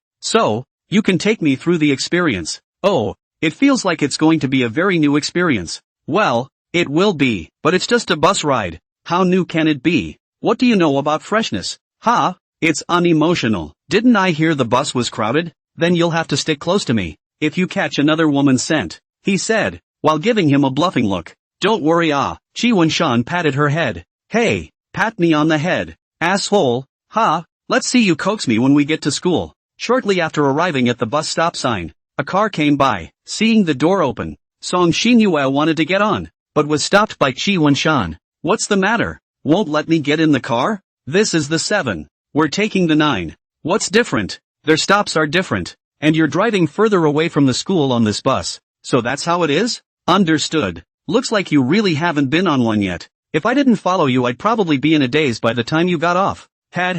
She scratched her head in embarrassment. That's why I asked you to bring it. She wrapped her arms around him. After taking the bus all the way to school, it was back to normal school life, and the days passed in a dull and sweet way, day after day. That's it. Chi Wen-shan bought a case of Nutri-Quick to have on hand for drinking. Well, it's just a very plain little thing. There's nothing to imply. The time after eating and before going to bed was his rare time of entertainment, because the Song Xinyue at this time would just be rubbing up against him and hugging him while he was playing with his phone, or play games and watch videos with him, and would not ask to put down the things in his hand and accompany her wholeheartedly. Now she's wearing the cat ears she showed him earlier, meowing strangely, rubbing up against him, making her hands into cat fists and scratching them, and Timothy face. This was over the top, but not to mention, Song Xinyue in cat form was really quite adorable, and her attack power when she pouted was doubled, making it hard for Chi Wen-shan to top it. What kind of trick is this today? It's a role play. Today I'm playing a female cat in Hito. Meow. She rubbed his face again. We don't have to be so explicit. Just don't. He. When she was tired she lay down on his beat back, blaming him for ignoring her and demanding his touch. Faced with not being able to spare one hand in this situation, playing games was definitely out of the question. Then read a novel for a while and opened this thing called Tomato Fiction. Recently he's been eyeing a book called A Collection of Sickly Short Stories, Tentative, which is presumably a collection of all sorts of sickly short stories in one place. The format is still fun to watch, and reading a short story or two a day is good for collecting dream material. But then again, Chi Wen-shan, you've got a gentle girl who's been domesticated and spoiled you. So what's the point of reading a sick girl's article? Just do a live rendition with Song Xinyue, right? Zhongji reminds you, although the sick girl is good, but do not be greedy. Otherwise, it won't be fun to be divided by a few sick girls. He looked it up from the shelf and clicked in. Done with this story, on to the next one. Think of what follows as practice for my next book. As a teaser chapter, February 14th, Valentine's Day, night, in a silent park, a young boy and girl stand opposite each other. Senior by Jiang Chang. This is what I prepared for you, Valentine's Day chocolates. Over to you. I like you. Please go out with me. The young girl's face was red. She was a little shy. The chocolates that she had worked so hard to make all night, full of love, was also finally able to be delivered this night. The stars in the sky were hidden under the neon lights of the city, as if to highlight these two. The young girl's face was slightly tense as he was expecting a response from the other. Your answer, it will satisfy me, right? A gust of wind whistled through, blowing her hair, and she ruffled it rather charmingly, making the atmosphere even more ambiguous. For this confession, the young girl had worked hard to prepare for a long time. From her hairstyle to her pair of shoes, she was well dressed from head to toe. She was quite sure that with her charm and family, this confession would be a success. Well, indeed, with such a lovely girl, it would be a shame if he didn't say yes. It's just a shame he's not Chen Shimmy. I'm sorry, senior sister. I'm really thankful to receive your confession, but I already have a girlfriend. He didn't take the chocolate. What? Lin Yi froze. You have a girlfriend? When? This morning. Honestly, I was still shocked when I heard about it. But I kinda like her too. So I said yes. What's wrong with you, senior sister? There's something wrong with your expression, Bai Jiang Chang said with slight embarrassment. Not much, she said faintly, while her eyes had lost their high beams and her face was full of gloom. Don't be sad, senior sister. Bai Jiang Chang was a bit at a loss for words. It was neither right to leave nor wrong to not leave. School brother isn't sad. Well, in that case, then school sister I'll go back first. Lin Yi smiled. squeezing out Silk's sweet smile from her face. You, senior sister, really aren't sad, are you? Do you see a smile on my face like I'm sad? It really doesn't. Oh, well, take care of yourself then, Hokage. Bye. He nodded. Well, I'll see you later. She looked like she was really fine, so Bai Zhengchang let go of his heart. You're actually late? What a shame. It seemed like he shouldn't have noticed Lin Yi's clenched fists. The anger in her heart was magnifying at the moment. Obviously I'm the better choice for you, right? Obviously I've made so many preparations. Obviously I'm the one who will be your partner for life. Why did you say yes to her? This is infidelity. This is cheating, right? Since you did something wrong, schoolmate, you should be punished. Lin Yi let out a long breath. It was winter and the weather was cold. The exhaled white air slowly drifted away again. Well, it's okay. If you learn from your mistakes, you're still a good boy. Just give you a little discipline, and you'll surely come back to your senses. Her eyes grew more and more dangerous, and in her mind she was silently planning something. I should have thought about it more thoroughly, but I didn't realize that there would be a situation where you would reject my confession of love. It's okay, Chang. It's just a matter of waiting a little longer. She picked up her cell phone and made a call. There was a click, as if the door had been opened. Bai Zhengchang, of course, heard the commotion, and he made a muffled sound to try to call for help from the visitor, as his mouth was covered. Yes, he was imprisoned, his entire body tied to a chair and unable to move. Vocal inhibitors and visual deprivation had left him in a state of darkness and silence that had almost made him lose track of time. He is still confused, and can only remember that he was walking nicely on the road when suddenly a pair of strong hands dragged him into the alley, and took a piece of cloth to cover his mouth and nose, and then he lost consciousness. He's a bit scared. Has he been kidnapped? My family is not rich. I don't have any money. Why did you kidnap me? Regardless of whether the visitor was good or bad, he only expected the person to quickly remove the restraints from his body. The feeling of sensory deprivation was genuinely unpleasant. Ouch. So tired. Oh. There was the sound of talking, and Bai Zhengchang made a sound even more desperately. Seeing you, schoolmate. All of a sudden it doesn't make me so tired. The sound of footsteps was getting closer and closer. The voice was a bit familiar, and Bai Zhengchang retrieved the memories in his brain. Oh, come to think of it, it's a schoolmate. Then it's saved. No. Or maybe she's the one who kidnapped me here. He thought there was a good chance that this might be the case. But why? He didn't understand. She had come to his side, and Bai Zhengchang felt like something was stroking and tickling his face. Geez, don't move. Okay, it'll come off for you in a minute. He felt his head being stroked again. That's so cute. In front of me, the Chung who is dominated by me like this is the most adorable. If you keep this up, and don't be quiet, I can't say I'll pull off a few more. Oh, she had pulled his hair a little earlier. Well, couldn't, and there was nothing to be done about it now. So let's just follow her orders for now. That's what I'm talking about. Really? If that's the case, why didn't you listen to me just now and suffer for nothing? Yui Lin stowed the hair in a small plastic bag, which would serve as another one of her small collections. Looking at the bound by Zhengchang, Lin Yi's mind was greatly pleasured. Since it was all like this, to hell with any reserve. She reached out with her snake cast and savored the taste of his face. It tasted of panic, shyness, doubt, but not of lies. It tastes good. She loves it. She had fantasized about such a scene many times in many nights. Now it was finally something she could savor in a tangible way yet.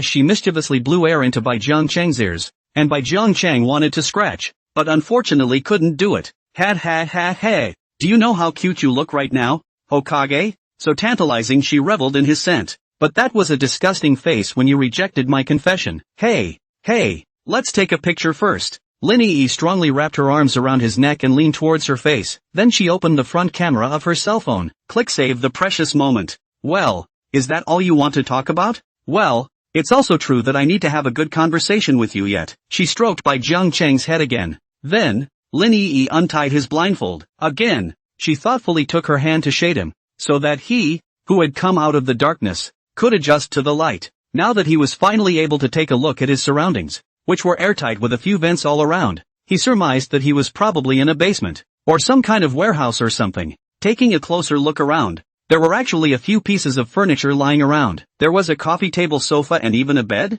There would be the exit, and two burly men in black stood with their backs to each other. Look, how many fingers is this? See? She came to him again and held up 3 fingers. Well, forgot you can't speak yet. Here, untie you. Ahem. Hawk, Bai Jiangcheng just wanted to say something, but was immediately covered by Lin Yi again. Hush, you can only talk when I tell you to talk, and you better think twice before you give an answer that satisfies me. Oh, nod your head when you understand. Bai Jiangcheng nodded. That's a good boy. If my schoolmate would have been so good all the time, I wouldn't have gotten to this point where I have to use this method. She loosened her grip. 3. Aha, right answer. Oh, so here's your reward. Then she barfed on his face again. This intimate move made by Jiangcheng directly read temperature. He did not expect his always gentle and dignified schoolmate would kidnap himself. Not to mention that she would kiss up. Hawk, sis, what are you doing? Ow. I haven't asked you to talk yet. Have I? Lin Yi pinched his cheeks, which turned even redder. Oh, hey, you're kinda cute with that little aggravated look on your face. She rubbed his face again. Now, you'll have the right to ask me a question. Oh, well, thought by Jiangcheng. Senior sister, why did you tie me up here? Isn't the reason obvious? Who made you reject my confession and have your soul seduced by the fishy cat from nowhere? Hokage, you're betraying me. Oh, how abominable. She stroked by Jiangcheng's head again, but such warm movements made by Jiangcheng feel nothing but piercing coldness. Didn't I explain it to senior sister? He looked uneasily at Lin Yi's smiling face, which was really a smile, and looking at her tightly furrowed brows, she was obviously suppressing her anger. Oh, what did you explain? Does that count as a reason? Well, I'll ask you again now. Why don't you accept my confession? I have a girlfriend. Lin Yi gave him a slap without hesitation, making a rather crisp sound. In the quiet surroundings, it was even louder. Bai Jiangcheng was dumbfounded by the slap. He felt a hot pain on his face, and with unbelievable eyes, he looked at Lin Yi's eyes. Lin Yi didn't show any weakness and returned it with a look as if she was looking at trash. Do you have a girlfriend? She spoke again slowly, like a viper spitting, symbolizing danger. I have a girlfriend. Slap. It seemed that the slap just now hadn't been able to turn his brain around, so what confronted him was obvious. Another resounding slap. Lin Yi could have absolutely no intention of pitying him, and had no intention of collecting her strength. Normally, she couldn't afford to beat him, but since he had made a mistake, she had to make him remember and not do it again. I'm going to ask you again now, so think about how you're going to answer me. Then he slapped his face again, counting it as a warning. Then he clamped down on his chin, forcing him to meet his eyes. Do you have a girlfriend? If the first blow had knocked him off his feet, the second had sobered him up.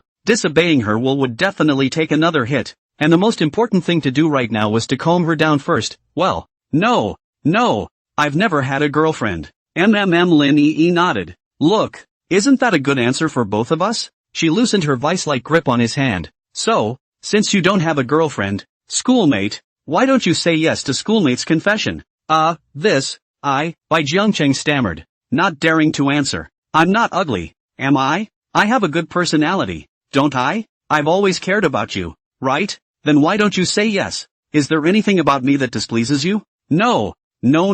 Senior sister, you're really good. He spoke with a little tremor. Well, good. What a good honest boy. She smiled again and rubbed his head. But, is the fear and cowering in your eyes? Schoolmate, serious? Am I really that scary? Schoolmate? No.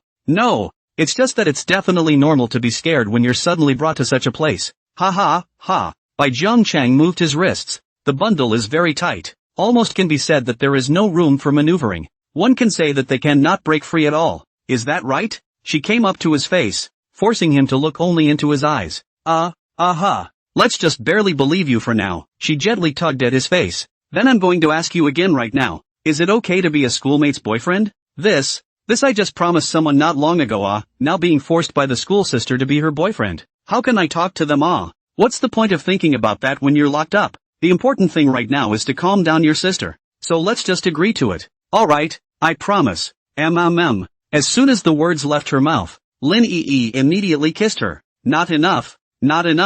This little cellular contact was far from enough. Lin Yi wasn't satisfied. She wanted more entanglement. Bai Jiangcheng's brain went blank. His teeth couldn't resist her onslaught at all, and he soon opened the gates wide and let her wander around inside. Lin Yi gasped. She was a little choked up from the kiss. Like Tenchi before, she had wanted to do this for a long time. She licked her lips and looked at the red-faced Bai Jiangcheng, but her heart was not very satisfied, because she always felt that something was wrong. There was an indescribable feeling. So strange. Hokage, you are. Can't you see how much I love you? I don't think she's ever kissed you. You don't have to think about whether I'm satisfied or not on that one. Honestly, Had to cut her mouth off if it had been kissed yet. No. There's no such thing as falling in love that fast. Oh, so you don't think you and I are in a relationship anymore? She clamped down on his chin. No.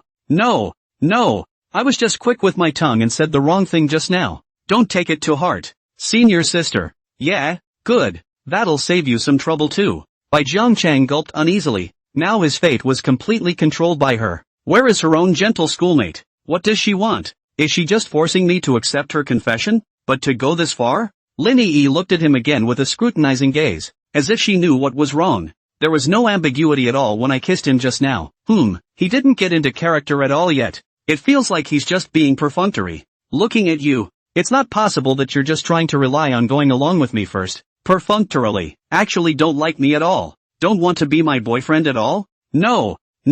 His own thoughts being seen through. Bai Jiangchang was a bit flustered. Can't I see through these little thoughts you think you have? Never mind. Originally I didn't think I could directly transform you by these. Hawk. Sis. Can we talk about this? Am I not already talking to you? Dear schoolboy? It's just that I'm not quite sure what kind of over-the-top behavior you're going to do when you lose my control. She patted him on the face. Sister. I really didn't mean to perfume you. Really? Well, I believe so too. It's just that. Well, there's still a little way to prove it. Then, she took out a cell phone. Bai Jiangchang looked at it, and it looked somewhat familiar. It's your own. The password I remember is 050416, right? Bai Jiangchang was a bit shocked that she was completely right. Yes, but, senior sister, how did you know? Is it hard to guess? Little fool, when it's your birthday that's used as the password? But even if I didn't know it, it wouldn't be hard for me to pry your mouth open, would it?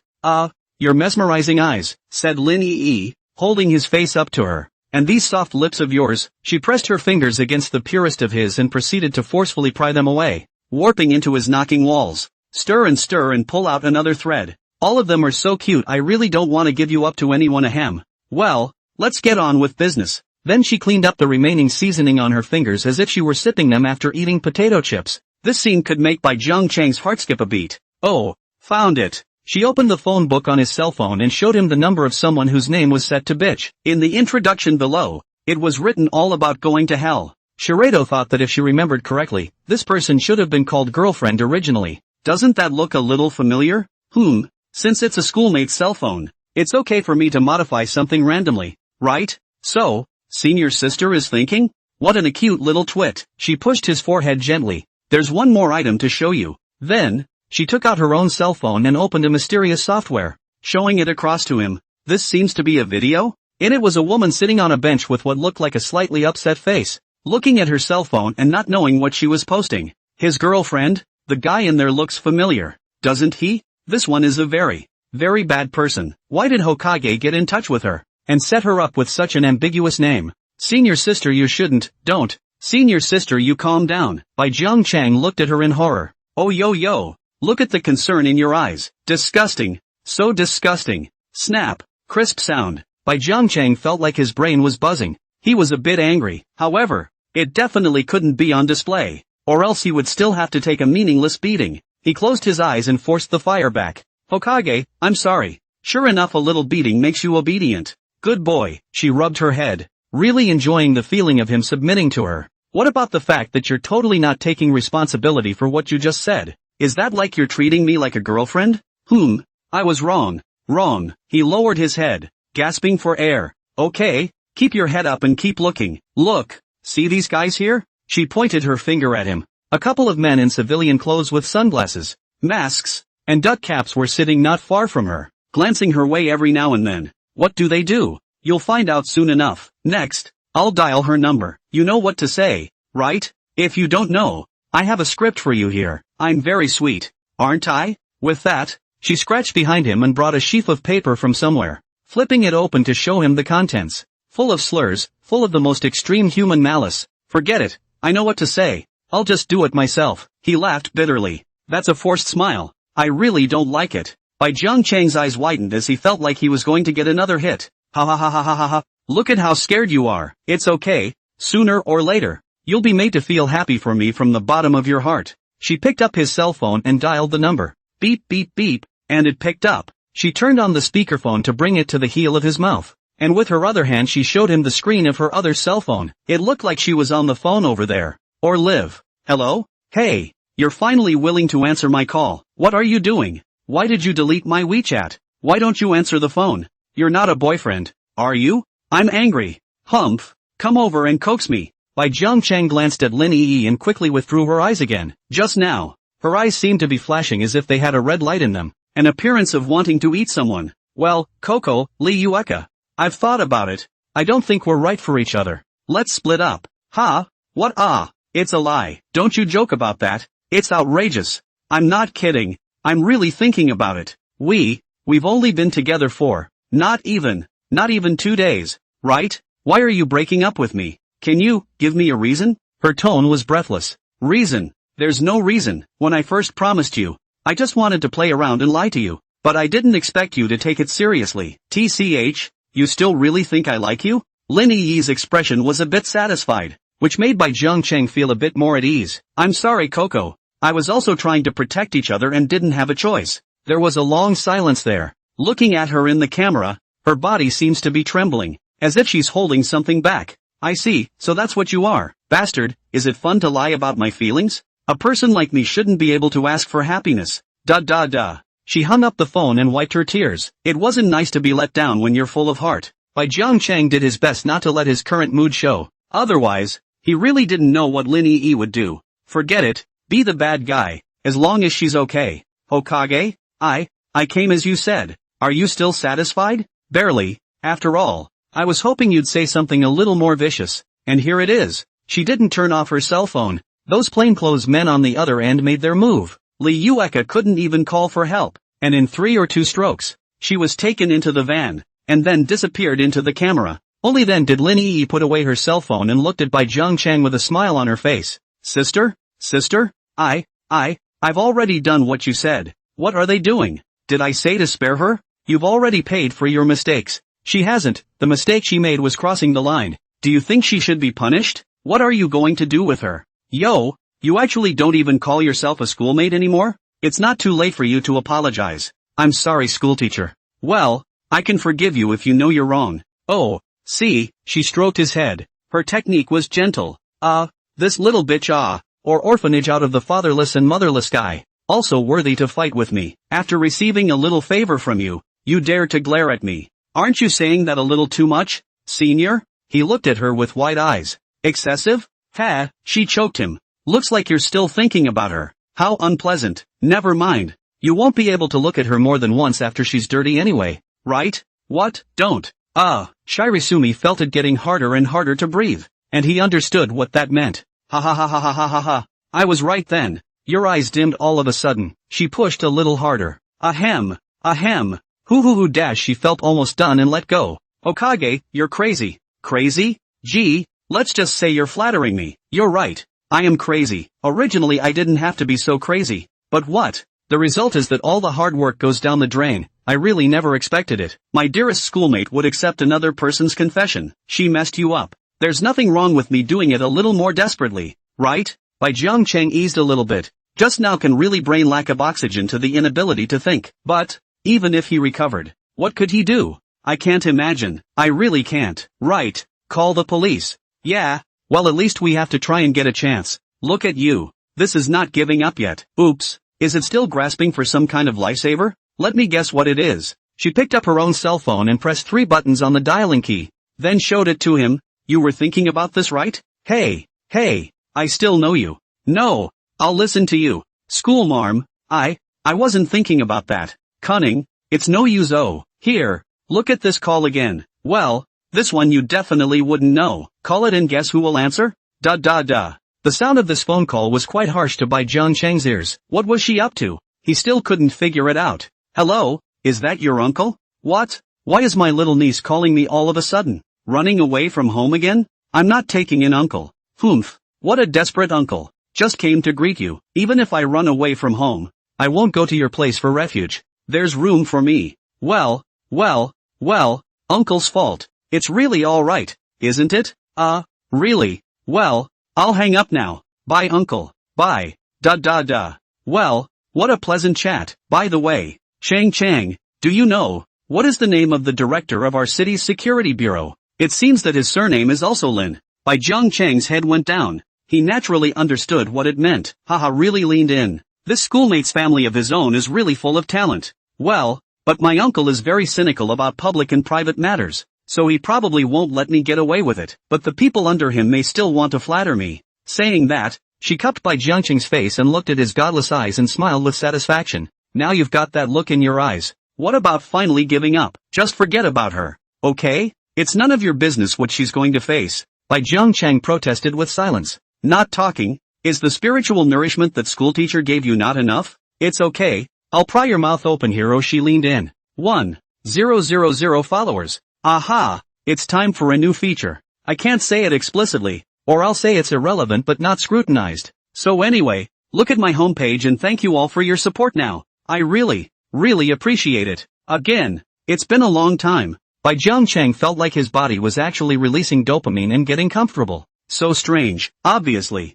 in front of me was a pervert who had slapped himself several times and forced himself to break up, committing crimes against others in the name of love. Why? Why did it get comfortable? Why it's a reverse NTR. The plot is pretty much the same, only the gender is reversed. For her part, Yui Lin was enjoying the sensation, though not quite to the point where you'd be able to fill the air with dopamine. But this feeling of him not being able to resist and submitting to himself is not bad at all. It's kind of an experience. After that, I'll experience the next one when I feel better. It gave her a great deal of control and possessiveness. Phew, you really make me horny. She came to a little intermission, catching a few breaths. Aha! Then, Lin Yi pressed his head again, ingesting his affection so that he could only think of me forever and ever. It's a worse form of suffocation than strangulation. The former will feel painful and powerless, while the latter will call you to lust and eventually drown in this ocean called love. Okay, let's stop here for now, she added to her lips, her pupils having turned into heart shapes. Looking at Bai Jiangqing's flushed face, she knew that he was enjoying himself as well. She laughed as she pinched his face, completely ignoring the reality that he had been played out. You are now tainted with my scent and marked as my possession. Oh, Bai Jiangqing chose to turn into an unconscious doll and let her trash it. Speaking of which, just now my uncle thought I'd run away from home. Ha! The last time I got into a fight with my parents and ran away in a huff. I just stayed at your place for a couple days. Is there such a thing as snubbing your girlfriend like that? I'm going to have to consider a bit of other tactics if you're not going to join me in conversation. Then she slapped his face as a warning. Want to use this as a silent protest against me? Oops. Schoolboy has a little temper now. Now you won't open your mouth even if I use any violent means? Good then. Schoolteacher, I have plenty of tricks up my sleeve. Since I want to keep controlling your destiny, let's let you control others' destinies as well. She smiled. Well, judging by the time they should still be on their way, there's still room for things to be salvaged. Oh, I'll do anything. Ahem. Sister, please, don't do this. I'm not trying to plead for her. I just don't want to make things too embarrassing. Ha ha ha ha ha ha. Look at you like this. Are you going to give me your own dignity and all your body and mind? But why am I not happy at all? Strange. Sister, honey, I mean it. Hey, what did you just call me? Honey, say a few more words about liking me best, and I won't be able to say I'm happy. Favorite, favorite, favorite, favorite, favorite. Well, hey honey, I love you too. Mua. She nudged him in the face. Good, that's what that bitch is worth. Ha ha ha ha ha. It's just a shame to dirty her then. What do you mean by that? School teacher? Aha, I was just going to send her somewhere else so she couldn't see you. Didn't really want to just dirty her up. After all, I guess this would happen then. If I did that, you'd be in trouble if you hated me in your heart for the rest of your life. I'll give her room and board, even a better school and a job. But all of this depends on your performance. If she performs well, she'll have a good life. And if she doesn't, she made a neck-wiping gesture. Why, yes, sister, I'll do as I'm told and behave myself. That's the greater value in her. Ha ha ha ha ha ha. Of course, I'll give you a way to verify her situation. I won't break my promise when I promise something. Senior sister, it's just that the frequency with which you're told to verify will slowly decrease. Day by day, week by week, month by month, year by year, and eventually never again. You'll slowly get over her and start a new life with me. And she'll get over you and then start a new life with my financial support as well. It's good for us to each other, isn't it? Her hand gently brushed his face. Affection and gentleness conveyed to him from her fingertips, and it seemed like that gentle schoolteacher was back, right? Yes. So, schoolmate, you don't want me to do anything too drastic, do you? Then you have to listen well to what schoolmate says. Oh, her words were so imploring, or perhaps threatening? Well, it will be. This was indeed the best result that could be achieved at the moment. This schoolmate of his own, she really would push people to the brink. Then raise your head and let me see your eyes. Lin Yi looked at Bai Jiangcheng's eyes with a bit of wilting and awe and nodded with satisfaction. That's submission. Well, what belongs to me will always belong only to me, and no one can take it away. Good. Let's pick up where we left off. Oh yes, running away from home is also a good memory. You can talk with me. Yes. I'm also really thankful that you took me in after what happened before. Alas, I really want to eat another bowl of that bowl of ramen you made for me back then. It's just a pity that there aren't any cooking utensils prepared here, and I won't be able to get you out of here for a while. How long ago was it? You don't need to thank me again, senior sister. Just talking to you a little bit about the past. Little twerp. Memory killers, get it? She popped him on the forehead. I remember when I was looking at the scenery on the bridge to relieve my mood. I didn't realize that you suddenly hugged me from behind, pressed me to the ground and said calm down. Oops. It's a little romantic. Were you under the impression that I was going to jump into the river? No. How could I have met you if I had jumped? If you were just normally picking at the railing and looking at the view, I guess I would have just walked by silently. But you were sitting on the railing then. How dangerous. I'm bold, right? Well, even though you misunderstood me, but we were both strangers at the time. But you were willing to lend a hand. You're really a good person. Then she turned the tables. But again, that's exactly what annoys me. You're too casual and nice to anyone, and I don't want to give up your niceness to anyone. She cupped his face and scrutinized it. Yes, he's mine and can't be given up to anyone. Bai Jiangcheng couldn't think of a good way to reply and let her have her way. But now it's okay. You'll just have to be nice to me from now on. Oh, a red glint flashed in her eyes, and the smile on her face grew more perverted by the second. If you're happy, schoolteacher, that's good. Of course I'm happy. After you rescued me, you babbled on and filled me with a big bowl of chicken soup for the soul. Can you still remember? Don't. Let's not talk about this matter. Bai Jiangcheng lowered his head rather awkwardly and snapped his toes. Those chicken soup for the soul words were really a bit awkward. Hey, shy. She lifted his head back up again so he could continue to look at her. And after that, you took me in and stayed for a few days. That time together was wonderful. In the future, I'll be able to live with you in every day and relive that feeling again. At that time, I came out of the shower, and you almost saw the forbidden place, even though you didn't really see it. You should take responsibility for it, you know? Yes. Bai Jiangcheng obliged. So good. Lin Yi couldn't hold down her credibility and forcefully hugged Bai Jiangcheng. Then, data deletion, frantically filled this feeling of emptiness in herself. Bai Jiangcheng felt his face and neck were silky, with deep teeth marks in some places, and that soft squeezing feeling. Who comfort love you so much? Hokage. Now this is in this atmosphere. Shouldn't you change your tune? Chang? She glared disgruntledly at Bai Jiangcheng. Yes, dear. I'm in O. She rubbed her face frantically against his again. I say let's move on and talk back to what we were talking about. Oh, she smiled fondly. You've done more than that, school brother. After that, you even helped me talk to my parents and mediate our family relationship. If it wasn't for you, I guess the misunderstanding between my parents and I wouldn't have been solved in this lifetime, right? And it is due to the improvement of my family relations that I am able to be here, to create a love nest for us to be with each other with a share of your credit too. Actually, it's more of a misunderstanding in itself. I'm just untangling this rope. You're not allowed to degrade yourself like that. Her finger nudged at his lips. Anyway, Hokage, I've always been grateful to you. So, you can only be mine no matter what. And I'll give you happiness. Yes. Whether your mind and body think alike or not, rest assured that sooner or later I will get my hands on the other. Your heart, as well. Her eyes were filled with madness, insanity, and her most extreme expression of love. It made Bai Jiangcheng so chilled that he gulped, probably with a bit of her liquid mixed in. Are you afraid? Well, good. If you're afraid of me, you won't dare to disobey me. So, how long are you going to keep me tied up like this? Schoolteacher? He asked tentatively. Between your performance, you'll be unlocked in a little while. However, there's a little bit of other restrictions to be added. Lin Yi clapped her hands, and one of the men in black over there turned around and walked over. Only when he got a little closer did Bai Jiangcheng see what he was holding in his hand. A two-handed distance limiter, and an iron distance limiter. At least not until I fully picked you out well enough that your whole body and mind can only think of me. It's sort of, well, captivity. I have everything a normal house has. There's a toilet and a bath, a bed and a closet, a TV and a coffee table and a sofa.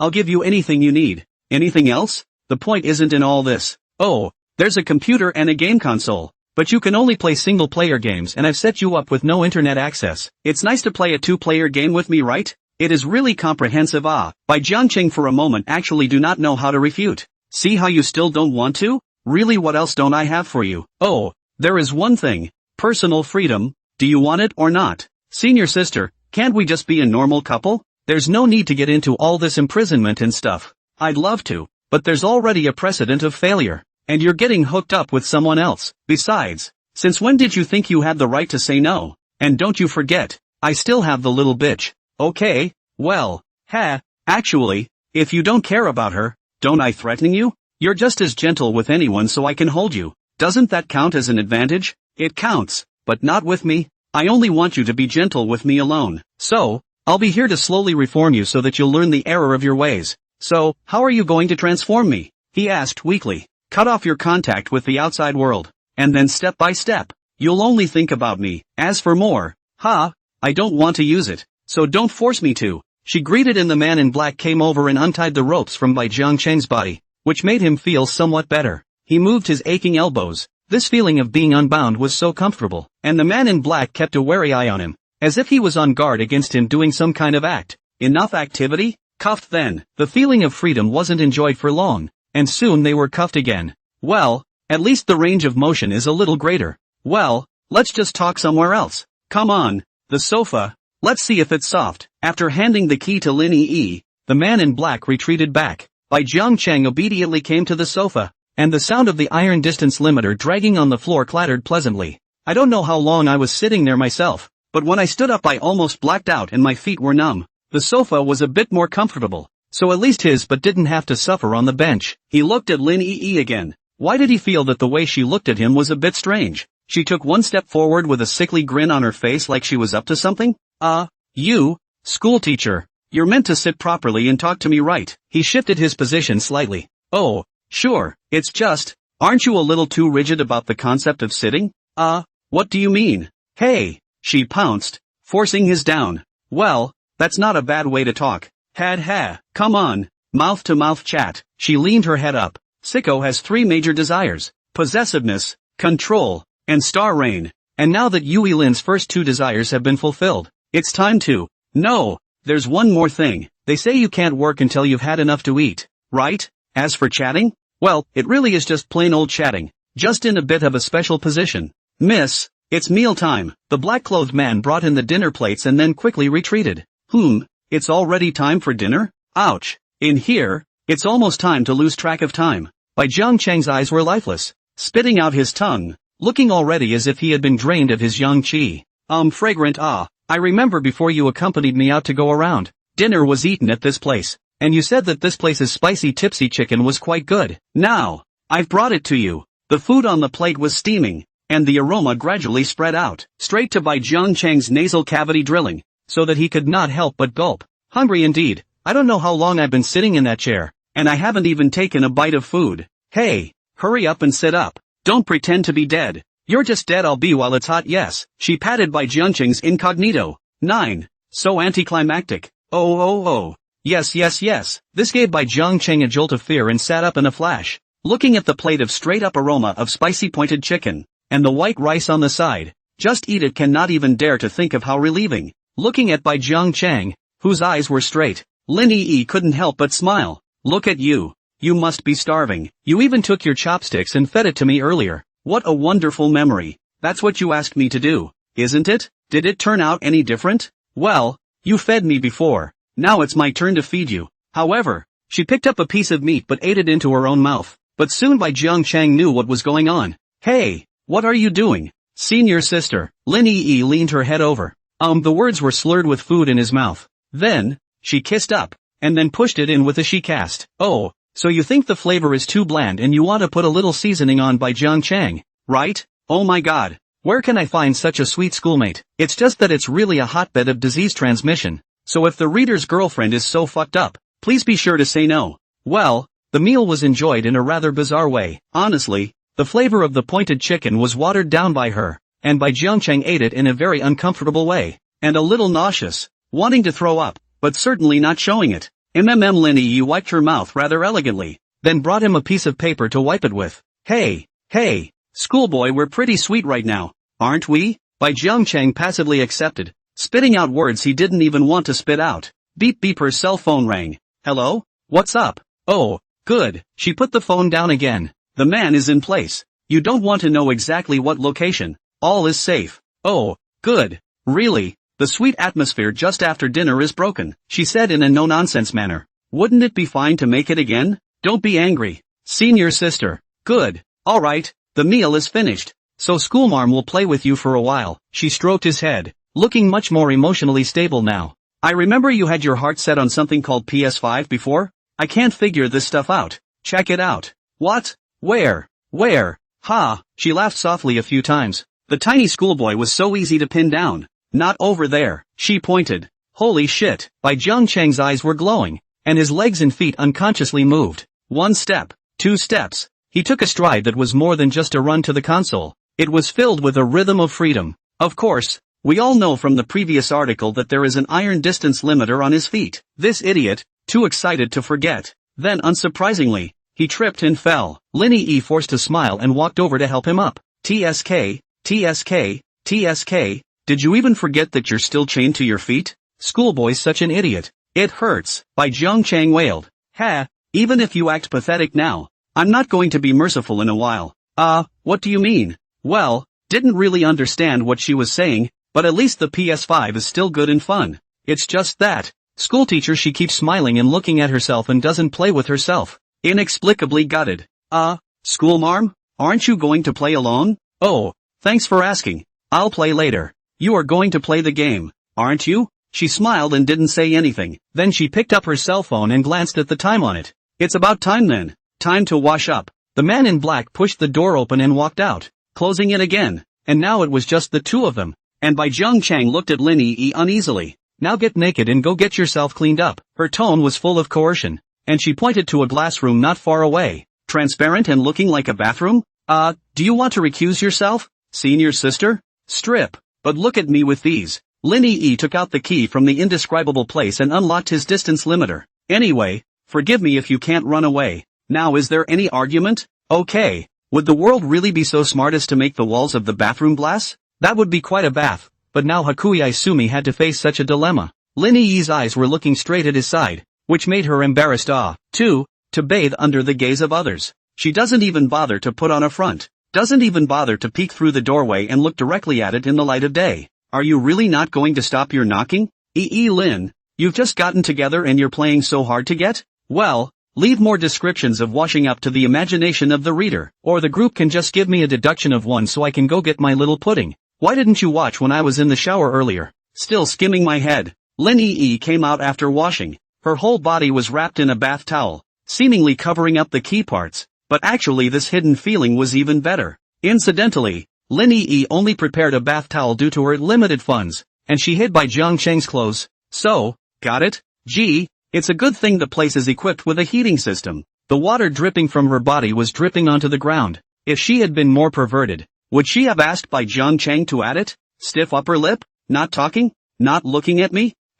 Let's see how tough you are in bed later. As for the bed? Well, it's certainly not your average bed. There's a distance limiter on all 4 corners, and a visual deprivation device. What's going to happen later is simply, enough is enough. This chapter is too bold. Let's just get back to the main thread. What are you looking at? Hey Shu, let me see. Katsong Xinyue saw that she was also released in heat.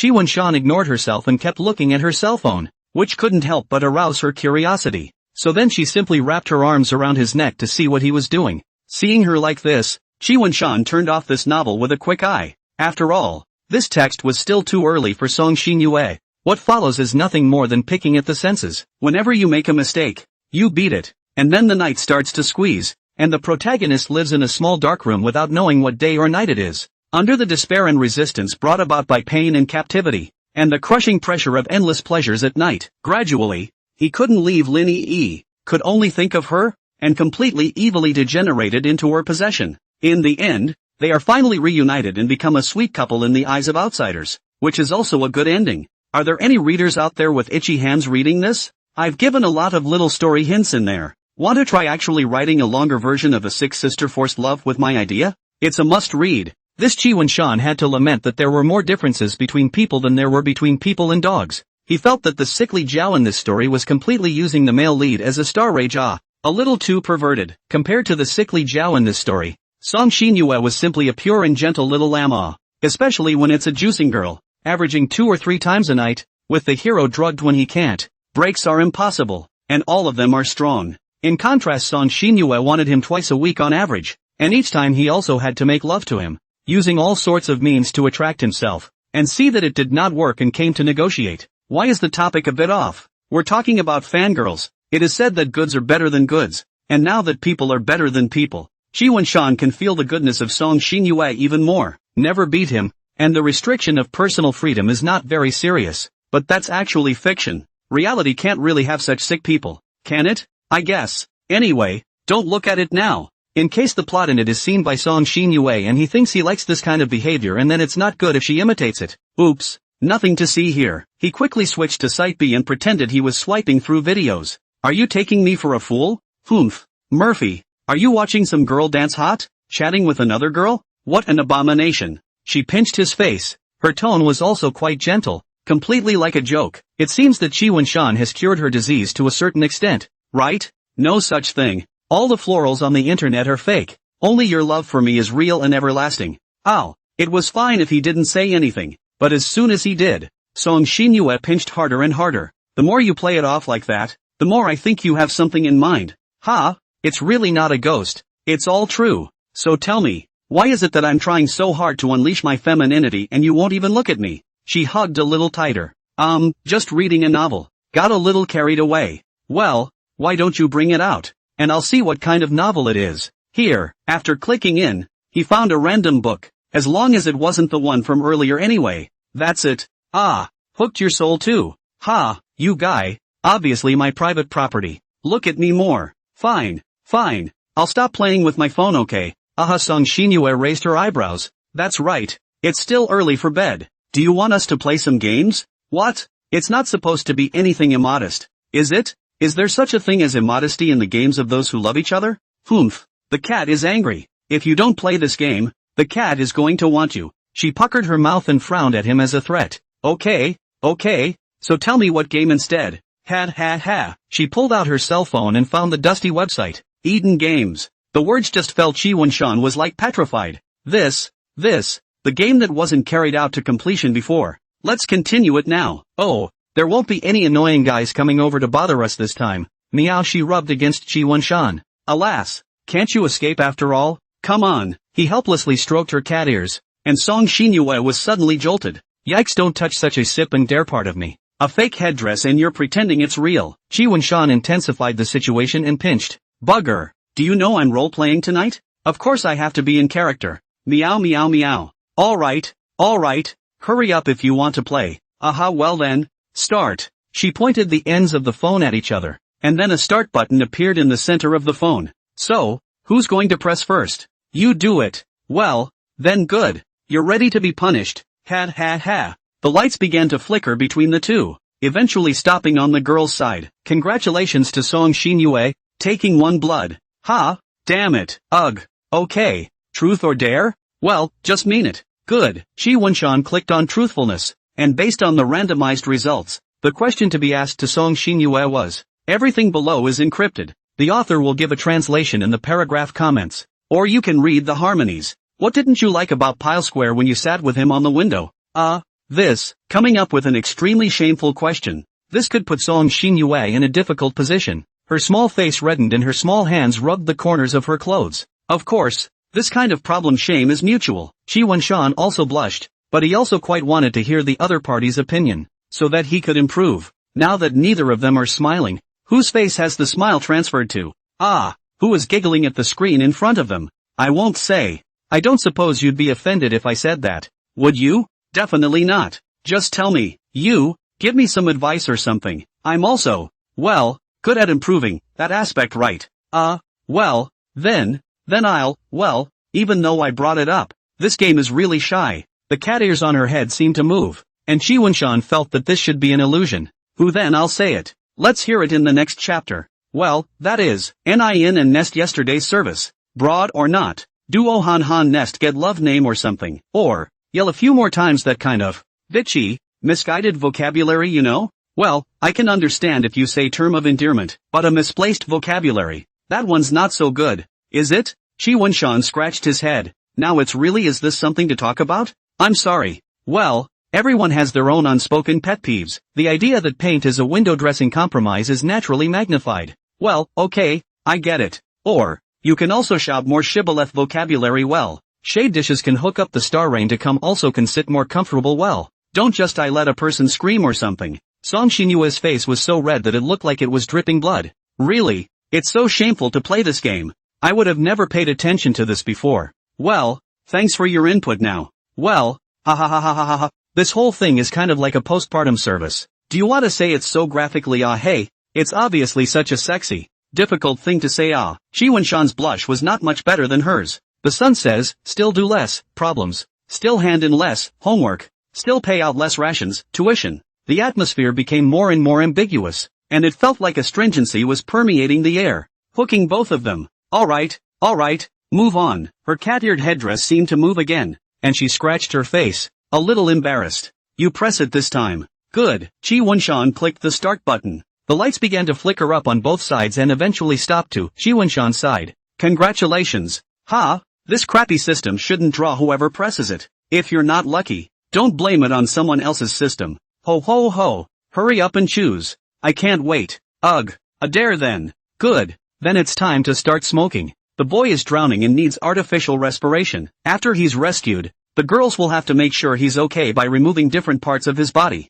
Chi Wunshan fell silent. Or else. Don't. I see this is quite good yet. He. Song Xinyue took out Anya's same smile to look at Chi Wunshan, looking like she wasn't going to do anything good. Her cat ear headdress was still moving around, so it seemed that she was in a state of excitement right now. After all, let's not forget that she was a cat in the middle of her period tonight.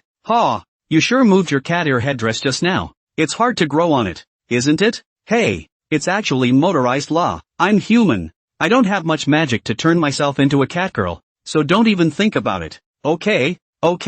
I think you were just trying to stall for time, weren't you? Come on, get down on the ground. I'm gonna start saving you. Ugh. Okay. He dutifully did as he was told. Close your eyes. He was still inexplicably a little nervous. He. Song Xinyue smiled and ducked down as she sat beside Chi Wunshan, looking at his slightly frowning this face. This is not artificial respiration. Hello? She is clearly taking the opportunity to kiss and then spit just. Not to mention, the air in her lungs actually smelled a little sweet, which was very enjoyable. What an anticlimax. After a few times in a row, Song Xinyue felt that it was almost time and wiped her mouth with her hand, followed by a wipe on his clothes. Well, he asked. Not yet. Still have to make sure your body is normal, so just lie still. Song Xinyue smiled badly, since it doesn't say where to touch either. Is it okay for me to fool around however I want? Well, that's definitely the case. Chi Wunshan felt that the place where he could break boulders was being delicately stroked. Her technique was gentle, slow and soft. The touch now slowly came back to her waist, then her stomach. Then, she scratched. Mouth melon. Not there. Chi Wunshan begged. Oops. I just scratched it. Lay back for me. Ouch. Chi Wunshan was helpless. Ha. Her cat ears twitched. Then she scratched Chi Wunshan's waist, tickling him with a giggle. Hurry up and beg me for mercy and I'll let you go. Ha. Where do you save drowning people like that? Ha. Humph. What do you care? You won't be spared until you beg for mercy. Yes. Spare me, please. Ha. That's fun. Song Xinyue nodded in satisfaction. Ouch. Convinced, Chi Wunshan sat up and rubbed his back. Song Xinyue spat out her tongue in respect. This is an opportunity given by others. Of course I'm going to make good use of it. Okay. Go ahead. It's your turn to press. Song Xinyue clicked, and the lights flickered again. And after some back and forth, they eventually stopped to Chi Wunshan's side, leaned in. Ha. It seems like the gods want me to pick on you properly. Two Bunsen, she laughed wildly. Always saying such shibboleths. I choose to mean it. Good. What's she sitting on in the book with? What the hell is this? Why is it full of these explosive questions? He realized what the name Eden Games meant. According to the Nerve, there is a history of Adam and Eve deciding to play this game in the Garden of Eden to determine who would eat the forbidden fruit first. Chi Wunshan covered his face in an attempt to hide his shyness and lowered his head again in embarrassment. You tell me instead. If you really like it, geez, there's really nothing I can do about it. I can't say I'll cooperate. Her cat ears were now inexplicably drooping down to airplane ears. Ho, that's a weirdly advanced little toy. No, mostly, I, too, never thought about such things. What does that make me say, right? Yeah, how come I don't believe it? She came up and poked him in the face. Really, I haven't even read Ben's, and I don't even know what subject matter he's talking about. Lying, every man says that. Humph. Hand over your cell phone and I'll see if you don't know by looking at your browsing history and favorite sites. What? This can't be. Did you ask me to come up and rob you? Better hand it over obediently. I'm your cat master. Cat Song Shin Yue ordered. Okay, here. Eventually he handed over his cell phone. Hoo, that's more like it. She picked it up, then opened her browser. Just let me take a look at your XP. Said Song Shin Yue, looking around and never seeing anything wrong. Chi Wunshan smiled rather smugly. He himself used all the unmarked browsing. What could she find? Song Shin Yue paddled again unwillingly, looking around and indeed not finding anything strange. Not really yet. See, I didn't lie to you. I'm still a little unconvinced. I've got you glued to me every day. What's the point of messing with this stuff, right? She heads off and pinches the fake ear again, not to mention the furry feel. Ow, don't pinch my cat ears. Song Shin Yue pretended to wail. How can your headdress be real? How did you know I'd pinch you? The heart is in the right place. Well, you haven't answered the question from earlier. I don't really know how to answer that. He scratched his face. Okay, data deleted. TCH, pervert. She looked at him with a look like he was garbage, and the look was so right. Hey, don't look at me like that. You don't have a bored look on your face at all yet. Now it's even more perverted. Big pervert, showing the fox's tail inside. Okay, move on, he urged. It's your turn to press. Oh, Chi Wunshan nodded. The lights flickered up and then stopped at Song Shin Yue's side. The wind and water turned off. That's, well, I'll take the dare. Dare? Okay, I'll start smoking. See here for paragraph comments. Han Fei said this in an offhand way, that internal and external correspond to each other, and that words and deeds are in proportion to each other. This seems to have answered my doubts. Understanding clearly what kind of existence studying well really is the key to solving all problems. However, even so, the emergence of learning well still represents a certain significance. What is it about learning well that makes it happen? Forget it. If we keep playing like this, we won't pass the trial, right? Then it's also better to get this challenge done first. All pumped up. After all, she looked at Chi Wunshan, and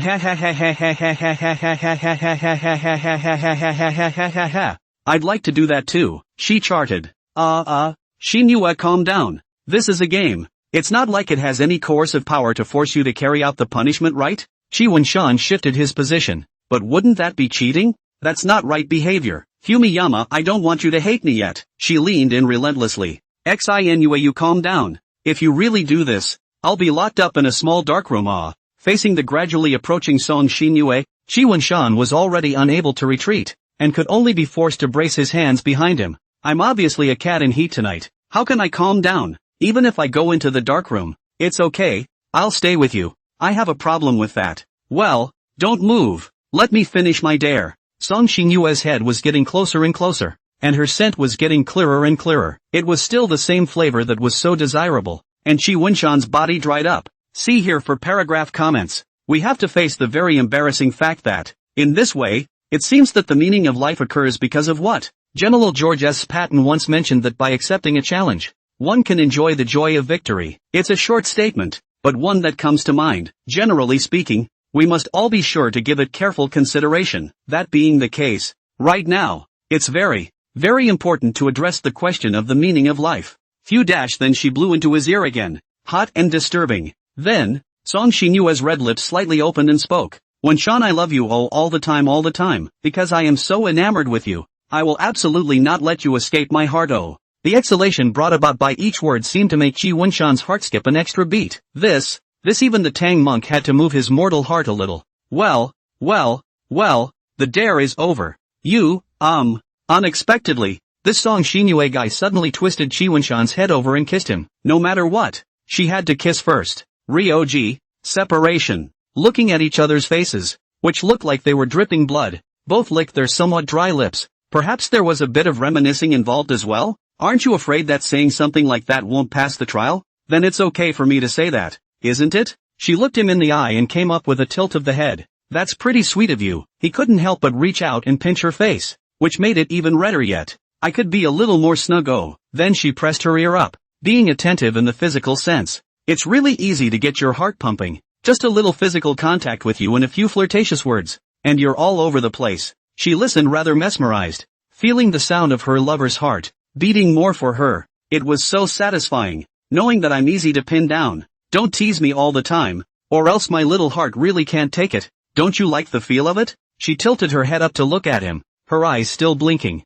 That's not true. He stroked her head, the cat ears on his headdress still crouching low, which was fitting. Then it's not over? She's rubbing up again. It's really itchy. Well, move on. Smoke a couple more rounds and then wash up and go to bed. You just can't wait to get in the window with me. Ha? Ugh. What a rush. You have to say everything when you speak. Chi Wen-shan slapped his forehead. Helpless. Had ha. She gave a few bad jokes. The lights flashed up again, flashing on both sides. Then, it stopped on the side of Chi Wen-shan. Congratulations. Dare. Truth is just touching on too many secret things. It's better to take a dare. See paragraph comments here. Trying to figure out what kind of existence it is that time is always passing, with such difficult choices. I have thought about it and have had trouble sleeping and eating. In life, if time always passes and appears, we have to consider the fact that it appears. Generally speaking, what is the point of the question? What is the point of the question? Time is always passing. What happens when it happens? And what happens when it doesn't? Generally speaking,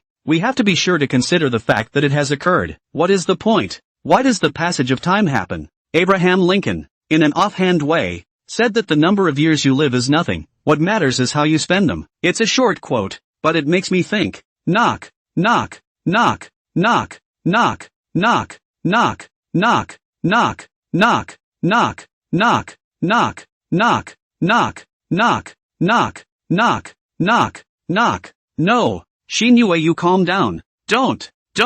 It's cool when you're done releasing, so hurry up and walk away from the door, or I'll be even more embarrassed. Ugh. Chi Wen-shan knew it was useless to persuade her to go on. She would definitely be bent on going on, really leaning on. Finally, I was able to get this bit in the blurb. He sat back on the sofa, sighed. Truly do not know what to do well. This song Shinue really she play really It can't be. He gulped, still slightly nervous inside, and rubbed his hands together. It must be the cold. He glanced over to the bathroom again. What was she doing in there? No way. She's not really doing that, is she? As time passed by, Chi Wen-shan's heart beat faster. He now had no doubt that Song Shinue was up to something in there, but he still had a little bit of obsession. What if it wasn't? Right? Song Shinue is just going to the toilet inside. Don't think too much. Click. The door lock opened. Song Shinue faced toward the macro walked out. The water in the water cup had some muddy colors. How come there were still water stains on the photo?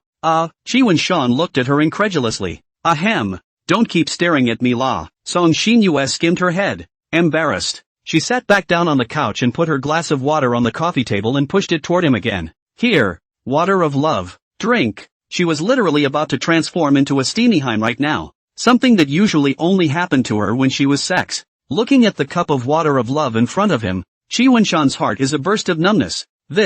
How can this be good? Forget it. Isn't it just a glass of water? It's all the same in terms of the microscopic nature of the substance, but with a little extra dihydrogen monoxide. I'll drink it. Readers, please note that dihydrogen monoxide is a highly toxic substance, and no human has ever lived past the age of 150 after consuming it. Bunsan, this is the water of love. Oh, I worked so hard to prepare it. You can't, You're really drinking it? Chi Wen-shan picked up the cup and gulped. Sweet drinking water gushed into his dry mouth, cooling and quenching his thirst just enough to soothe his parched heart. At the same time, if you taste it carefully, you can also taste a little salty flavor, which is brought by the sodium chloride in the water. I'm guessing the flavor because I haven't tasted it, so anyone who knows can correct me here. You. Song Shinue also looked at Chi Wen-shan with unbelievable eyes, but it was really a good match. Chi Wen-shan drank a large portion of it and couldn't keep it down. It's good. Geez, just drink it and don't rate me. Hey. It's humiliating. She looked a little annoyed, but his loving pupils showed her actual mood. Hey, it must not be simply because of a dare punishment that you're willing to do this. It must be because you love me. Chi Wen-shan frowned and looked as if he was still reminiscing about what he had just tasted. Not just a drink of water. Look at you like this. Okay, go ahead and smoke it, and forget this memory from earlier. Well, hey, Song Shinue smiled. As for the final result of this game, Chi Wen-shan consumed 2 bottles of NutriQuick. Ahem. There's no other implication. There was actually a consequence though. This little site was blocked after the two of them were done playing, so there is no more this site. And the reader in front of the screen can die. There was a bit more anticlimactic stuff. But let's just forget about writing it and turn the page. Haha, turn the page. Well, shibboleths are a thing of the past, and the time has come for New Year's Day. Eve. Hey, where are the president and the others? Song Xinyue was a bit puzzled. Now is the club activity time. 2 people because of something delayed some time. So come a little late. Do not want to open the door, a person is not. They were the only 2 people in the activity room now. It also seemed a little empty and cold now. No? Strange. Shi Wenshan wasn't sure either. But he also smelled some gunpowder in the air. Forget it. Maybe the president and the others are a bit of a thing. Song Xinyue spread her hands. Alright, come over and sit down to play with me. Oh, he went over and sat down. Right, Wenshan. Vacation is tomorrow. Any plans or anything? The 2 chatted as they descended. There, have a good liver game at home, do your homework, and finish that novel you bought earlier. Ah, of course, the most important thing is to accompany you. Is it that monotonous? Don't you ever think about going out and having fun or anything? Just tell me straight where you're going. A few people. I don't know where to go. Just the 2 of us. On our honeymoon. Just 3 days off and you're on your honeymoon. Geez, it's just a concept. Why get so serious? Forget it. I just want to stay home with you. I don't want to move. Wouldn't a honeymoon at home be nice? Humph. I think you just don't want to go with me. Can't convince you. Ha, lol. Okay, make out I'm sincere. He stood up and leaned forward to bar his face, and stole a chess piece from her in the process. Humph. Just by kissing a mouthful of face. Ha, forget it. Fine, fine. If you don't want to go, then don't go. Song Xinyue crossed her arms. It's you, Xinyue, who's the most reasonable. But, if I make a concession, you'll have to spend even more time with me in order to do so, and you'll have to think of ways to cheer me up every day, or else I'll have your ass. She pinched his face as a threat. Xinyue, you're good looking enough already. You need to give me more to look at. Ha, playing smart. As a punishment, she pinched again, then grinned. Alright, come on. After that, for the entire game,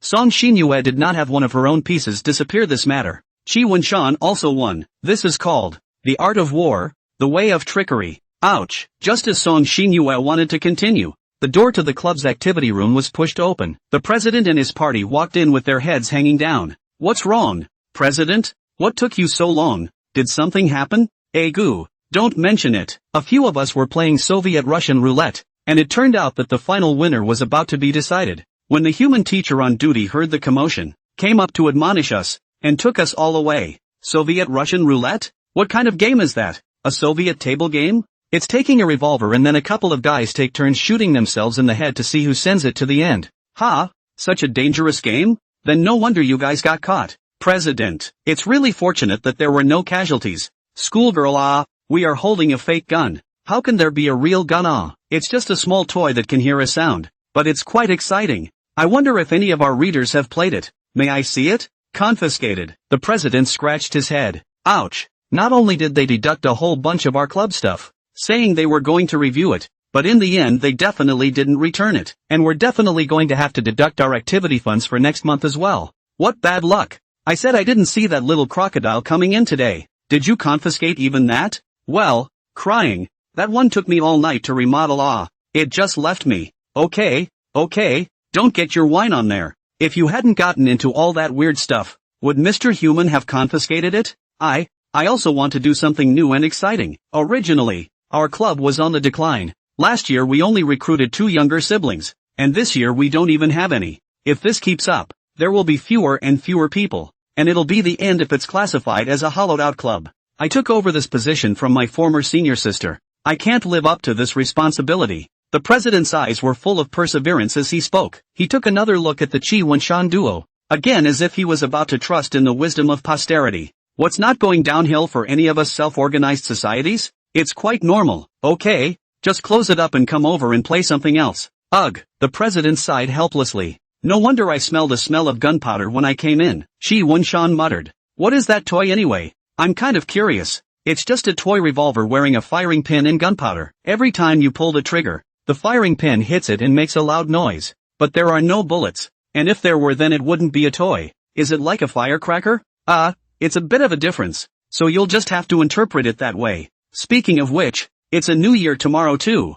So why don't we get some fireworks or something on our way back tonight? Okay, so buy it. Well, come on, then play. Heck, I'll beat you this time for sure. The night was also gradually thickening, and the club activity time was over. Shi Wenshan tied her scarf, then held her hand and strolled down the street. But it says to buy fireworks. Do you know where they are sold? Goo, I don't know yet. That's a bit of a problem then. Oh, I do think of someone who would have. Who? Didn't I report back to you earlier about his New Year's Day fireworks plan that Kokawa and I talked about? After Song Xinyue had unveiled the license to Qi Wenshan, she reluctantly allowed face-to-face contact between Qi Wenshan and Zhao Zhouchuan, but the chats all had to be reported back to her. P.S. Zhao Zhouchuan didn't know about this. Don't. His fireworks must be ugly as hell. I'm not going to use his fireworks for a bit. Obviously the relationship has been eased. Right. And you have to draw such a clear line. Of course, he hasn't completely cut you off, so I still find him disgusting. Ugh. Looks like it's all my fault. I didn't actually mean to ask him for some fireworks. I meant to ask him where he got his fireworks. Don't. She puckered her mouth and looked at him in objection. Okay, well, why don't we go check out Nick Kato Plaza? Maybe there will be vendors selling fireworks there.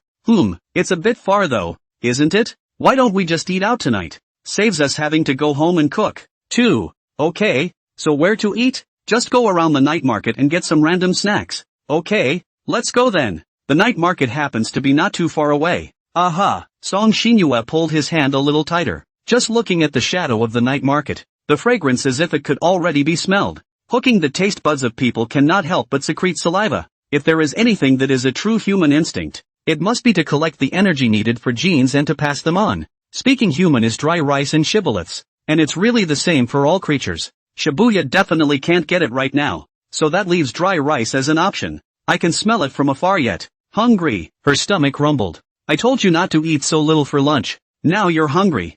I'm just trying to stay in shape so you can look my best all the time. That's quite a thank you. He couldn't help but reach out and pinch her face. Fleshy and not fat. Hey, what kind of a thank you is that? Okay, I'll feed you in a while, can it? Eat with an open belly. That's too indecent. Song Xinyue retaliated back unconvincingly. Anyway, Xinyue, you can't get fat. You look good when you get fat. This is what you said. I believe it anyway. Playing smart, you can really a slip of a tongue. Go, really eat fat. I can every day pull you up at 6 a.m. to run to lose weight, so that you do not let me diet. Such are the dangers of walking the streets of China at night, and it's easy to find yourself with a few extra chunks of meat by the time you get home. In some countries, going out at night is worth a couple of pieces of meat. The closer we got, the stronger the aroma became. Coupled with the cold winter air, a stream of white air rose up and then dissipated without a trace. Just walked in for a while, the two hands on a few skewers of kebabs, and then turned around and finally bought a copy of the Flour Armor fried noodles to eat. The stomach is also considered to be filled. Hey, look, there's a New Year's Eve countdown over at the plaza tonight. Why don't we go check it out? Countdown to New Year's Eve? That'll have to wait until 12 o'clock. Well, isn't that a load of crap? Forget it, not interested. Standing outside in the cold for a couple hours just to wait for that big chronograph to go to zero? What's there to see? The atmosphere to be the atmosphere. Always so insensitive. New Year's Eve represents our remembrance of this year. What a good symbol. So stay home with you across? I really don't want to be out in this cold. Slacker. Ugh. Okay, who let me spoil you so much? Still have to make a trip to the plaza too though. I actually feel like if there's an event I should be able to buy fireworks. Okay, hold my hand tight. Oh. Aha, he took hold and warmed it. Well, just enough to warm his own hand. Your hands are so cold, complained Song Xinyue, but her hands gripped tighter. It's too cold. Then it can't be helped. And it's out of God's hands. Let me warm you up a bit then. She smiled at him. I wish you all will also have their own hand warmers. Oh, the author does not need for the time being. Summer hands are not cold. Winter has a cotton jacket. After that, it was also a slow walk to the square. Although it was cold, there were still quite a lot of people on the street. I guess it was also because of the New Year's Eve. By Ubiu Song Xinyue aimed the firework bazooka at Qi Wenshan, her mouth perking up as she said, how old is still by Ubiu? This thing should be used with bang bang bang for such a large caliber. The two men had a fireworks bazooka in one hand, a Chinese man portable tactical anti-aircraft weapon, only with a relatively short effective range, because I'm just as childish as you are. Bang bang! You've been hit by me. 2 points deducted from your blood. Qi Wenshan carried the fireworks over his shoulder as if he was actually holding a bazooka. Yeah, sneak attack me. Song Shinyue pulled out a grenade, drop cannon, and went to the ground again making a popping sound. You've been blown up. 3 points off your blood. Ah. Send it. I admit defeat. Since you lost the battle, you'll have to be given the punishment for losing the battle when you get back. Oh. What the hell? I didn't promise any of this. I don't care. Ha. Don't make me use violence. Then she clenched her fists and gave him a light blow to the chest, but it failed to penetrate the enemy armor. Okay. Stop it. Let's hurry back after the fireworks. It's getting late. I'm going to wait for New Year's Eve at home anyway, so I'll just stay out a little longer. Okay. This is even the defeat punishment. Ah. Hey, rascal. Go. Look at the river. Some people are setting off fireworks. Let's go over there and set them off too. Getting off the subject, ugh. Here it comes. The Bluebird River. A tributary of the Yangtze River. It crosses the city of Haicheng and runs to the East China Sea day and night. It is the mother river of Haicheng City. Now on both sides of the river, a lot of people are gathered, because fireworks are allowed on this side, and there are not a lot of high-rise buildings around, and the fireworks are better viewed, popping and banging. Wow. Song Shinyue watched in considerable awe as the fireworks exploded one by one in the sky. It was beautiful. Just want to watch them play it. Don't you want to play one yourself? This Gatling is a blast to play. Well, it's really time to put it away even after I bought it. Well, why don't you go ahead and put it away? I'd like to take a shot. Good. Shi Wunshan uncovered the lid and flicked the lighter on, then lit the fuse with a bared sound. Then Shi Wunshan hurriedly raised it up and aimed it at the sky. Have you started filming yet? Aha. On the other side of the room, Song Shinyue also set up her camera. Rocket launchers fired. Honestly speaking, Shi Wunshan actually had an urge to flatten the rocket launcher and have a rocket battle with the others. How cool would that be? Well, despite the urge, the brain was certainly able to control it. It was too dangerous after all. And then there was the happy mention of 15 days of detention. A total of 28. Gorgeous fireworks just exploded in midair, and then quickly dissipated. The air was filled with the smell of gunpowder. Song Shinyue also gave him a few exclamations every now and then, laughing and joking with him, and recording the whole thing again. And then it's just a matter of sending a friend. Well, not blocking Father Song. Not long after it was sent out, Song's father liked her and commented that it looked good, thumbs up. Think of not having their own daughter to accompany the New Year's father of Song's despondent expression, but also a little pathetic. It blame this surname Chi was abducted by your daughter.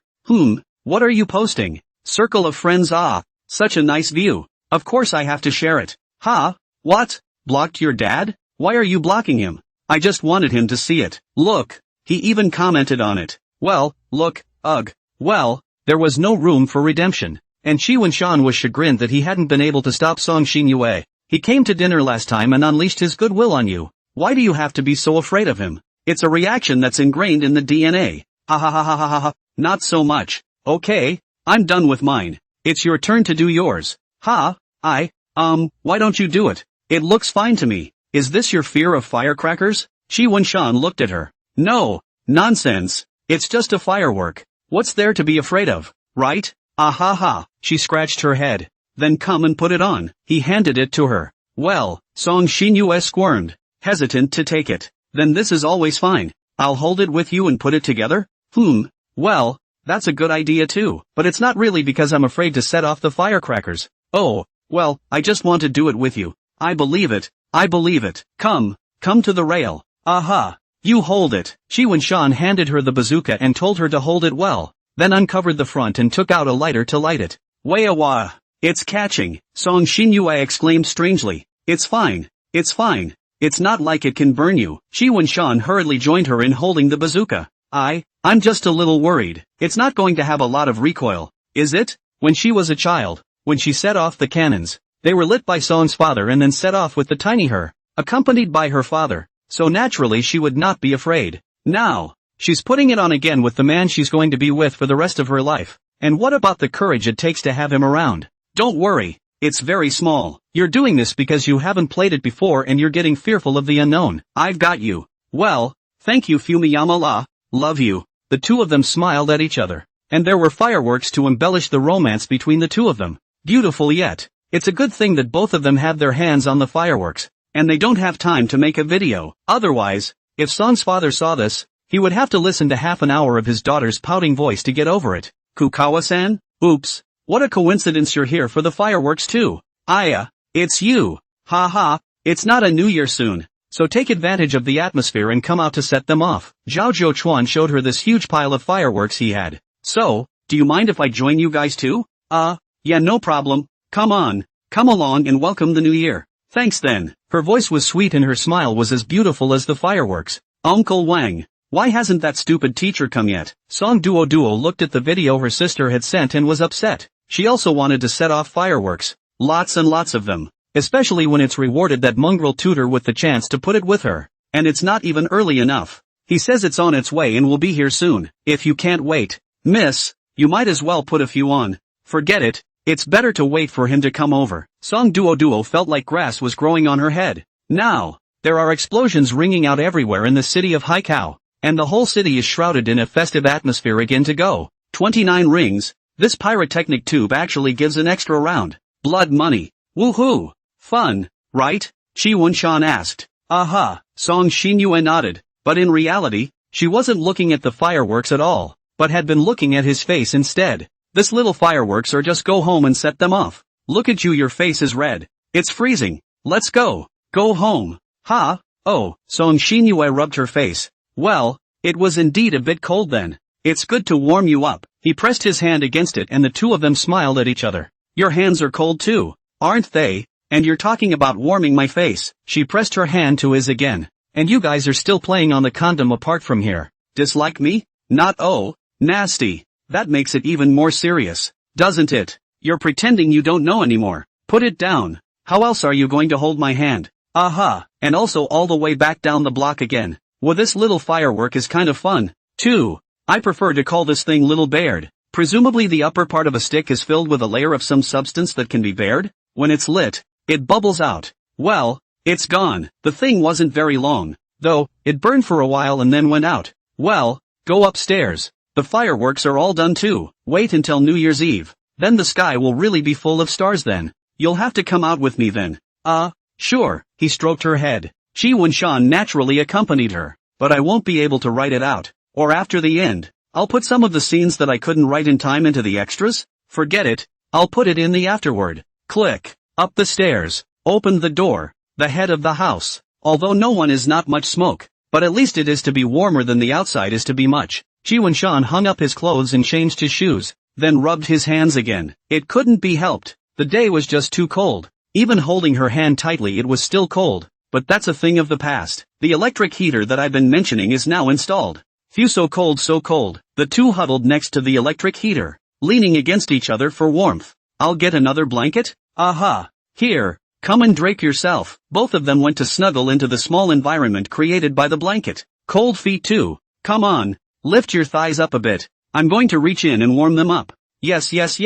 But don't blame me for bullying you. Oh, a kiss for your heating bill, said Dry. Dropping payment successful. And you're playing with me on it. Don't keep spoiling me like that. I already love you enough. But when you fuck with me like that, I love you even more. He moved his head against Qi Wunshan's shoulder, his hair tickling his face as it rubbed against it, along with the scent that he loved so much. Nonsense. Your love for me has an end? Right.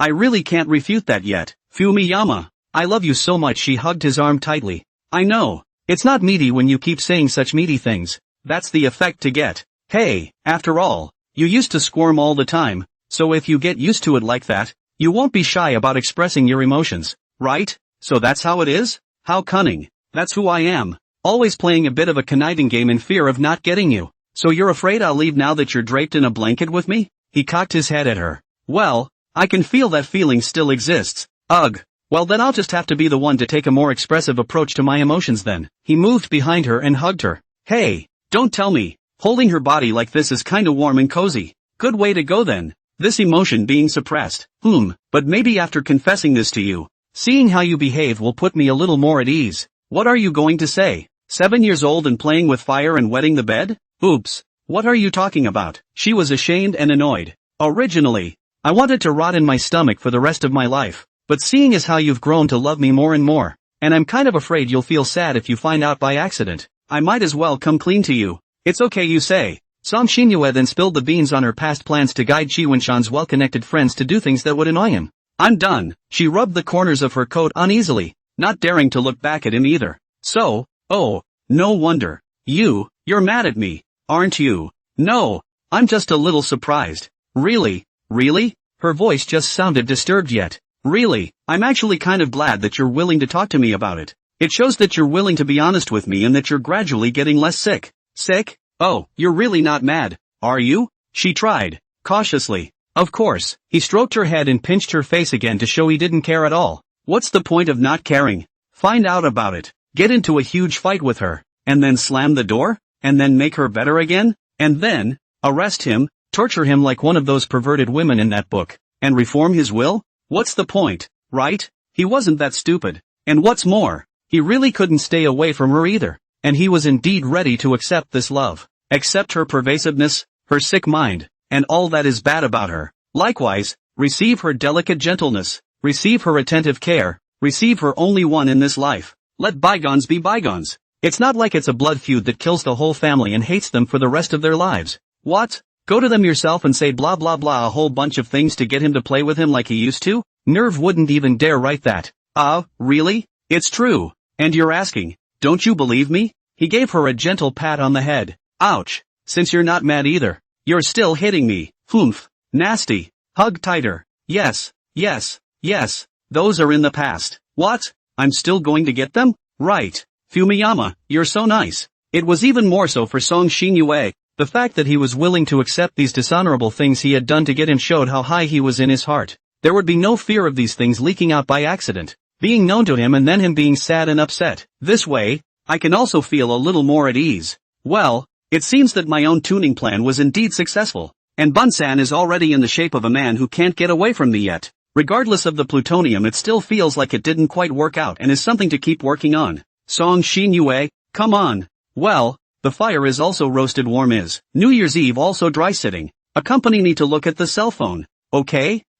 Good. Song Shinyue came back to reality. The corners of her mouth couldn't help but rise. It's 11:30. Song Shinyue yawned. Well, finally it's almost time to finish the New Year's Eve. Song Shinyue-do's eyelids were already half drooping. She was already a bit sleepy yet. If you don't want to, just take a nap, and I'll wake you up when it's almost 12 o'clock. Well, that's fine. I'll just take a little squint then, so you can be the alarm clock and cuddle pillow for this duty. Well, don't worry about you. Then, Song Shinyue pressed up to his chest. Chi Wenshan's eyes couldn't help but move away from the cell phone screen and look at her. That would be enough to say something. Watching her rise and fall together, and that silly little expression, it was as if she was really asleep. Since she's asleep, it's okay to slightly suck on her hair, right? It's not an addiction, is it? Chi Wenshan made a satisfied sound, which was different compared to when Song Shinyue was satisfied. Well, since she's not looking at my cell phone anymore, what about reading something she doesn't want to put up for her to see?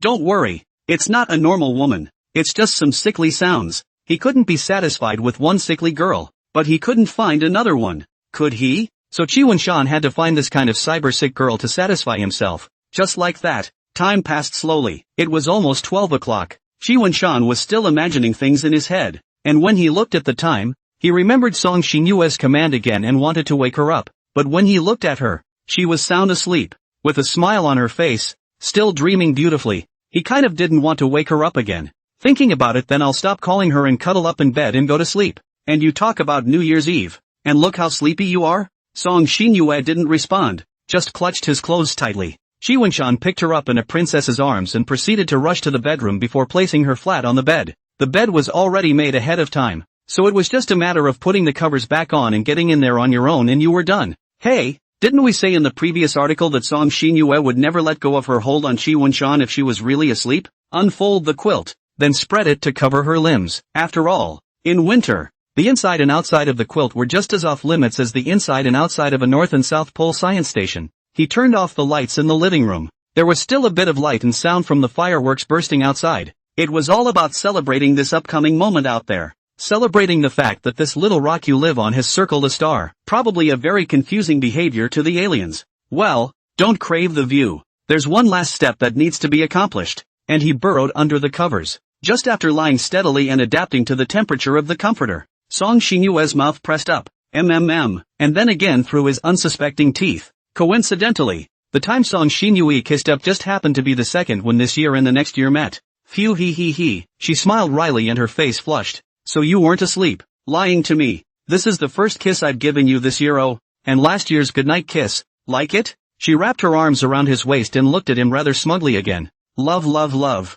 Well, go to sleep. You have to cuddle to fall asleep. She pouted. Aha, he did as he was told. I'm completing the crossover here too. Oh, Fumiyama. Please teach me more and love me more this year too. The fireworks outside are also more gorgeous yet. Another day passed after that. January 2nd. That morning, Chi-Wen-shan was home alone, which was a rarity. Well, this is also a reflection that Song Xinyue's control over him has loosened up a bit, no longer sticking around 24/7 for fear of him running away. Of course, there is a reason for what happened. Song's father is taking Song Xinyue to have her eyes looked at this morning, and to have her glasses refitted. So what? He managed to endow himself with a home alone time, too rare, although Song Xinyue gave him a grounding order. Right. But you said is not equal to I'll listen, because this opportunity was really valuable. He had to grab it to accomplish something. Definitely not cheating. And let's not even talk about who he's looking to steal from. With a sickly girl. Even if it's a soon-to-be-cured sickly girl, how dare you have the guts to do that?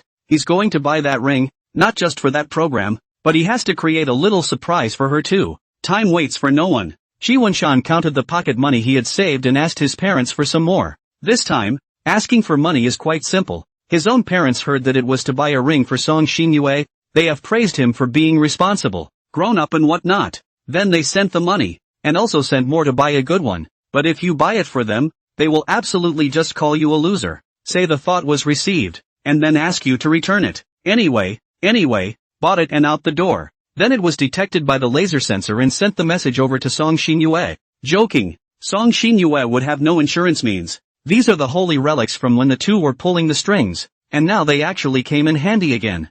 Chi-Wen-shan naturally didn't know anymore, but even if Song Xinyue knew, she couldn't fly back in a second. Could she? The trip to the gold store was launched. He looked at this store called what's called advertising space for rent, that his parents recommended and said it had good goldware. It was really the first time Chi-Wen-shan had come to a place like this. A feeling of novelty surged up. All kinds of jewelry and gold jewelry and such are displayed in the counter in a wide array. There is no need to look at diamonds or anything. Cannot afford it. Chi-Wen-shan went straight to the goldway area. Hello sir, welcome. May I ask what you are looking for? Some surprise was evident on the salesman's face. Supposedly because his face was so young? I want one of those gold rings. A ring? Good. May I ask if it's for yourself? Or for a girlfriend or family member? Girlfriends?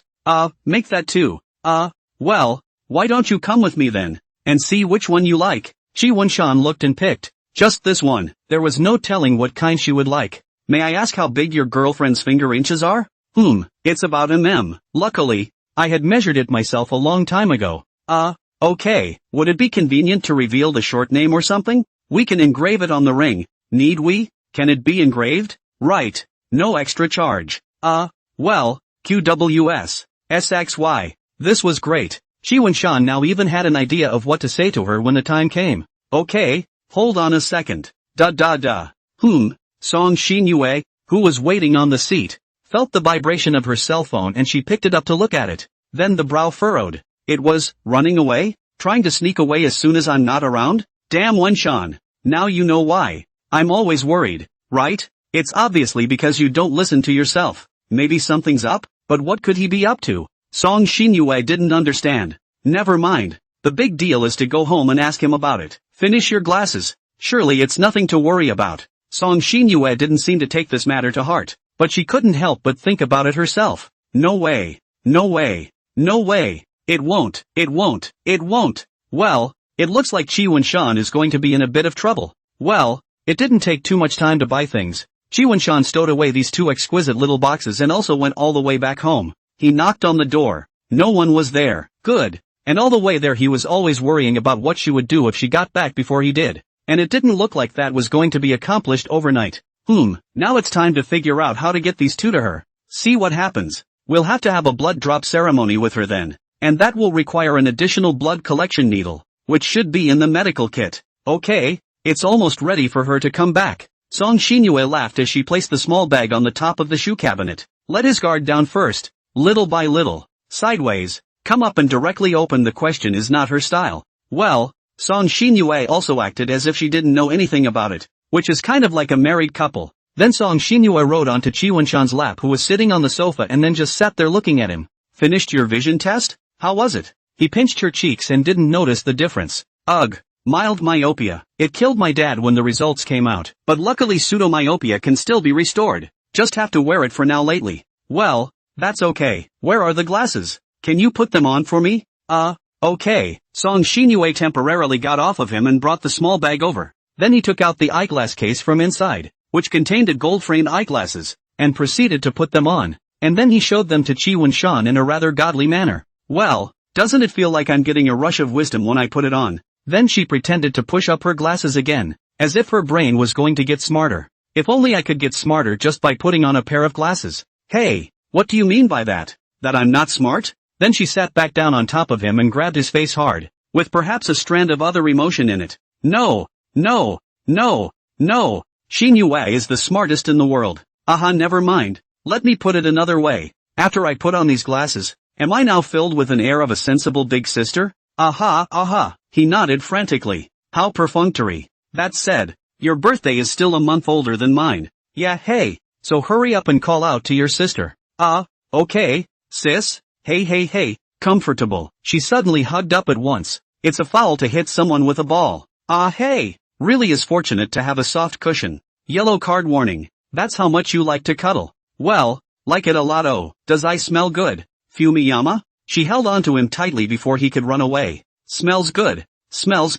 Then you can smell it more. She straightened her back, then leaned forward to give his face a squeeze. Probably, like this? Faces, chest and face, hips. Well, it's also more graphic, so I won't go into details, as long as you can understand what it means. Qi Wenshan was smothered, feeling a little suffocated and a little comfortable. Only after smothering Qi Wenshan into delirium did Song Xinyue return to her normal state, looking at him with a bad smile on her face. Wouldn't the body be weak without oxygen? That would give him even less strength to fight back then. Or maybe it's just that the press doesn't want to fight back at all. Goo, you suddenly came this way and almost smothered me to death, Qi Wenshan falsely complained. But you didn't move a muscle. Hey, would you if you really wanted to resist? Song Xinyue hugged him again. Wenshan, really love it so much. So much love. I know, he embraced her. Someone's going to get tired of hearing you repeat yourself all the time. Do you love me? Love. Definitely love. The atmosphere was silent for a while. It was Song Xinyue switching forms. So can you tell me, what did you think you were leaving for this morning? Not long after I left? She looked at him wide-eyed with that long unseen, extremely sickly smile, her eyes glowing red. What? How do you know? His voice weakened. Wenshan is really it. Always silly. Always trying to be clever. I told you that I'm not completely at ease yet, right? Do you think I won't do anything backward? She cupped his face and leaned toward her own, reinforcing the infectious power of her words. I didn't expect it, but this backhand has really come into play. Do you think I should be happy or sad? You actually learned to deceive me and betray me then. No.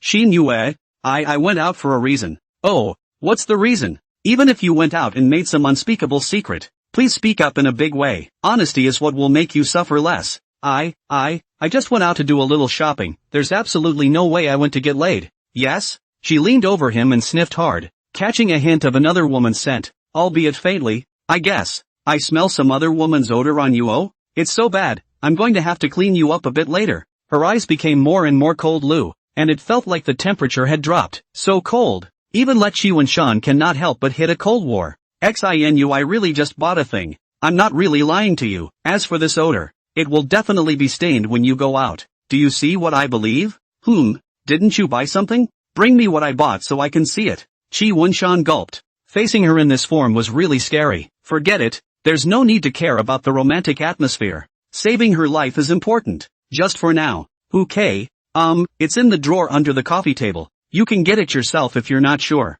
Oh, that's really sweet of you. Let's see. This little box? What's this? She opened it up and saw the gold. The ring, finger? Song Xinyue froze, looking at this thing, and for a moment she actually didn't know what to say. What happened to still, kind of pretty? What is this? The expression on her face visibly soothed. She picked it up and looked at it. On the inside of this ring, there were 3 more letters engraved. SXY. She thought about it. It was her name shortened, I guess. A gold ring. Can't you tell? Seeing her mood soften all of a sudden, Qi Wenshan sighed in relief. This is for you. I just bought it this morning. And the ticket? It's in my pocket. I can show it to you. Why didn't you tell me when you bought something so expensive? If you had told me, I wouldn't have to be like this. She turned to look at the ring, the red glow in her eyes disappearing as well as softening. Back to normal yet. This is also want to give you a surprise. Of course, cannot tell you. And you said, that is still called a surprise? She took out another ring and held it in her hand. Playing with it,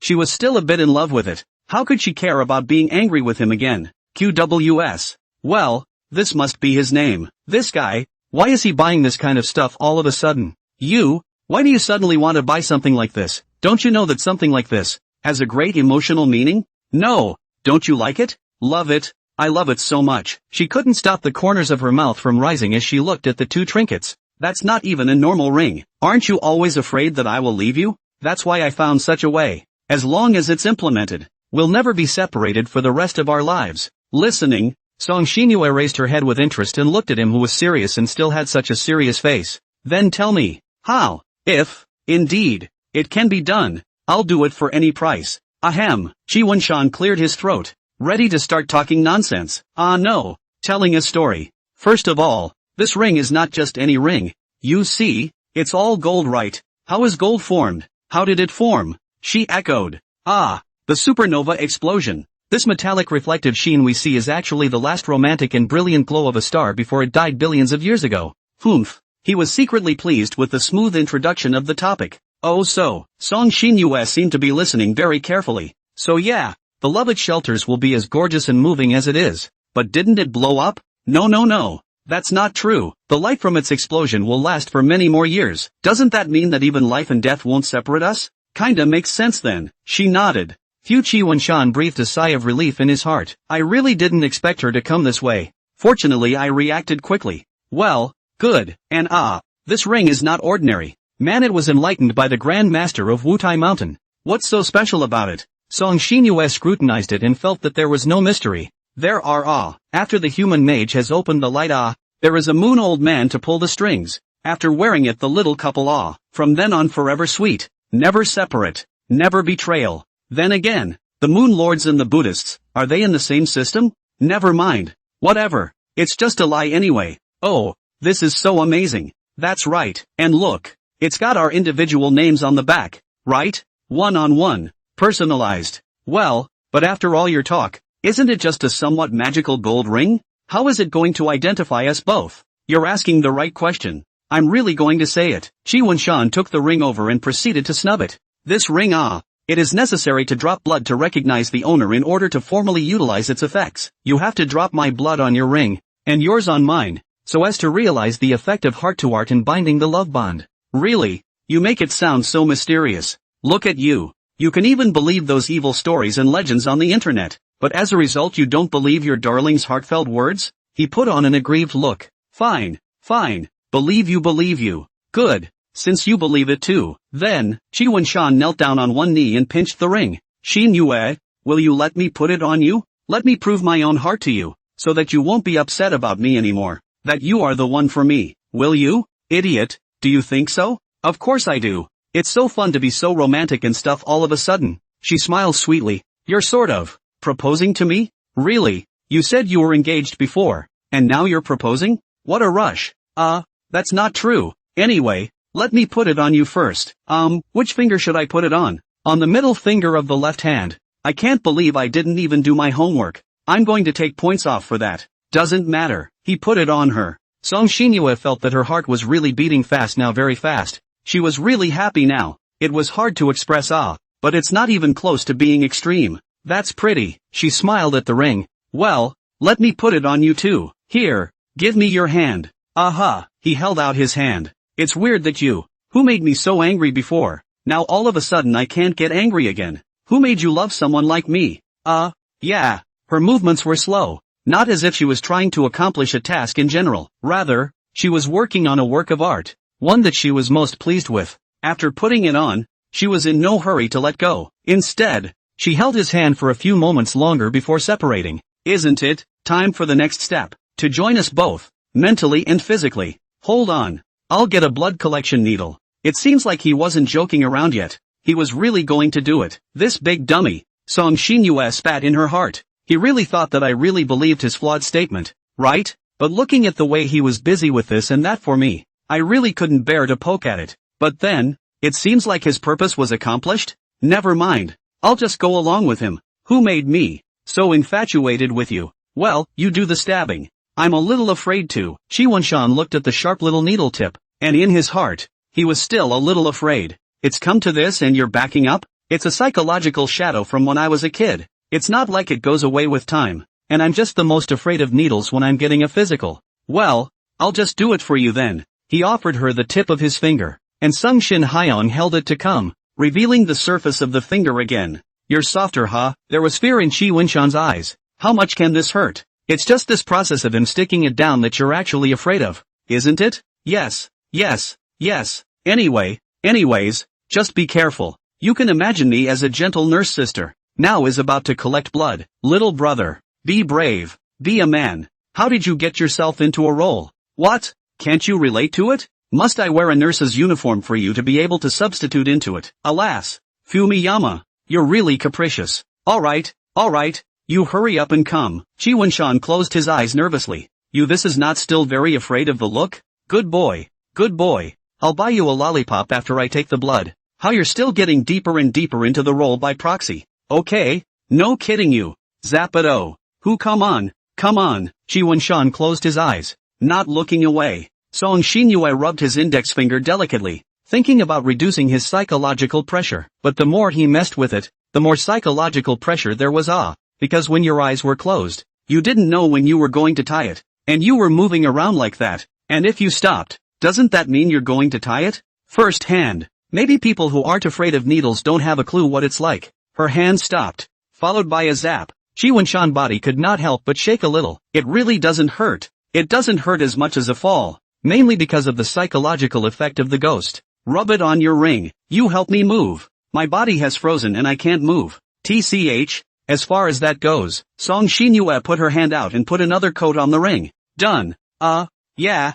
Shi Wenshan just wanted to take a cotton swab to wipe the blood, but Song Xinyue directly took his collection in, which could not make him whole. What are you doing? Can't speak with something in his mouth. No, Shi Wenshan felt difficult. It was neither a good idea to draw it out, nor was it a good idea to not draw it out. He could feel his fingers being and look at her expression. Why does she still look comfortable? It's as if she's eating something delicious, and blood doesn't taste good. Oi! Sucking would be excessive. Only then did Shi Wenshan pull out the stub. Hey, I couldn't help it. I was just curious what would happen if I sucked on it. You're not a vampire. Why are you sucking on this stuff? But you don't say. It's really something else too. She grabbed his fingertips again and kissed them gently. What a strange fetish. Alright, it's my turn then. Song Xinyue didn't hesitate a bit and wiped the blood collection needle, then stabbed it on her own finger before dabbing it on his ring. Well, great work. Then she forced her finger into his mouth. Add cleaner to my heart, she ordered. Not a trace. Is that okay? Barely. She took her thumb and rubbed it together before pulling out the silk thread. Well, that way our rings will all have our respective markings on them, and from then on the hearts will be linked. Well, that's nice and good, she flattered. Admission. Shi Wenshan pursed his lips, and also tasted back. It was salty, with a bit of iron flavor. Not being Dracula himself, it wasn't tasty. He commented. You really know how to be polite. What? It wasn't good? I do think yours tasted pretty good, and I'd even like to do it again. With that, she looked at him again with a bad smile. Don't. That's not for you to decide. Ouch. She pounced on him and proceeded to bite him hard as a zombie on his neck in a small bite, leaving nothing more than teeth marks. Ouch. Stop it. Shi Wenshan lay still, letting her fool around. How do you think I'm going to thank you for giving me such a sudden blow? She touched the ring on her finger and her eyes filled with happiness yet, even though she knew he was just fooling himself. Right? You're welcome. Family, right? As long as you can feel at ease with me because of this ring, that would be the biggest thank you to me. Is it just about this matter? You, Wenshan, are really serious. I can't help but take what you say seriously. Well, thank you very much. With this ring, I feel like I'm connected to you even from far away. That's good.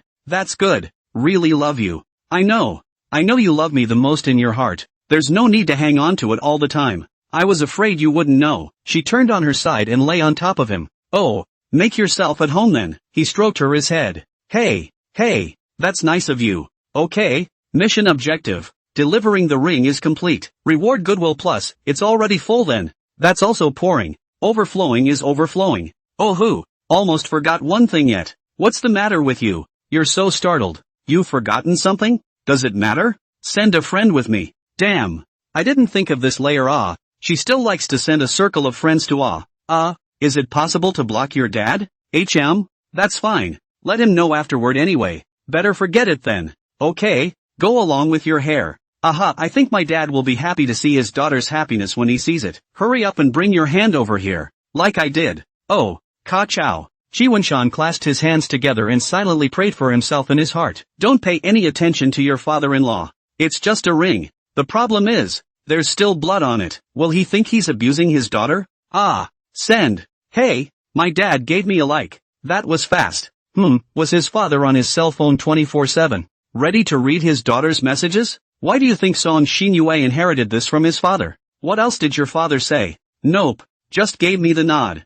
Chi Wunshan sighed in relief. Look at you like this. With me here. My dad. He can't eat you. Buzz buzz buzz. At that moment Song Xinyue's cell phone rang again. But it was just a video chat. Father Songs. Your dad? Why is your dad even calling the video? Over and out. Chi Wunshan instantly tensed up. Maybe there's some question you want to ask me? That's not true. Think about it. You've just taken off your own little cotton jacket. Not even an hour old. And you see it being put on someone else. Not to mention the fact that there was what looked like blood on that ring, which must not be asked. I'll take it. Later, Chi Wunshan hastily straightened his clothes, stretched his face, and coughed again. Okay, you pick it up. After that, he talked with Song's father for quite a while, but he didn't talk about anything important. He just exchanged pleasantries and asked about the ring.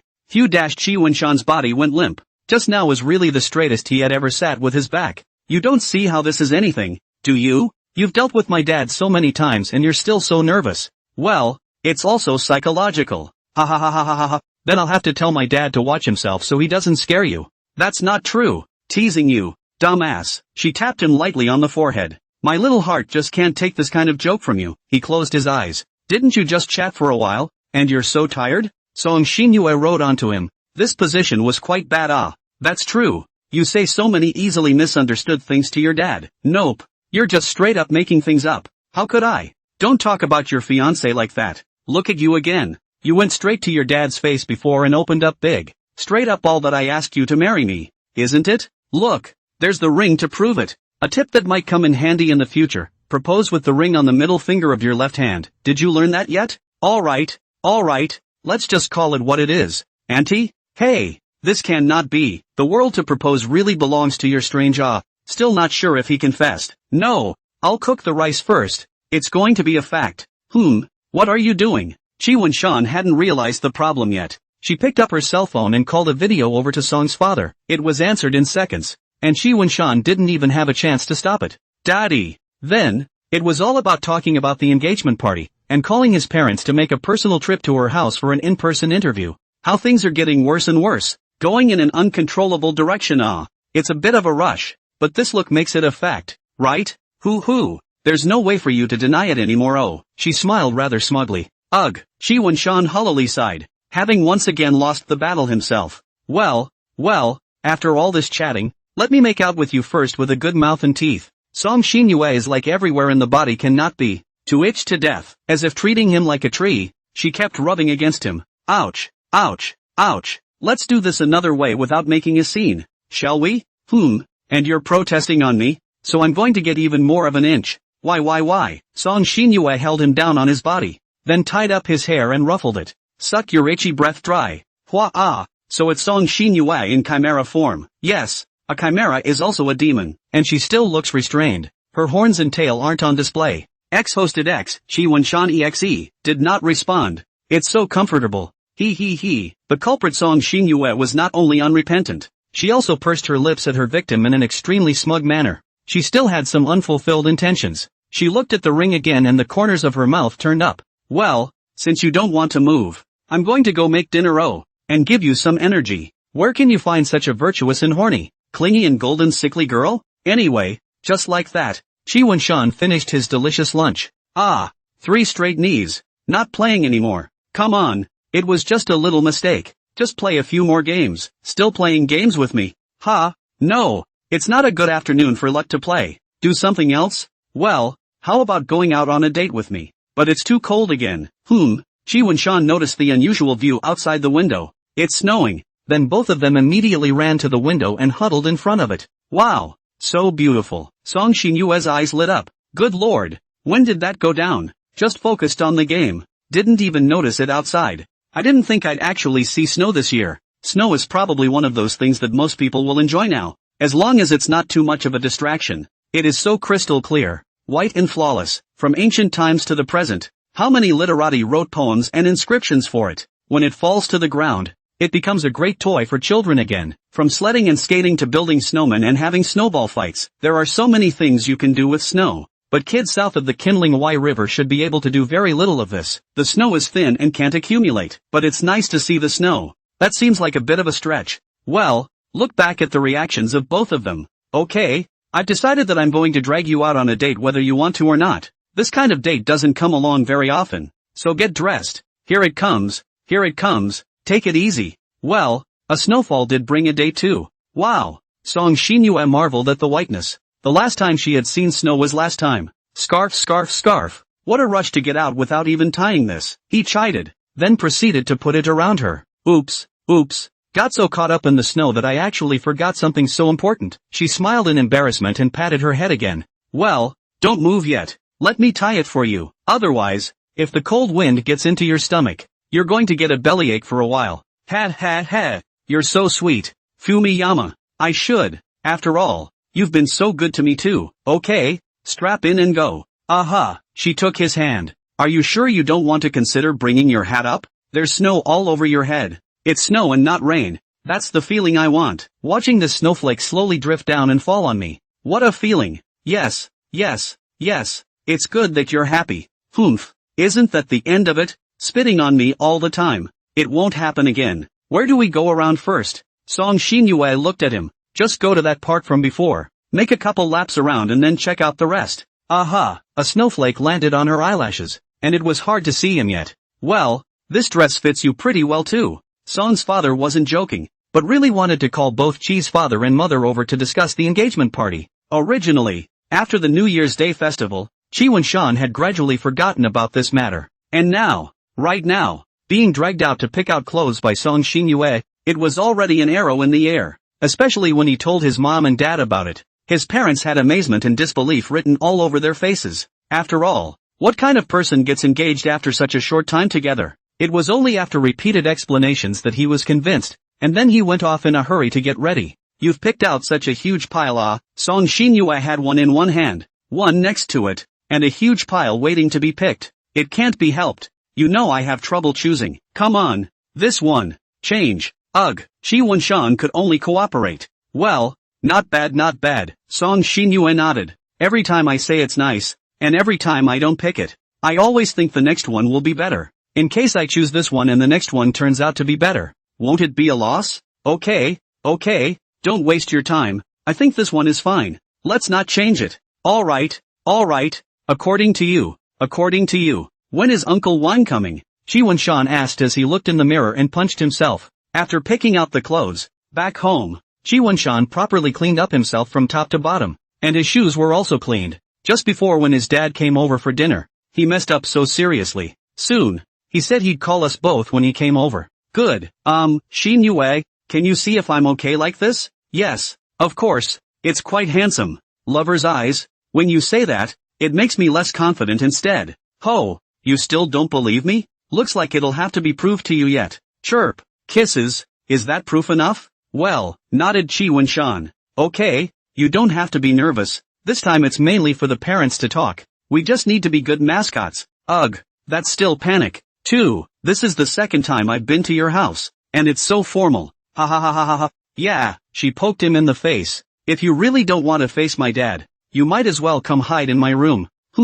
I've been in your room several times instead, and you haven't been in mine yet. Don't you think that's unfair? Honey, okay, then when the time comes that will be a labor of love for you. Obviously I'll have to work on you when the time comes.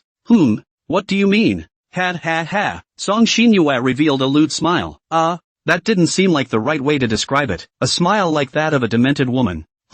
This Qi Wenshan was puzzled. At the same time his own subconscious mind told him there was a need to drink a carton of milk before departure. In my room, there are nice things to look at. A bit of my private photos. And I can wear them for you to see.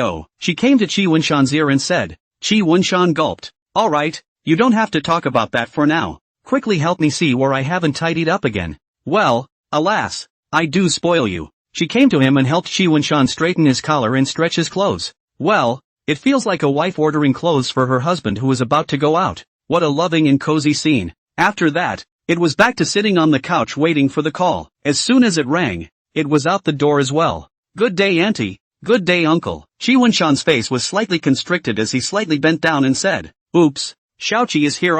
Fast forward. Fast forward. I think it was spring or summer the last time I was here. Anyway, the impression was that it was cool inside. And now that I've been here again in winter, I've realized that it's warm again. Dad, Mom, I missed you guys. Song Xinyue, on the other hand, acted as if she had returned to her own home and directly gave her parents a loving hug. Goo, my good daughter. Daddy misses you too. Then Butler Wang picked up both of their coats and clothes. In hanging them up, Qi Wenshan didn't feel awkward standing on the sidelines because soon Song Xinyue let go and led him to the sofa to sit down. Song father and mother also followed to the sofa to sit down. Song mother also gave Qi Wenshan a washed fruit to eat. Then, Qi Wenshan was just listening to their conversation with a smile. Well, this fruit is quite tasty. We're about to have a convention and you're still looking at the fruit. Hey, you're going back. Kobayashi, a very young man came down from upstairs, wearing glasses and carrying a bag. Well, it's time for today too. And Duo, she's done pretty well with her homework. Why don't you stay and have dinner with us again? No. How can this be? Besides there are guests coming here today. Uncle Song, I'll leave first. Don't bother. Being polite with you is polite. If you are not polite, don't blame them for not being polite next time. This is something he certainly understands. Well, take care. Then, that person is? Qi Wenshan was a bit curious and asked in a low voice, having never seen this one before. My sister's tutor. In college. Oh, said Dodger. Dodger arrived. Not far behind the wall. A dorky hair poked out. The dull hair, again as if it had a soul, sensed Qi Wenshan's line of sight and then disappeared from his sight. Then, a dull hair can be seen moving on the ground. It was actually just a visual difference. Song Duo was crouching down to walk. The sofa and Song father and mother just blocked her body. Then, the dorky hair reappeared on Father Song's head, along with a little face that cautiously peeked out. Seeing Qi Wenshan see her, he even made a face at him. Duo, stop. Sit properly. How was your homework today? Did you do it or not? Goo. Mom, I've been working on the problem for so long. What's wrong with making a little mess? Brother Wenshan isn't an outsider, right? Saying that, she even winked at him before the dorky hair reappeared on top of Mother Song's head. Song Duo whacked Mother Song's back as a sign of filial piety. That's right. Duo, she's just so naughty. Just go along with her a bit. Song father stroked Song Duo's head. Right, Mom. And you see I'm well behaved, right? Song Duo smiled. Ouch. Okay. Quickly whack your mom's soul out. Mother Song pushed her away. That's unintelligible. Ha, I'll whack my dad. Ouch. Good girl. You'll love your daddy. That's not true. The crowd just chatted away. Master, the in-laws are here. Butler Wang came over. Oh, already here. Then Xiaoqi, you two will sit here. Uncle will go receive your parents. Good. Qi Wenshan nodded. After Song father and mother left the sofa, Song Duo had no more hiding place, so she just did not do anything and sat next to Song Xinyue, then looked at the two with a bad smile. Brother Wenshan? Oops, I forgot. I already had to change my mouth. Please don't blame me for this. Brother-in-law Weedfish. Your smirking face always makes me think you're up to some kind of mischief. Hey, how can you think that about me? Sister, look, quickly control him. Then he pushed Song Xinyue toward him. But the problem was that Song Xinyue and Qi Wenshan were already sticking close together. It was already 0. It couldn't become. Okay, Duo. You stop. Just sit still. It's so boring. I can't believe I don't get it when I've been creating feelings for you two so much. Song Duo's dorky hairs hung down. So it was true that the dorky hairs were the real thing. But only for a while. And soon our lazy brats were back on their feet. Okay, then I won't make a scene. Let's talk about something. Mom and Dad are still over there anyway. How come you don't sound like you want to talk about normal topics?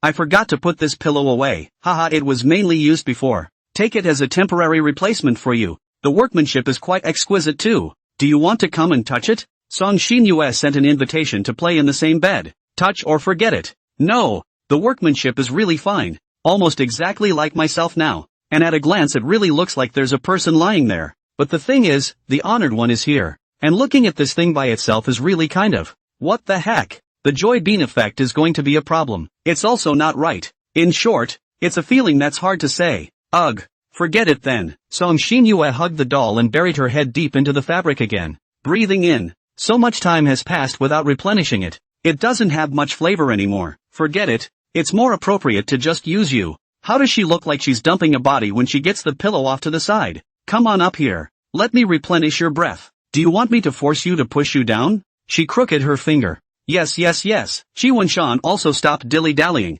and once the slippers were off, he lay down on her bed. Hey, the degree of softness and hardness is just right. Ergonomic. Quite comfortable. Don't worry, there's something more comfortable. Then, Song Shin-yue came wrapping around him like a four-clawed fish. Then it transformed into a demon and frantically ingested the aura from his body. Hoo, it's true that it's still more comfortable to hold you in person. I really love this feeling. You like the feeling, so I'll let you enjoy it more. He. You're so nice. Fumiyama. Possessing you completely is really the best thing in the world. Oh, I know. He reached out his arms around her as well and gently stroked her head again. Smells so good. I'm really close to suppressing my feelings. Mouth teeth. The two of them are now at 0 distance from each other. But this can still not hear the heartbeat, only for the negative distance. Do you know how I used to spend my nights without you? I can figure it out. You don't say. He understood in seconds. No, you can't think of it. All I can do is hug that pillow and then visualize you in my head. And then. Shin-yue, stop it, please. He was now like the Monkey King who was under a tight band spell. Ha. Just love seeing you like this. Do you think I should relive that feeling from before? It's fantasizing about you as a past cuddler and then doing to you what you did to the cuddler. It feels so exciting fun to feel this way. Chi Wen-shan was already powerless to spit. What kind of reverse Tiangang practice was this? I'll take that as a tacit admission if you don't say anything. No. Didn't you say you had more things to show me? Show me those things first. I'm curious too. Aren't you still horny as hell? TSK. What difference does it make which one you do first? Okay. Wait, oh. Song Shin-yue peeled herself away from him and proceeded to a drawer, rummaging around and finally finding the album she'd asked for. Found it. Ouch. This one's gotten a lot of dust. She went back to the bed with the album and sat down to share it with him. Are all the private photos you mentioned in this album? Right. Oh, originally this album was intended to be given to you as a gift sometime. Oh, giving a gift for something like this, should I say it's worthy of you? If a boy receives this kind of thing, his blood will surely boil, right? What I'm thinking is that with the help of this thing, I'll just make love to you. Hey, look at that surprised look on your face. Well, there's definitely no use for this thing now. But wouldn't it be a waste to take the hard work to get it photographed and not put it to a bit of use? So I'll just take the opportunity to show it to you. This album comes with a password lock. Song Shin-yue thought about losing 0721 open. Hey, I didn't think I'd get it right in one go. I'd almost forgotten the password. Okay, I'm going to start flipping. Well, gulped Chi Wen-shan. First one, dark chocolate crunch ice cream. Black, hazy and seductive. This sense of vagueness is quite difficult to grasp, and this chocolate ice cream is clearly one of the best. Second one, vanilla cream ice cream sorbet. White, pure and lovely. This full of youthfulness is like to overflow beyond the photo. In addition to this vanilla-flavored ice cream, there is also a light seduction. The third one, flesh-colored rose strawberry-flavored ice cream. Flesh color, simple and rough, is to give you a full of astringent feeling. Looking at this flesh, or is a hot ice cream, who can look at cannot be confused. What an opening lightning strike. The first three of which feature the three main schools of martial arts. Why is your face already red like this? Hey, it's just looking at a picture. Is it any better to see it in person? Song Shin-yue pouted with some dissatisfaction. No, these are really great pictures. Ouch. Bounce my head. It's not nice to see that lewd look in your eyes. What? If you're capable of it, push me down on the bed and come out hard with your revenge now. Okay, I was wrong. Okay, let's move on to Song Shin-yue's treasure trove. How does that sound like I'm snooping? In the fourth, which is in the style of a mid-century Western European nun, and is kind of a regular in certain parts of the title, Venting, meaning confessing, your sins hard at the nuns. Well, this is also something else. Chi Wenshan's eyes went straight. After all, the introductory work he had read back then was the cultivation, ahem. No more chit-chat. No more chit-chat. No more hints in the above. Oh, okay, moving on to the fifth one. Since all of them have a pure and holy nun, the natural opposite of that pious and reserved face of hers is the devil. This was Song Xin Yue in her phantom demon form, who was always said to be a demon before, crazily sucking Chi Wenshan's soul energy. That was just a metaphor, and this picture was the real chimera. Chi Wenshan couldn't have imagined that she would actually buy this kind of, well, clothes. Also this spade-tipped tail. I think it's glued on. It can't be a plug-in? By the way, I can't read this symbol on my stomach. It's not tattooed either. It's just a sticker. Although he didn't say anything, we all knew that he understood the symbol. So it seems that Chi Wenshan can still read ancient writing. Why is your face so red? It's true that the more you show, the more you like it? What a slut. Living will only make rice expensive to eat, so it's just going to have to be raised by me then. Mostly because the symbol hit me a little too hard. He covered his face. The impact is so strong. I remember there are still some left out. Want to see? I can post you again to show you. Oh. Don't. Chi Wenshan waved his hand in a hurry. It's the sheer colorfulness as opposed to the purity of the nuns. And it's even made my font go from astringent to colorful. Okay. Move on to the next one. The sixth one. Well, this one. This. Vulgarity plus stocking removal, seduction plus foot fetishism. Data deletion. Lei Feng once said that he lived to make life better for others. This quote is very short, but it makes me think. After the above discussion, for me personally, JoJo is not only a major event, but it could change my life. Everyone has to face these problems. In the face of such problems, and after the above discussion, I have been thinking about this difficult choice, and I can hardly sleep or eat. For me personally, Jubilee is not only a major event, but it may also change my life. Shakespeare once said that a man's life is short, but if he lives it meanly, it is too long. This doesn't stop me from thinking about it. To summarize, it is very important to solve the problem of Koji now. Therefore, understanding what kind of existence Kojuku is the key to solving all the problems. How does Juju happen? And how does Juju come about? Spain has said, without realizing it, that self-knowledge is the rarest of knowledge. I hope that all of you will also appreciate this saying. In this way it seems that we all know that, generally speaking, we must all make sure that we consider the matter carefully. With such difficult choices, I have thought about them and have had difficulty in sleeping and eating. Everyone has to face these problems. In the face of such problems, in that case, I have to think about it, and I cannot rest in peace with such difficult choices. With these questions in mind, let's examine the Kyuji. Since how? Mozart inadvertently said this, whoever works as hard as I do, will be as successful as I am. This doesn't stop me from thinking about it. Personally, I can't help but say that the significance of Juji to me is very great. However, even so, the presence of Kuju still represents a certain significance. Abraham Lincoln once mentioned that the number of years you live is nothing. What matters is how you spend them. This seems to answer my query. For me personally, Koju is more than just a cheesy wearing stockings. Data deletion. The listed chapters are not all. It is recommended to self-check the full text. Weakening pornographic and sex-related plots. The main walk plot line. Delete vulgar plots. Do not frequent vulgar rubrics related to sexual interactions. Masturbation, foot fetishism, black silk, and other vulgar XP depictions. To maintain the painting style of clear water. Yes, it's all deleted. Just let me through. General George S. Patton once mentioned that by accepting a challenge, you can enjoy the joy of victory. This seemed to answer my query. Charles Scoble said this in an offhand way, that a man can succeed in almost anything for which he harbors boundless enthusiasm. With this remark in mind, we have to examine the question more carefully. In life, if the meaning of life emerges, we have to consider the fact that it emerges. For what does the meaning of life occur? The key to what is meant by the meaning of life is how the meaning of life needs to be written. With such difficult choices, I have thought about it, and I have had trouble sleeping and eating. Everyone has to face these questions. In the face of such questions, the meaning of life occurs, exactly how it needs to be done. Not the meaning of life occurs, and how it will come about. For me personally, the meaning of life is more than just a major event. It could change my life. With these questions in mind, let's examine the meaning of life. What exactly is the crux of the matter? In life, if the meaning of life appears, we have to consider the fact that it appears. Understanding clearly what kind of existence the meaning of life is the key to solving all problems. Zola once said that once the path of life has been chosen, one should bravely go to the end and never turn back. This quote is very short, but it makes me think. Personally, I can't help but say that the meaning of life means a great deal to me. Seneca once said that true life can only be realized after a difficult and overwhelming struggle. This has inspired me, and now it is very, very important to address the question of the meaning of life. Therefore, I have been thinking about this difficult choice, and I can hardly sleep or eat. From this point of view, Goethe once said that what determines a person's life, and his whole destiny, is only a moment. This inspires me. This fact is significant to me and I believe it has some significance to the world. Carnegie inadvertently said that a person who does not pay attention to the small things will never achieve great things. With these words in mind,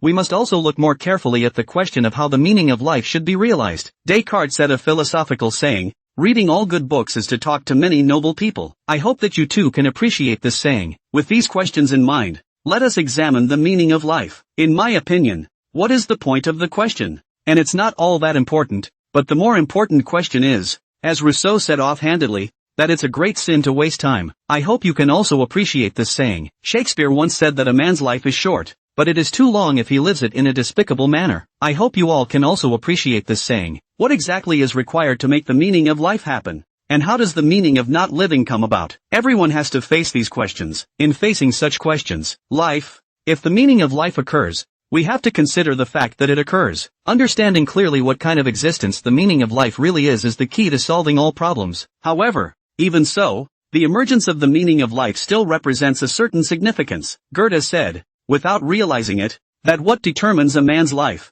and his whole destiny, is only a moment in time. That inspired me. So it seems, then, from passive to active, this is a process of gradual enjoyment. This process is well exemplified in the frog Chiwenshan. From the beginning, there was still fear, to now completely letting go. The whole body and mind fell into Song Xinyua's soup of love and was slowly cooked. Why is it inexplicably a bit like the unfolding of one of those book plots? It's really strange. However, it wasn't right to say that Song Xinyue was unilaterally taming and flirting with Chiwenshan, because in the process, Song Xinyue was also changing herself up. You just see her giving Chiwenshan perks and stuff every day, giving him all sorts of emotional value. Who picks a cross like this? Isn't it right to trample the other's dignity underfoot step by step and make his will fully conform to one's own? Well, it wasn't impossible for things to go in that direction. It's just fortunate that Chiwenshan held that degree well enough to avoid a bad ending. It would be more accurate to say that it's a process of catering to each other and accepting each other rather than who domesticates who. Okay, let's move on back to Chiwenshan. You can be more honest with me. If you dare to do behavior like just now, again, I definitely won't be able to spare you. Humph. I got carried away. And besides, it's not like I haven't done it before. That can be the same? You, asshole, big colorful bastard. Just hurry up and put it on for me. Oh, well. He removed the crunchy chocolate shell from his face and took it into his hand. Combined with the fact that he had been talking to her with this on his face before, it's because it's new and doesn't have much of a smell. As he commented afterward, Vid doesn't hide his perverted nature at all now that he knows it's coming to an end. Does he? Well,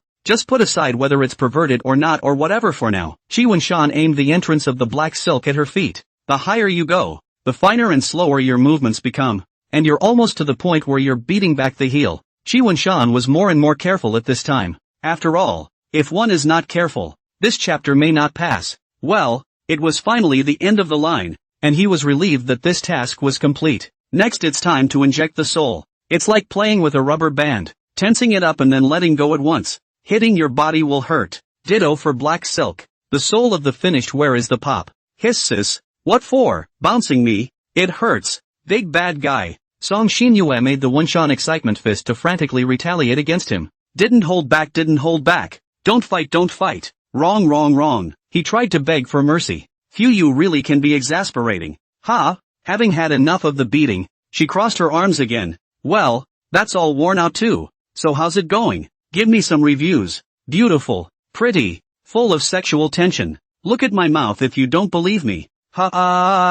Disgusting heart, making that face at a girl. Okay, I'll collect myself. He licked his lips. It's time to see it all. So, she suddenly pounced on him. A scene that had been played out many times. Hadn't it? Then what? Chiwenshan came to his senses. Not shy at all. Looking into her eyes. Really beautiful. Her hair hung down, fluttering like a spring willow, and bringing with it a floral scent. What's the saying? Spring is here, everything is recovering, and it's time for the animals to breed again. Song Xinyue ruffled her hair. I don't know if it was a psychological factor, but this simple little action also looked extraordinarily charming. Hey, just cuddle up like this and wait for mom and dad to come up and call us for dinner. Let me feel you. As soon as her arms gave out, she fell straight back toward him, attempting to repeat the accident she had failed to accomplish the last time. But Chi Wen-shan was playing by the rules this time, and as soon as he tilted his head, he let Song Xinyue's face pounce again. Ouch! Why are you hiding? Obviously just now you could have kissed up to create a beautiful accident. Darn it! So insensitive. All those TV shows with scenes like that are misleading, and it wouldn't be fun to knock our teeth out if you did. Humph. You have a lot of reasons. I don't care. Anyway, I always have to kiss you. She lifted her head, which was buried in the pillow, and resumed her earlier position. Yes. You'll be fine if you slowly drop the pro. Aha! She slowly lowered her arms from push-ups to planks, her face getting closer and closer at the end. I kissed him. What else? I've done it so many times. It's nothing unusual. Phew. Knock. It's like you can actually hear each other's heartbeats. Ha! Anyway, they just kept cuddling and telling each other fleshy words of love. And if they didn't know, they would have thought there was a leak in the bed. Knock. And this time it wouldn't be the other person's heartbeat. It would be the sound of a knock on the door. Sister, brother-in-law, come out quickly. How long has this been going on? Don't be so strong in your desires. Mom and Dad want me to call you guys down for dinner. Come out quickly. There was another knock on the door. Oh, duo knows. I'll be right out. Then, Song Xinyue looked at Chi Wen-shan. Let's go? It's time to go eat. Aha! Chi Wen-shan let go of his arm and put on his slippers and got out of bed. Yeah? Song Duo looked at her sister and let out a surprised yelp, her dorky hair standing on end. Black silk, I remember that wasn't what you wore before sis. Was it? You guys aren't really doing shy things in there, are you? Her eyes were wide and her mouth was open, and she looked like she was already acquiescing. No, your little brain doesn't think about studying. What do you think about all day long? What's the point of always worrying about your sister's business? Song Xinyue stretched out her fingers and pushed her forehead. Gu, surely you refuse to admit it. Alas, brother Wen-shan, you have to pay more attention to your body.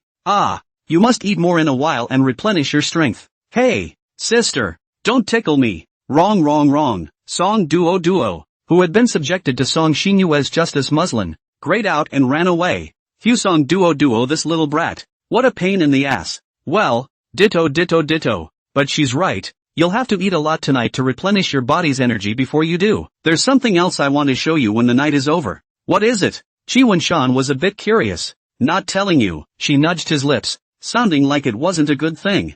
Well, come on. It's time to go show the parents the ropes. She took his arm. Blah. The two walked up the stairs with a crisp sound. Okay, let go first. Just don't hold on like that in front of your parents. What? Are you embarrassed? We're just showing mom and dad how much we love each other. Aren't we? Right? I'm embarrassed.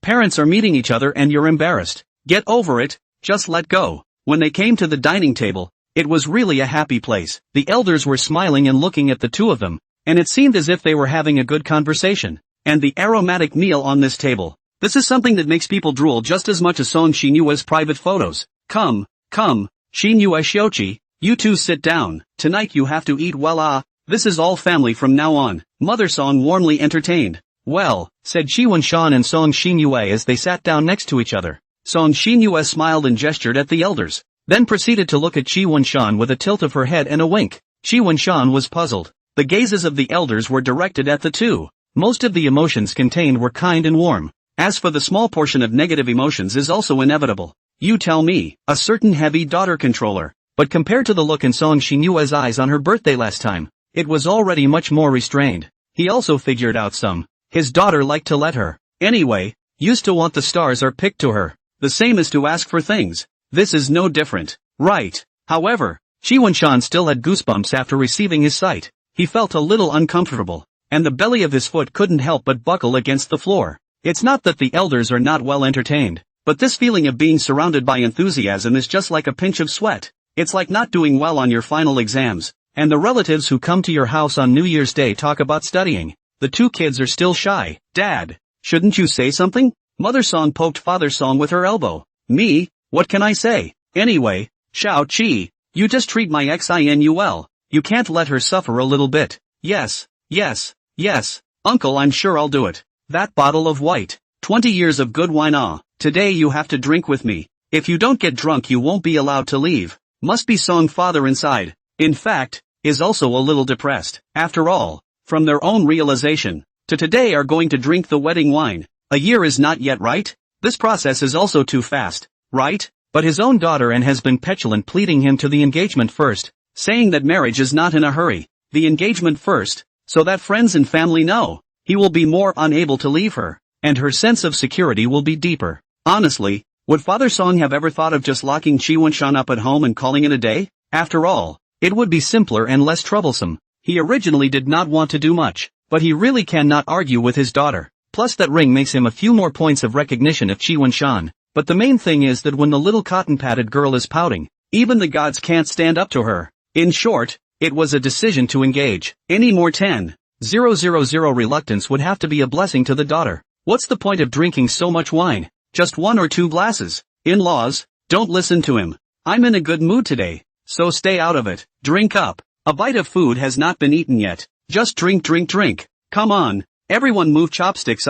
Eat well. Finally it was waiting for the elders to move their chopsticks. Chi Wen-shan pursed his lips, so he clamped a piece of vegetables to the bowl. But at a glance, full. Come on. Eat a little more. Eat more to replenish some energy. Song Xinyue kept pinching for him. It's already full, it's going to overflow.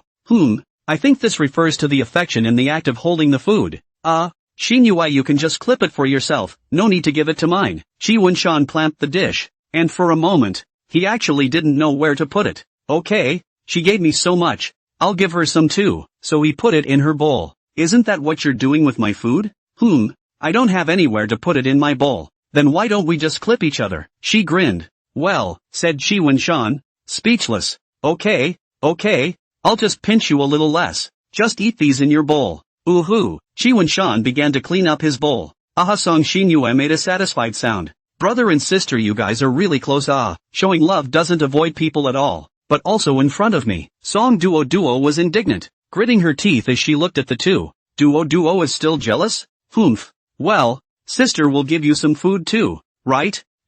Okay. Song Duo returned her heart to the meal. Well, other than that, the food is really quite delicious. Very tasty. It was such a delicious meal. Why didn't Song Xinyue eat it? She's still looking at herself all the time. Aren't you going to eat? He chucked her a piece of meat. Of course I'll eat it. Just chucking it in. She immediately sent it into her mouth, chewing with a look of enjoyment. Then why do you keep looking at me without moving your chopsticks? Just looking at you. I can't help but think of something pleasant. Chi Wen-shan proceeded to dry his rice. If you're afraid I'm hungry, you might as well feed me a few more bites. It's even if we screw around when we're both alone. This is eating with the elders. Better not. Hey, little kid, what are you looking at? Ouch. Song Duo's gossipy eyes were discovered by Chi Wen-shan. Then she skimmed her head away and pretended to eat as if nothing had happened. Her dull hair's still shaking. It's true. Dorky hair is the real thing. So you're just going to put up with me starving? Ugh. You don't love me anymore. Gotta think of some other way to get you back.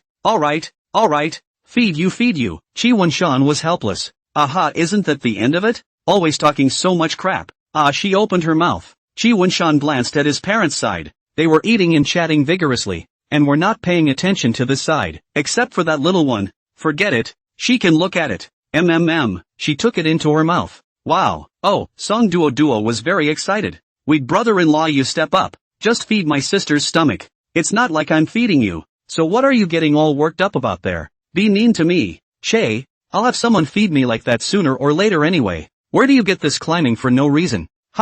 Song Duo didn't reply, making a face at him, and in her heart, she was already thinking of how to make that Mr. Tutor tomorrow. Chi Wen-shan not only had to clean up his own bowl, but also had to feed Song Xinyue, so he was very busy. But, all in all, this somewhat busy dinner was finished. The meal still smelled good, so commented Chi Wen-shan. To what extent is the fragrance? After this entire dinner, Chi Wen-shan didn't even realize that he and Song Xinyue were always using the same set of utensils. Song Xinyue is finding out. Hey, but just don't say anything. My dear readers must not imitate this behavior of the 2O. Prevention and control of the epidemic. From me to start.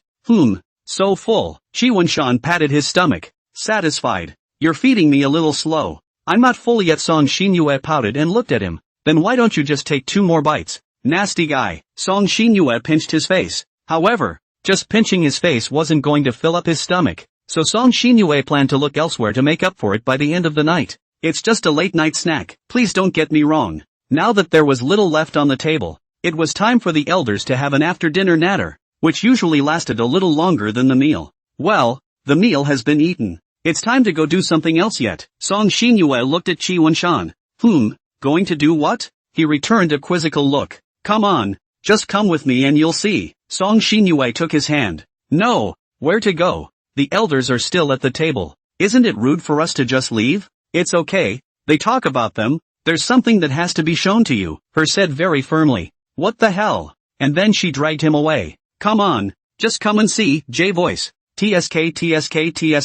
Song Duo's dull hair sensed something, and she silently mourned Qi Wenshan in her heart. That said, if they really got it on that, would I become an uncle or an aunt? Song Duo's dull hair turned into the shape of a question mark. Why are we still going down? Are you taking me to the basement? Qi Wenshan was dragged down the stairs by her. Well, I'm going to show you inside hero. What's there to see in this basement? Hurry up and go up ha ha. Qi Wenshan looked like he had sensed something, and his body resisted a little. I've worked hard to clean up this place. I'll be sad if you don't come to see the fruits of my labor. Besides, there's a good con inside. Are you sure you don't want to come and take a look? Good con? It's a new game oh? No. Why is my speech so dangerous? Don't. Next time. Hey. And you think you have the right to refuse? Ha, elbow. Go in with me. Song Xinyue increased her strength a bit and looked at him with dangerous eyes. Yes.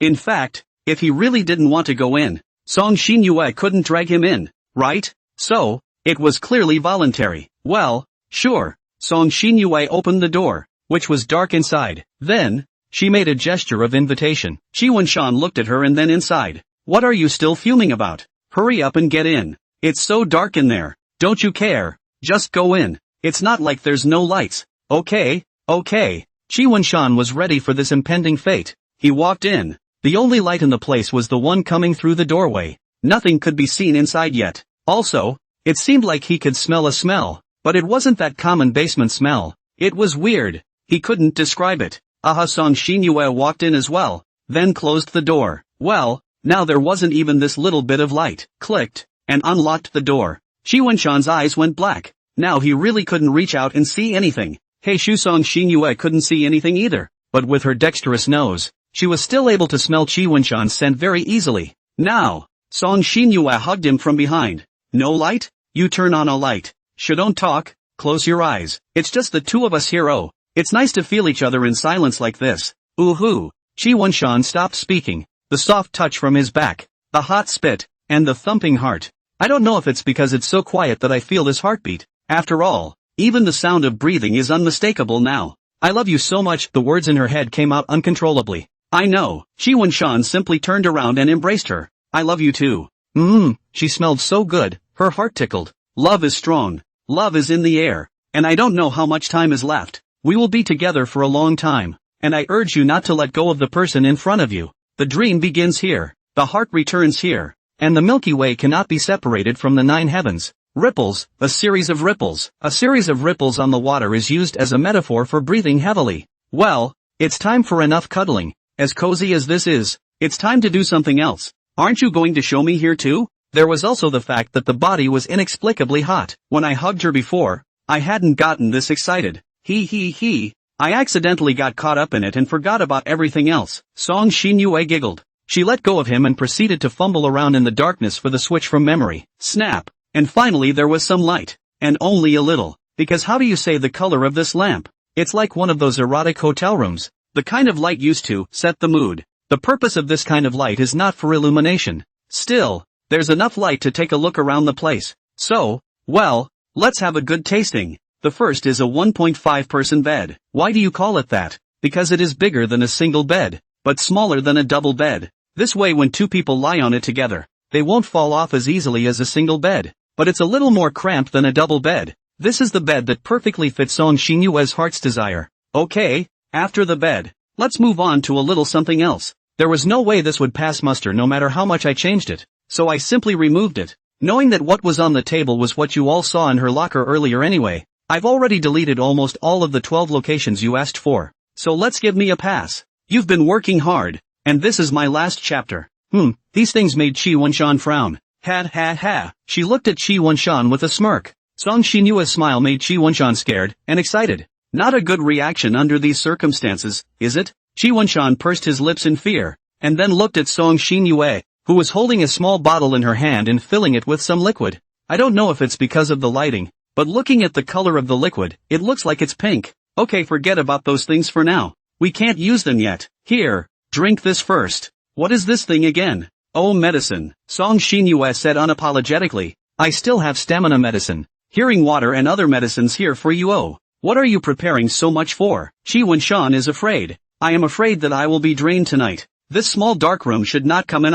Can't you tell? Ha. She took a step closer to him, as if she were hunting, and his prey had nowhere to run. Wait, Xinyue, calm down. The elders are still up there. What if they come for us? Don't worry, I've already locked the door. Even if they want to find us, Song Duo will help us cover for them. Anyway, it's foolproof. Besides, you told me to calm down. I have no way to calm down. The air can be filled with the smell of astringent. Oh, I burned that kind of special incense. It smells good, right? It has an aphrodisiac effect. Oh man, so the strange odor I smelled when I came in was from this thing? It's over. She moved a little closer and pressed the little bottle against his mouth. There seemed to be a little mist at the mouth of the bottle. It was like the stuff was still evaporating. This was clearly the evil, phantom, demon's power potion. Here, do as you're told and drink it, she ordered. Okay. He opened his mouth and gulped it down. That's so sweet. Hey, I knew you loved me the most. She stroked his face, then she drank the bottle herself. Data deletion. Well, indeed. Chi Wunshan felt his face hot, which was the sensation of her exhaling. His heart was also pounding, and it felt like his entire back was soaked. It's so hot. I feel like I'm going to sweat. I can't. There's one more thing I have to do first. She was barely in control of her behavior so far. Quickly tell me, what else is going to happen? Chi Wunshan felt himself getting disoriented in front of his eyes and couldn't stop gagging. You gave me a gold ring. I should give you one in return. She was a little giddy, but managed to find the item as well. As long as you accept it, I'll also. Hey, the words aren't finished yet. Why are you grabbing it? Don't bullshit me. This could give Song Xinyue the whole won't. Forget it. What the heck? The result is always the same anyway. As a result, she smiled with satisfaction. Wunshan, you're so nice. He. She pushed him down and made that classic move. And Chi Wunshan had given up on himself. After all, I can't help it. That said, I've already given you my first kiss this year, but the first so-and-so of the year hasn't happened yet. And since you're so obedient, then it's good to give you a little reward. Song Xinyue's smile was now even more charming in Chi Wunshan's eyes than before. And he, himself, could no longer escape it. Well, in this last chapter is also a whole last job for everyone, but it still hasn't been reviewed, minus a few things. But let's not run off to the browser reading the novel. Well, at least read the books afterward first, right? I'm just kidding. You can go if you want to. Drink more milk and take care of yourself. Anyway, it's over. Sprinkle yourself with flowers. Carrot nabla carrot. Okay, so I'm kind of done with my second book. Compared to the first book, this one was kind of a big improvement, but it was also a bit of a shame. After all, that 7-day experience in a small dark room was just too traumatic and taught me a great lesson. Never write about high school kids again. Crying, but originally set for high school, is also a helpless move. After all, the author is also high school livestock. No little knowledge of college life. Cannot not know hard to write it? Now immediately is also the senior sacrifice. The pressure of study will be more and more big. Also more little time to write a novel. The author also want to put more energy on the study, and thus the novel will have to be the first to put down. By the time I see you next time, the author will have more time and will be able to write about college. Hi, but saying that I can write about college, my next planner that requires the use of writing about college is almost non-existent, so I'm really leaning in. By the time we next officially meet, it will be a year from now in July or September, and I don't know if everyone will have forgotten about me by then. You guys will come to the show, right?